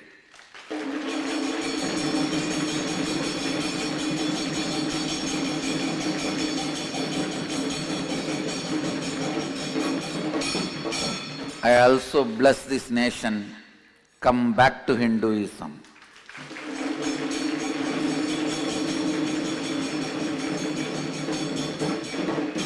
Let this nation come back to Hinduism. To honor this nation's decision to come back to Hinduism, this December I am going there to conduct the inner awakening.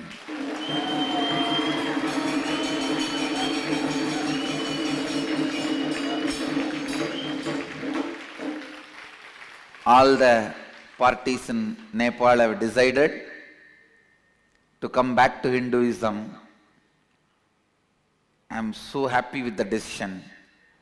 To support the decision, give my moral support I'll be physically going there and conducting the December Inner Awakening in Nepal.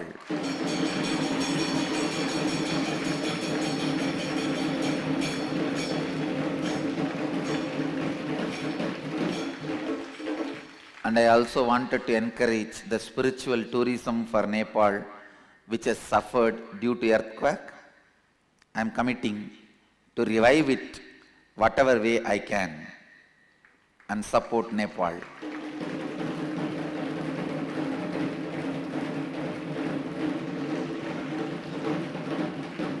Dubai Adinam is offering 16 Nivedyams, and San Jose Adinam is offering 108 Nivedyams, and today my deity in San Jose Adinam is ready. Through this, I energize and do the Prana Pratishta. Let the energy of Ellam Valla Sittar explode in San Jose.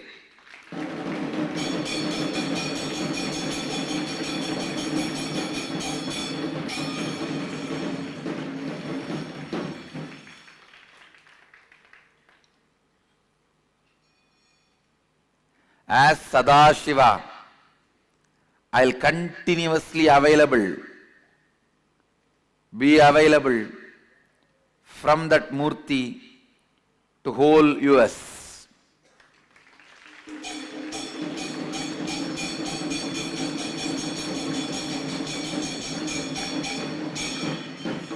To mark the presence of Sadashiva in this Murti, all the 5 sacred items, Basma, Kumkuma, turmeric, honey, and the sandal will materialize from now.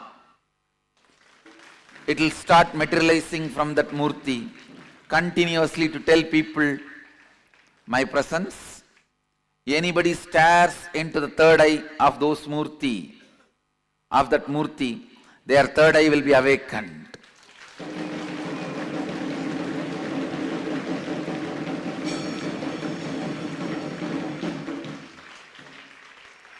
In that Murti, I'll always reside and be available as Sadashiva to the whole universe.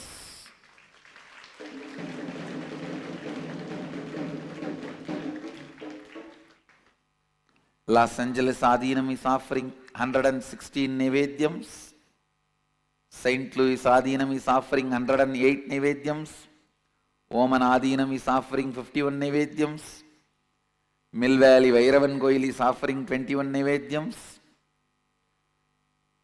And Hyderabad Adinam, Oklahoma, all the other I already read out. There are many more cities sitting with us: Houston, Texas, High Point, North Carolina, Phoenix, Kanchipuram, Baroda, Vadodara, Washington DC, Sripuram, Mill Valley Vairavan Goil, Selayang, Malaysia, Philadelphia, Trinidad, Tobago, North San Antonio, Singapore is offering 121 Nivedyams. Kulim is offering 21 Nivedyams. Penang is offering 21 Nivedyams. Vadodara is offering 26 Nivedyams. Sun Prairie, Wisconsin. So all the cities I read out and which I have not read out, I accept all your offerings, devotion, Gurumudi, everything. So many more Adinams and Ashrams are joining. Pudvai Adinam is offering 21 Nivedyam. Thiruvannamalai Adinam is offering 21 Nivedyam. I accept everything, and as a living expression of Adi Guru Sadashiva, I accept all this as a personal seva to me and bless all of you. Let you all achieve the ultimate, along with whatever good things you need, you want, even in mundane world. My today's message, the Guru Purnima message, Guru Purnima 2015 message,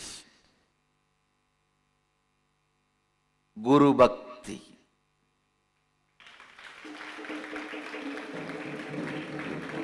Understand this word Guru Bhakti. It is not just putting few flowers in his feet or doing some small puja. Of course, that is a symbolic representation. But the real Guru Bhakti, understand, being authentic to Guru. Let me explain that word, Guru Bhakti. Being authentic to Guru. Look into your inner image. See how much of your inner image is influenced by Guru's presence in your life. Look into your inner image. See in how much you are still stuck with your old stupid identity and inner image. How much the Guru has influenced, Guru's presence has influenced, and how much of your idea about you has changed. Please understand, your inner image is not you. Not only your inner image is not you, what you think as your inner image is a screen, iron curtain, stopping you to experience the real you. See how much your inner image has been influenced by your Guru's presence in your life. If you continue to have your inner image without changing, you are living your logical life. Yesterday you have been sick. Logically today you will be sick. Logically tomorrow you will be sick or more sick. Till death. That is supposed to be the logical life. Inspiration and energy of the Guru enters into your inner image. Life will not be any more logical. It will become just magical.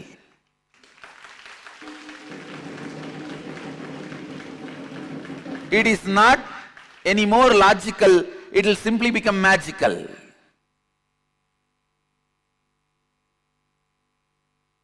How much your inner image is inspired, influenced by your Guru's presence in your life. How much your outer image is inspired and influenced. What kind of outer image you show to your Guru. And how your Guru holds you. What is the anyakara he is having about you? Have you taken responsibility for it? What kind of an image you hold about Guru and the life around Guru, the Sangha. Understand, Guru Bhakti is bringing authenticity in your relationship with Guru. Let your inner image be as your Guru wants. Whoever considers me as your Guru, understand, whoever considers me as your Guru, for all of you, I am making it very clear. The inner image I expect from you. I want you to have the inner image of Shivoham.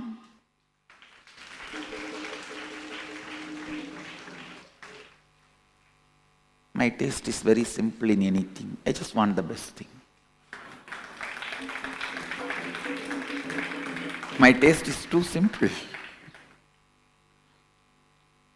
Go on transforming your inner image every day, whether it is an inch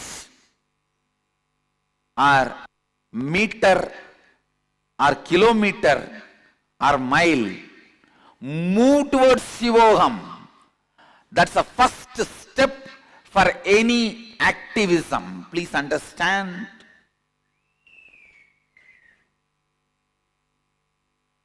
Any activism in your life, the first step is moving towards Shivoham. Align your inner image towards what your Guru wants as your inner image.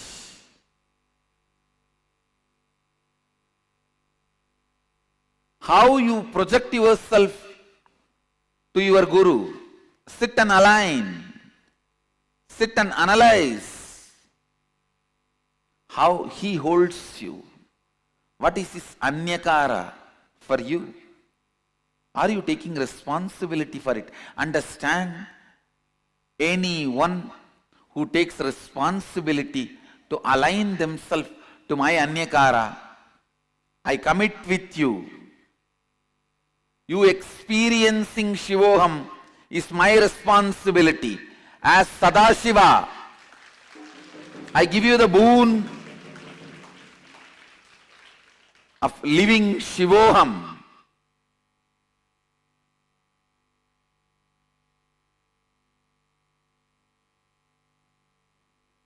When Guru ordains, he sustains. Understand. I never ordain anything which I cannot sustain. If I have told you, do completion for 3 months, I already sent the energy to do completion to you, and then only I ask you to do.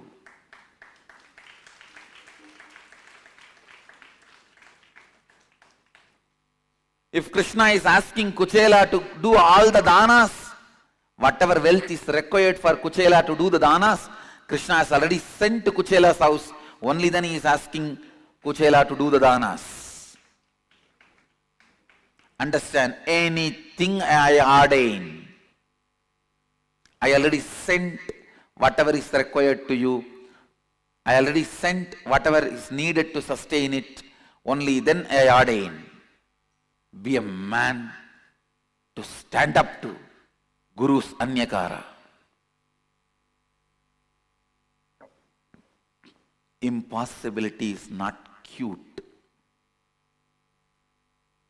Impossibility is not cute.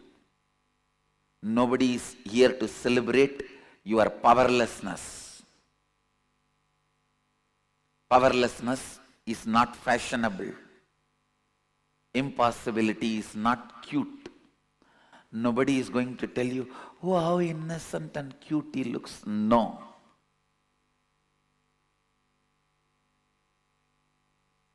Shivaganas are the modern day fashion.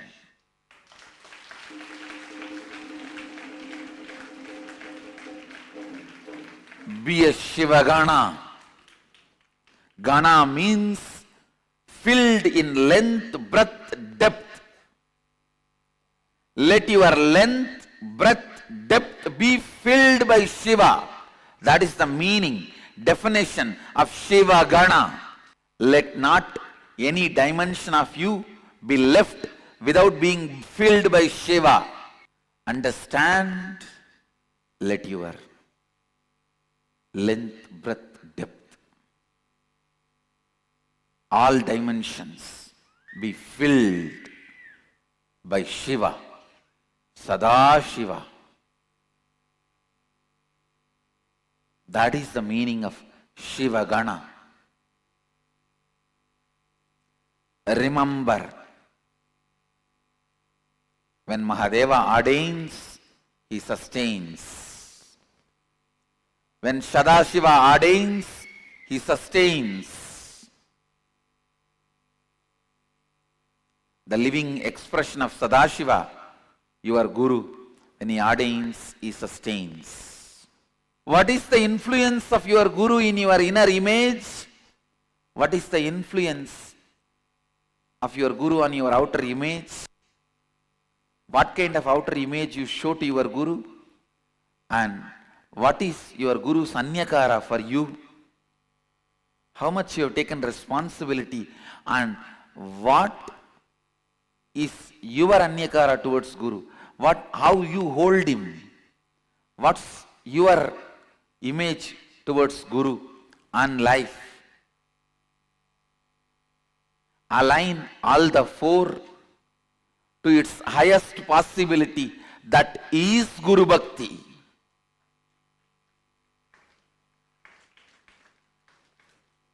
That is Guru Bhakti. Whether you understand or don't understand, because you don't understand or you feel difficult, you don't want to clap, whatever may be your mind, this is Guru Bhakti. Understand the straightforward sacred truths. There is no compromise. Fools are those who ask shortcut, because shortest cut is a straight line. Shortest distance between 2 points is straight line. Shortest cut between any 2 points is a straight line. Understand? Bring authenticity in your connection with the Master. Bring integrity with your words with the Master. Bring responsibility with your commitment with the Master. Only then you can enrich the world about the Master. Otherwise, you are enriching maybe hypocritical marketing to show you are trying to do something or maintain your position in the Sangha. Maintain your status in the Sangha, not the state. First, bring authenticity with your connection in the Guru, with the Guru. Bring integrity with your words with the Guru. Bring responsibility in your connection with the Guru. Only then you will be enriched by Guru's energy, and you can enrich the world with Guru's energy. Otherwise, you may be just eating kakka biryani.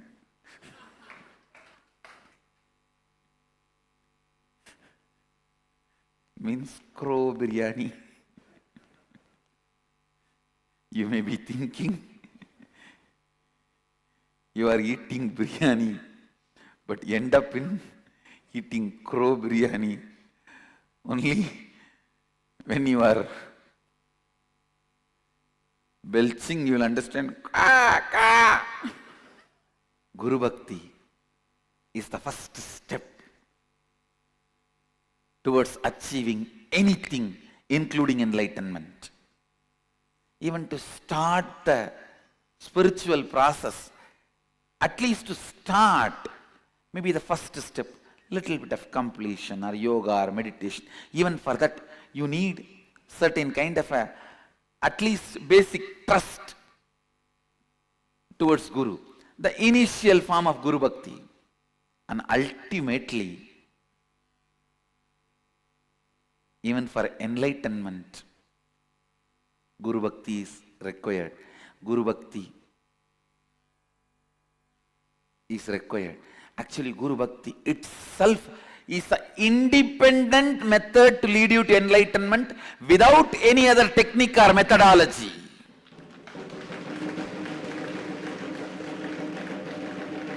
Without a need to move your body once or blow your nose even once or stare into the mirror even once or get into your past even once, without any technique, any method, just the Guru Bhakti alone is independently intelligent enough to lead you to enlightenment.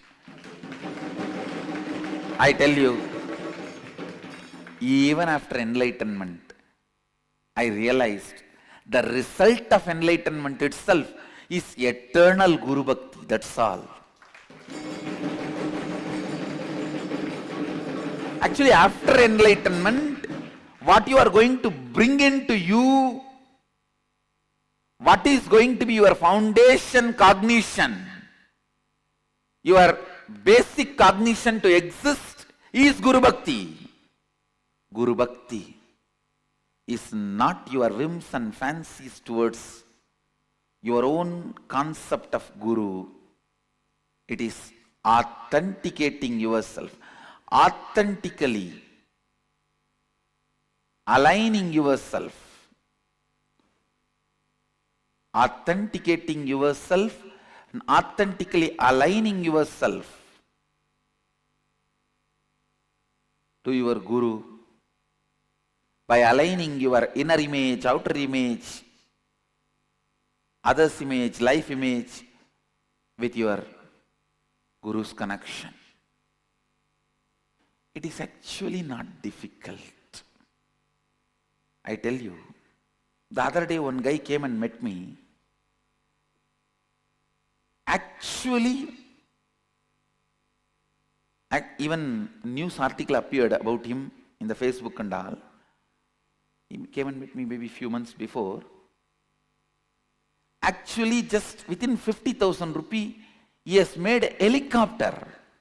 He's an Indian automobile mechanic. I was shocked. And it is really flying. 2 persons can fly in that. I was shocked. How 50,000? What did you do? When I studied his inner space, he retained his innocence of, if eyes can see, hands can do. Which was one of the greatest teaching I received from my Guru, beautifully in Tamil. Kannu paaka kai seyyano, adu daanda manushan. Means,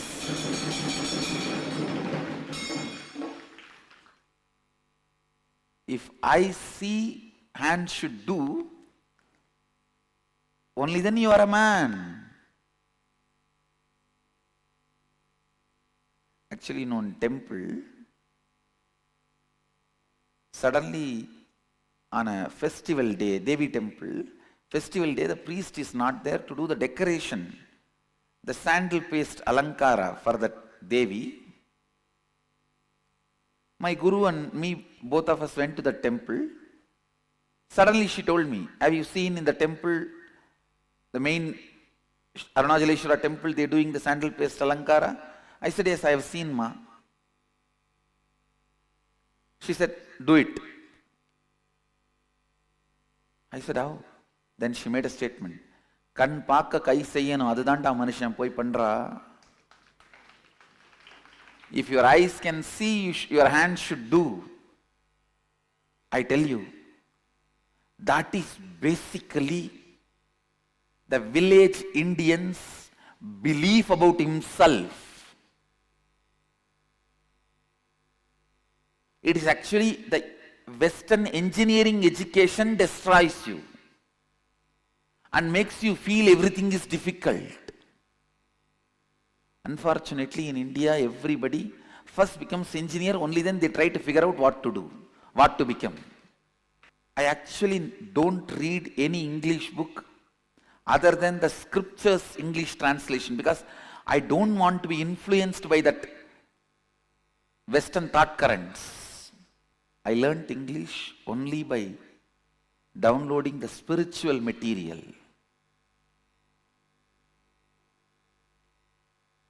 Not by reading any Shakespeare, unshakespeare, shaking beer or unshaking beer. No, please understand. When you read Shakespeare, you learn to shake beer. Because you get the thought current.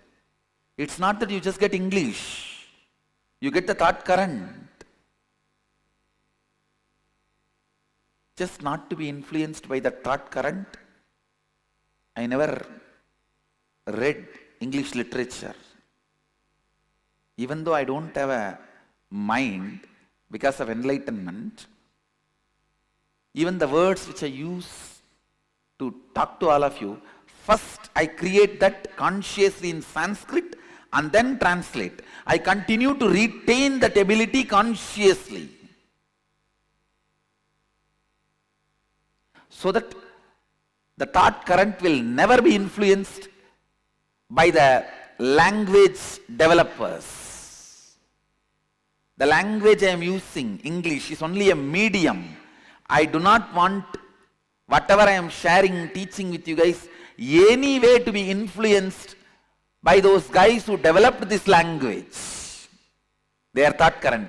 I am very clear. You should be inspired, impressed, influenced only by the masters, great masters who developed the language of Sanskrit. So I retain the verbal flow consciously first generated in Sanskrit and then translated into English and shared with you all. Listen.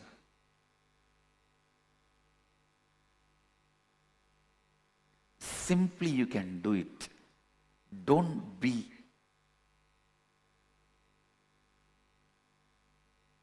stupid educated engineer. Still now, in our Sacred Arts department, from making the wax model to finally finishing the carving of a deity, whole thing I can do with my hand. From wax modeling to final finishing, polishing. Because I did not go properly to my diploma college.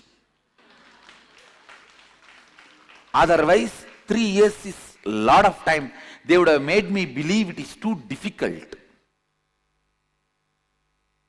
In that whole 3 years, finally the fellows who come out, what they learn, just threading one screw.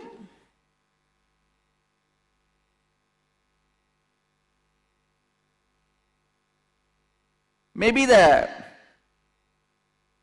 half-inch diameter rod, they know how to thread it. That's all.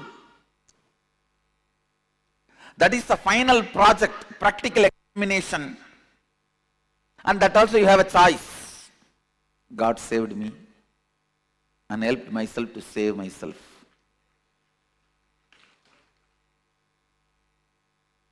This concept of difficulty is injected into human beings so that you can be kept as a slave forever, I tell you.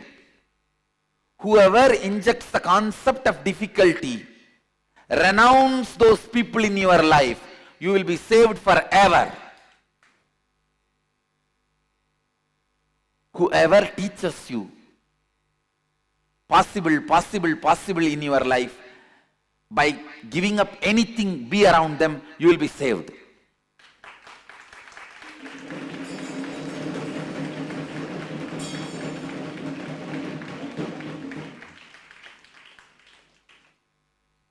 At the age of 11, once I ran away to Vadalur. There is a place in Tamil Nadu. The great saint Vallalar lived there. I ran away.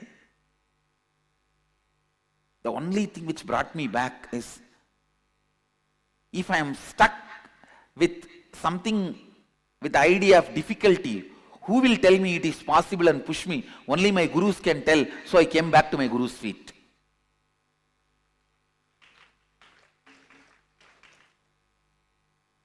said, no.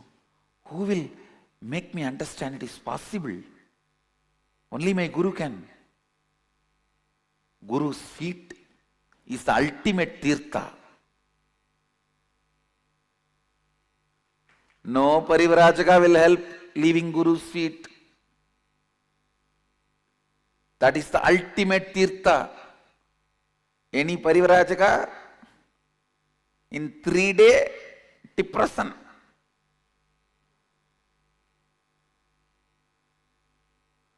Fourth day suicidal depression. Fifth day depression. Only a person who constantly tells you possible, accept him as Guru and never leave him. Never leave him. Possibility is his statement. Positivity is his state.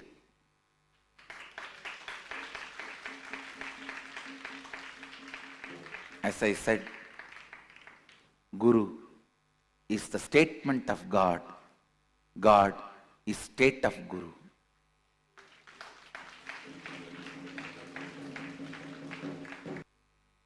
Let your statement be possibility always, and your statemental be positivity always.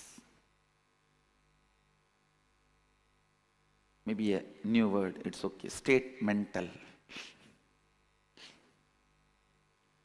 Let your statement be possibility always, and statemental be possibility and positivity always. Let your statement be possibility and statemental be positivity. Remember, today's Guru Purnima message is Guru Bhakti. It means becoming authentic to your connection with the Guru.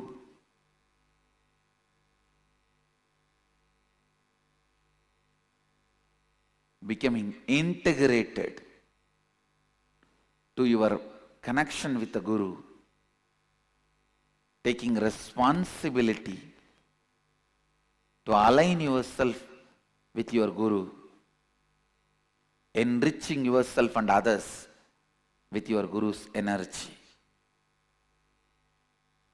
Guru Bhakti is independently intelligent enough technique to lead you from step 1 to ultimate enlightenment, and even after enlightenment result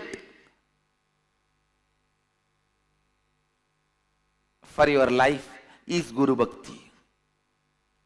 That is the ultimate satya, ultimate prasada.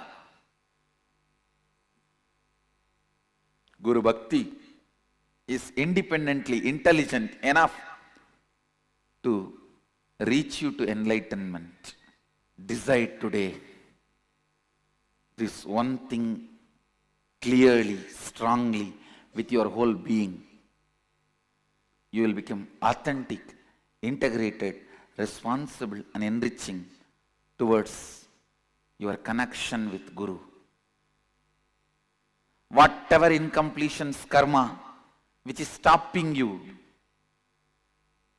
bring that and offer it with whatever you are offering today as Sadashiva. I commit with you all.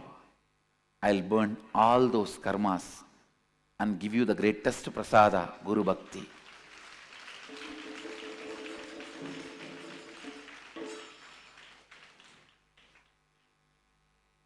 Mahadeva says, Sadashiva says to Parvati, even if you see God, ask him to give you Guru Bhakti.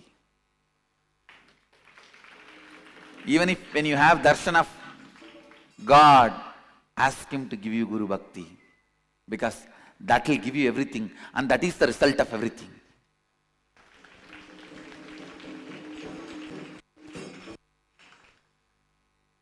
That is the first and last inspiration. Don't allow any stupid dog to do dash dash on your Guru Bhakti. You fill the dash. Don't allow any stupid donkeys to do dash dash on your Guru Bhakti.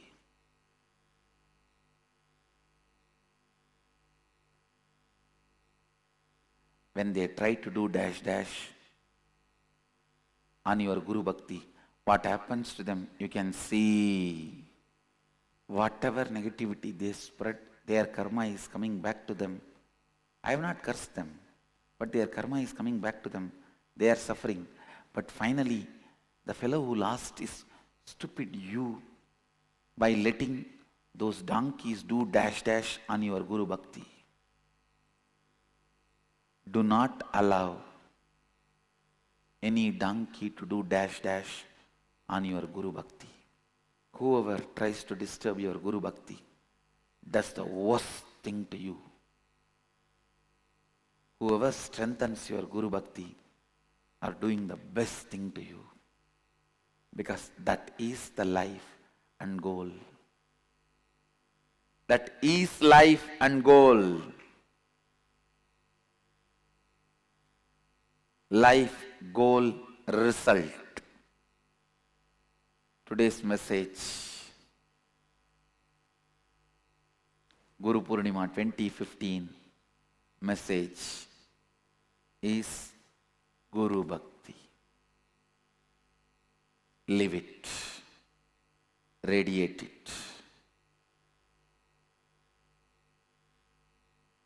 With this, I'll move to the next segment of today's celebrations.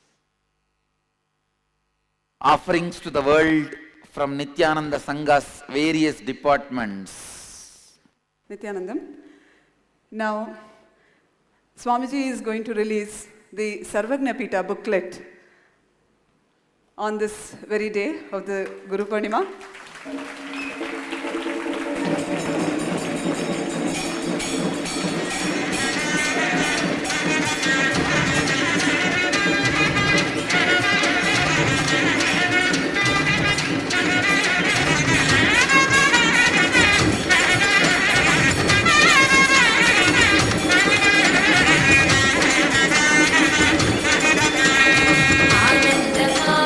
Actually, this is the first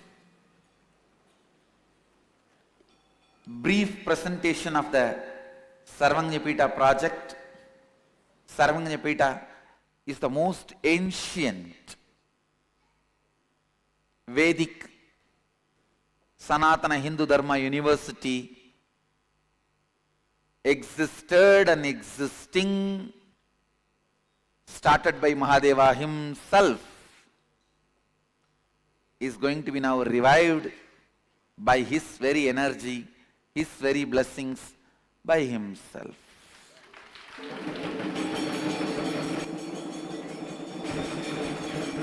Even though last Inner Awakening I released the booklet, but the first hardbound copy I am releasing it today to public, everyone. Earlier it was more like a pamphlet type, now it is presented in a hardbound booklet.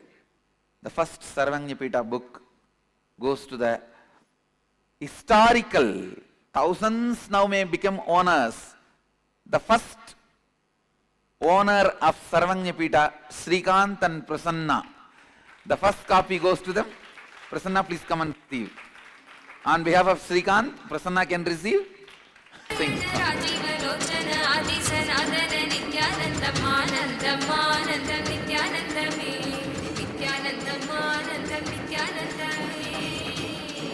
First person who took the step to make this into reality. Thousands may follow, are following, thousands are following. The first person who took the step, my blessings. Now we move on to other releases. First of all, Nithyananda University Press is offering at Swamiji's lotus feet the following 14 books. The first one, Secrets of Third Eye Awakening, The Science and Art of Awakening the Third Eye by His Holiness Paramahamsa Nithyananda.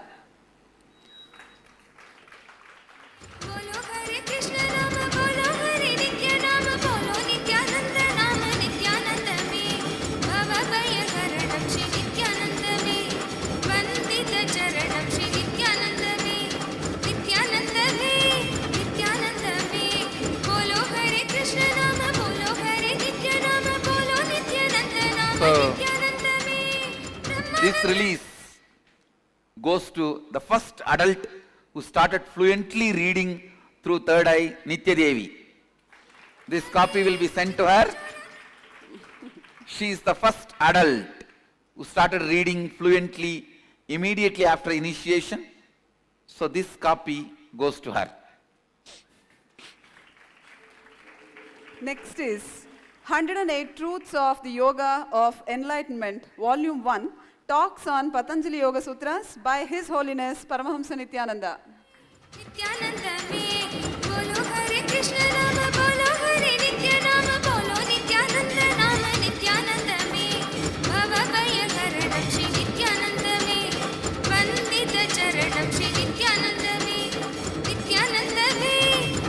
Actually, all these books today, whatever we are releasing, 14 volumes and Sarvanyapita book, all the 15 are available for free download in nithyananda.org. You can go and freely download and read. As we believe knowledge is free, in a way we are also outdating all the gurus who are marketing knowledge by making and declaring knowledge is free.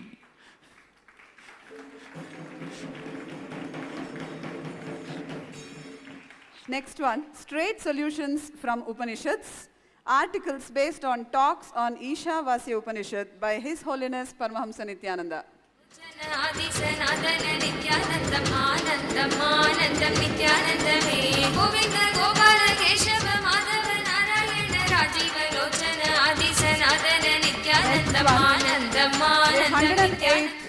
The 108 Pearls from the Bliss Ocean, Essence of Nitya Satsang by His Holiness Paramahamsa Nithyananda. 108 Nuclear Bombs from Nitya Satsang, a compilation of 108 best loved stories from His Holiness Paramahamsa Nithyananda.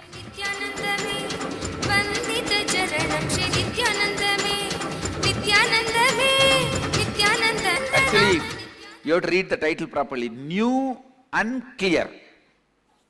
You should not say nuclear, new clear bombs.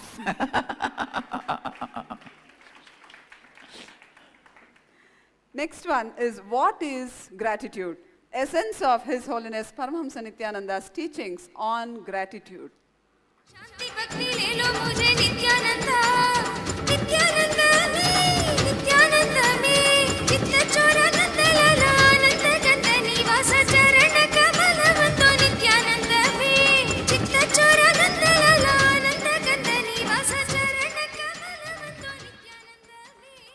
Actually, 9/11 has two important things for US. Not only the World Trade Center terrorist attack, on the same 9/11 only, Vivekananda spoke in Chicago Parliament of Religion in US. So two different cultures gave two different 9/11 to America. America, remember which 9/11 you want to repeat. One came with nuclear. Please understand, Vivekananda gave new and clear bombs. The other 9/11, you know what it is. So, America. If you want again, the Vivekananda's 9/11, new and clear, get ready. Now, we are moving on to one more very special release, Katha Upanishad by Paramahamsa Nithyananda, with English translation and transliteration in 5 parts on original palm leaves made in ashram at the Nithyananda Sacred Arts University, reviving the rare ancient form of Vedic scripture text. वंदित चरणम श्री नित्यानंद में भव भय हरणम श्री नित्यानंद में वंदित चरणम श्री नित्यानंद में This is one of my favorite, I can say passionate release about which I am very happy and proud. Thanks to our Swamis and Brahmacharis who worked for it. Now, the whole translation of Upanishads available in modern language in Eastern way. I always tell people, get modernized, nothing wrong, but don't get westernized. Here, the real version of modernized but not westernized, true Easternized Upanishadic presentation.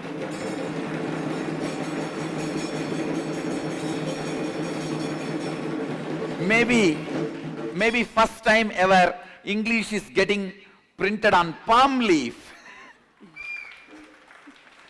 The Indian traditional way, especially Kathopanishad, especially the Vedas and Upanishads.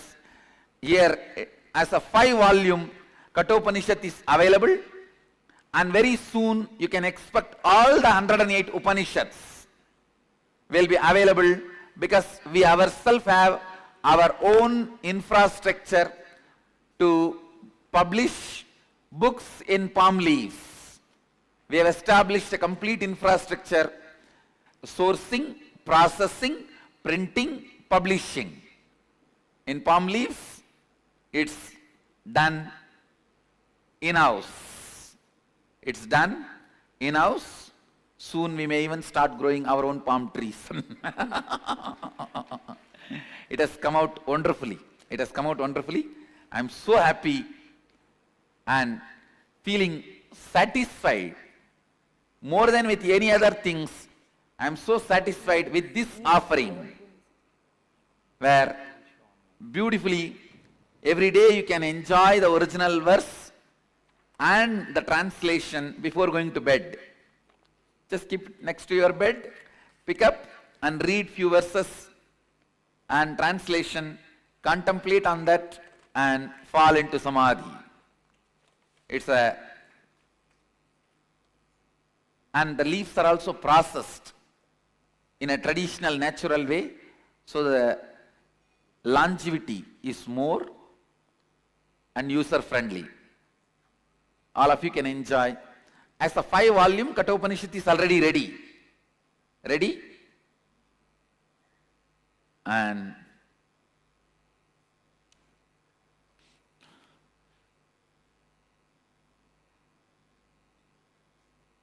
it is so nice.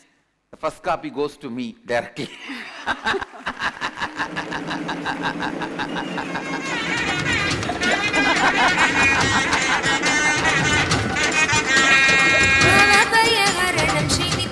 First copy, I'm going to keep it with me.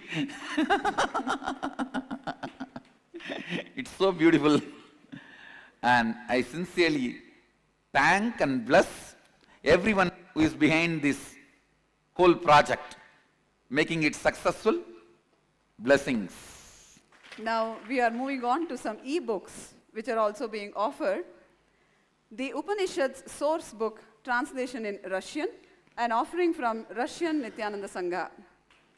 Nithyananda Sangha Russia is offering the Upanishad source book in Russian language.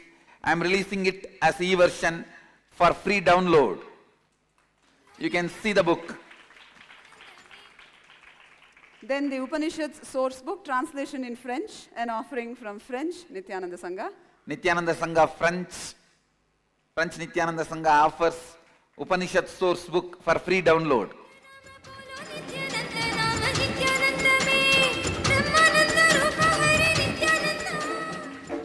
The Upanishads source book, translation in Portuguese, an offering from Portuguese Nithyananda Sangha. The Upanishad source book is available in Portuguese by Portuguese Nithyananda Sangha.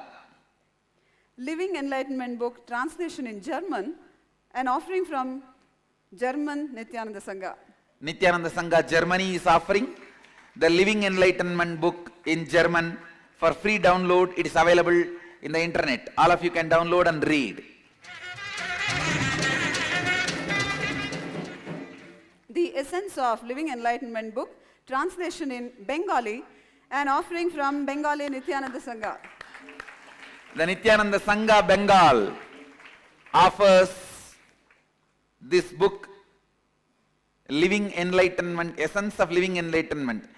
The Bengali Sangha is offering the Jivan Mukti, Essence of Jivan Mukti in Bengali. It's available for free download for all of you and read in the internet. Blessings to Nithyananda Sangha in Bengal. The Four Tattvas, Path to Jivan Mukti, book in Gujarati, an offering from Gujarati Nithyananda Sangha. Nithyananda Sangha Baroda is offering the book in Gujarati, Blessings to Gujarat Sangha. It's available in the internet for free download. The Living Advaita magazine, translation in French, again an offering from French Nithyananda Sangha.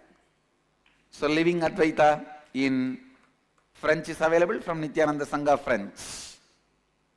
Now we are moving on to some more releases from the Antarjala Amnaya web team. The first website, Sri Paramahamsanithyananda.com, a new website about our beloved master, Swamiji. Nithyananda Antarjala Amnaya Peetam is offering Sri Paramahamsanithyananda.com to the world. The website is available, you can see and be blessed and use this.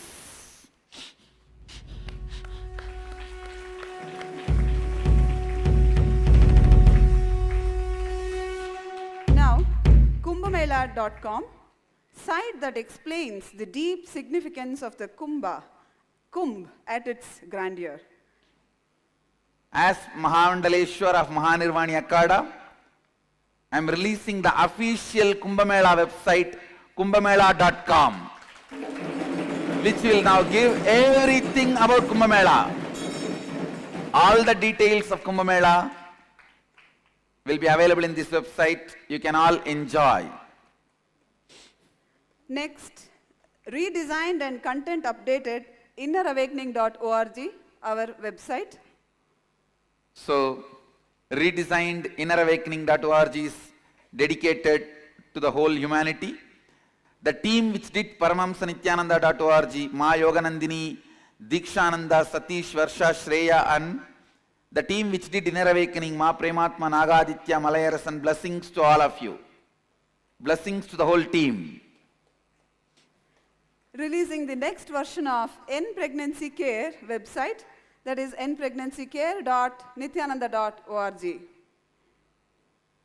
Blessings to the N Pregnancy team. Come on, give a good hand. It's not a small job. They have done a very good job.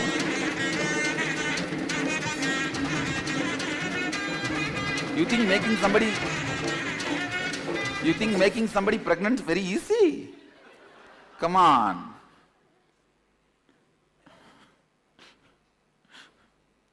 Now,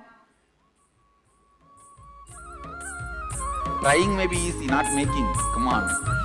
the releases from Nithyananda Sangeeta Shala team. One more new album, Guru Vandanam.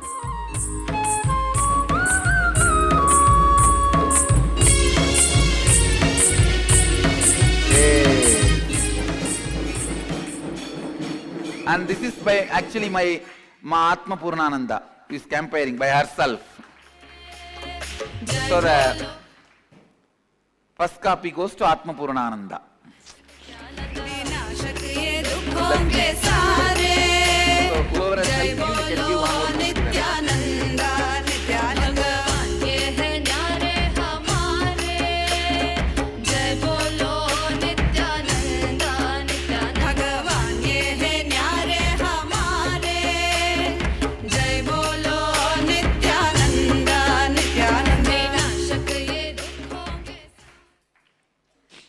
Now inaugurating the official social media channels of our Nithyananda Sangha, Nithyananda News, news to transform your life.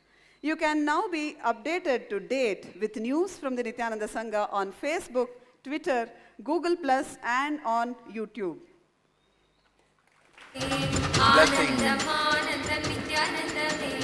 Anyone who wants to cause inner awakening as their reality, who has completed their inner awakening, can call in to ask about completions. Anyone who is new to completions and wants clarity can make use of this show. There is a beautiful show by Living Advaita by our Swamis and Swaminis. Every day after 8 to 9 a.m. and 8 to 9 p.m. in Nithyananda TV, you can use this to raise yourself in the space of completion and living Advaita.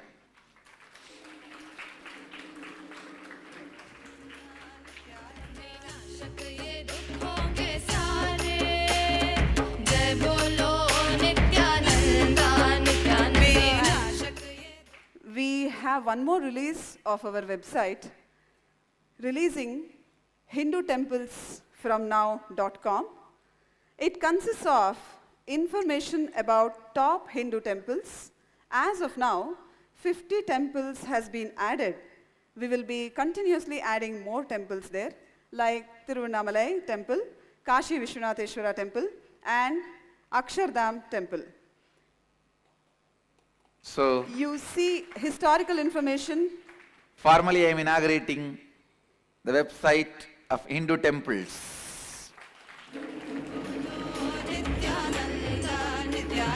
Now, we are, after a very long time, we are moving on to a very special ordainment. We had in the campus, all over the world, participants attending Nithyananda Yoga Acharya training and also Nithyananda Yoga Kids training program for last 8 days. So the teachers who are getting ordained will be receiving a certificate from Swamiji himself. Nitya Dhyana Yoga teachers training and Nitya Dhyana Yoga for kids teachers training. So the whole team whose names are here, I declare and pronounce the team who is going to receive these certificates as Acharyas.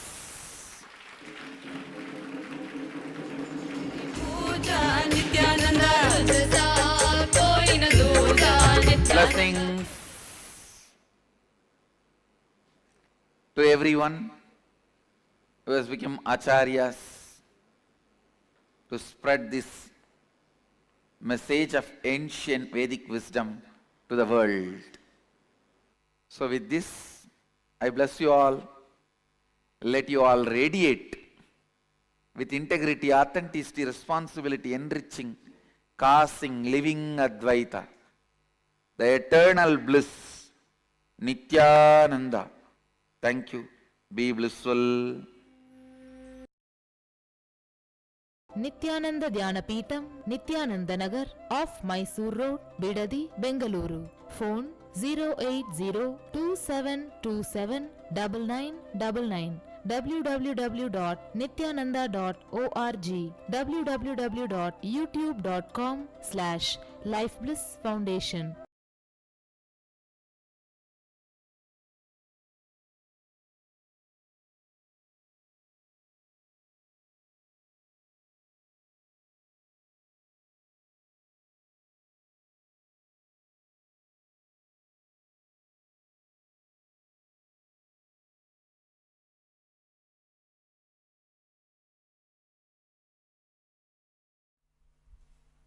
Next question. Why do we need a guru? For anything in your life, you need a guru, teacher, mentor. Even if you want to learn a simple thing to eat or dress or cook, anything, you need a teacher or mentor.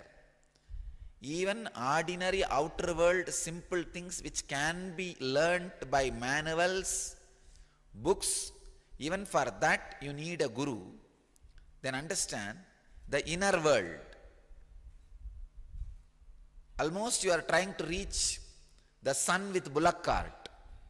With your ordinary logic, you are trying to experience the highest possibility for consciousness. So it's like trying to reach sun with a bullock cart. So naturally, you need a person who did it. You need guru who did it and who can take you there.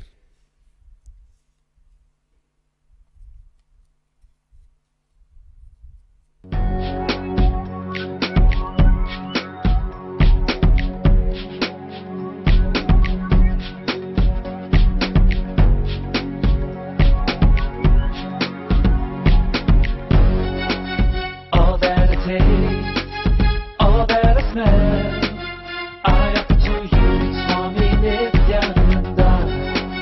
All that I see, all that I hear, I offer to you, Swami Nithyananda. Like this dance, and this song, and this joy, I surrender to you. All that I feel, all that I am, I offer to you, Swami Nithyananda. Puragaram, Karunavataram, Samsara Saram, Bhujagendaharam, Sada Vasantam, Hridayarvinde, Bhavam Bhavani, Sahitam Namami.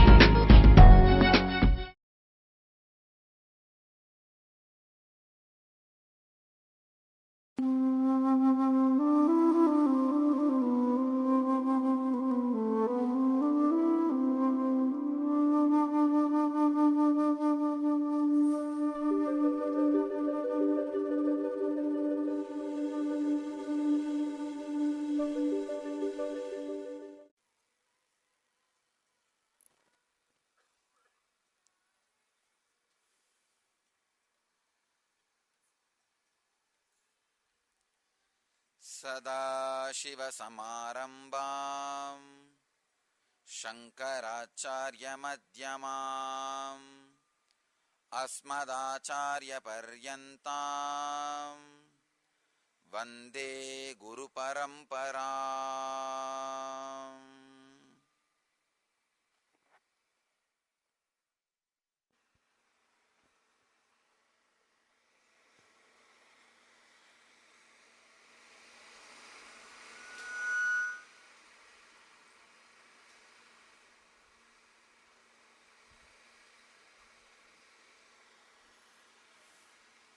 I welcome you all with my love and respects and blessings.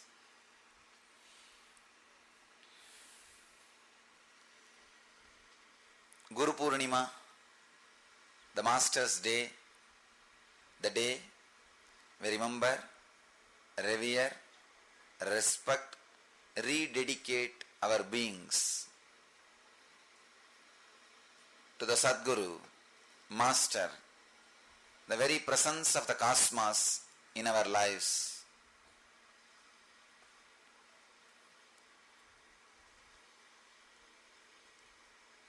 This Guru Purnima, my message is just one word, Vidarka. Let me explain that word, explain that truth very deeply.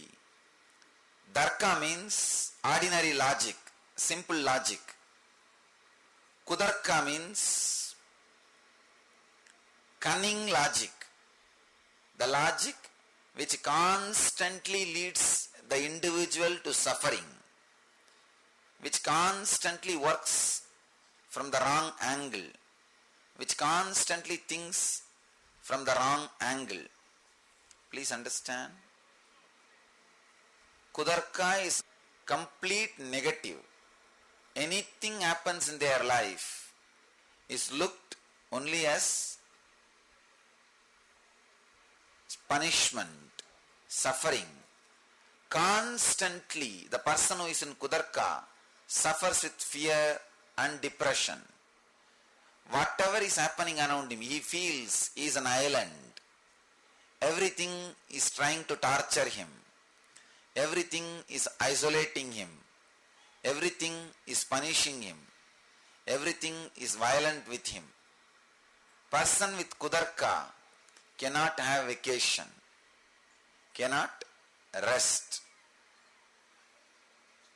Wrong logic, Kudarka, not only with the cosmos, even with the master, the person who has Kudarka will never be able to live, relax into the utter silence or the peace which is the flower of life.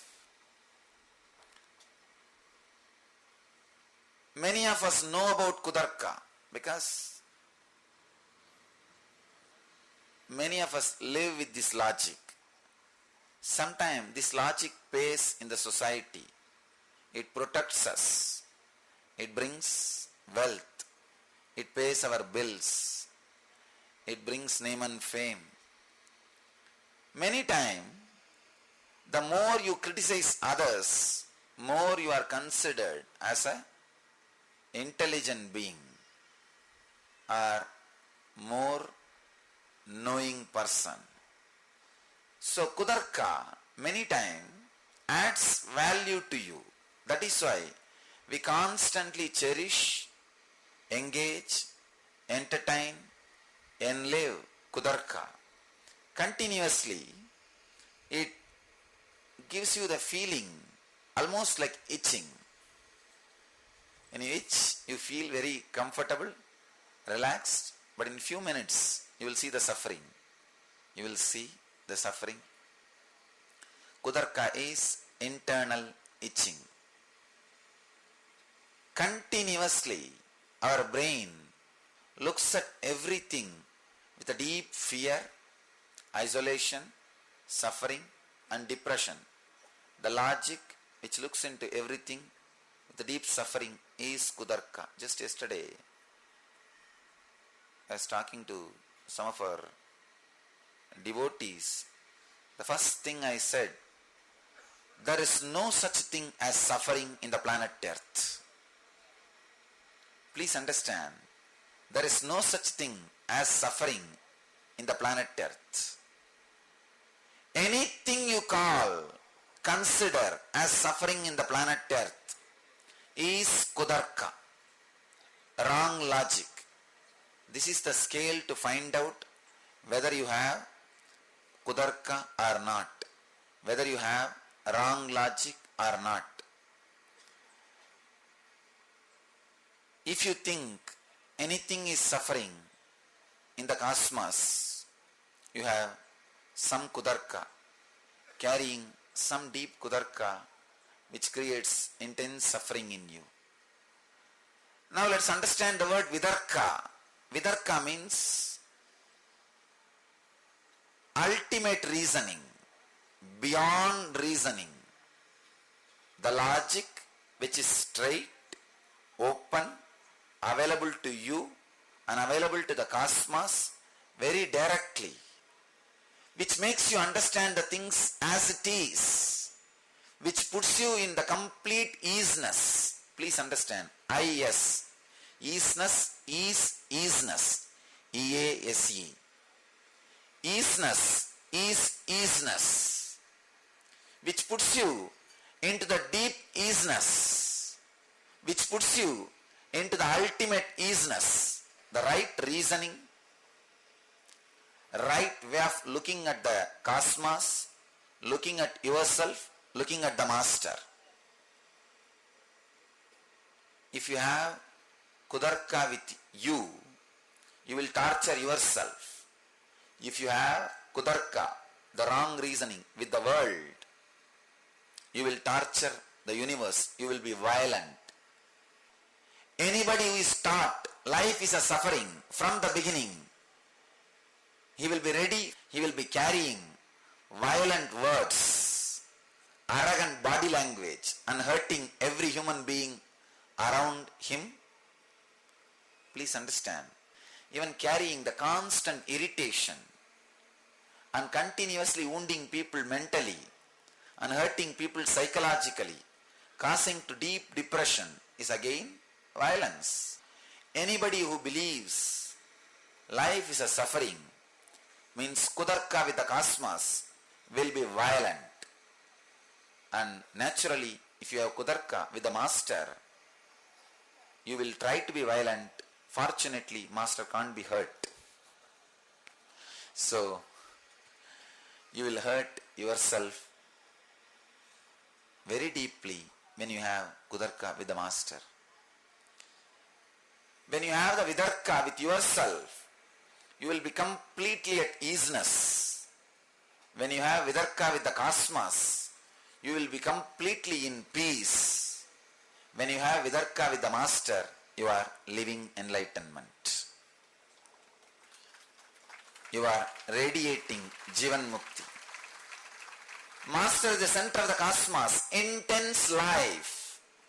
What you go through by many years, whether joy or suffering, is condensed and given to you. Just yesterday I was giving an example. Now latest, the CNN channel, they started using a screen. The photographs will be available. If you just touch both the end and expand, the photograph will expand. And if you just touch both the corners and push the hands inside, it will shrink. Same way, master can just touch and expand your time and space. And he can shrink your time and space. The mood which you are cherishing, either he can expand it or shrink it. Usually, he intensifies the joy which you experience with the cosmos will be 1,000 times intensified with the master because he is the center. Same way, the suffering which you need to go through 1,000 times will be intensified with the master and you will be relieved in a very short time, in a very short span. Just finish it. The time and space is intensified in the presence of the master. So vidarka with the master. See, vidarka means letting me to work with you, allowing me to work with you. Once you are initiated, you feel strong feeling connection with the master. After that, please understand, no graha, no planet, nothing else can bring suffering to you. Even your mismanagement cannot bring suffering to you. If you are having suffering, be very clear, master is sending you some message. Listen to it. Have patience. Look into it. Once you are feeling connection, there can't be any suffering. Very beautifully, our Upanishad describes what Brahma writes with the hand, Guru wipes with the leg. Brahma writes with the hand and Guru wipes with the leg. So once you have a feeling connection, there is no suffering for you. Nobody else can bring suffering. I have seen people suffering with very small things. Very small, nothing.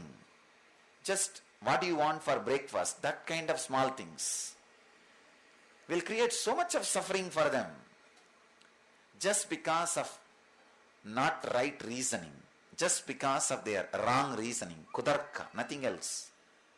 I have seen people suffer just because they don't get the front seat. Many times, nothing, one seat. Actually, if they would have sat the place where they have been given, they would have had much more clear vision and they would have enjoyed the whole thing. But the Kudarka is a poison. Kudarka is the poison. The moment that poison gets created, one worst thing is, when you have Kudarka with master, nobody can help. If you have Kudarka with you, master can lift you. If you have Kudarka, wrong reasoning with the world, master can lift you. But if you have Kudarka, wrong reasoning with master, nobody can do anything. Nobody can do anything. That is why Ramakrishna says very beautifully, a patient who is suffering with fever, he will not like to eat anything, take anything. So he will not touch anything. Perfectly alright, okay. But if he has that hatred towards the medicine, he can't be saved. He can refuse anything, but not the medicine. He may not feel like putting anything into the mouth. It's okay, but not the medicine. So master is medicine. He intensifies the whole life.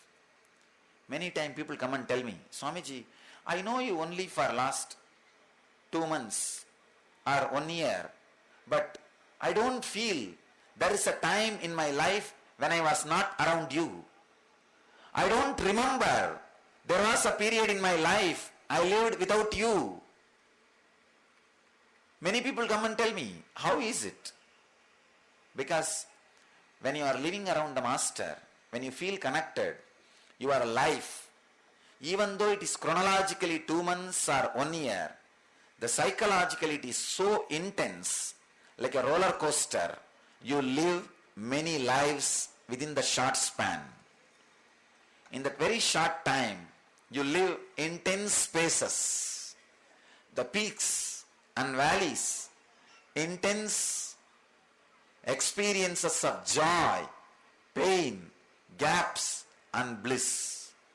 Because of this intensity, you feel you lived for quite a long time around him. So all you need in your life, right reasoning. Right reasoning. Please understand, it is you who come and ask, Master, wherever I have wrong reasoning, please remove it. But when I put my hand, no, not there. You put your hand anywhere else. But the problem is, he has to put the hand. I have to put the hand where it needs to be healed. You say, no, you touch the head, you touch the hands, but not where I have problem. But that is where hand needs to be put. Understand, the Vidarka will make your whole life heaven. Right reasoning, especially with the master, will make miracles in your life. Vidarka, right reasoning is planned for miracles. Many times people come and ask me, Swamiji, you blessed that person, miracles are happening in his life, but sometimes the miracles do not happen for somebody else. Why? Please understand, it is a science, not fluke. There is no fluke, it's a pure science. Some people come and ask me, why some people experience miracles in their life and why not others? Please understand, the right reasoning is like a new channel. Sometime, few channels will appear in your television set. You may not be able to see few channels. Means your TV is not in tune. Same way, the right reasoning is the highest channel your body and mind can experience. That is the ultimate channel. Payment is your ego, installment.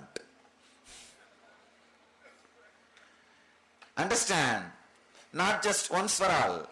Every moment you have to pay ego as an installment. In installment, every moment you have to pay your ego. You will see that ultimate channel, Vidarka, which not only creates miracles around you, which not only creates miracles inside you, you will see the whole cosmos is a miracle. The whole cosmos is a miracle. Living with the deep feeling that the whole cosmos is a miracle is living enlightenment. Vidarka with you will bring deep joy, easiness with you. Vidarka with the world, with the cosmos, will bring deep peace, restful awareness with the world. Vidarka with the master brings a deep joy, bliss, intense ecstasy in your being. Living with the Vidarka is living enlightenment. Means looking at everything with the right reasoning, with the straightforwardness. Please understand, do not think only what you know with your logic exists in the cosmos. There are millions of things, not only you don't know, you can't even imagine exists. So, having this openness towards the cosmos, towards the master, towards you is Vidarka. Understand, many times you don't even trust you can love. Means Kudarka, wrong reasoning. If you trust, you can transform, you can love. That is what I call Vidarka with you. Right reasoning with you. Have right reasoning with you, with the cosmos, with the master.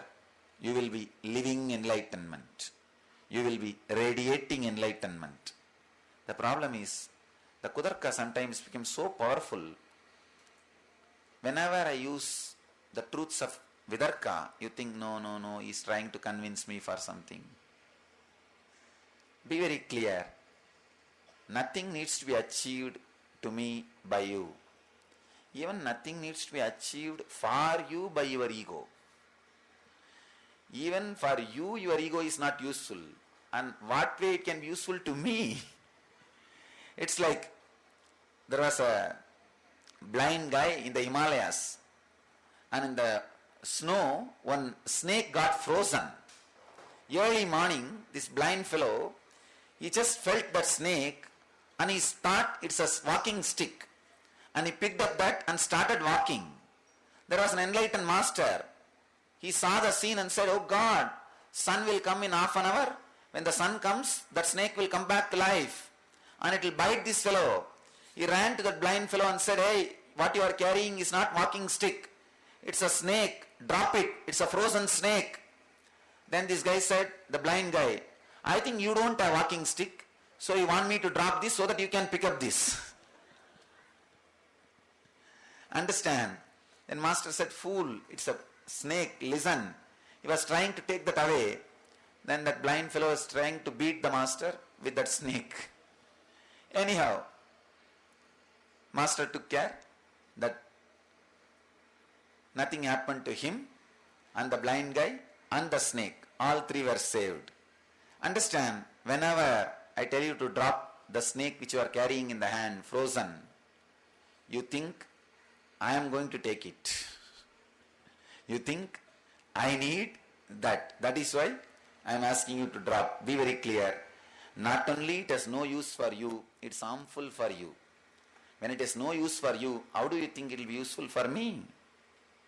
So have the deep, intense, right reasoning. Suddenly you will see all the teachings, all the initiations, above all, just the presence. You will experience miracles in your life.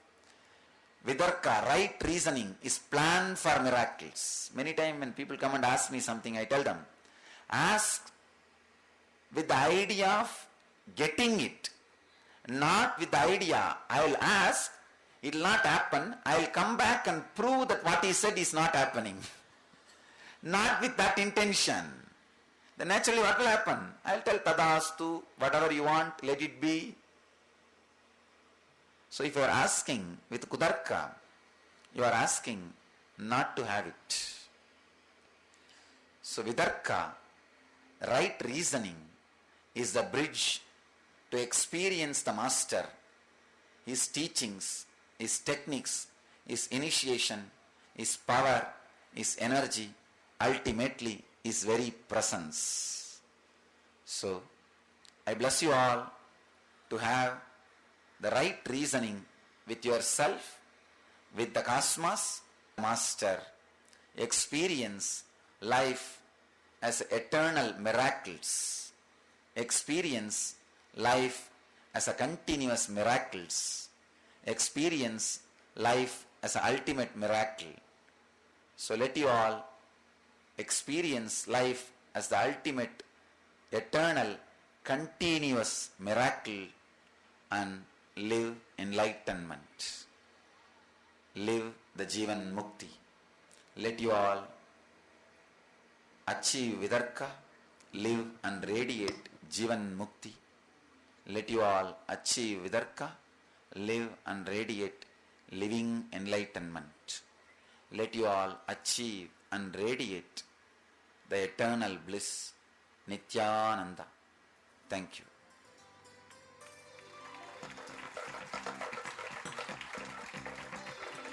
नित्यं मन्त्रं नित्यं यन्त्रं नित्यं तन्त्रं नित्यं सर्वं नित्यं मन्त्रं नित्यं यन्त्रं नित्यं तन्त्रं नित्यं सर्वं तपोयज्ञदानादिभिः शुद्धबुद्धिर्विरक्तो नृपादे पदे तुच्छबुद्ध्या परित्यज्य सर्वं यदाप्नोति तत्त्वं परं ब्रह्म नित्यं तदेवाहमस्मि तपो यज्ञदानादिभिः शुद्धबुद्धिर्विरक्तो नृपादे पदे तुच्छबुद्ध्या.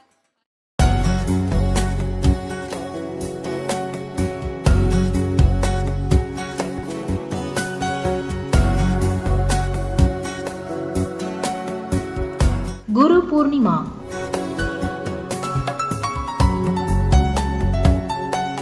Our karmas are the reason for all the obstacles such as disease, suffering, poverty that happens in our life. Guru Purnima is the day to surrender all your karmic patterns at the Guru's feet and get liberated. Come and be free from all your illness, disease and poverty by dissolving all your karmas.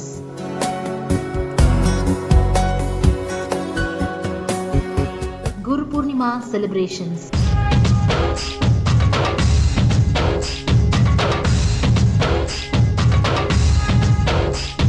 Pratyaksha Pada Puja at 6 a.m. Special morning satsang at 7 a.m. Followed by Diksha Vandanam. Dissolve your karmas by offering your Diksha at the feet of Guru. Offer Guru Mudi to Adi Guru Dakshina Murti.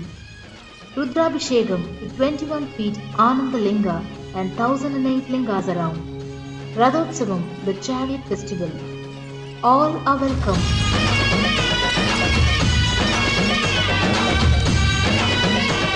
Nithyananda Dhyanapita, Nithyananda Nagar, Bidadi, Bengaluru, Karnataka. For more details, contact 080-2727-9999.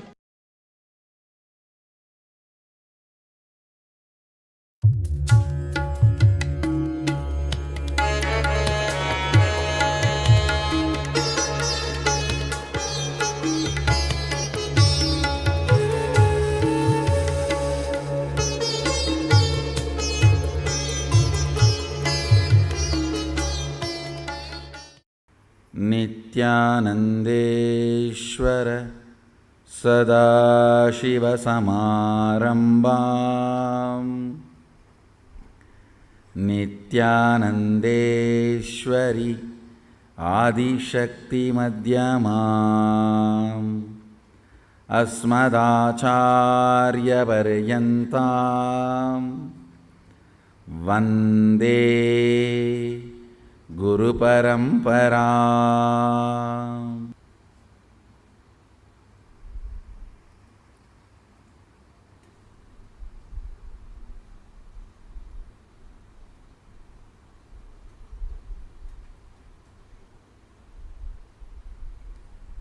I welcome you all with my love and respects. I welcome all the Sarvangyapita Yajamans, Shri Mahants, Mahants, Kotaris, Tanidars, visitors, viewers, disciples, devotees, everyone, especially our honored guest, the High Commissioner of Mauritius in India, Mr. Jagadishwar Govardhan is gracing us today. Sri Jagadishwar's mission is to raise humanity and take the science of Sanatana Hindu Dharma to the world. His visit here is the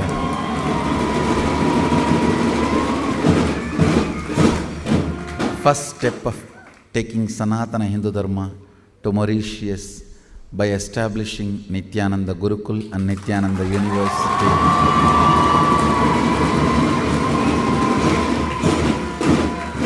And several other ventures.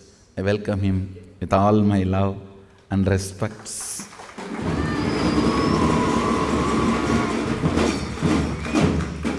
Today we are signing the first MOU between Nithyananda Sangha and Mauritius government officially.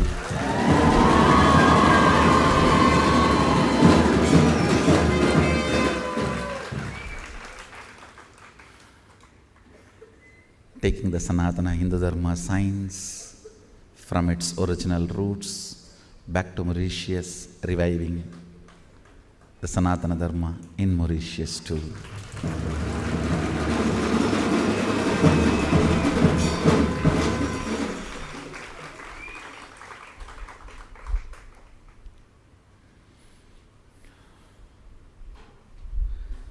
I welcome every one of you who are here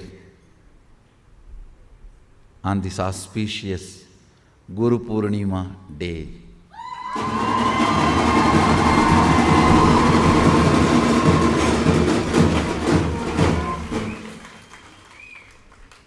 I remember Sadashiva as the sweetest, intimate Guru who happened in my life as Arunagiri Yogeshwara.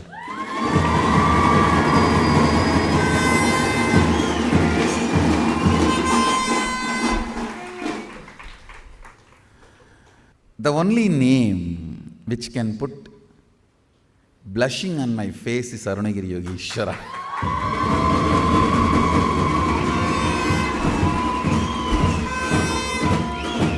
Even the name Sadashiva puts Gambira on my face, but Arunagiri Yogeshwara will put blushing on my face.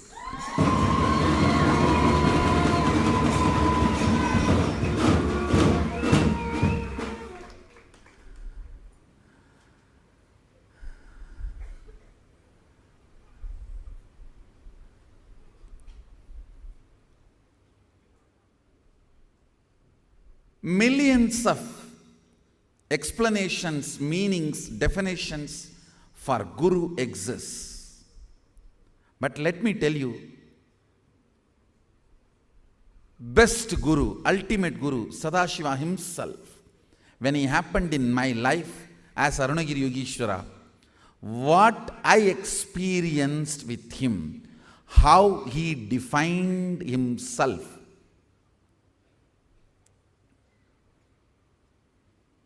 how he held himself, how he conducted himself. Let me define. I think that is my message for all of you today.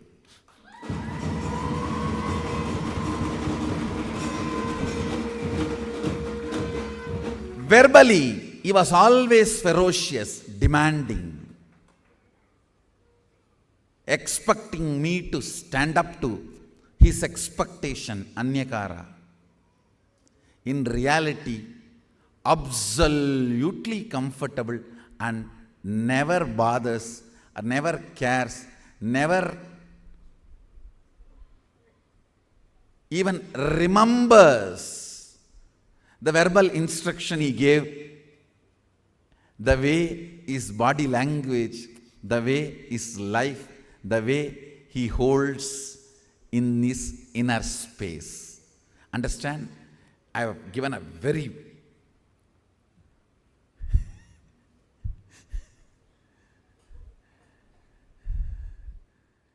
important sacred secret of Guru-disciple relationship, which forms the fundamental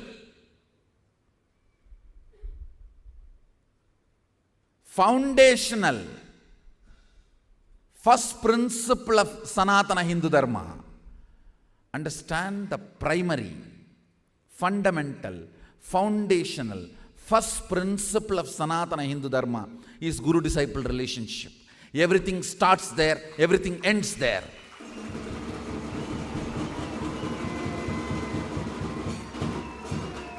Everything starts there, everything ends there, but this itself does not end.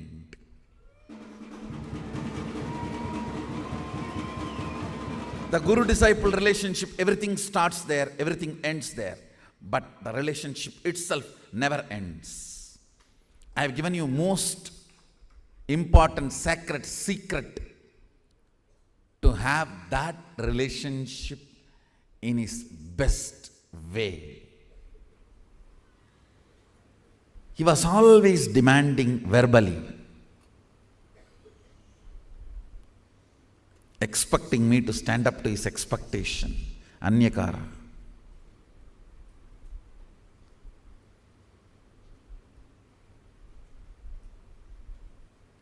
But when it comes to reality, the way he relates with me, never expected anything.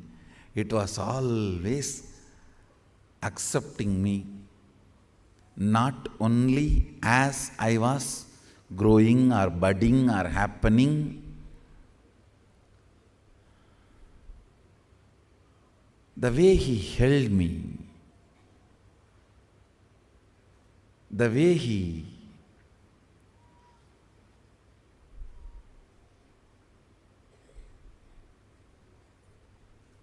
carried me in life. Understand the difference between these two.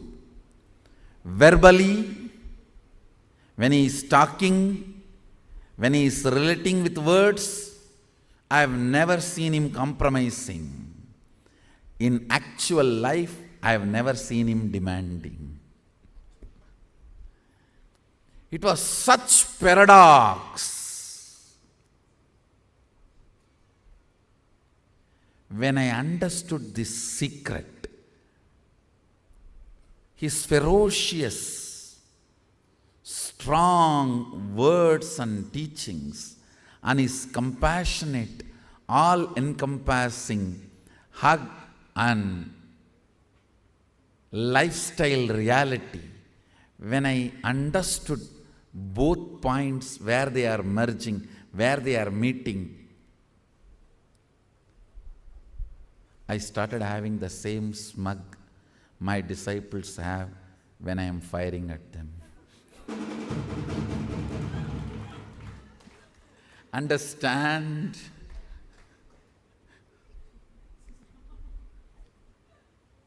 Here I will be literally screaming in the decibel of Surya Chandra. The fellow is standing there and coolly romancing. The way my eyebrows are going up and down, my lips moving right, left.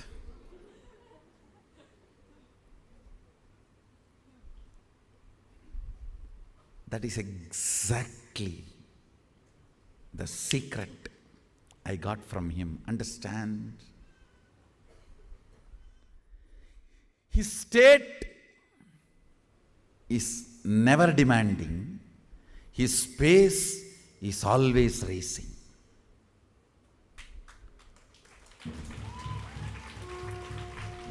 His state is all acceptance. His pace always racing. A unique, paradoxical truth. If you realize this truth, you will have the best relationship of your being, Guru-disciple relationship.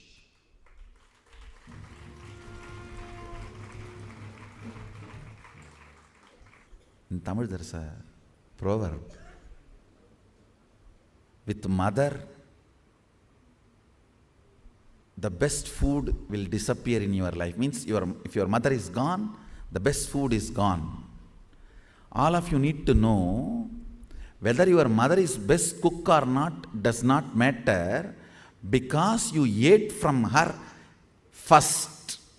Your tongue cherishes only your mother's cooking as the best food in its muscle memory and biomemory. So with death of the mother, the best food is gone. With the death of the father, education is gone. With the death of the friend, the shoulder to carry you is gone. The description goes, with the death of the son, your future ambitions for the world, your vision is gone. With the death of the wife, everything is gone. Understand? In the old age, only thing a man should not miss is chaste wife's nearness. The whole thing is described, but ultimate, final, last word I wanted to add. Missing the Guru. Of course, I can't use the word death of the Guru because Guru never dies.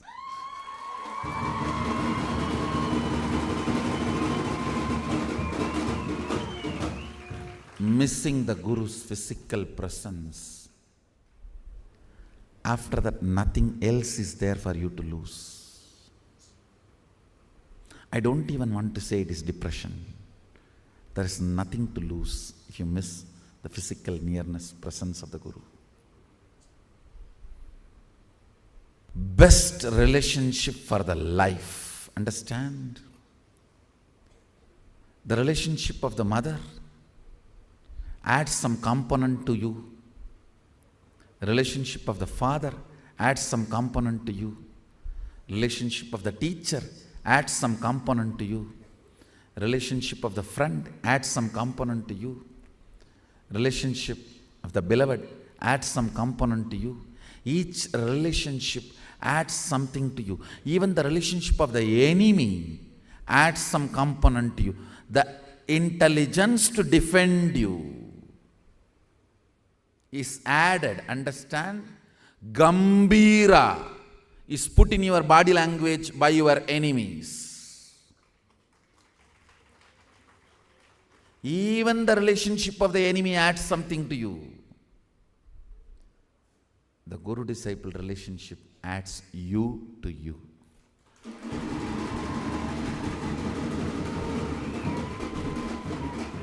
That adds you to you.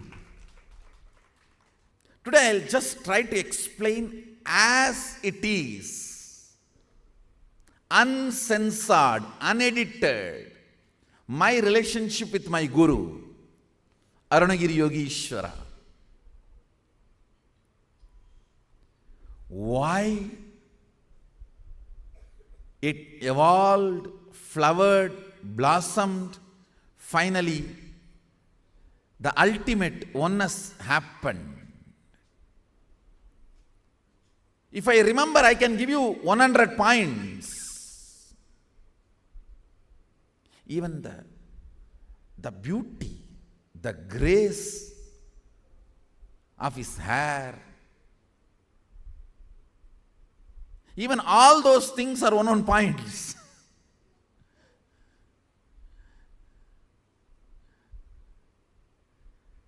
The way he will talk to me without words, just by body language.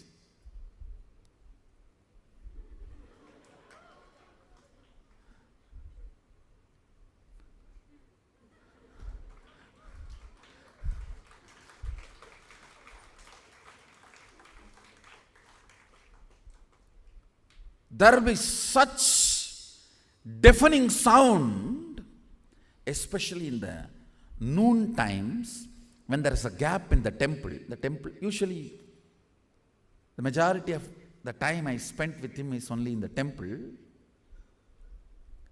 Noon, there will not be any puja, there will be break. In Agamic tradition, after the Uchikala puja, till Sayarakshay, there is a gap.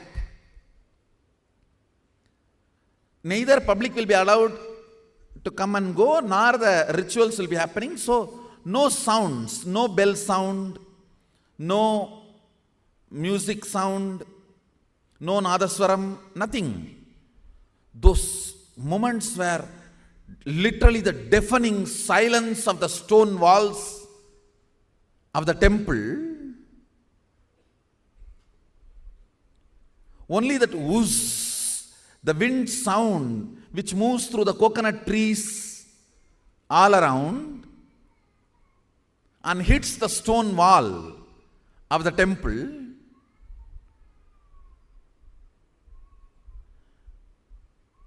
When I am sitting, gazing, drinking literally is beauty and grace. I don't even want to use the decent words, raw. Let me use very raw words. The way he appears and looks and shape and size.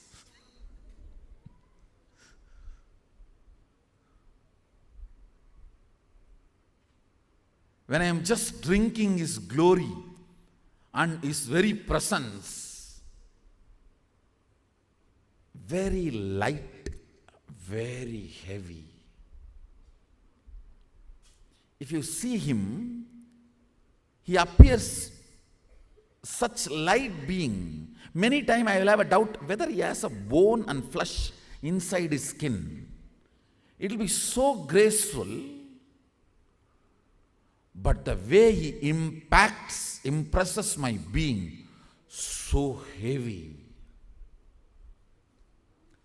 He knows even few words can disturb the way I am enjoying him. So without even uttering the words and disturbing the deafening silence,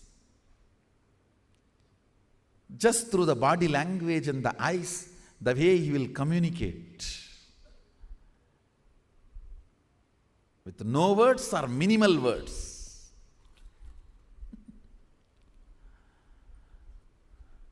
Even all those things I can give as a reason why the Guru-disciple relationship in my life has flowered into the ultimate oneness.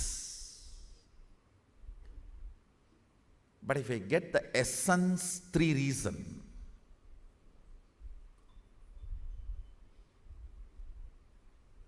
First thing I'll tell you, I understood the paradox. In his state, he is all-encompassing, loving, never demanding. He knows he is responsible by his very existence for me to become one with him. His interest of me becoming one with him is much more than my interest to become one with him.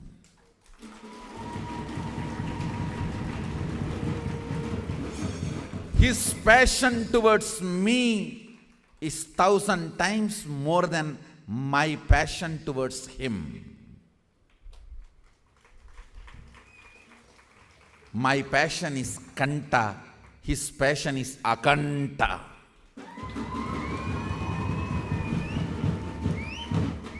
My need is kanta, his need is akanta. By his very state, understand? By his very state of appearing from Kailasa, he has already made a clear statement.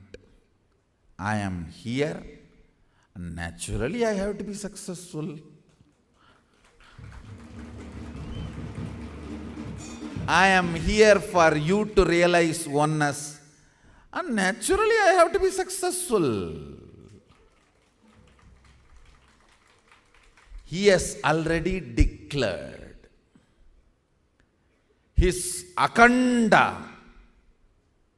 undivided love for me. His very appearance in my life and letting me realize who he is Through this, he has already made the statement, I am here for you and I will naturally make you experience the oneness. So his passion for me is thousands of times more than my passion for him. He has come from all the way, from Kailasa to here. I have come just from the next street to here. In every level, he has made a statement through his existence, his feeling for me, passion for me is thousands of times more than mine for him.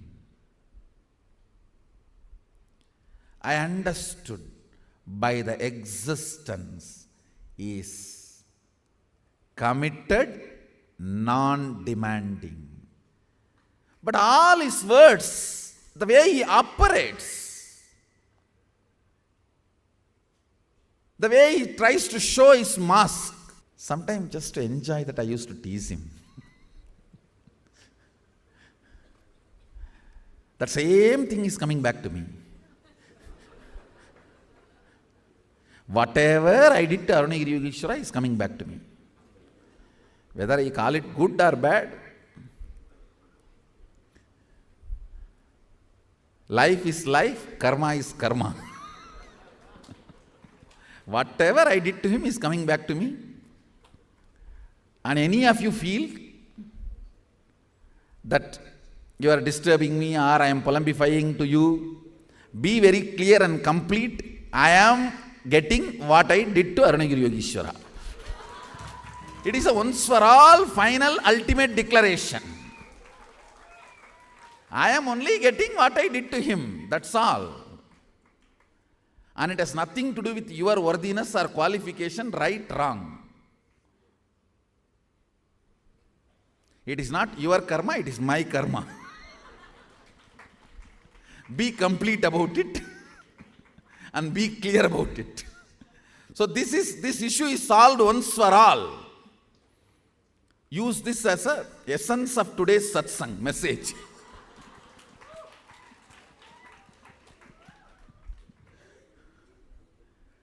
I understood this secret in cognition level. Otherwise, it is impossible to hold, withstand somebody like him entering into the being. Understand? It is literally like an elephant entering into the hut. Even when he appears in front of me, the whole nervous system will be like a toning. The whole being is being opened. It will not be like some person is standing in front of you. You just know somebody is entering into you. See, when he sits, it will appear like a whether he has bones and flesh inside his skin, but the way he impacts me, I will feel whether I have bones and flesh in my body. The way he enters into the system.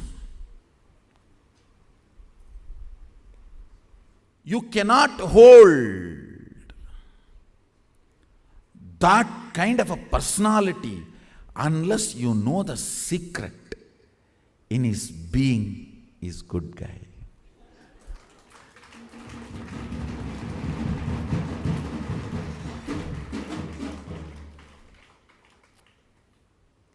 In his being is a good guy. That secret cognition.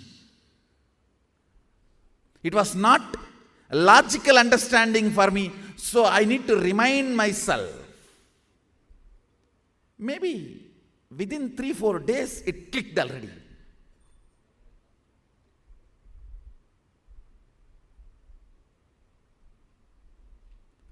It's not that all is demanding through his teachings. I did not stand up to it.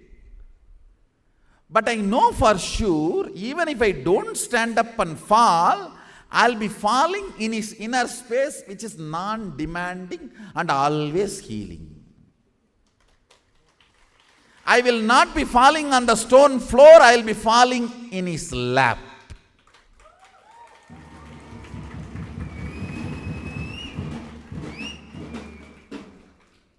The ground below me is his lap, gave me the courage to jump the heights which I never imagined. It gave me the courage for high jump or long jump. Understand? When I realized if I fall, I am going to be falling only in his lap, gave me the guts. He will act as if his lap is not there anymore. Sometime he will even wait for me to fall. But I know for sure I am not going to touch the stone or the ground. It is always going to be his lap. Because in his existence he is non-demanding. His eyes will rotate big, very big eyes. Hey, do this, do that. But the center of the eye, that sweet innocence, even he was not able to hide. I'll be sitting and enjoying only that center of the eyes. பய பிள்ளைக்கு நான் என்ன பண்ணணும் அதையே எனக்கு பண்ணுதுங்க.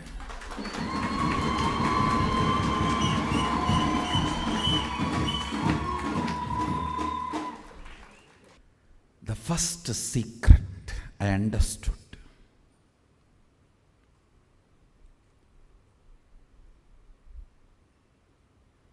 In his space, in his state, he is non-demanding, thoroughly committed. He is committed to me, so I have to make it. I will make it. I cannot fail.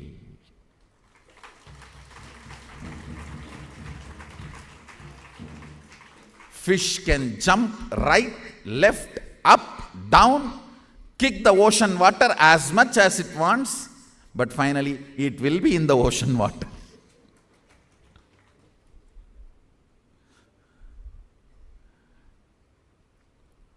The tremendous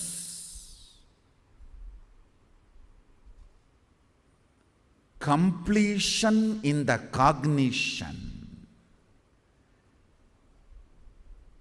empowered to take the jump, understand, to stand up.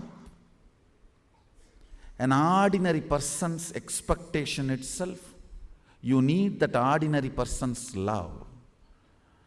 But to stand up to the Sadashiva's expectation, only by his love you can have it, you can do it. Cognition of confirmation of his love is the secret principle of guru-disciple relationship.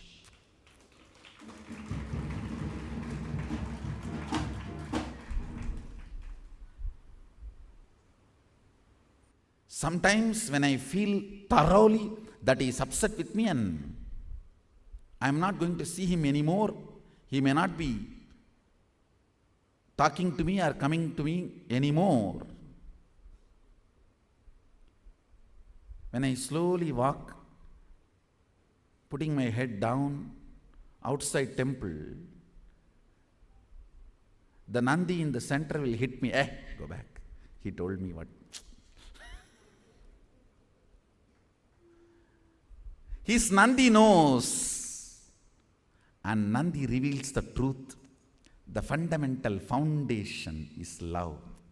Many of my Nandis know the fundamental foundation is love.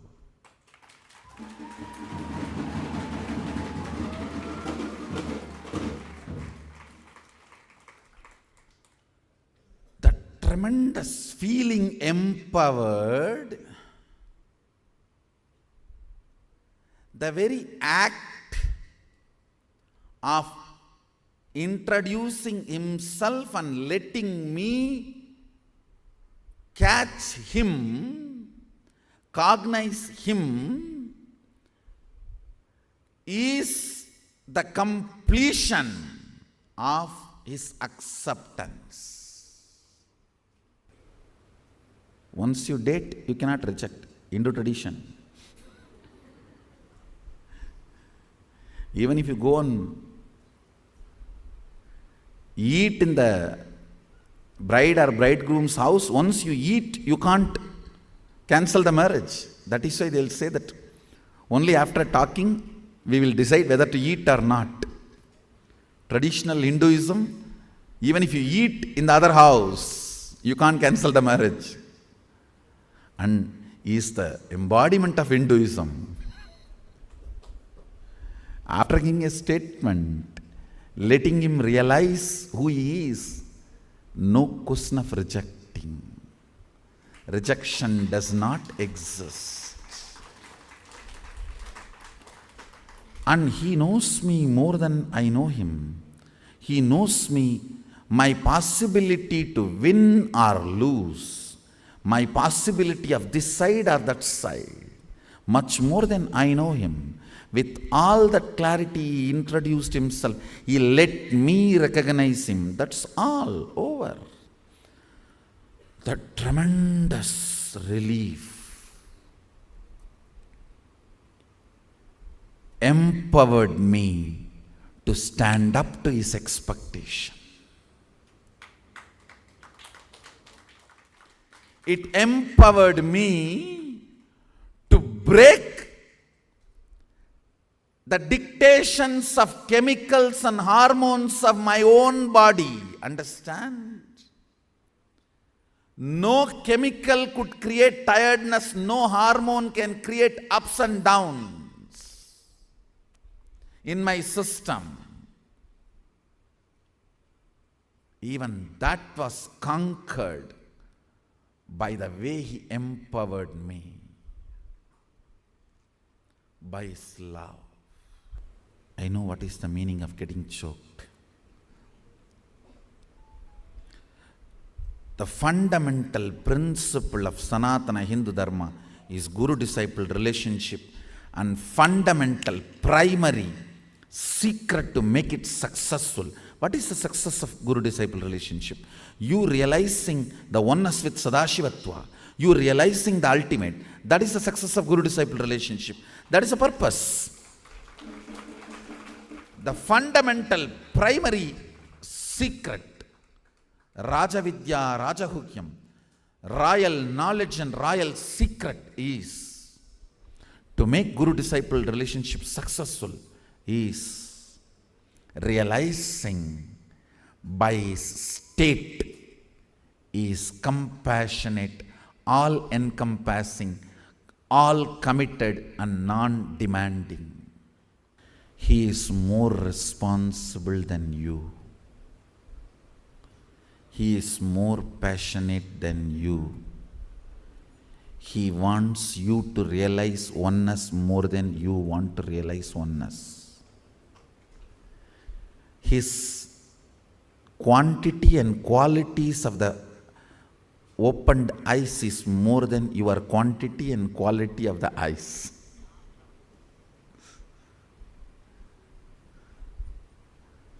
Yours is two, his is plural. In Sanskrit, two is not plural. In Sanskrit, three, one, two, and then plural. Only in English, one and plural. For you, two eyes. Even in that, the quality can't be said 100%. His more than two, it's plural. And the quality is absolute. Understand? This empowered me with such strength.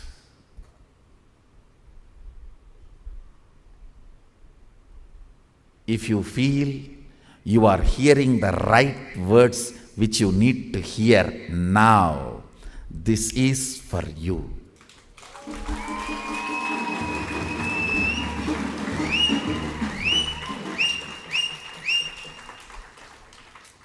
God, this is what I need to hear.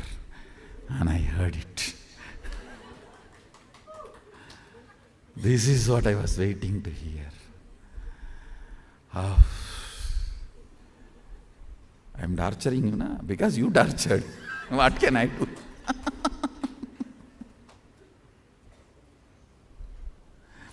வரும்படி சொல்லினை வந்தென் படியள.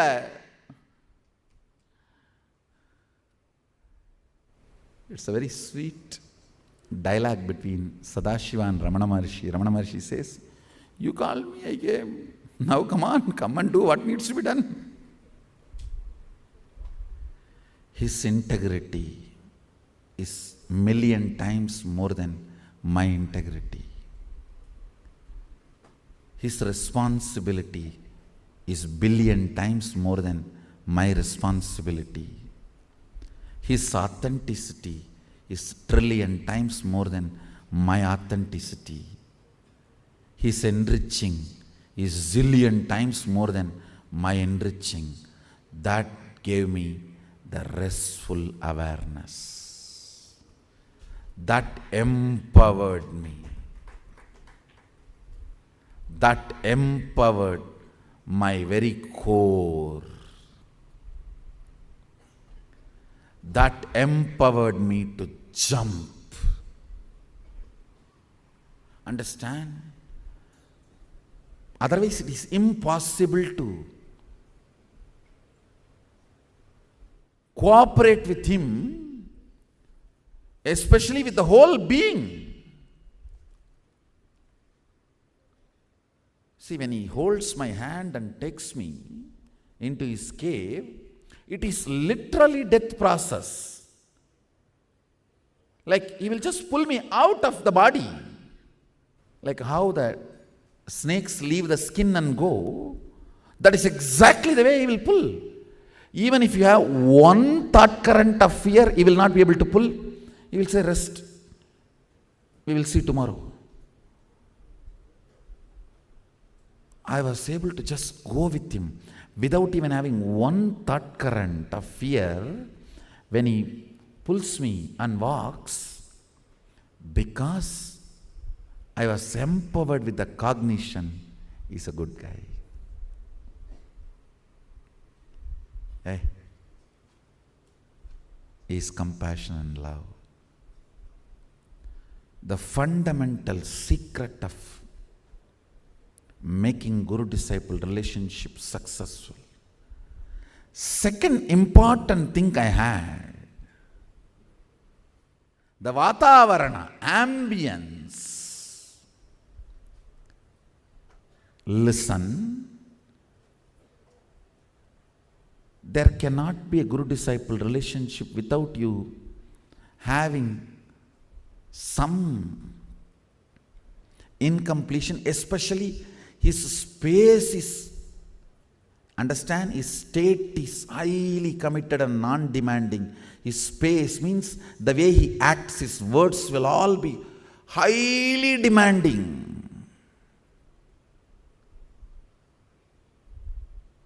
He will just say, hey, sit. And once I say, come on, levitate. No technique, no initiation. He will just say, raise, pull your body up.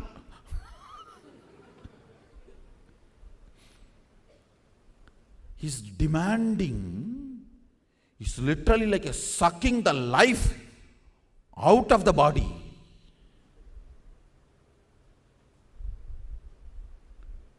I was able to stand up to his demand because of my cognition, which he himself gave, is love. Understand?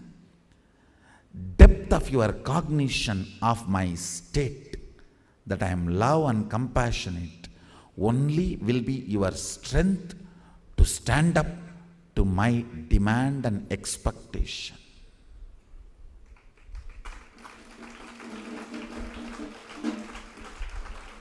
If you are not standing up, the problem is your cognition about me.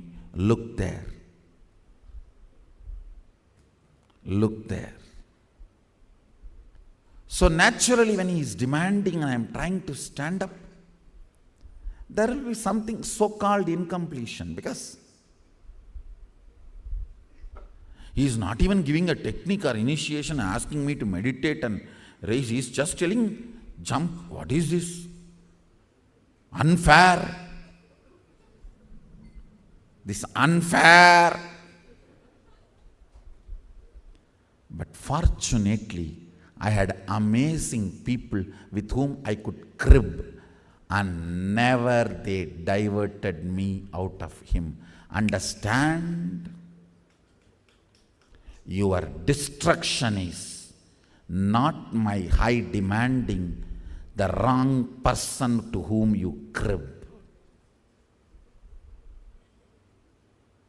I was fortunate to have highly complete beings to whom I can crib, and they always put me back to completion. Understand, when you are cribbing, you are vulnerable to poison or nectar. You are open for nectar or poison. To whom you crib, you eat is.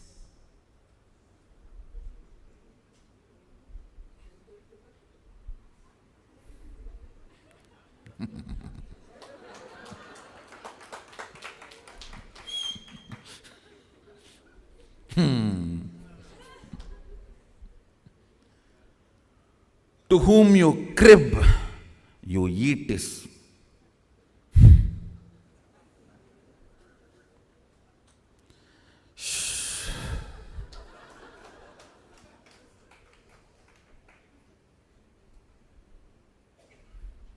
Understand, the second important reason why my relationship with my Guru was successful, when he was demanding, literally opening me up. Understand, the seed need to open for the sprout to happen. When he was demanding, all his demands were illogical, because his love was illogical.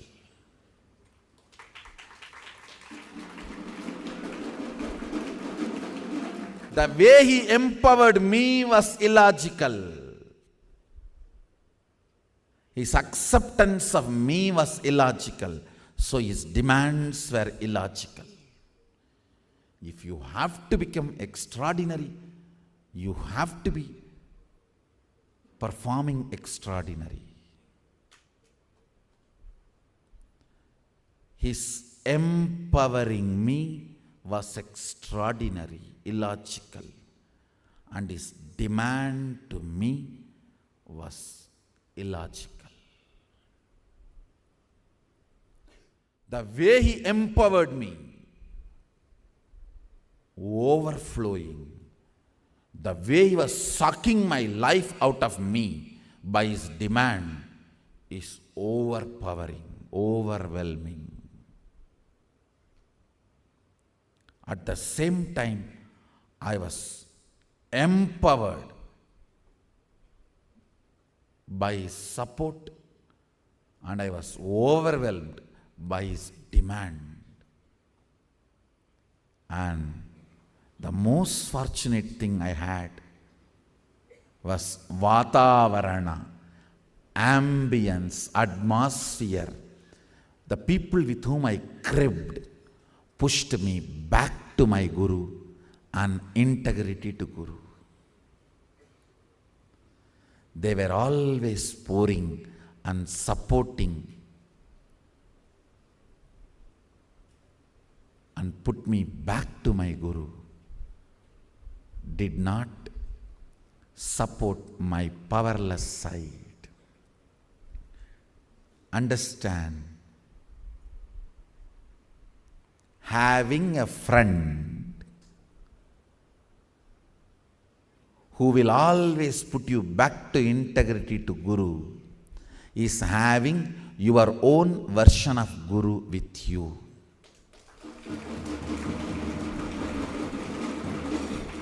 He is Atma Bandhu, soulmate. You are blessed. If you have a spouse who puts you back to the integrity of the Guru, I tell you, you are 1,000 times better than any sannyasi.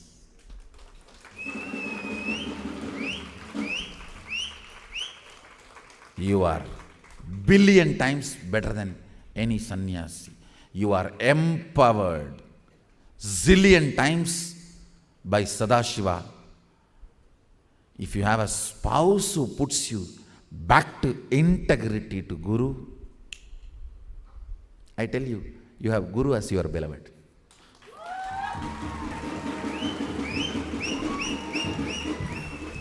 You literally have your Guru as your beloved.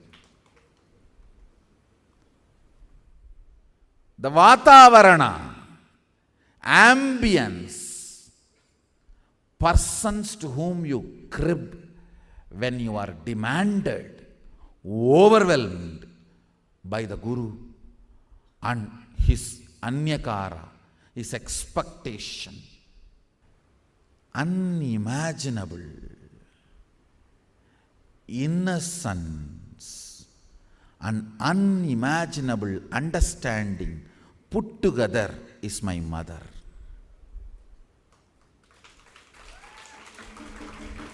It is she all single-handedly provided me the Vatavarana to whom I can crib and will never support my powerlessness. This Raghupati Yogi will literally torture me. No, he will tell morning sunrise, start the Surya Namaskar and do it till I come back. And he will go, I thought he's going for 1, 2, 3 and coming back, and never to be seen till the sunset. And by the time he comes back, I will literally feel all my joints are separate, independent intelligence.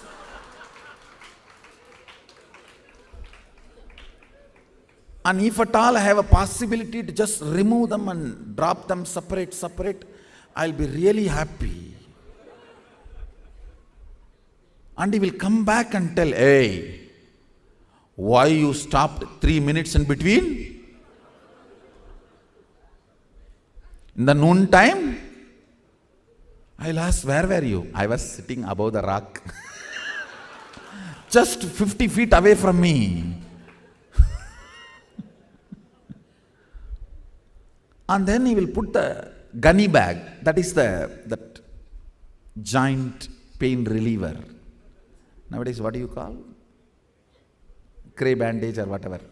In the village, we use gunny bag, that jute. That gunny bag is see, in the gunny bag there are varieties. The gunny bag in which the tamarind gets packed and comes, the gunny bag in which the rice gets packed and comes. In the villages, there are variety of gunny bags where things get packed and comes to these wholesale shops. The tamarind gunny bag will be very thick because tamarind will not fall apart, but the rice gunny bag will be very thin, soft, because the rice may fall. So the rice gunny bag will be very thin and soft. That is the cray bandage. So you will put for both the knees and wherever it is unbearable. And tell me now, go and rest. So I'll be lying in the house and using all the bad words I learned from school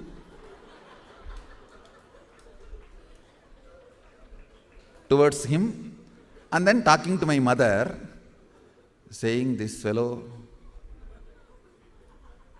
I don't know what I am going to do, doing so much of yoga like this, and nothing will be plural, or I can't even tell in the satsang. It'll all be anyhow. My mother will listen so compassionately, so I'll be so happy. Appa, from tomorrow she is not going to send me back to him. I'll be so happy because I'll see her having tears in her eyes and trying to do everything possible. And in those days, no cell phone, only that dial phone. She will dial and talk to somebody and get even the kashayams to relieve pain. And she will make that kashayam and give. I used to think, oh God, wow, such a wonderful thing.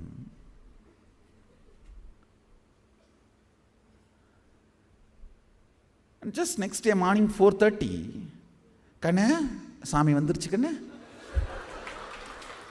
Means she will wake me up saying, the Guru has come, he is standing down.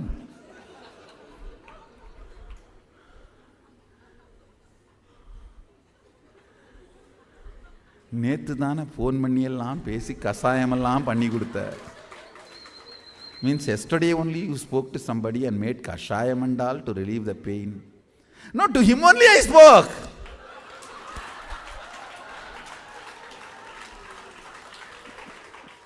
She spoke to him only and got the kashayam recipe. Hadappavi.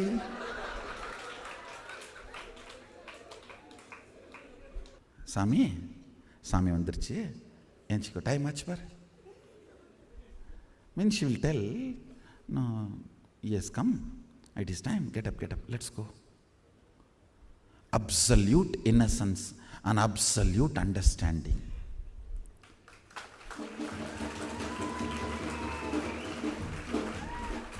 She is my Vatavaranam. She was my Vatavaranam.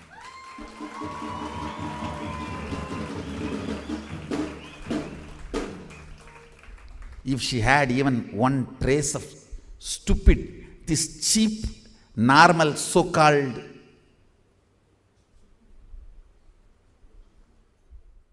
supporting powerlessness as love, that streak, neither I will be here nor you will be here today. It is her absolute innocence and absolute understanding. Absolute innocence and absolute understanding. That provided the Vatavarana. Not only she did not have any so-called personal attachment, she had a guts to risk my life, which no mother will have. All mothers will have the guts to risk their life. But she is the one, she had a guts to risk her life and my life both.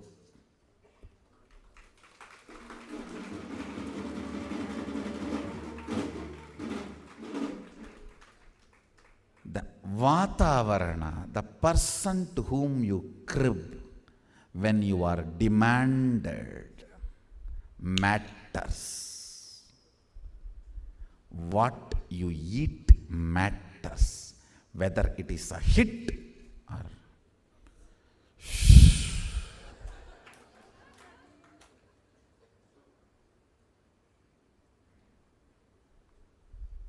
if the person to whom you are cribbing pushes you back to the master and integrity, it is a hit. Otherwise, it is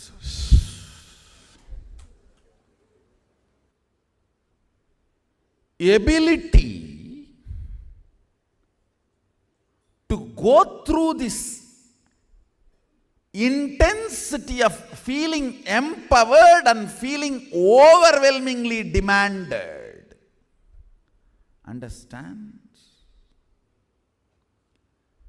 The life he infuses into me by that understanding of him, and that overwhelmingly demanding by his words to me, literally sucking life out of the body and mind. Sangha, right Sangha is required. So you can crib to the right person and get only hit, not.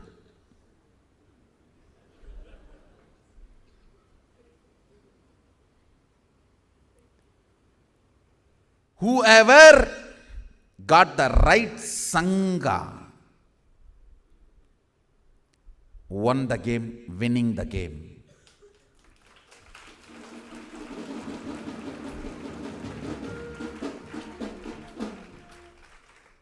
Understand the person to whom you crib.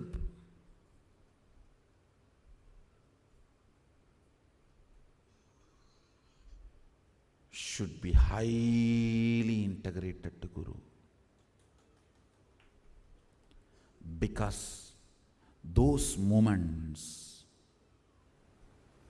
are decision making, deciding moments of your life. I would have missed Arunagiri Yogeshwara 100 times if my mother was not around me, or Raghupati Yogi was not around me, or Kuppammal was not around me, if Vibhudanandapuri was not around me, even my grandfather. I need to put it on record. My grandfather do not even know I am sitting with Sadashiva. He only knows I go to some sadhu, sannyasi. Even then he will support me so much.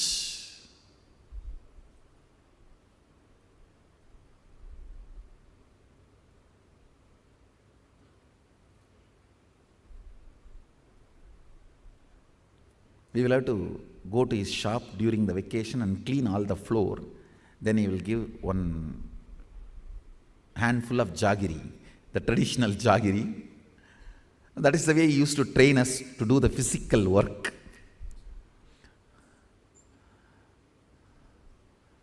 After working 1 hour, I will get one handful of jaggery. And then while he was writing the paper, he will tell, hey, மூலையில் ஒரு கை பயிச்சிருக்கேன், நீ ஏதோ சாமியாட்ட போயிட்டு இருக்கியா, அதை எடுத்து போய் அவர்கிட்ட கொடுத்துக்கோ. Means he will tell, in that corner there is a yellow bag, in that he has kept some jaggery, some rice and all that. He will tell, you are going to some Swami, na? And take that and give it to him. For me only handful, for that Swami bag full. Arey, 1 hour I cleaned and broomed. For me only handful. That Swami who is sitting in the temple, he gets bag full.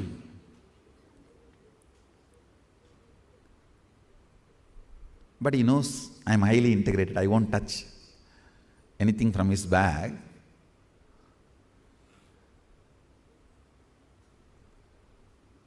He will add one line. வேற ஏதாவது வேணுமா அந்த சாமிக்கு கேட்டு வா, நாளைக்கு போகும்போது எடுத்துட்டு போ. Means ask that Swami whether he wants anything else and come back. Tomorrow when you go back, you take that and go. Hats off to all of them who provided Vatavarana, ambience for me.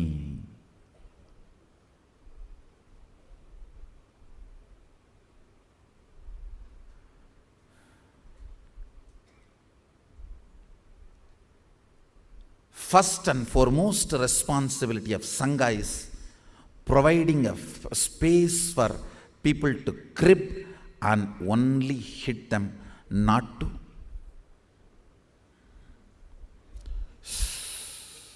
on them. That is the first and foremost responsibility of the Sangha. And have only this kind of integrated people as your Sangha. That is Satsanga.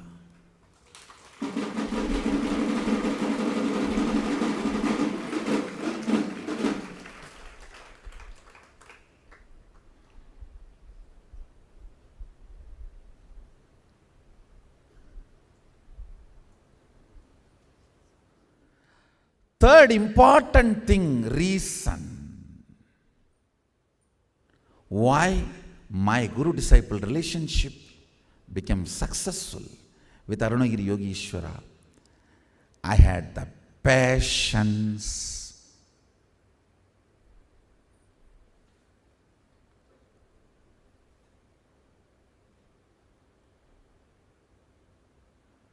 for this intense happening to go on. Even when it was overwhelming, I will decide on his side. My will was always used to be on his side. Last breath, I am going to fall. Even if I am going to fall, I will fall on his side.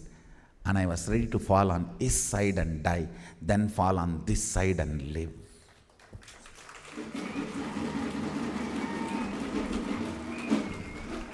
Ultimately, that made it happen.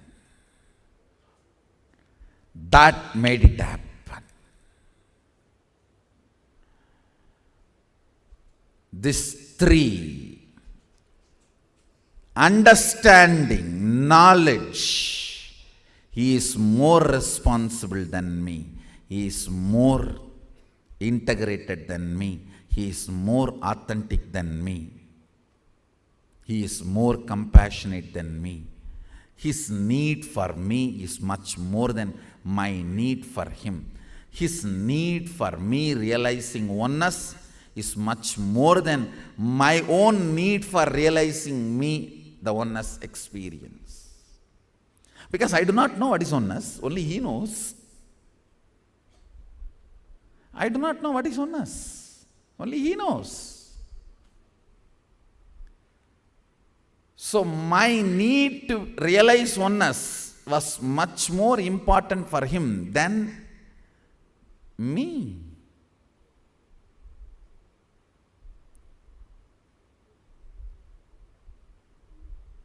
It is not that both of us know what is romance and we romanced. I do not even know what is romance, and he taught me what is romance and we romanced. So I did not even know what is oneness, and he taught me what is oneness, and I had oneness with him.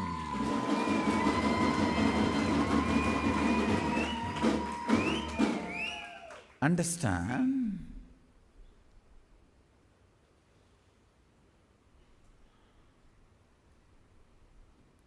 The first sacred, secret principle, why I made it, I realized his commitment towards me is zillion times more than my commitment towards him.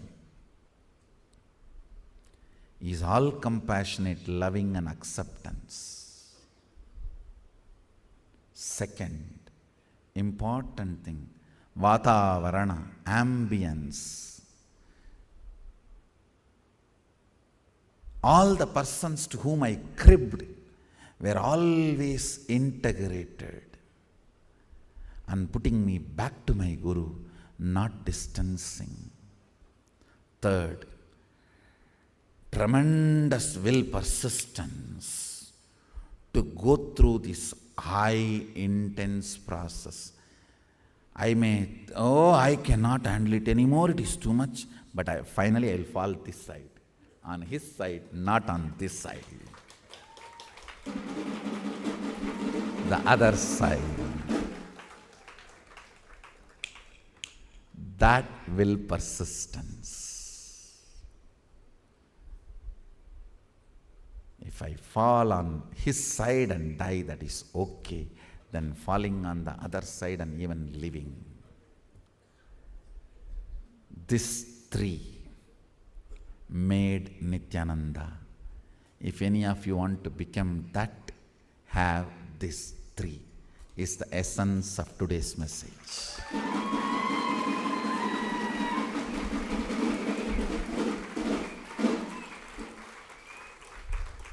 The Vatavarana I had when I was with Arunagiri Yogishwara. These four. Yogananda Puri, Raghupati Yogi, preparing my body to go through all the physiological. Understand? Your nervous system need to be very strong to go through this empowerment and overwhelmingly demanding. Physical body and nervous system is a real requirement to go through this high energy activity or high power psychodrama. Tsunami of Guru, you need certain strength in your nervous system and physiological system. Raghupati Yogi, Yogananda Puri provided me that support. Vibhudananda Puri provided me tremendous understanding and importance of making it happen. My grandfather is the funding. He is basically the funding guy for me. Whatever I want to do, whatever I want to give for my Guru, or whatever I need to procure, not too big things or small things. I always had the love that I should give him at least one paduka.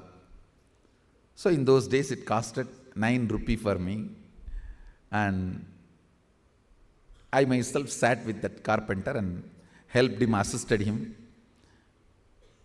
and that cleaned his patre and did all the physical labor and supported and did little work along with him, and took that paduka and offered at his feet, and he blessed it. Still we have that paduka, it is there with us. This 9 rupee I'll go and ask my grandfather. He will not ask the second word. In those days, kids are not given so much money. Even though family is rich, kids will not be given money. Only nowadays you have all this stupid packet money, jacket money and all that. In those days, first of all, packet was not there. Where is packet money? And villages, they don't give so much money and all. But he will not ask me second word. He will look at the cashier. There will be one cashier who is also his partner. He literally brought him up and he will look at him.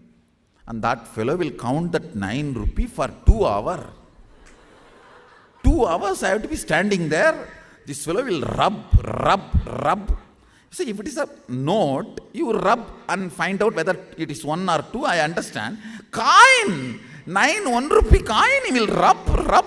Almost that coin will lose that 1 rupee sign itself on that coin. And he will rub this side, that side, turn. Only 1. Then next 1 rupee. And I will be standing and... Because I do not know whether my grandfather said yes or no. I requested him and he is silently writing and only showed the eyes sign to this cashier fellow. And he is arranging. And my grandfather had a habit that all these local temples, festivals, functions, anybody comes, he has that standard thing. For this organization, 10 rupee, for this group, 20 rupee, for this group, 7 rupee, like this. So this cashier will keep that heaps and keep. I do not know whether that fellow is keeping the heap for those groups or he is keeping the heap for me, I don't know. Only when it reaches the number I said, I will know, it is for me only. The heap is getting collected for me only. Till then I have to be standing with that anxiety, that fool. And he will count.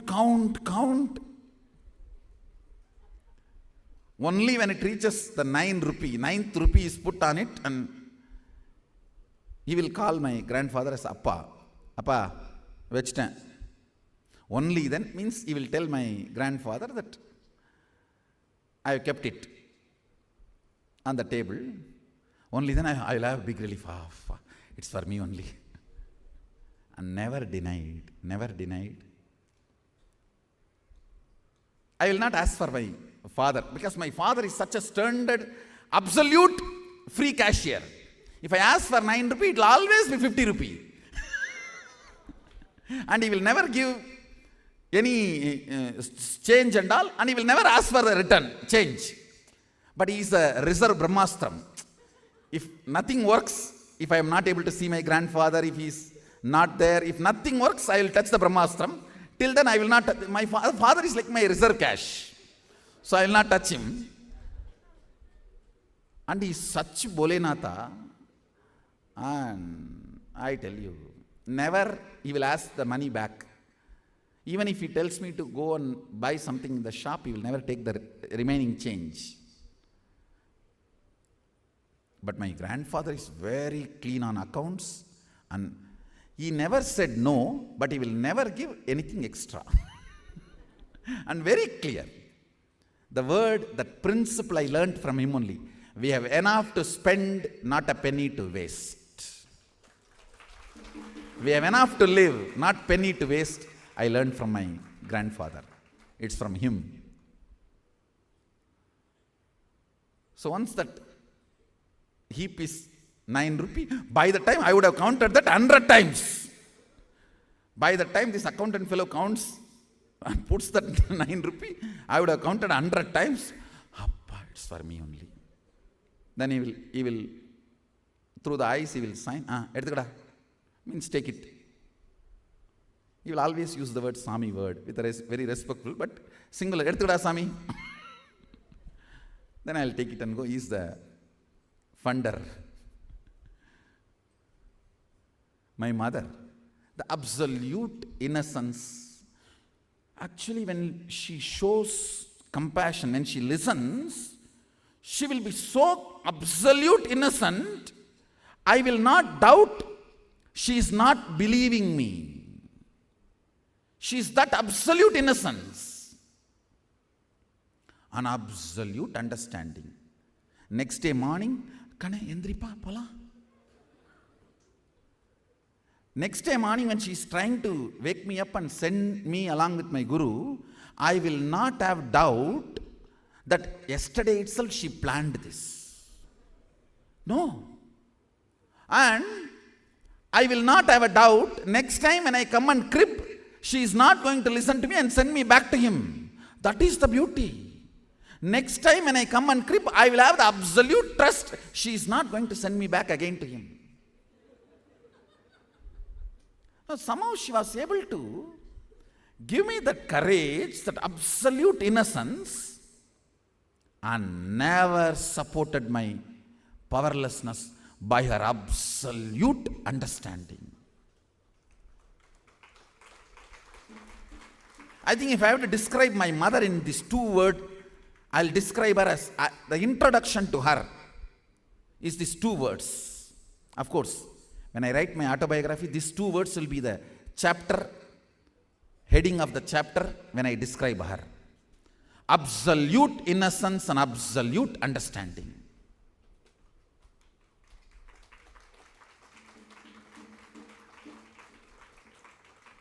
Anybody who has lived with her can understand these 2 words are description words for her.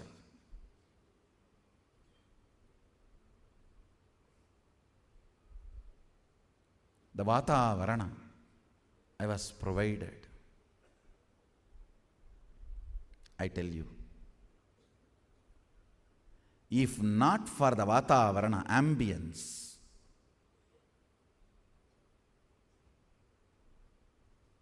there is 99% of the chance I would have failed. I tell you, in these 3, the other 2 reasons I'll give only 1%. Vatavarana is 99%. Because when you are getting solidified, when the plant is sprouting, it is the fence, the Vatavarana is 99% important than anything else. I tell you, this Sangha will provide you Vatavarana. Be here for Sadashivatva.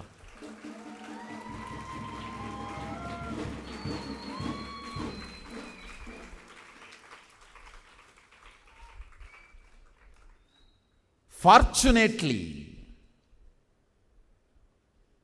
I had the Vatavarana, but in the modern world, unfortunately, it's almost impossible to have that same Vatavarana. I am creating that Vatavarana as a systematic, scientific way in this Sangha. If you want to make it, be here in Bengaluru Adinam. This is the Vatavarana.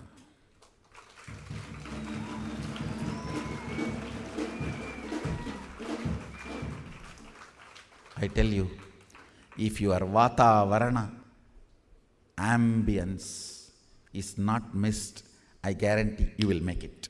You will make it. You will make it.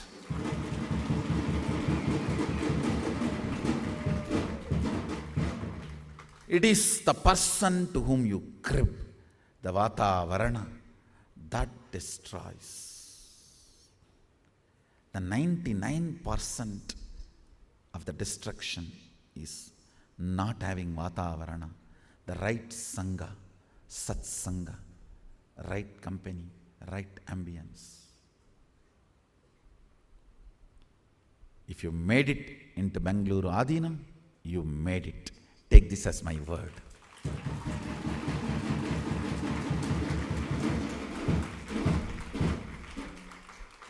If you made it here, you made it there. If you made it to the flight, you made it to the place you are supposed to reach, because pilot is very experienced.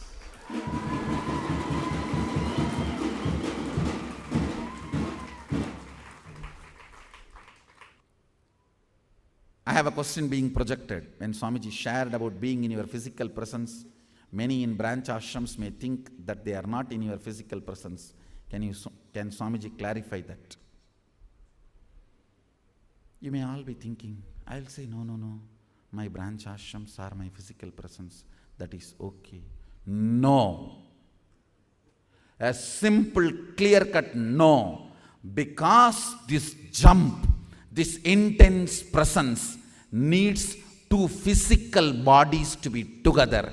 That is the reason I assumed the physical body.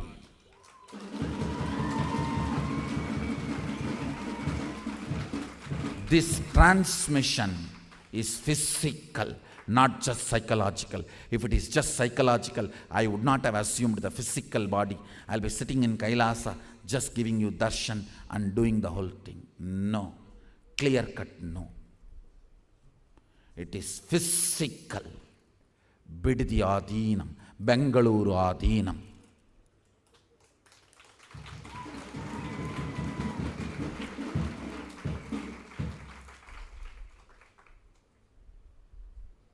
Consolations are different.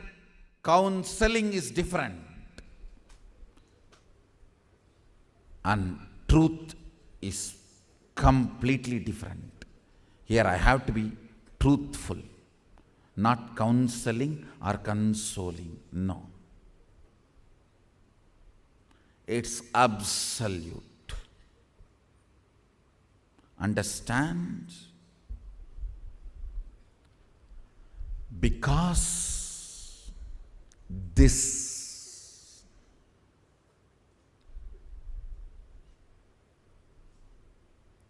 illogically mind-blowing, empowering love and illogically mind-tearing, overwhelming demand For you to go through that and make it happen, both bodies need to be physically in one breathing space. Otherwise, Arunagiri Yogeshwara need not assume physical body. He assumed physical body. I want this on record, not light body. Tejomaya Sarira, Divya Sarira, physical body. It was physical. I have touched it, felt it, played with it. It was physical. Because this whole high intense process cannot happen just psychological. Sadashivatva is not just all about psychological. Videha Mukti is all about psychological and conscious. But Sadashivatva is not just all about psychological and conscious. It is physical, physiological, psychological and conscious.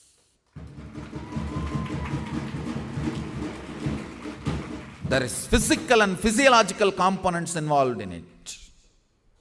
So don't ask me consolations. I am not shutting the door on anybody, but I cannot be giving consolations when it comes to truth, because I am responsible for what I am talking.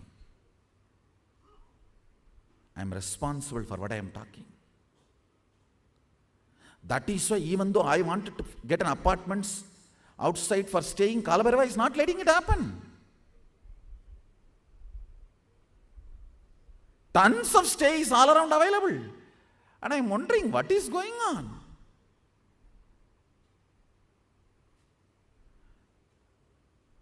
And here I am doing everything, and there he is doing Because he is more concerned and he is more integrated for you guys making it than me.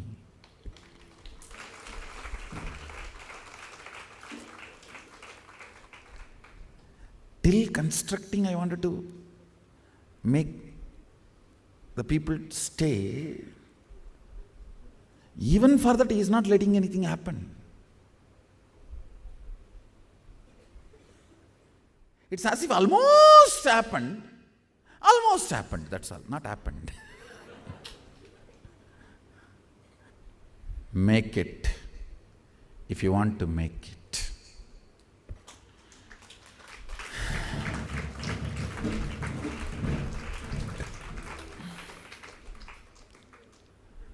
And I accept all the love, worship, devotion, offerings all over the world. 2,291 Naivedyams are offered in all the Adinams ashrams.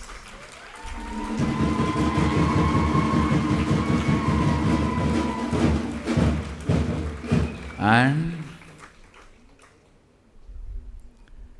Klang Adinam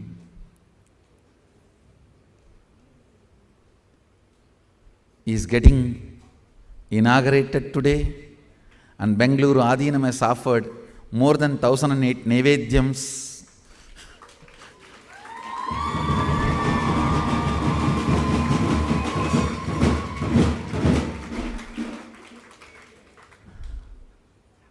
And I also breathe life into the deity of Dakshinamurti, Sadashiva, and Ganapati, Valli Devasena, and all the deities in Trishulam-adinam, and do the prana pratishta. Now they will breathe life.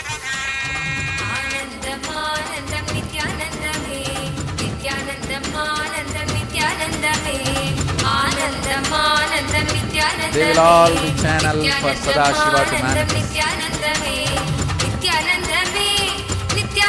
They are Sadashiva's Archavatara. And formally, Trishulam Adinam is inaugurated, declared open to the world.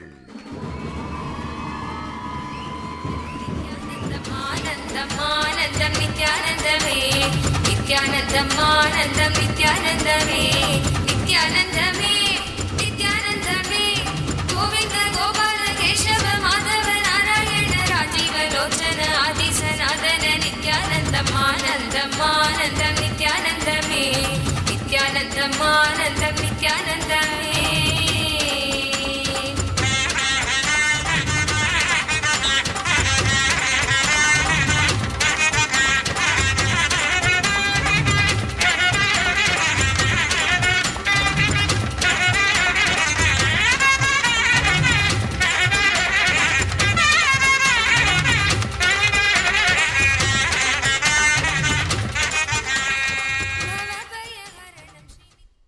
I have a few more beautiful announcements.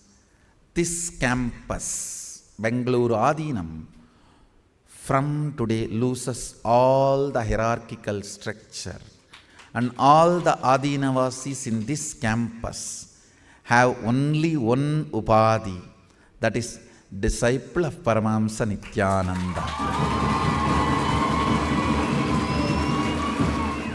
All the other Upadhis, Tanedar, Kotari, Mahant, Sri Mahant, everything is withdrawn.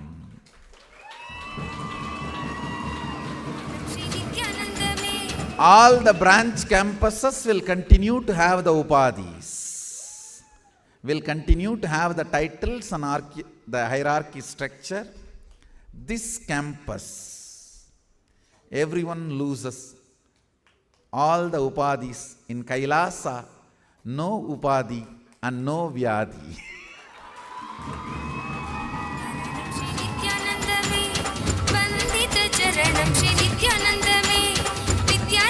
For the sake of convenience, you can have the titles like coordinator, organizer, those titles, but not even the title lead. Lead title misleads.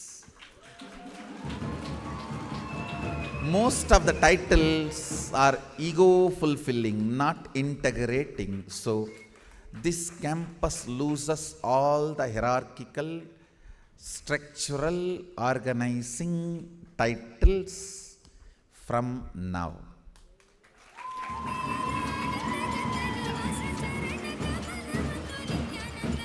So, it is only Salokya Mukti, Samipya Mukti, Sarupya Mukti and Sayujya Mukti.